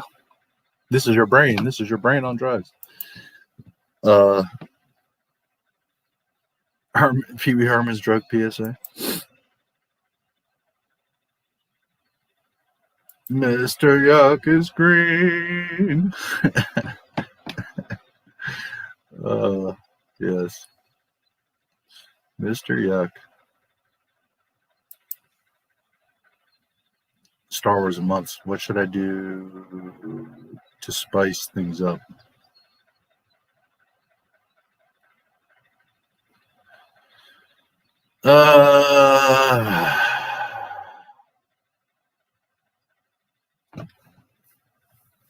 I don't know the answer to that.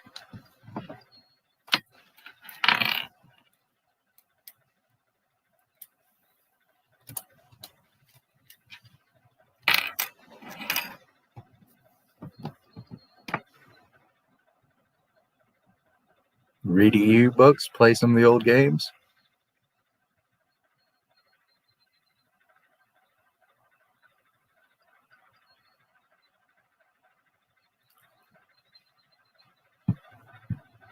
I think that's the best answer I can give you on that one. I don't know what else to tell you.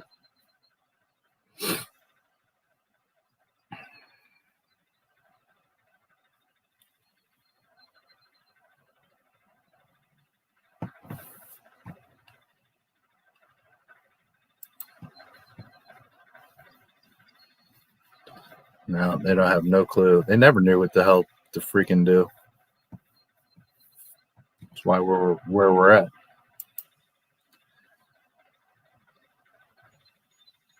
Yeah, do it. Cancel KKK. Yes, please do. Man,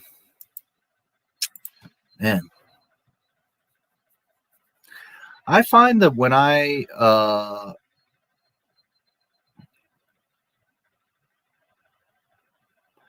look at a lot of external stuff from the movies, it excites me to see the movies again.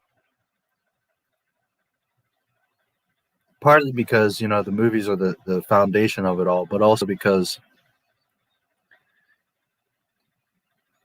you might see a new story or, you know, a new connection, and then you go back to the movies to see how it connects or conflicts.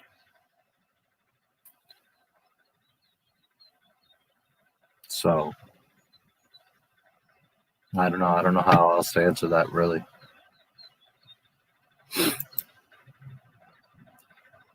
Members of our Lord and Maker, George Lucas.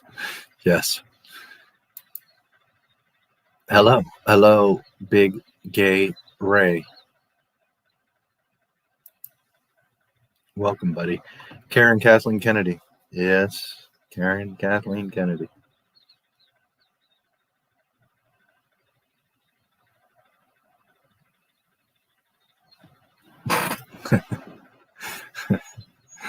Oh, man.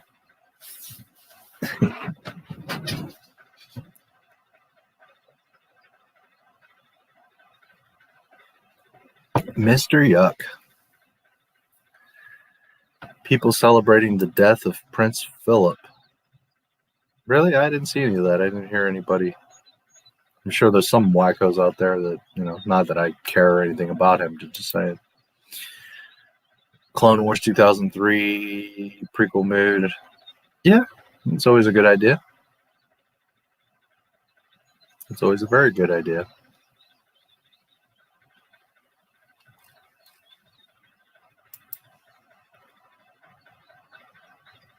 Saw one of my memes too. I don't know. I don't think so. Where would I see it?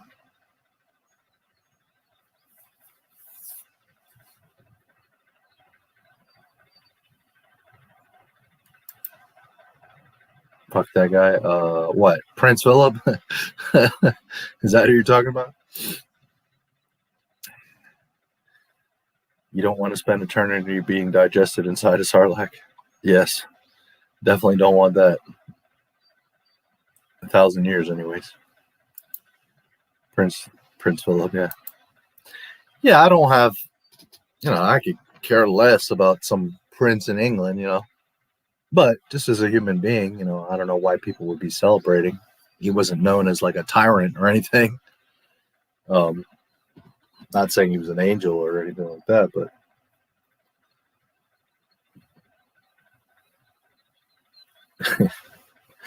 Yeah. Oh, man.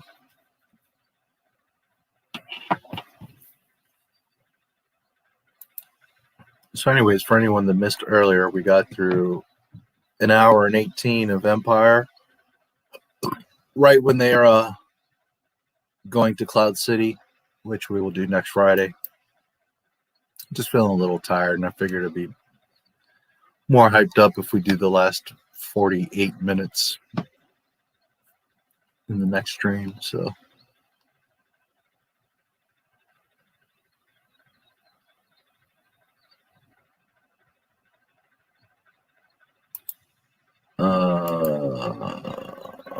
yeah. Dig a bit, you'll find a few reasons to not like him. I mean, the 90-year-old, and it's not like he died young or anything. Yeah. Yeah, I mean, I'm not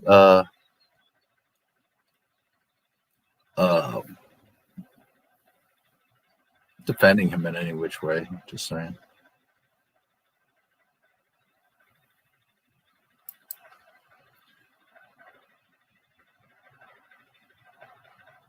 About a century old, yeah. Know that. Couple more months and he would have been 100. Yeah.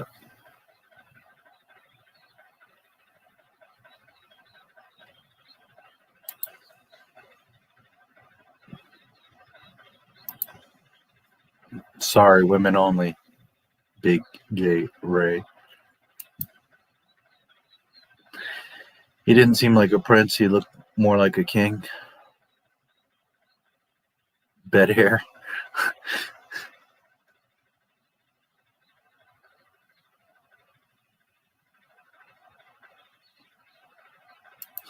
Too funny. No, I'm not married. And no. Just no.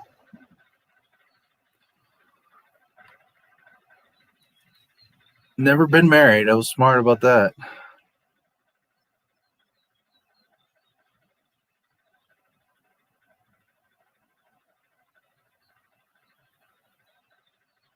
I remember when I was younger, guys used to always tell me, never get married. People usually die around their birthdays. Sometimes people die totally off.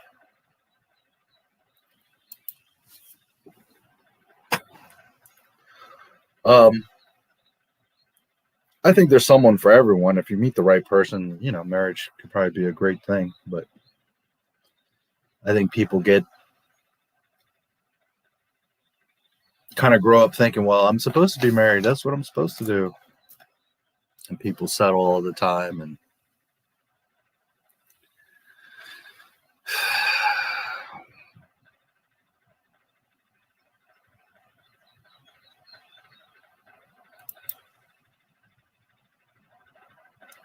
seems to drain the life. Yeah.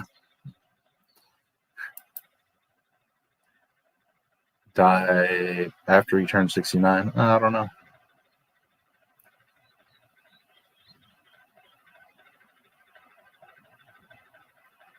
Too funny, Ray. Too funny, dude. I'm happy for you. Never gonna happen.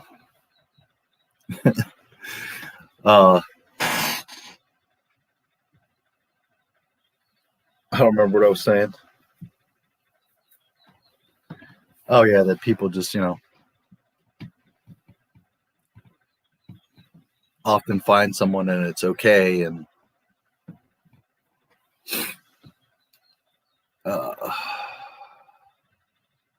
I don't think you should be with someone or get married unless it's great, not okay.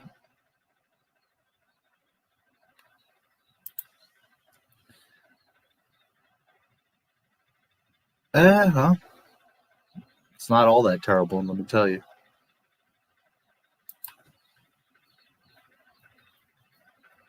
A purple shirt? Why would she get mad at you about that?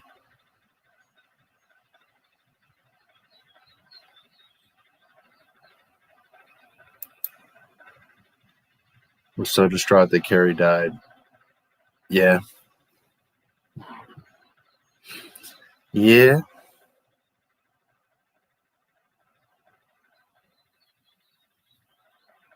Padme was distraught that Anakin died, and she died the same day.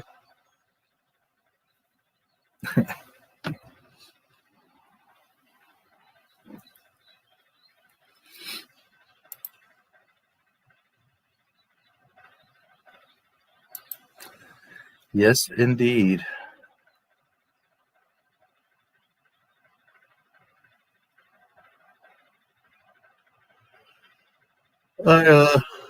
Oh man, getting sleepy. I will be back in 2 minutes, literally 2 minutes. Funding for this program is brought to you in part by historical fiction thriller called All Up. Basically, it's supposed to be, I tried very hard to make it an entertaining, page-turning book about the first space age. It comes out on July 14th. It's you can get it as a Kindle book or Apple book, and there'll be an audio book, but it won't be coming out. The audio book will be a little bit later, August or September. And it's, it's a book about what I consider to be, the great adventure of the 20th century. The development of the rocket happens during World War II and before World War II with Robert Goddard, and then with the secret German weapons program during World War II, and MI6 is trying to figure out what the Germans are doing. A lot of cat and mouse, and a lot of intrigue, and it's all very interesting, I thought. And it was a ton of research behind it. So about 90% of the book, I'd say, is based on what really happened. 10% is either speculation or stuff that can't be proved definitively. But and then it goes into the space race and the Apollo 11 trip to the moon. And I think people who give it a chance and read the first 50 pages will be hooked. I'll go out on a limb and say that. Obviously, no book is for everyone, but I hope people who have read my other books will give it a chance, because it's a behind the scenes book. In the same way that's making a Star Wars and Indiana Jones and Alien, the behind the scenes books, this is also a behind the scenes book. and by the annual financial support of viewers like you.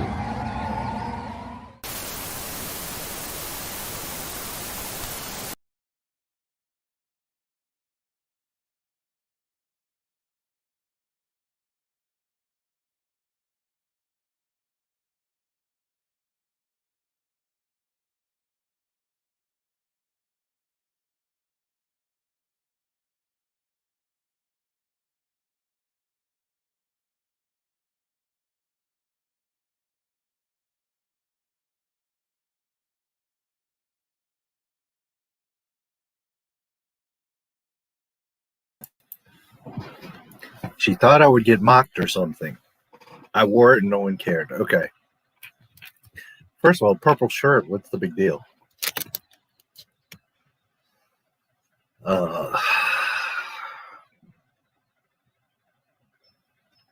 I think it's silly when men wear pink. Unless you're gay, and well, then it's kind of different because you're flamboyant and doesn't really matter.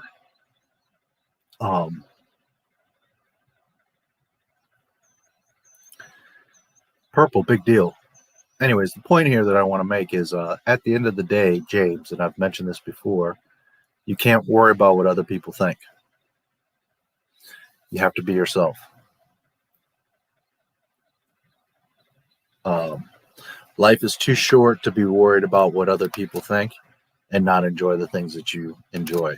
And if you like a purple shirt or whatever, then that's what you should wear because that's what you like. Some things are just absurd. You know what I mean?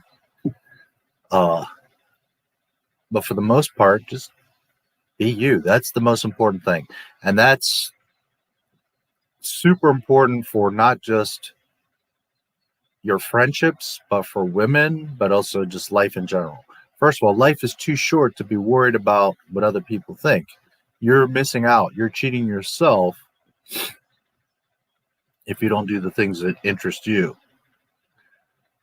Your friends, if they're really going to be your friends, they're going to accept you anyways. Last thing they're going to be worried about is the color of your shirt. And then women, it's the same thing. If a woman's going to truly love you, she's going to truly love you for who you are. So you might as well, from the get-go, just be who you are and cut out the wasting of time. This is the problem. Humans always want to waste time with each other, whether it be in business, especially in relationships. They always want to go around the bush like, well, they'll find out later. We'll deal with it later.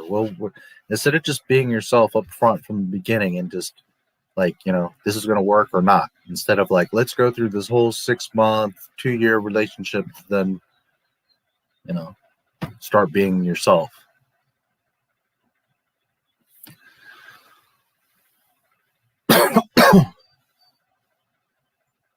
So you might as well just do the wise thing and not waste time with worrying about it, what other people think, and just do the things that you care about. As long as you're not hurting others. That's the thing that I always say. Everyone has the right to be happy, as long as you're not hurting others or inflicting on their happiness.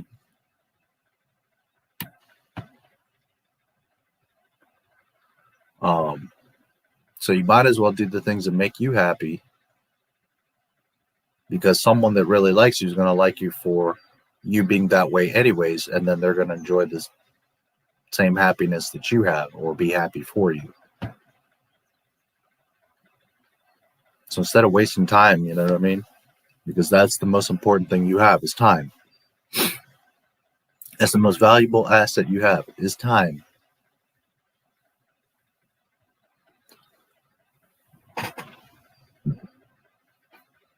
Anyways, I know you're lying because you just met me and you just came on this channel and said, oh, well, I think I like you. So how could you, every time you hear that song, be thinking about me when you just supposedly just met me? You failed. No wonder you're single. Is beautiful what? Beautiful when I think of you. No, they don't know my Facebook.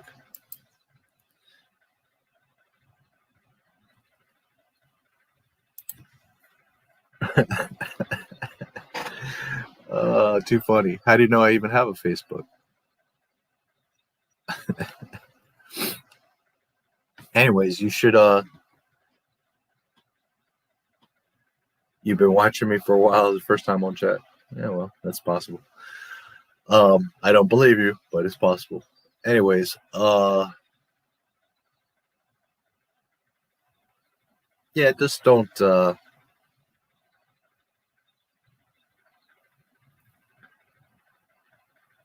waste your time, you know, because people love to waste time and they love to waste your time. So just don't. And don't put things off too much either, because people always like, well, I'll get to it later. I'll go there later. I'll do that later. And then guess what? You never get around to it, or you'll do half of those things that you said. Instead, do it. You have all your life to be miserable and work every day and be responsible and have a family and all that. So what I suggest to all young people is as soon as you can is travel. Travel everywhere you can. See as much as you can.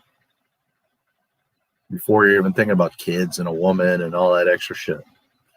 Or a guy if you're a girl or whatever it is you're into. You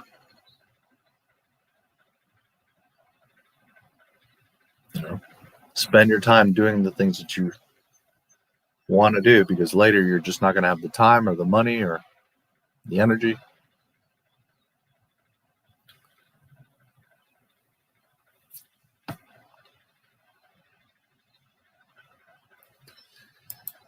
Does it come in 3XL? I don't recall off the top of my head.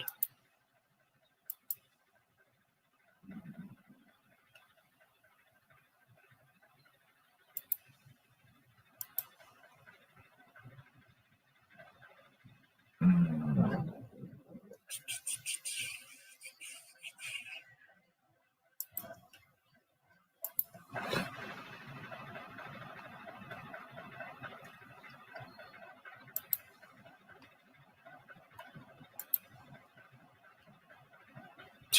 and 3XL, yes. Sure does. Small, medium, large, XL, 2XL, 3XL. There you go. Have fun with that.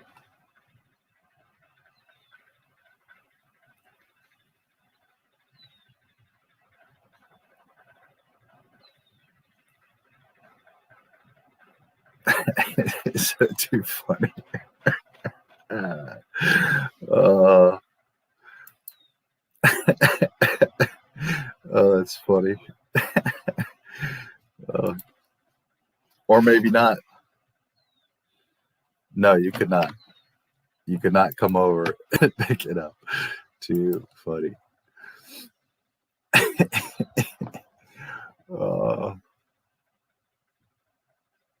I love how people like to come on my Star Wars channel and talk about all kinds of stuff but Star Wars. It's funny.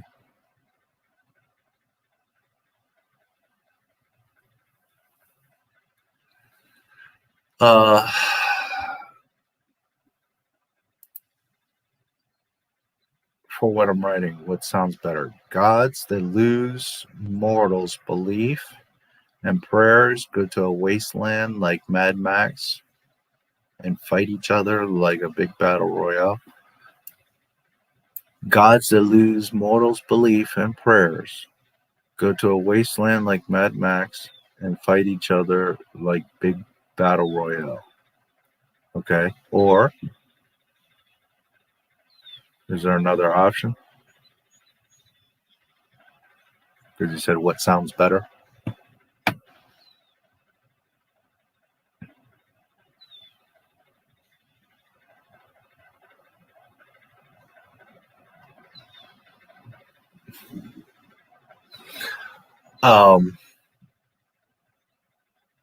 Yeah, the thing is, I don't know if you have another thing you want to compare it against. Gods that lose mortals' belief and prayers go to a wasteland like Mad Max and fight each other like a big battle royale. Yeah, what's the other option exactly?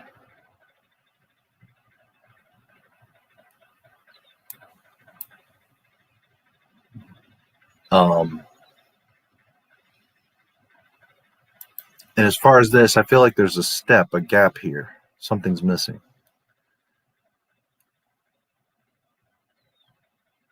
Gods that lose mortals' beliefs and prayers, okay. But then go to a wasteland like Mad Max and fight each other like a big battle royale. Why do they go to that wasteland? Why a wasteland? Why not a city or a jungle or space? Or they could go to a lot of places. Why a wasteland like Mad Max specifically? And why? What is their motivation? Why are they fighting? Just because the humans lost belief in them, they're fighting each other? I need a little more context.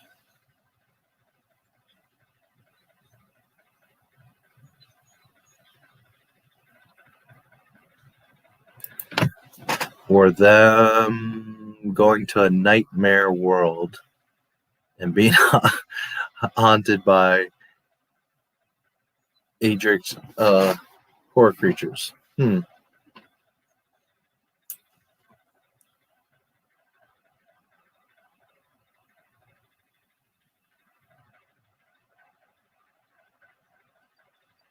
Maybe a combination of both. And maybe the nightmare is that the humans have lost faith in the gods. That's their nightmare, right? That's probably their biggest fear. Is humans not believing in them, not fearing them, right? So that's their nightmare. So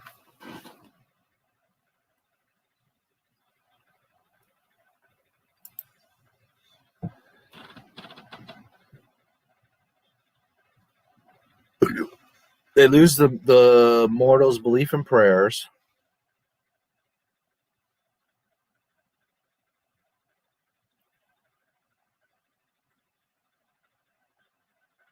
and they go to some sort of battleground to fight each other because they feel that they have to prove themselves to the mortals. You understand? They have like this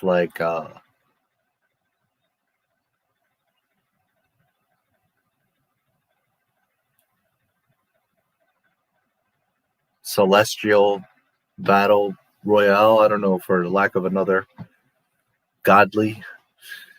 I'm just throwing out some ideas. They they lose the faith of the people. That freaks them out. That's their biggest nightmare. So therefore, they, whether in a nightmare or for real, go to some sort of battleground and fight each other to prove themselves to the mortals, to prove themselves worthy.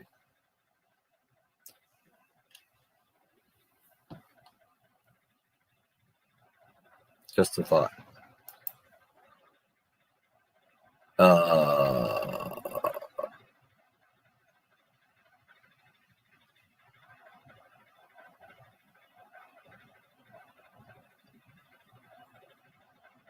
And in their nightmare, they could be haunted by all kinds of things,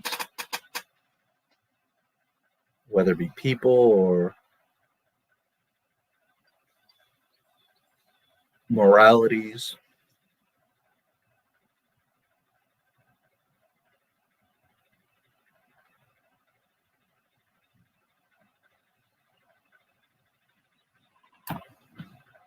Just some ideas to try to kind of put them together. They don't necessarily have to be together. They could be two different things, but sometimes taking the best parts of a few things can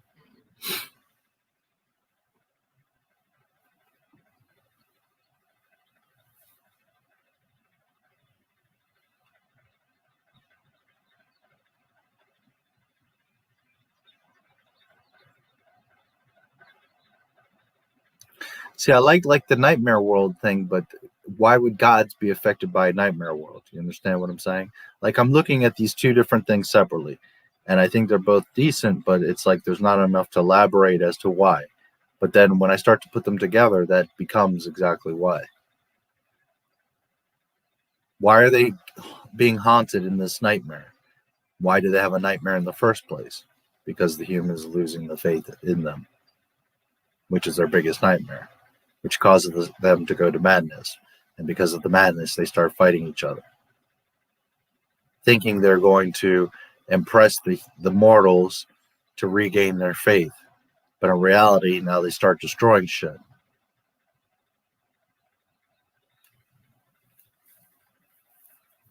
And when I say destroying shit, they could be destroying shit on Earth, but they could also be destroying shit on Olympus. Like, they're literally damaging themselves because of their own egos and fear of that lack of faith.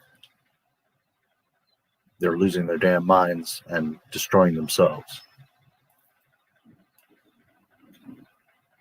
Just some ideas.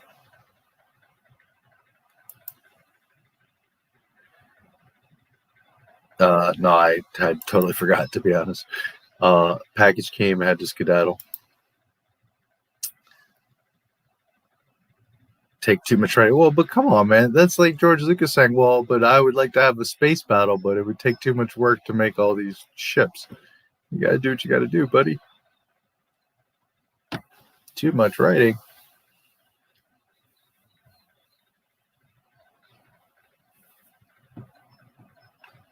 How badly do you want it? How important is it to you? How much is too much writing?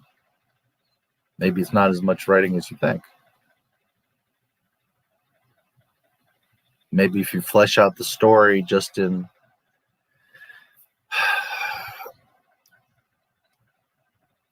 here's the thing, like, when I don't like I've written articles and written all kinds of different things, but I'm not an author per se. But like, for example, when I edit my videos or I do things, I like to come up with like a plan. Even my live streams, like, I pretty much come on here and freestyle it, but I come ahead with some sort of plan, some idea of some things I'm going to talk about or touch certain scenes I want to mention or stuff like that. So what I'm getting at is, if you're creating a story, I would personally want to have 1 to 3 really solid paragraphs that really sum up like what it is, the story I'm trying to tell. Preferably 1, but like 1 to 3 paragraphs that really truly, as succinctly as possible,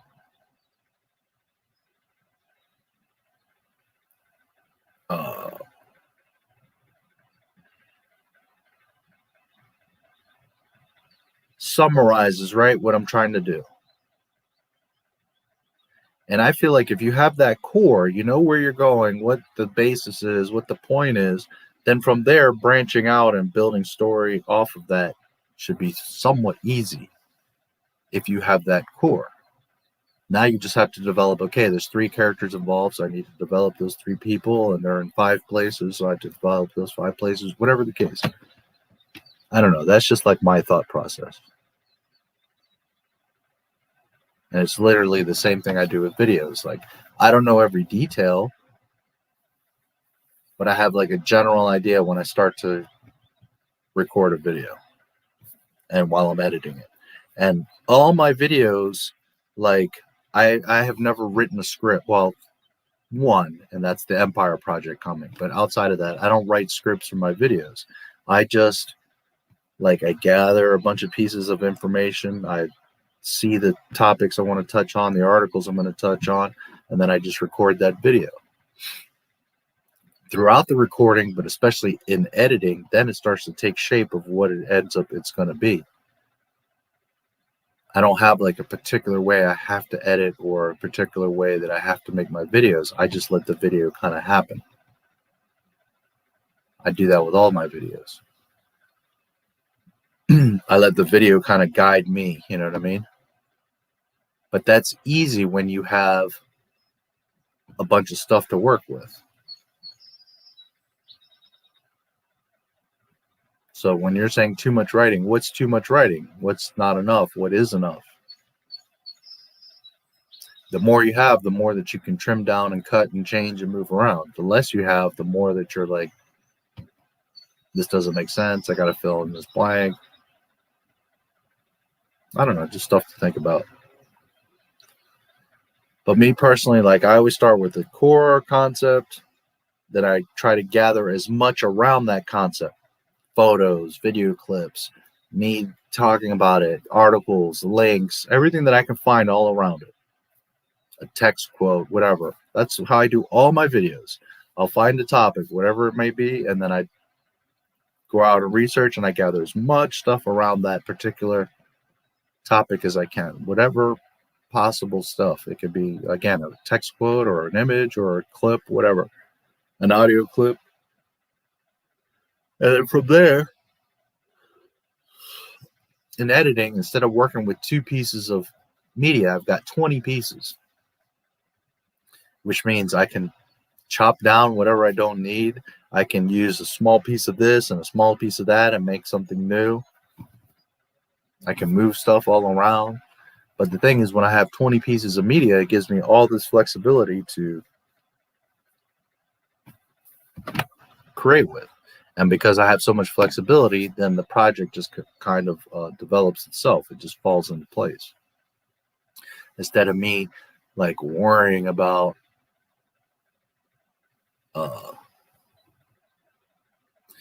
see, this is the problem with the Mandalorian videos that I do. This is because those are the exact opposite. Those are so many problems in each episode that I have to record like a 5-hour fucking dialogue of all the problems. Because it's that bad. Right? I'll go through watching the episode and I go frame by frame like I do with you guys in these films, and I record it through and catch every little thing that I can. And then I edit it, and I edit down that 5-ish hours to about an hour, hour and a half.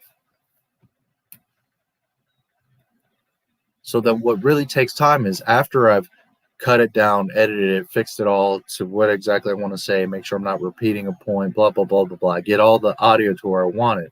Now I have to get all these screenshots to fill in and show you what's, what I'm talking about. Now, a lot of it is screenshots because Mandalorian, they don't let you use much footage of that at all. They constantly are on top of that shit. The movies and stuff like that, you can take clips from, but Mandalorian, they're a little bit of a pain with. So then it turns into mostly images. Okay, so now if you're talking about 100 plus screenshots, and each screenshot you've got to capture it, crop it, resize it, label it, organize it. It's a whole freaking thing. So that's what I'm getting at, is those videos are a lot more work and a lot more time, because it's the exact opposite of what I'm trying to explain to you. Yes, I have the core because I recorded the initial 5-hour thing or whatever and then edited it down. But I didn't have all these pieces of media, understand? So now I have to go through one by one and get an image of what I'm talking about in my audio dialogue. That's different from covering a topic and I can get all these different, a PDF, an image, a video clip, whatever. That stuff I can pull and grab and organize pretty quickly. But when you do your own dialogue and then you're trying to fill in the media, it becomes a huge freaking project. It's time consuming. So that's why I'm telling you, if you're going to write the story as condensed as possible and then try to go from there, you're going to have like what I'm having with the Mandalorian videos, is that now you've got to create all this media. Understand? Whereas if you do the opposite and you really flesh it out as much as you can from the beginning,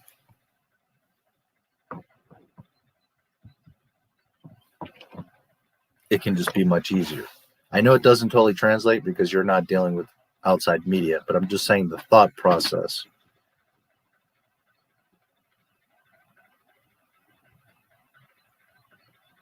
The Mandalorian videos are very different. If I do a video on a topic, I have a thought process. I already know basically what I'm going to talk about.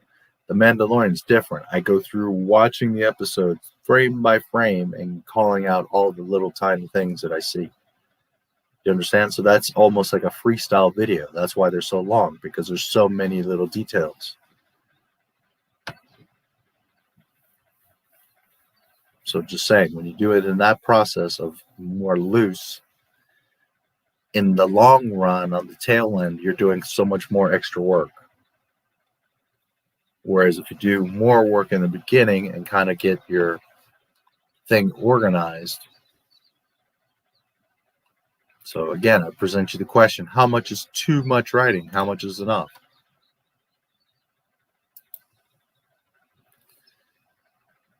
Or creatures are? What kind of gods are they? Yeah, there's a lot of questions there too.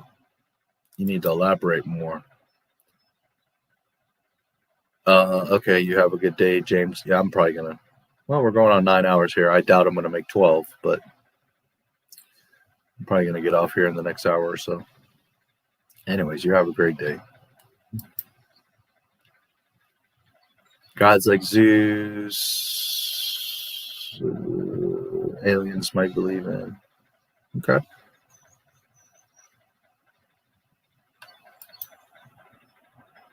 No longer believing in them or praying to them, what's the point of going to Mad Max World and battling each other?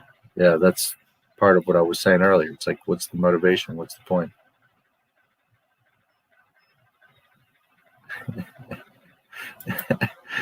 Really? Oh, boy. My name is not my Star Wars.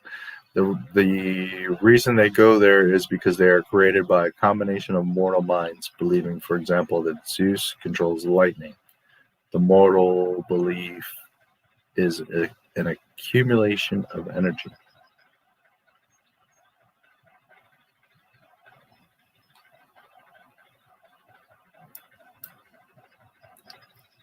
If you were asking me, I'd have to look at which one that is, but being 2007, I would say 80-90% yes. I most likely would have, yes. I played a lot of those older Lego Star Wars games, so most likely yes.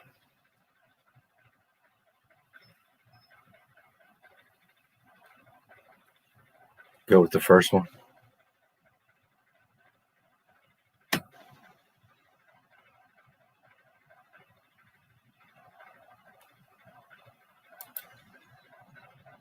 Gotta go. Have a good weekend. See you again. Yeah, you have a great weekend too.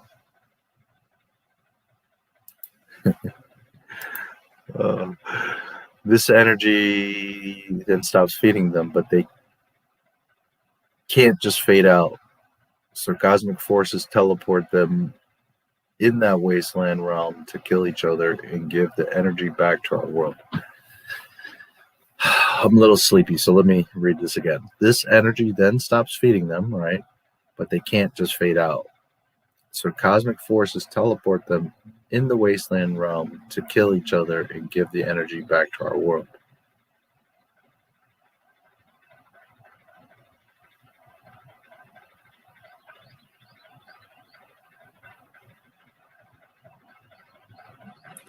Okay, but what motivation would they have to kill each other?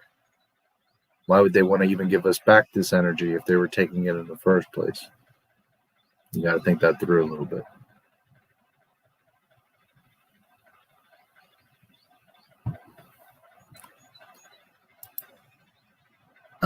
Too much writing for here. Yeah, well, okay, true, fair enough.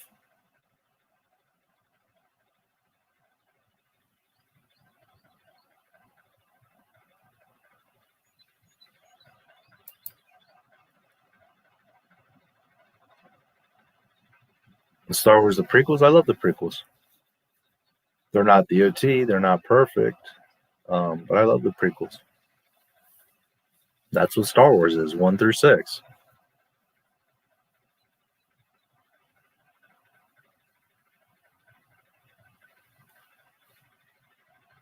Yeah, I always love the prequels.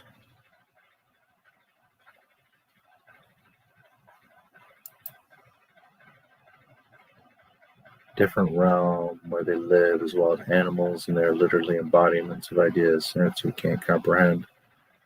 An idea is I made them Lovecraftian. My question is, should I separate the world where ideas and gods live or merge them into one?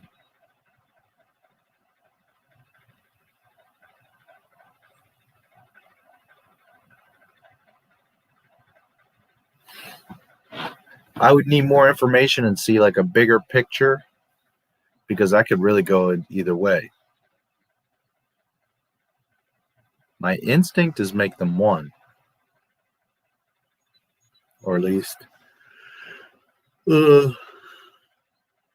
like coexisting.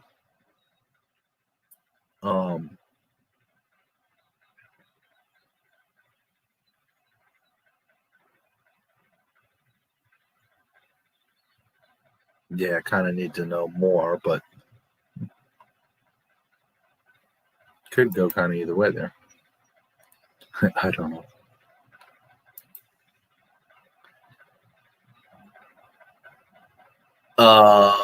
Yes, we were just getting to Cloud City.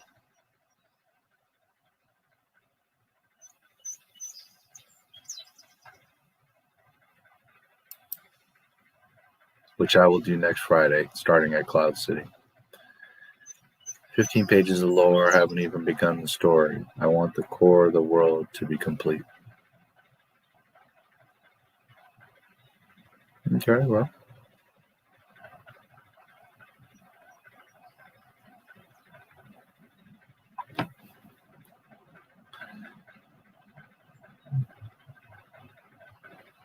I think take as long as it takes.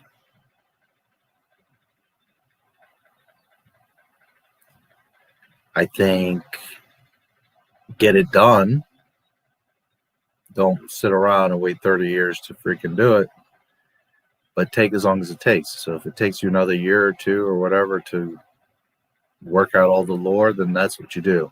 That's just me. Like me, I care about all those details. So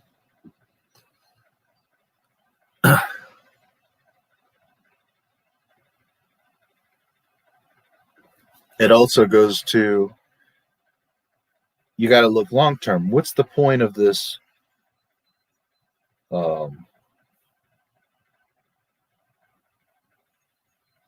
This story, this book, this screenplay that you're writing.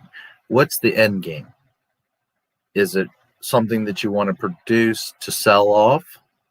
Or is it something that you want to own, like George Lucas owned Star Wars? You want to own this property? Because that's a big difference too. If you're going to own it like George Lucas, then take as much time, even if it's the next 5 years, working out all the lore and details. If you're just looking to sell something off, then I wouldn't worry too much about the lore or the details. You just need to come up with a decent concept. Because guess what? They're going to buy your, cherry Slurpee and turn it into a roll of toilet paper. It's going to be something totally different from what they may take a few key points. So it also comes down to, what is your intention? What is you're trying to do in the long game here? If it's something personal, I say take as long as it takes.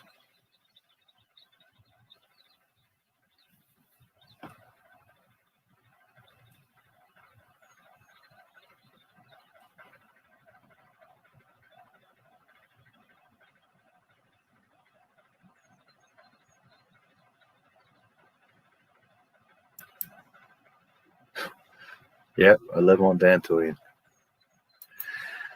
I dropped off for a couple hours, surprised to see the stream still going strong. Yeah, I usually do 12-hour streams. Not always, but usually. Yeah, you might want to. I can't explain it too good here. We can only earn 200. Yeah, no, I understand totally. I'm just, kind of going off of what I am hearing from you. So.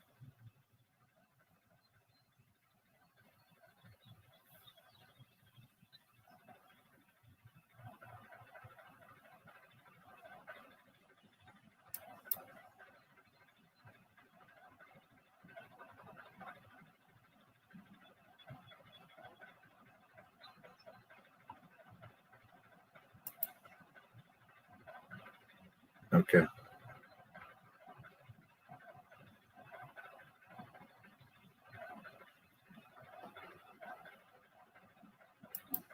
Batman and Robin.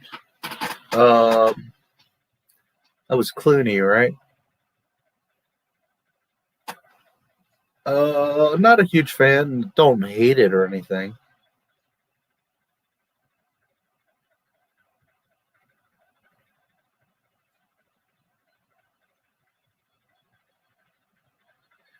I didn't hate any of those Batman films. The first one, the Keaton one, is my favorite one of all. I didn't hate the other ones. Penguin and Dr. Freeze and Robin and all that. I didn't hate really any of them, but I'm not a huge fan of them either. They all seem kind of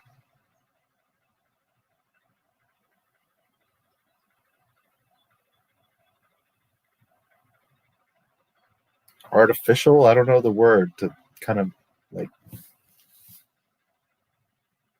trying to be Batman. I don't know. I don't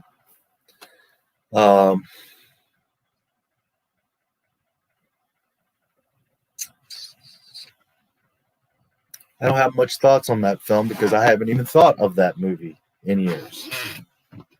So I don't dislike it. I'm not saying that it's bad, but it also wasn't that memorable or that great to me. So.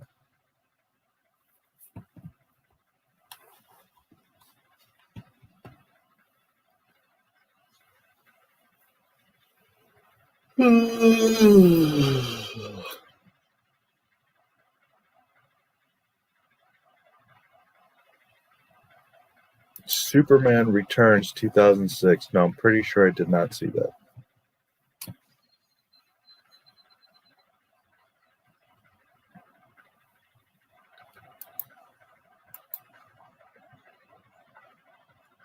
Pretty sure I did not see that. 2006.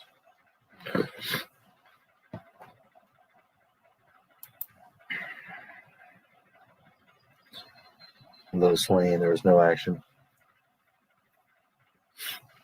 Yeah, I don't recall that.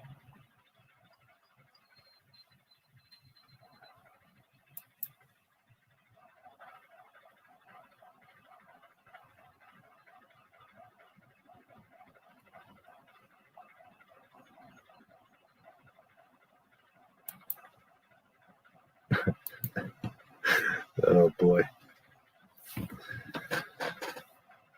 Oh, well, Superman Returns had no action.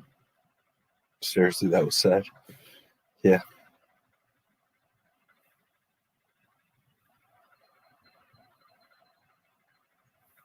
No, I haven't played those two.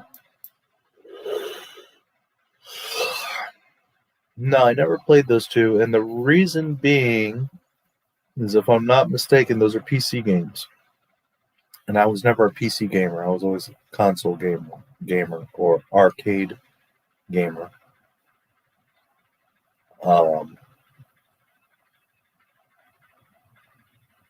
So there was a bunch of Star Wars games I never got to play because of exactly that reason.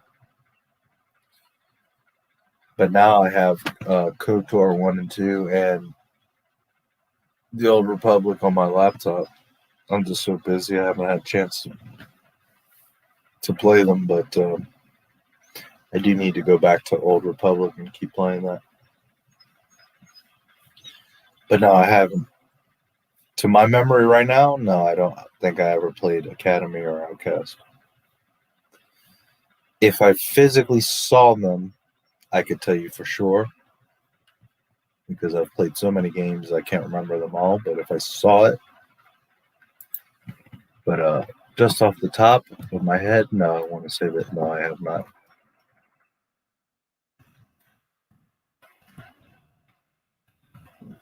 And I Outcast.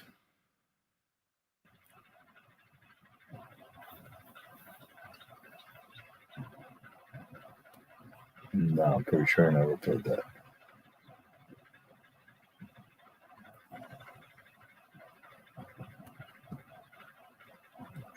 Third-person shooter, 2002.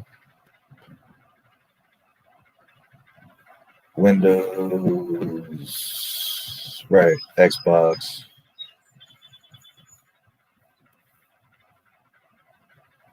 Right. Yeah.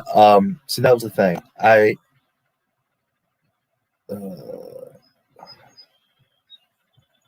2019. Oh, look at that.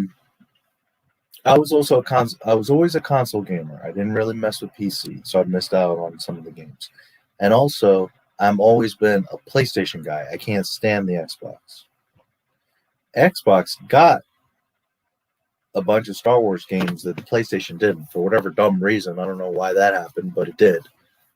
Republic Commando, it looks like Jedi Outcast, and there's been others that for whatever dumb reason, they only came out on Xbox. So, again, didn't get to play some of them because I can't stand Xbox, and I never was a PC gamer. But in the future, you know, who knows? Maybe I will.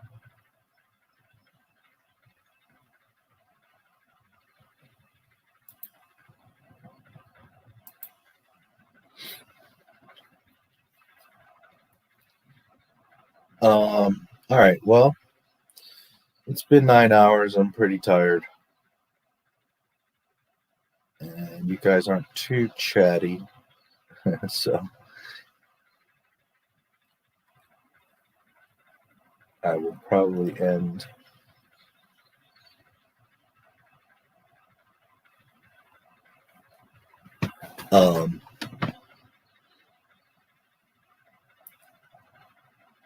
good morning, Wes. I was just talking about ending the stream. That's funny. I'm curious, which intermission did you guys like the most? Those that saw them 1, 2, or 3?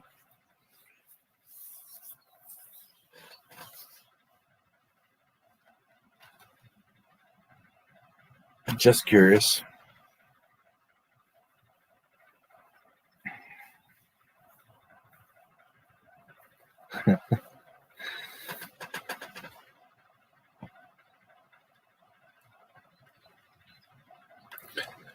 So,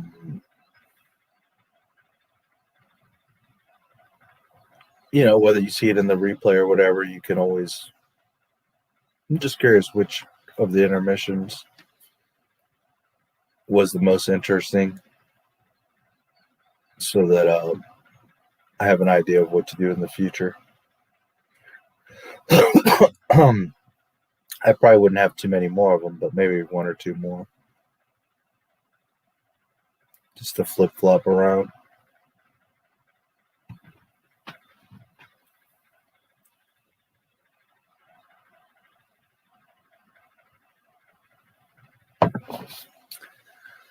All right. Yeah, I'm pretty tired of my my throat is a little bit getting cooked. So,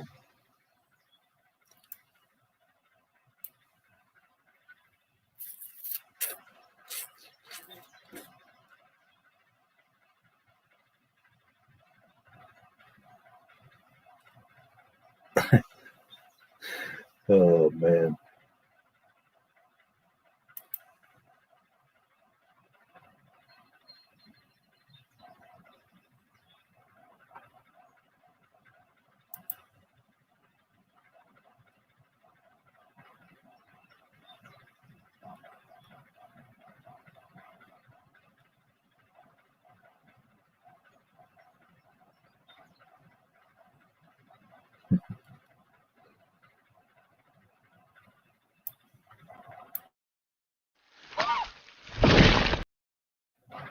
That's Disney. Disney in a nutshell.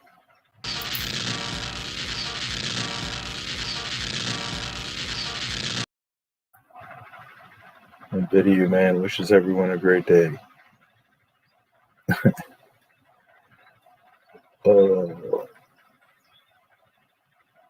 As always, Jen is very sad.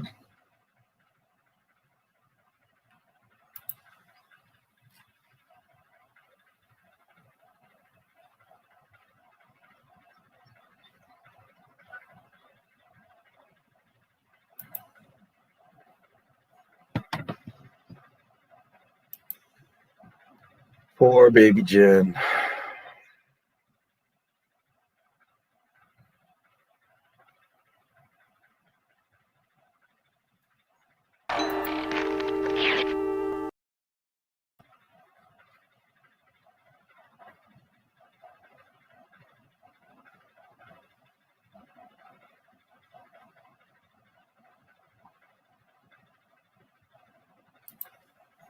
Yeah, I had to block him earlier because he kept going on. I don't know what it is with messing with my stream. Yeah. Which I don't think is at all real. It's just someone trying to poke at me, but either way, it doesn't matter. Have you seen Clone Wars 2003, 2005? Yes. I love that Clone Wars. That to me is the Clone Wars, not the Filoni mess. It used to be on my YouTube channel, and then Disney blocked it, unfortunately. That had almost 200,000 views on it. Oh well. Yeah, I love the Gandhi Clone Wars. They were awesome. They were badass, no doubt.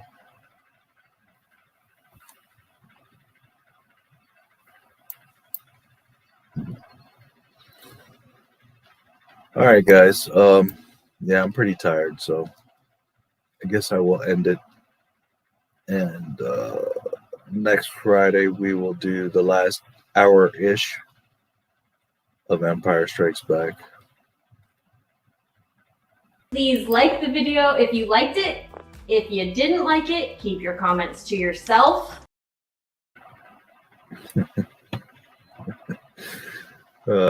Make sure that you get your ass to Mars. Get your ass to Mars.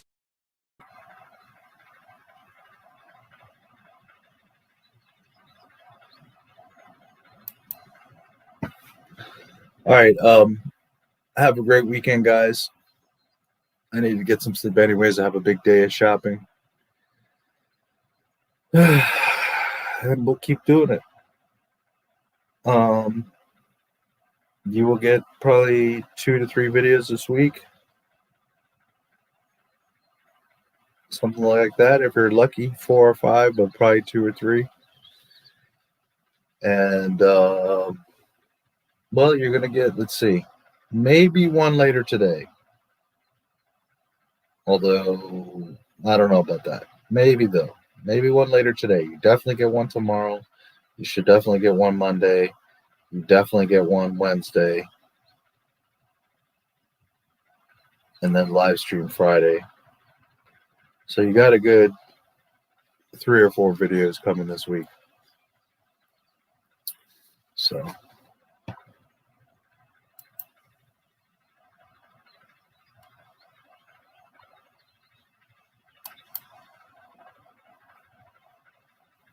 Yeah, you have a good day. I don't know. I guess you're waking up or you go to sleep. What's going on? I guess you're maybe waking up over there. So, but yeah, we'll see you next Friday. If not sooner, but for sure next Friday. Yeah, you have a good day, Mr. Bentz. Thanks for coming through.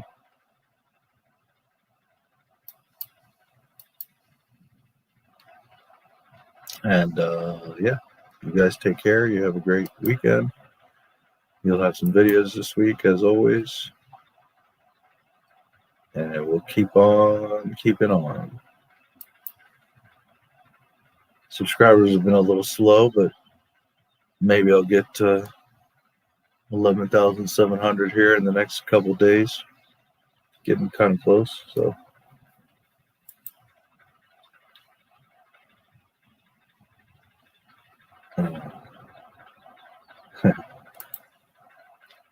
Good night, Nathan. Thank you. I appreciate you coming through.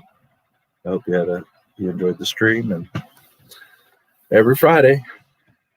And of course, there's videos to watch, so I hope you enjoy them. You have a great night. Star Wars, real Star Wars, George Lucas Star Wars is awesome. Will always be awesome. Alrighty. Appreciate you guys. I will see you very soon. Don't do anything I wouldn't do.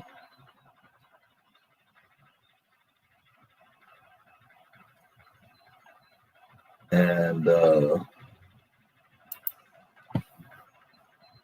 yeah. Who knows what this week will be? Lucasfilm will do this week, right? So, okay. Have a great weekend, guys. Take care. Appreciate you. May the Force be with you. And we will talk some more Star Wars soon. See you later. Please like, subscribe, and comment on the video. May the Force be with you.